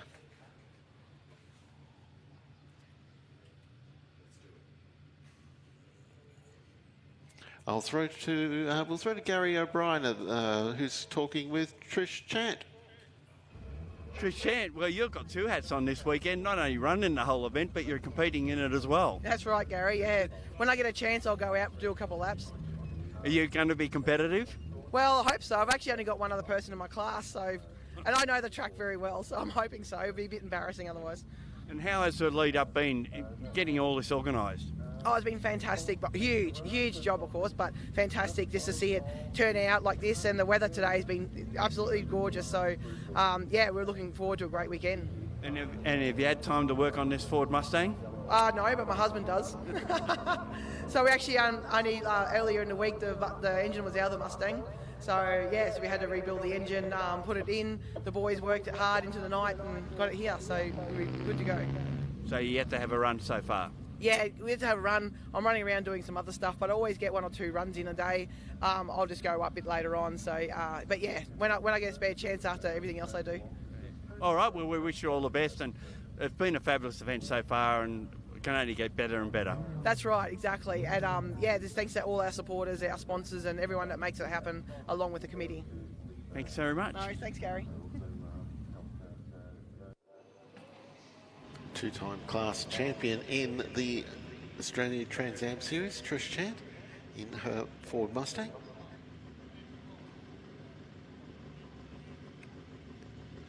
Now we've had our 201-year-old race cars out on the track. Up at the top of the list, David Chisholm in the Crossley and Justin McCarthy in the Austin 7, and here's the second of the Austin 7s, the supercharged car of Russell Wright.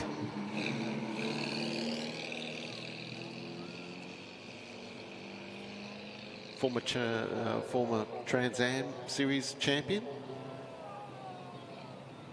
One of the earliest series champions of the Trans Am Series here in Australia.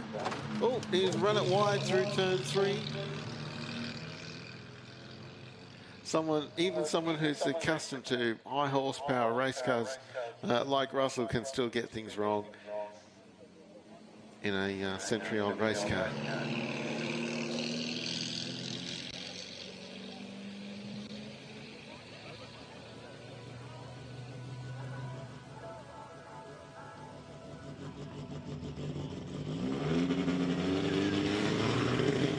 Now this will be Colin Schiller.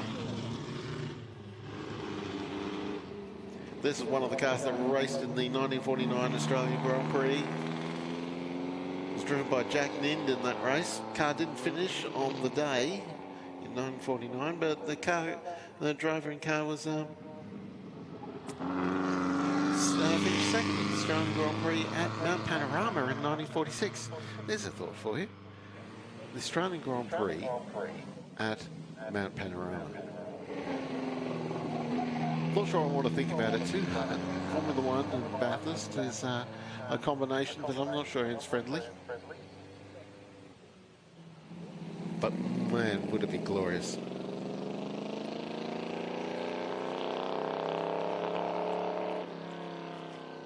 Barry Smith in the V8 Ford V8 Special. Twin carbs, distractors. Barry Smith's a long-time speedway racer before moving into marked sports cars and then historic racing. And Lisa Tobin Smith in the Henry VIII Ford V8 Special. It was built by Dick Vermeulen back in 1999.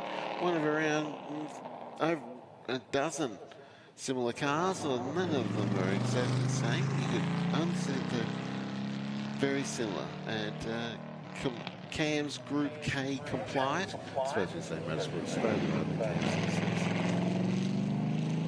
The 8th built mostly from parts that were just lying around the property.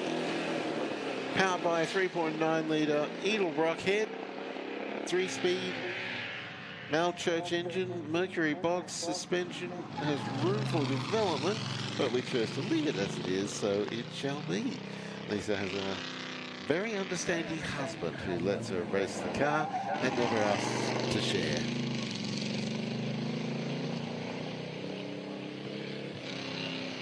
The second of the Dick Vermeulen specials, there's another Dick Vermeulen special race here, and that is Pete Trapnell. Here's the Lister Knobley replica, a car that was built in New Zealand, built up from parts of a Jaguar Mark 10, but with a bespoke aluminium body to replicate the look of a Lister Knobley sports car.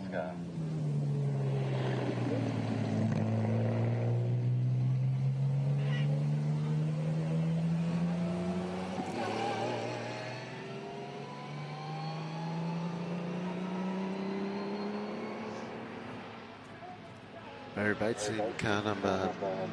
No, that's Lance Boat. John Carson came here just a couple of hours ago to correct me on the pronunciation of Lance, and it's gone out of my head already. Boko, I want to say.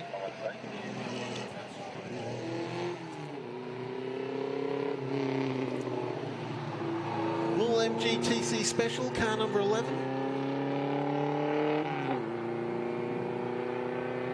Craig Carson. MGTCs were everywhere in the 1940s. I can give you some more results. Group K was the 1931 to 1940 cars.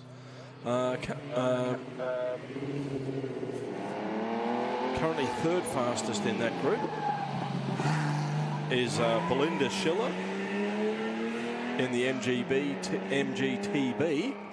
Second fastest is Lisa Tobin Smith in the Henry VIII Ford Special. It's called that because it's the 8th V8 Ford that was built by Dick Vermeulen, so he called it Henry VIII.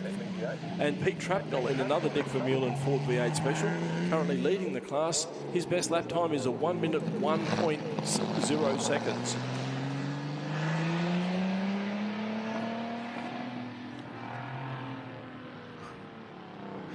We're having the Vintage Van Village prize presentation right about now, tucked in behind us here at the commentary booth. I went and checked them out on yesterday, and some beautifully turned out old vans, and a lot of they've really gone to some trouble to present them in a period style. But one thing that really struck me is how much smaller caravans were compared to the enormous things that are towed up and down the highway by Land Cruisers and patrols nowadays. But of course, back in those days, you know, if you had to have something that you could tow with your E.J. Holden station wagon, So it couldn't be too big. And of course they didn't have showers and toilets in them then either.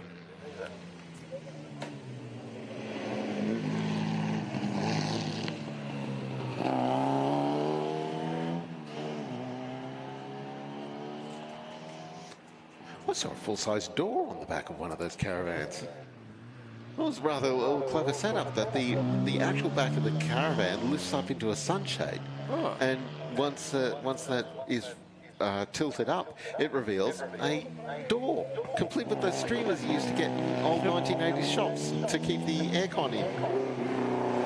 I thought it was to keep the flies out. Oh, well, yeah, it could be that too. The Brabham BT2 out on the circuit right now. Ian Beedman, the 1962 model. It's raced in 5 different Australian Grand Prix. Came home 5th at Lakeside in 1966 as a and was the first 1.5 litre car home. Dave Walker, Kevin Bartlett were both driven this race car. It featured a 1.1 litre Holby Ford engine, so that's effectively a Formula Junior, but it was raced here after a Formula Junior, basically, so it sort of slid into Formula 3 bracket.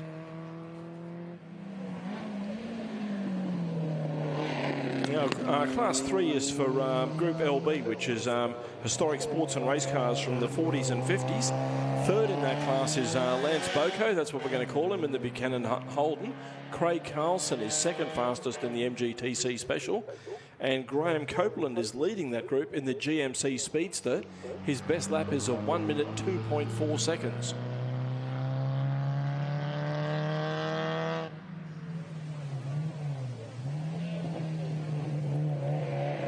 Move on to the group Class 4, which is sports and racing cars from the 50s and 60s. And third fastest in that group is Graham Branch in the Formula Minor. That's the 500cc car. And second fastest in that group is the Jaguar D-Type of Brian Barbie. And Robert Rees is leading that group in the Turner Alexander. His best lap time is a 1 minute 4. Brad Stratton and the Alfa Maloa.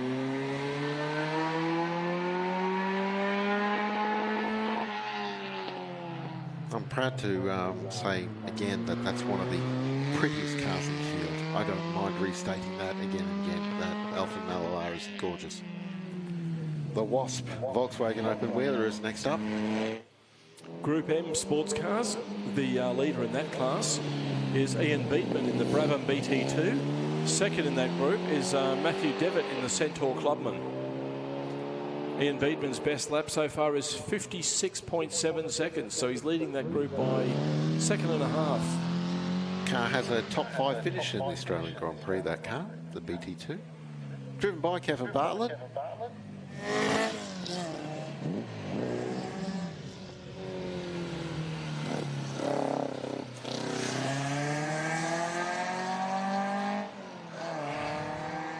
Moving on to racing and sports cars from the early 60s, which is Class 6.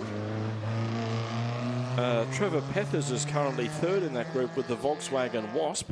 Second in that group is Greg Ross in the Jaguar XJ13 replica. Brad Stratton leading that class in the Alfa Malola with a 56.7 is his best lap. Brad and his wife Bernice are absolute nuts for motorsport. When they're not, they compete as well as Bernice races a Mazda MX-5 in sprints. Brad's got a Ford Focus that races in improved production cars. And when they're not racing their cars, they're still at race meetings, acting as officials or driving safety cars. Brad told me a funny story once, many years ago when the Gold Coast, the Indy cars used to race on the Gold Coast. He was the course car for that event, safety car driver for that event, and Honda was a big supporter of the event, so they brought out this highly developed, modified Honda NSX as a safety car for the IndyCar race. So Brad was very privileged to drive that, and normal safety car procedures, maintain 80 kilometres an hour, maintain 100 kilometres an hour, or whatever. And then the race director came over the radio and said, "Speed at your discretion." So Brad says, right, I'm into it. So he's head down, flat biscuit. He's working the hell out of this thing, thinking, how good is this? And then he looked up in the mirror, and the Indy cars were weaving from side to side, trying to keep their tyres warm. And he just felt so utterly demoralised because there's speed, and then there's speed. Well, yeah. Those turbocharged Indy cars are something else. Especially back then, you know, they were in the region of 1,000 horsepower cars back the old Champ Car Series cars. Yep. Now, Class 8 is for Group Q sports and racing cars. Gundy Hunt in the Hunter Club in third fastest. That's his teammate coming through now. David Cross in the Bowen Hay Formula 5000 second fastest. And Kim Wells, who I can't find on the list. Oh, there he is, down there in the Formula Ford, currently leading that class. His best lap is a 55.5. We pointed that out last time round, that it was odd that the Formula Ford Bowen's faster than the Formula 5000. By half a second. That's pretty close.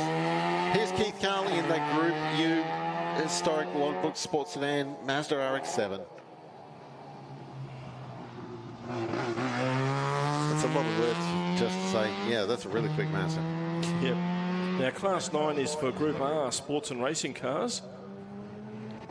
Now, just I mentioned already this weekend that Keith is a former holder of the outright lap record at Mount Panorama at Bathurst. And he did that in his next sports sedan that he raced after this one, which took about 4 years to construct and develop. It was a Nissan 300 ZX, had the Group A engine out of the Skyline, Nissan Skyline, and was turbocharged on top of that. If memory serves from the original story, I think there were turbos that had been sort of distantly acquired by the Renault Formula One program. The car was good for about, well, certainly in the 900s, of course, when fully tuned up. And wasn't just the first driver to get past 300 kilometres down Conrod Straight at Bathurst, but he ended up at 315 kilometres an hour. Wow, that is properly quick. That top speed was eventually eclipsed, but only when NASCAR visited Bathurst a few years after that. You think, oh yeah, a NASCAR in a straight line can probably do those sort of numbers. So Christopher Hassman, oh yeah, you go. Yeah, I'm going through some more results for you. Group R, historic sports and racing cars. Christopher Hassman second in the Mofoco Sports, and Daniel Hunt leading that group in the Angus Clubber. That's a pretty stout burnout for a Humpy. I don't think any of the Humpies that are racing here at the historic Leyburn Sprints for 2026, I don't think any of the three of them are tame. No, there's certainly no grey motors under the bonnet either. Yeah, Keith Carling's best lap so far. He improved on the previous one. He's down to a 1 minute. Actually, no, the last one was slower than the one before. But Scott Gawley leading the Group U historic sports sedan class with his best lap is a 56.3 in the, I'm going to say FX Holden because it's just easier. The purists do not like that. Okay. Now the Formula Vs are out there now. We've got 3 Formula Vs this weekend. One of them's a bit further down the field, running in a different class, but we've got 2 of them here. And 2 of them on track right now. Oh, the number 37 does not sound happy. A bit of a bottom end miss climbing out of turn 1 just then.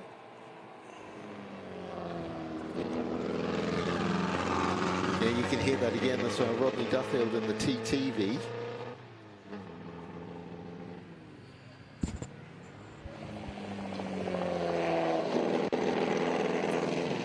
And, oh, sorry, here's the third one. And we do have 4. There's another, because there is another Formula V later in the entry list on the back of the open wheel group.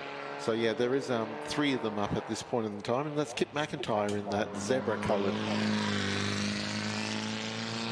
Yeah, Kip's currently the fastest in the group. His best lap is a 103.1. And he's quite often the best dressed race driver at Saturday night at the Royal Hotel. There's a Reynard Formula Ford. Yeah, Ross Rundle, the only one competing in the Group F historic Formula Ford class. We've got another Formula Ford, Kim Wells, but for whatever reason, he's not running in the Formula Ford class. They've put him in a different group.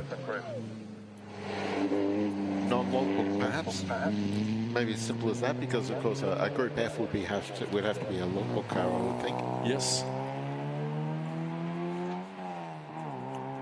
MGB on track right now, car number 41, and that is the car of Brian Cather.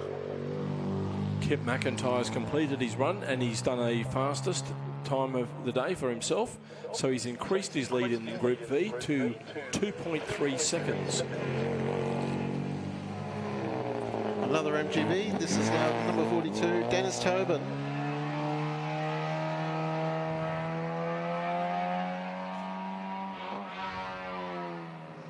Bit of additional streamlining there. With that Jaguar D-type cowling that extends behind the driver's helmet. Yep, Group SB, historic production sports cars. It's a battle between Dennis Tobin and Brian Cather. Both of them on course at the moment. Brian Cather's just completed his run.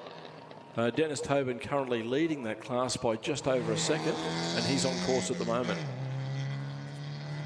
George Brachetto is also on track in another MGB, but that's not really a standard MGB. It's got a 2-litre Alfa Romeo engine. You hear that engine note floating around? Yeah, the typical Alfa Romeo snarl, I think he described. I describe it as a snarl. Stephen Callahan on the line is another MGB racer, but it is an actual MGB rather than say an Alfa Romeo powered example. Dennis Tobin has finished his run. He's gone 0.2 slower, but he's still leading his class by 1.1 seconds.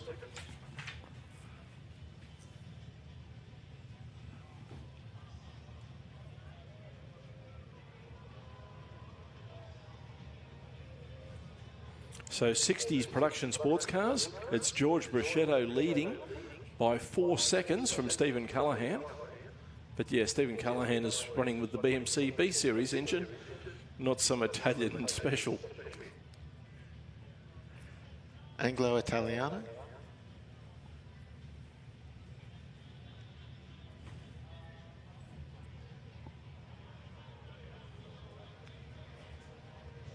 We're waiting for Stephen Callahan to be given the go signal, so there must be a delay somewhere. I'm not seeing much outside the window apart from glare.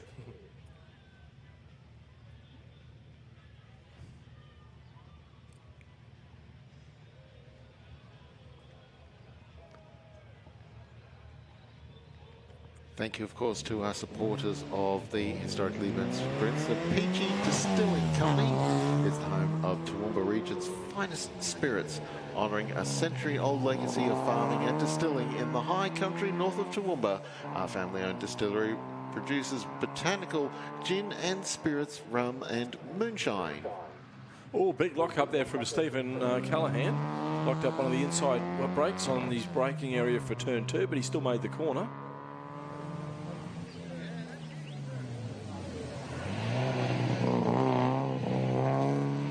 Jeffrey Messer is next, the only competitor in his class, so if he finishes, he wins. He's running in production sports cars from the 70s. And Camino Gold, we were discussing what you would call that colour. Apparently the people at Morris Garages call it Camino Gold. Okay. Well, let's go with that, because it's more polite than anything we could think of. See, ochre is what comes to mind for me, and I can understand why someone might object. Speaking of yellows or golds, Barry Campbell in the Bolwell, launching himself towards turn 2. Yeah, Barry Campbell is competing in Group T, which is for production sports cars with a period competition history. And there's 2 people in this, Barry Campbell in the Bolwell and Ray Davis in the Triumph. Currently, Ray is 2.5 seconds quicker, but he's just made an absolute mess out of turn 1. Yeah, a bit too much braking power into turn 1, Justin. So if Barry can find 2.5 seconds, he'll have the class lead. Small order.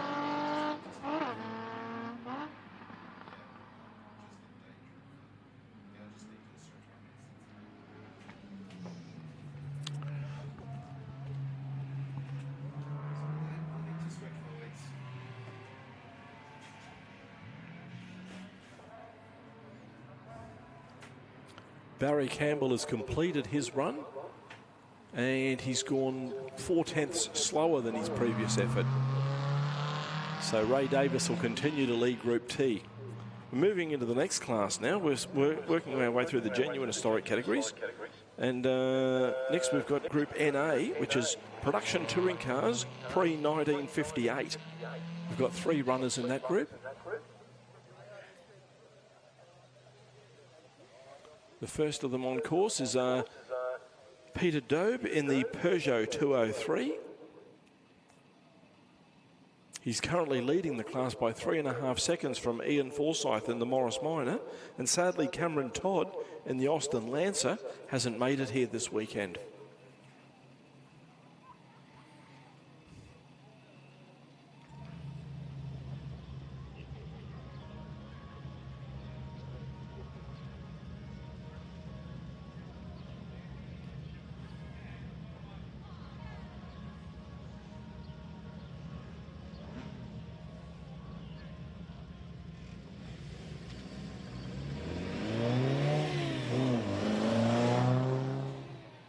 Ian Forsyth leaves the line, heads down towards turn 1.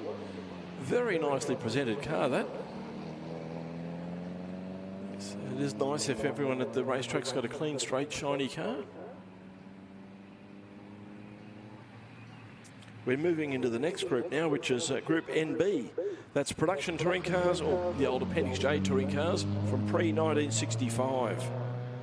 First one to line up is Alan Archer in the little Ford Anglia.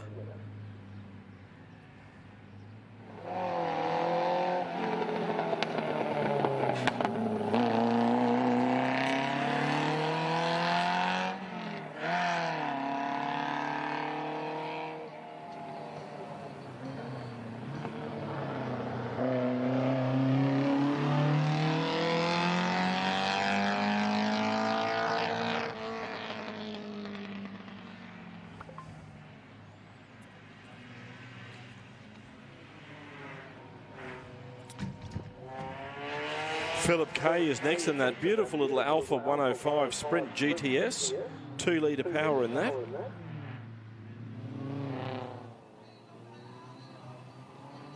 Ian Forsyth just finishes his run in the Morris Minor. He's improved his best time, but he's still 2.3 seconds behind Peter Dobe in the Peugeot. Greg Menzies just passes our position now in the Mark II Jag. Now, prior to the start of this run, Greg Schilt was 3rd fastest in the Cortina. Michael Rosa was 2nd in the Cortina, and Rodney Hansen was fastest in the Mini.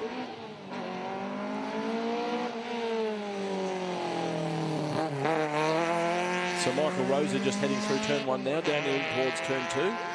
Currently 2nd fastest in this group.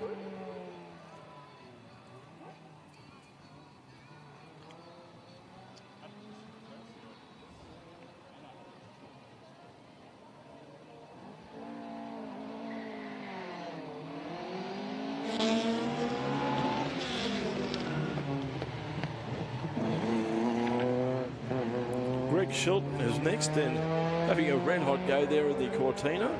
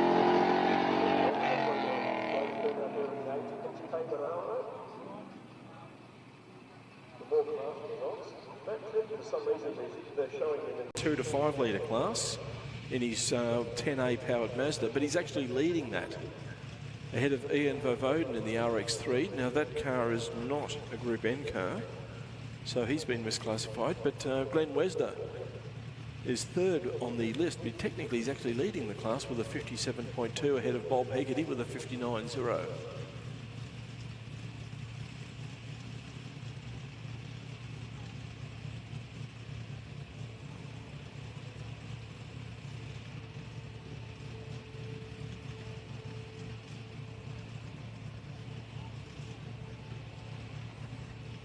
Now we're into the Group NC over 5 litre cars.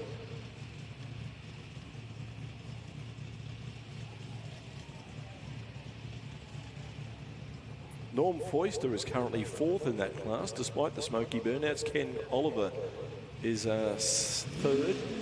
Peter McConnell is 2nd. And here comes Brian Wood, the class leader, currently almost 3 seconds in front of the others.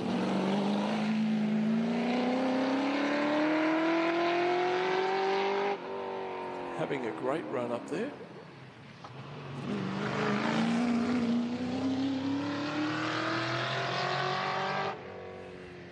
Yeah, Brian Wood's previous lap, he did a 55.4.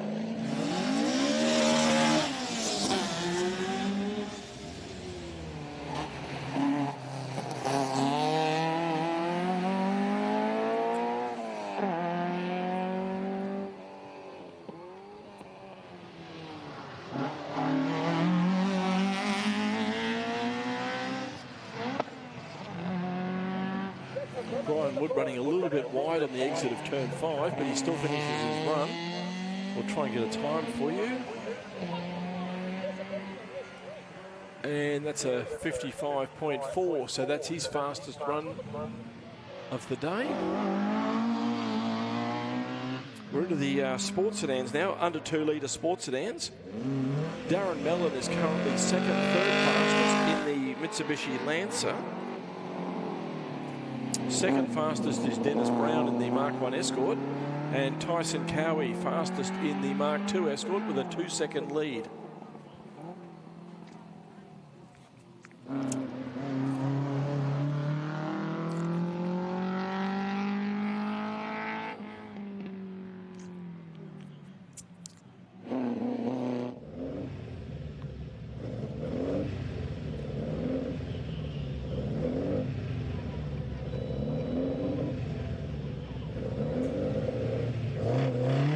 Endicott Davies leading the line now in the little Toyota Corolla.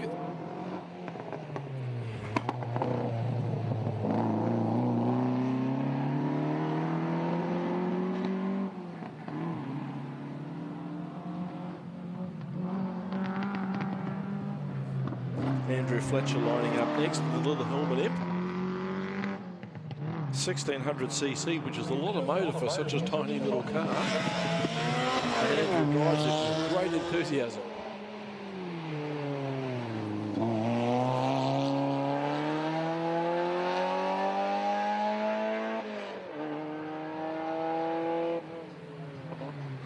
Squirming under brakes there for turn 2, but fortunately he still makes the corner.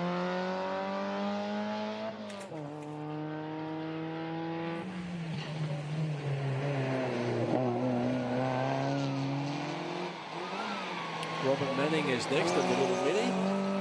Very, very tight exit for turn 1. I wonder if that was intentional.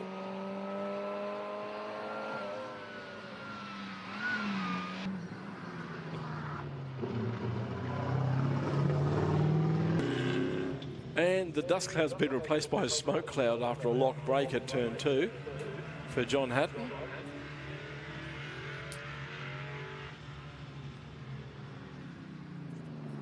Joshua Cronk is next in the S-Series Valiant V8. Dust cloud is just a smoke cloud that's been created by the ground. Dave Malone leaves the line now in the XU1 Toronto. Great field of sports sedans we've got here. As I said earlier, we've got 10 cars in the over 2 litre class.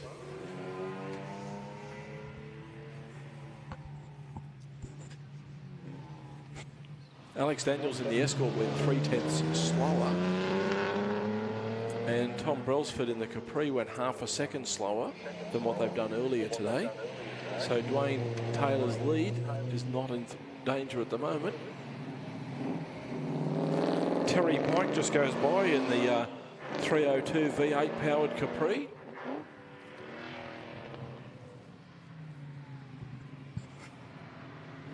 And Murray Rowland lining up now with the rotary turbo Ford Anglia.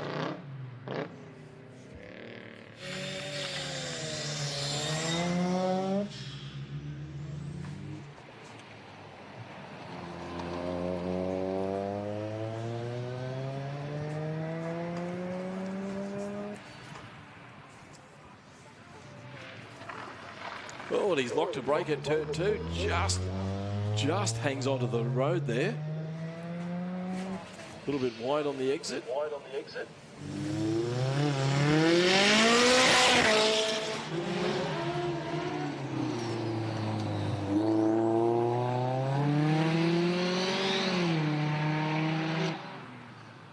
Dean Verrills is on track now in the Mark 2 litre Escort, Mark 1, 2 litre turbo, I should say.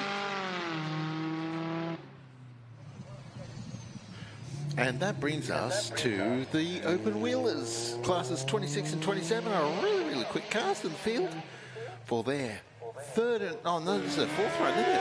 It is indeed. Yep, we're well into run 4 now.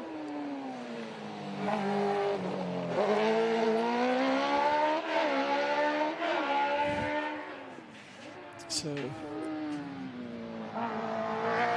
Doug Daniels on track at the moment in the New Tech Formula. He's currently 4th in his class. There's 8 cars contesting Formula Libre under 2 litres.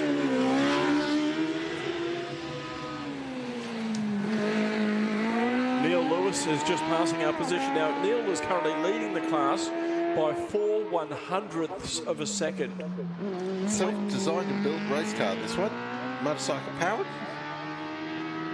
I'll always remember Marge Simpson saying, "Homie, I don't want you driving a car that you built yourself." And here's Luke Weeks in the Empire 1. Oh, I didn't think he was going to make that corner. 998 cc's. That is a wicked fast car.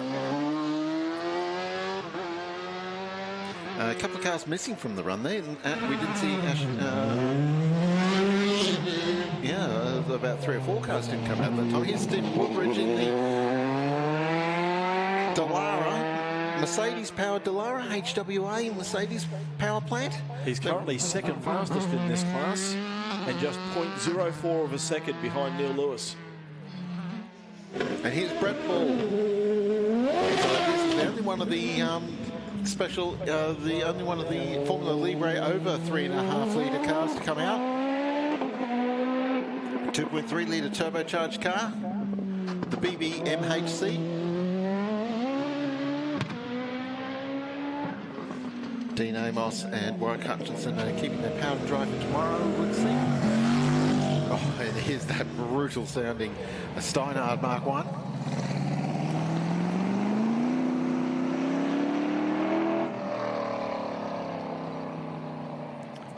Max Parnell, I should say. It's a Brabham BT24 replica. This one's got but it has one instead of a Repco.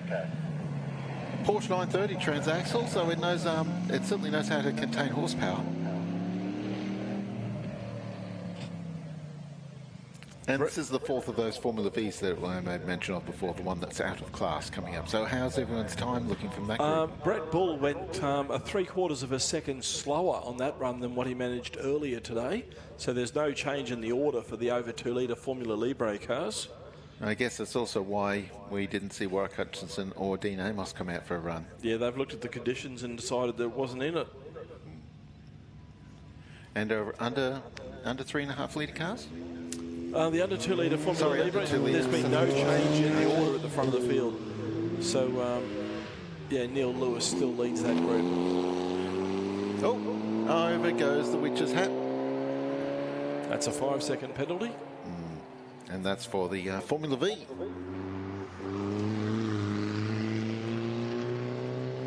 Now, Jeff Robinson, the man to Formula V with the 1600cc engine of the 4 Formula Vs. A lock up into turn 4. Yeah, so that's the only Formula V that's not historic. Yeah, the only Golf-powered car as opposed to a Beetle-powered car. The Toucan Removals Mini. What was the van called? Countryman? No, I think that was the wagon. I think it was just called a minivan. Minivan. So it's not just a minivan, it's a mini van. So the current class on course now is 365 touring cars under 2 litres. So Dean Amos will be fastest overnight with a roughly 3-second gap over... Yep. 3 1/4 almost. Is it Brett or Warwick who's second fastest? Brett Bull is second fastest. Yeah. But he's 0.003 seconds. No, sorry, 0.002 seconds faster than Warwick Hutchinson. And how far away is Neil Lewis? Actually, that's a good question. Neil Lewis is... Oh, wow. Neil Lewis is 3 seconds slower. Yeah, it is. It can be a bit of a gap. Like the top 3... The top 3 in the over 2 litre class, yeah, they do have a bit of a gap on the rest of the under 2 litre Formula Libre cars. I was just, I guess, a little bit hopeful that maybe some of the under 2 litre cars might come up and bridge that gap a little bit. But the Toucan Removals minivan leading his class by 1 3/4 seconds. I see there's several members of the Valiant R&S Club out this weekend, and here's the first of several S-Series Valiants in the field. Sorry, is this the... No, this is the R-Series, isn't it? Yeah, that's an R-Series, but that's actually a Plymouth, not a Valiant, not a Chrysler, because it's got the it's the 2-door model, which we never got. And here's Phil Ross, the man from Shannon's, in the very, very, very early model Mustang. And there's a lot of dust there between turns 5 and 6. And is that car moving? Yes, it is. It's very moving slowly. Very, very slowly indeed. Okay. He's left the road and then rejoined the road. Oh, is that the Mini? Or is it the V-Dub? No, it's the V-Dub. I tell you what, the sun reflections are bad. Then? If we can't tell the difference between a Beetle and a minivan. Well, then the previous car would have been the slower car ahead of them. So thanks to all at the RSL. Friday dinners between 5 p.m. and 9 p.m. Saturday open from 10 a.m. to midnight. Sunday 10 a.m. to 3 p.m. Friday and Saturday night provided by the Cambodia Rockers. Fish and chips on Friday. Oh, it was yesterday. Mother Trucker are in to play on tonight and tomorrow. And looking forward to all of our entertainment. That's 8 Warwick Street, Leyburn. We had the trivia night there on Thursday night. Plenty of seating available. Call ahead in order to avoid disappointment. Doors open from 10 a.m. and to late. Now, Dale Hurd in the Valiant, I think it was it almost came to a standstill there because he just could not see through the dust, and he actually got rounded up by Phil Ross. So Phil will have to come round for a rerun because, yeah, you're not supposed to pass people in a sprint. No, that's a little frowned upon. And that does explain what was going on just before. I imagine a similar incident. Okay, here's Paul Tilley running a little bit late.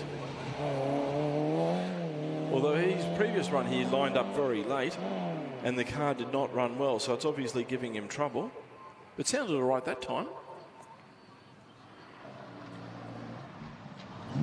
Yeah, he's in the same class as the minivan and the Beetle. Now this is Greg Bull in the Ford Escort.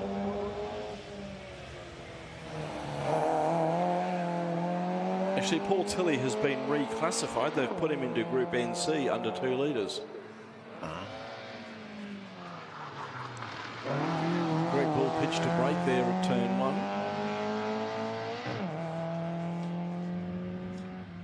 1. Turn 2, I should say. Next should be Ricky Dewsnap in the... It is indeed. Black and gold Cortina. So we're into the 372 touring cars, 1600 class. There's a big turnout for this. I'll pick up the order for you and so you know where everyone is.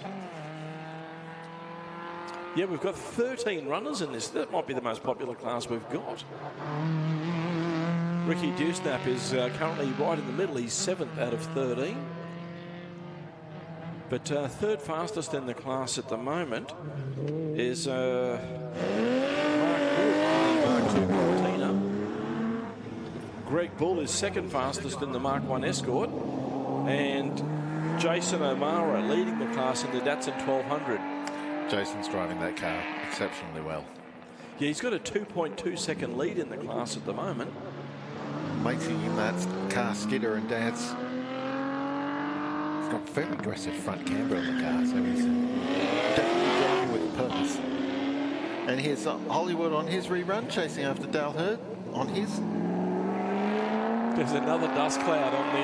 It looks like it's coming out of turn 5, or I believe there's a tyre chicane or a Witches Hat chicane between 5 and 6. So people might be struggling with that. But the sun will be behind them. Although they're probably looking towards the sun as they approach turn 5.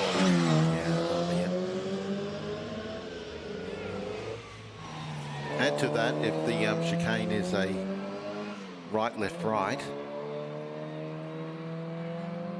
then you could be looking into the sun as you come out the other side of the chicane. Greg Graham in the little Mini. Unmistakable sound of a Mini with straight cut gears. You can hear the growl and the whine.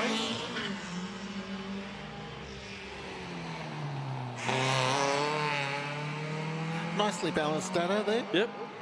You'd look maybe for a second like it was carrying too much speed into the corner. It did look, yeah.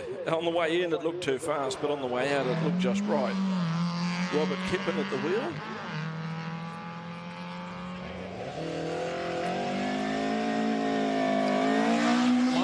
a little bit to get it to straighten up there just on... Craig Lawrence goes by now in the 1600cc Mark 1 Escort. Oversteer is your friend. Yep, he's currently 5th in this class of 13 cars.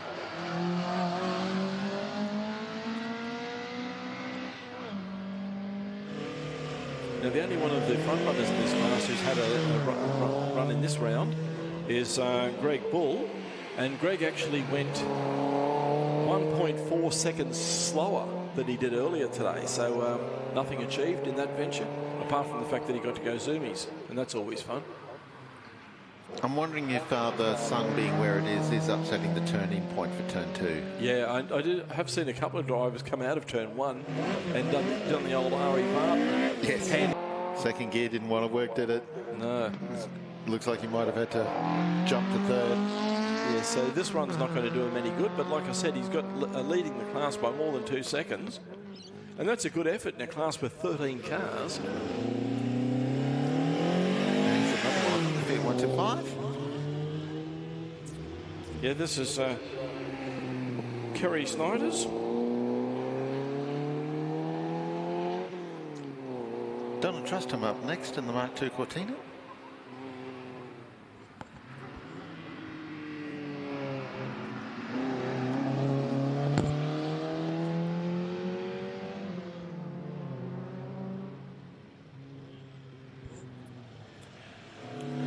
And here's Donna now in the Cordy.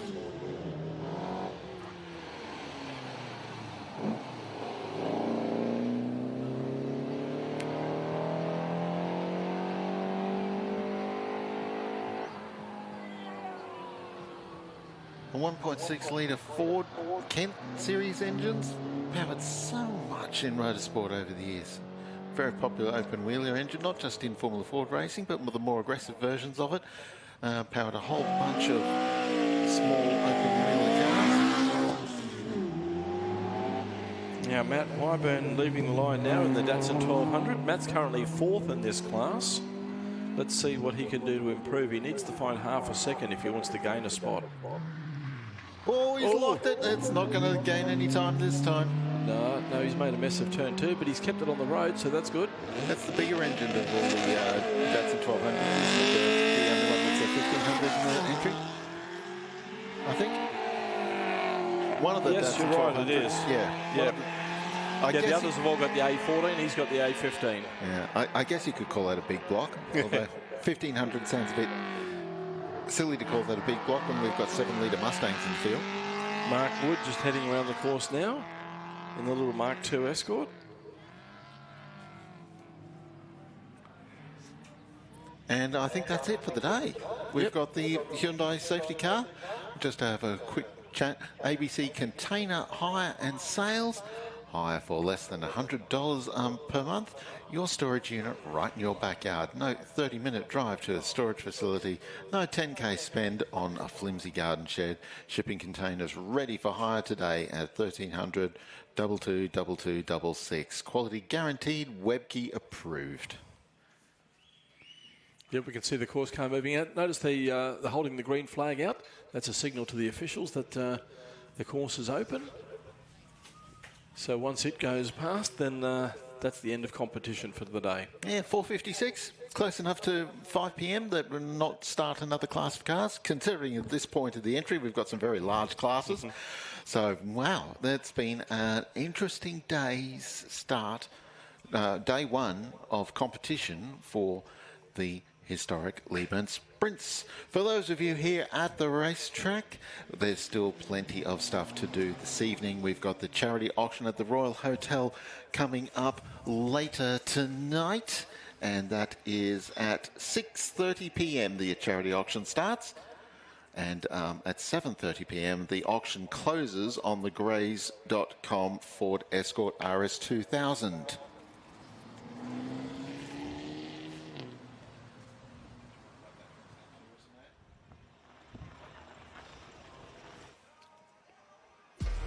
It's time for good times. Forget about nothing. One day to come together to release the pressure. We need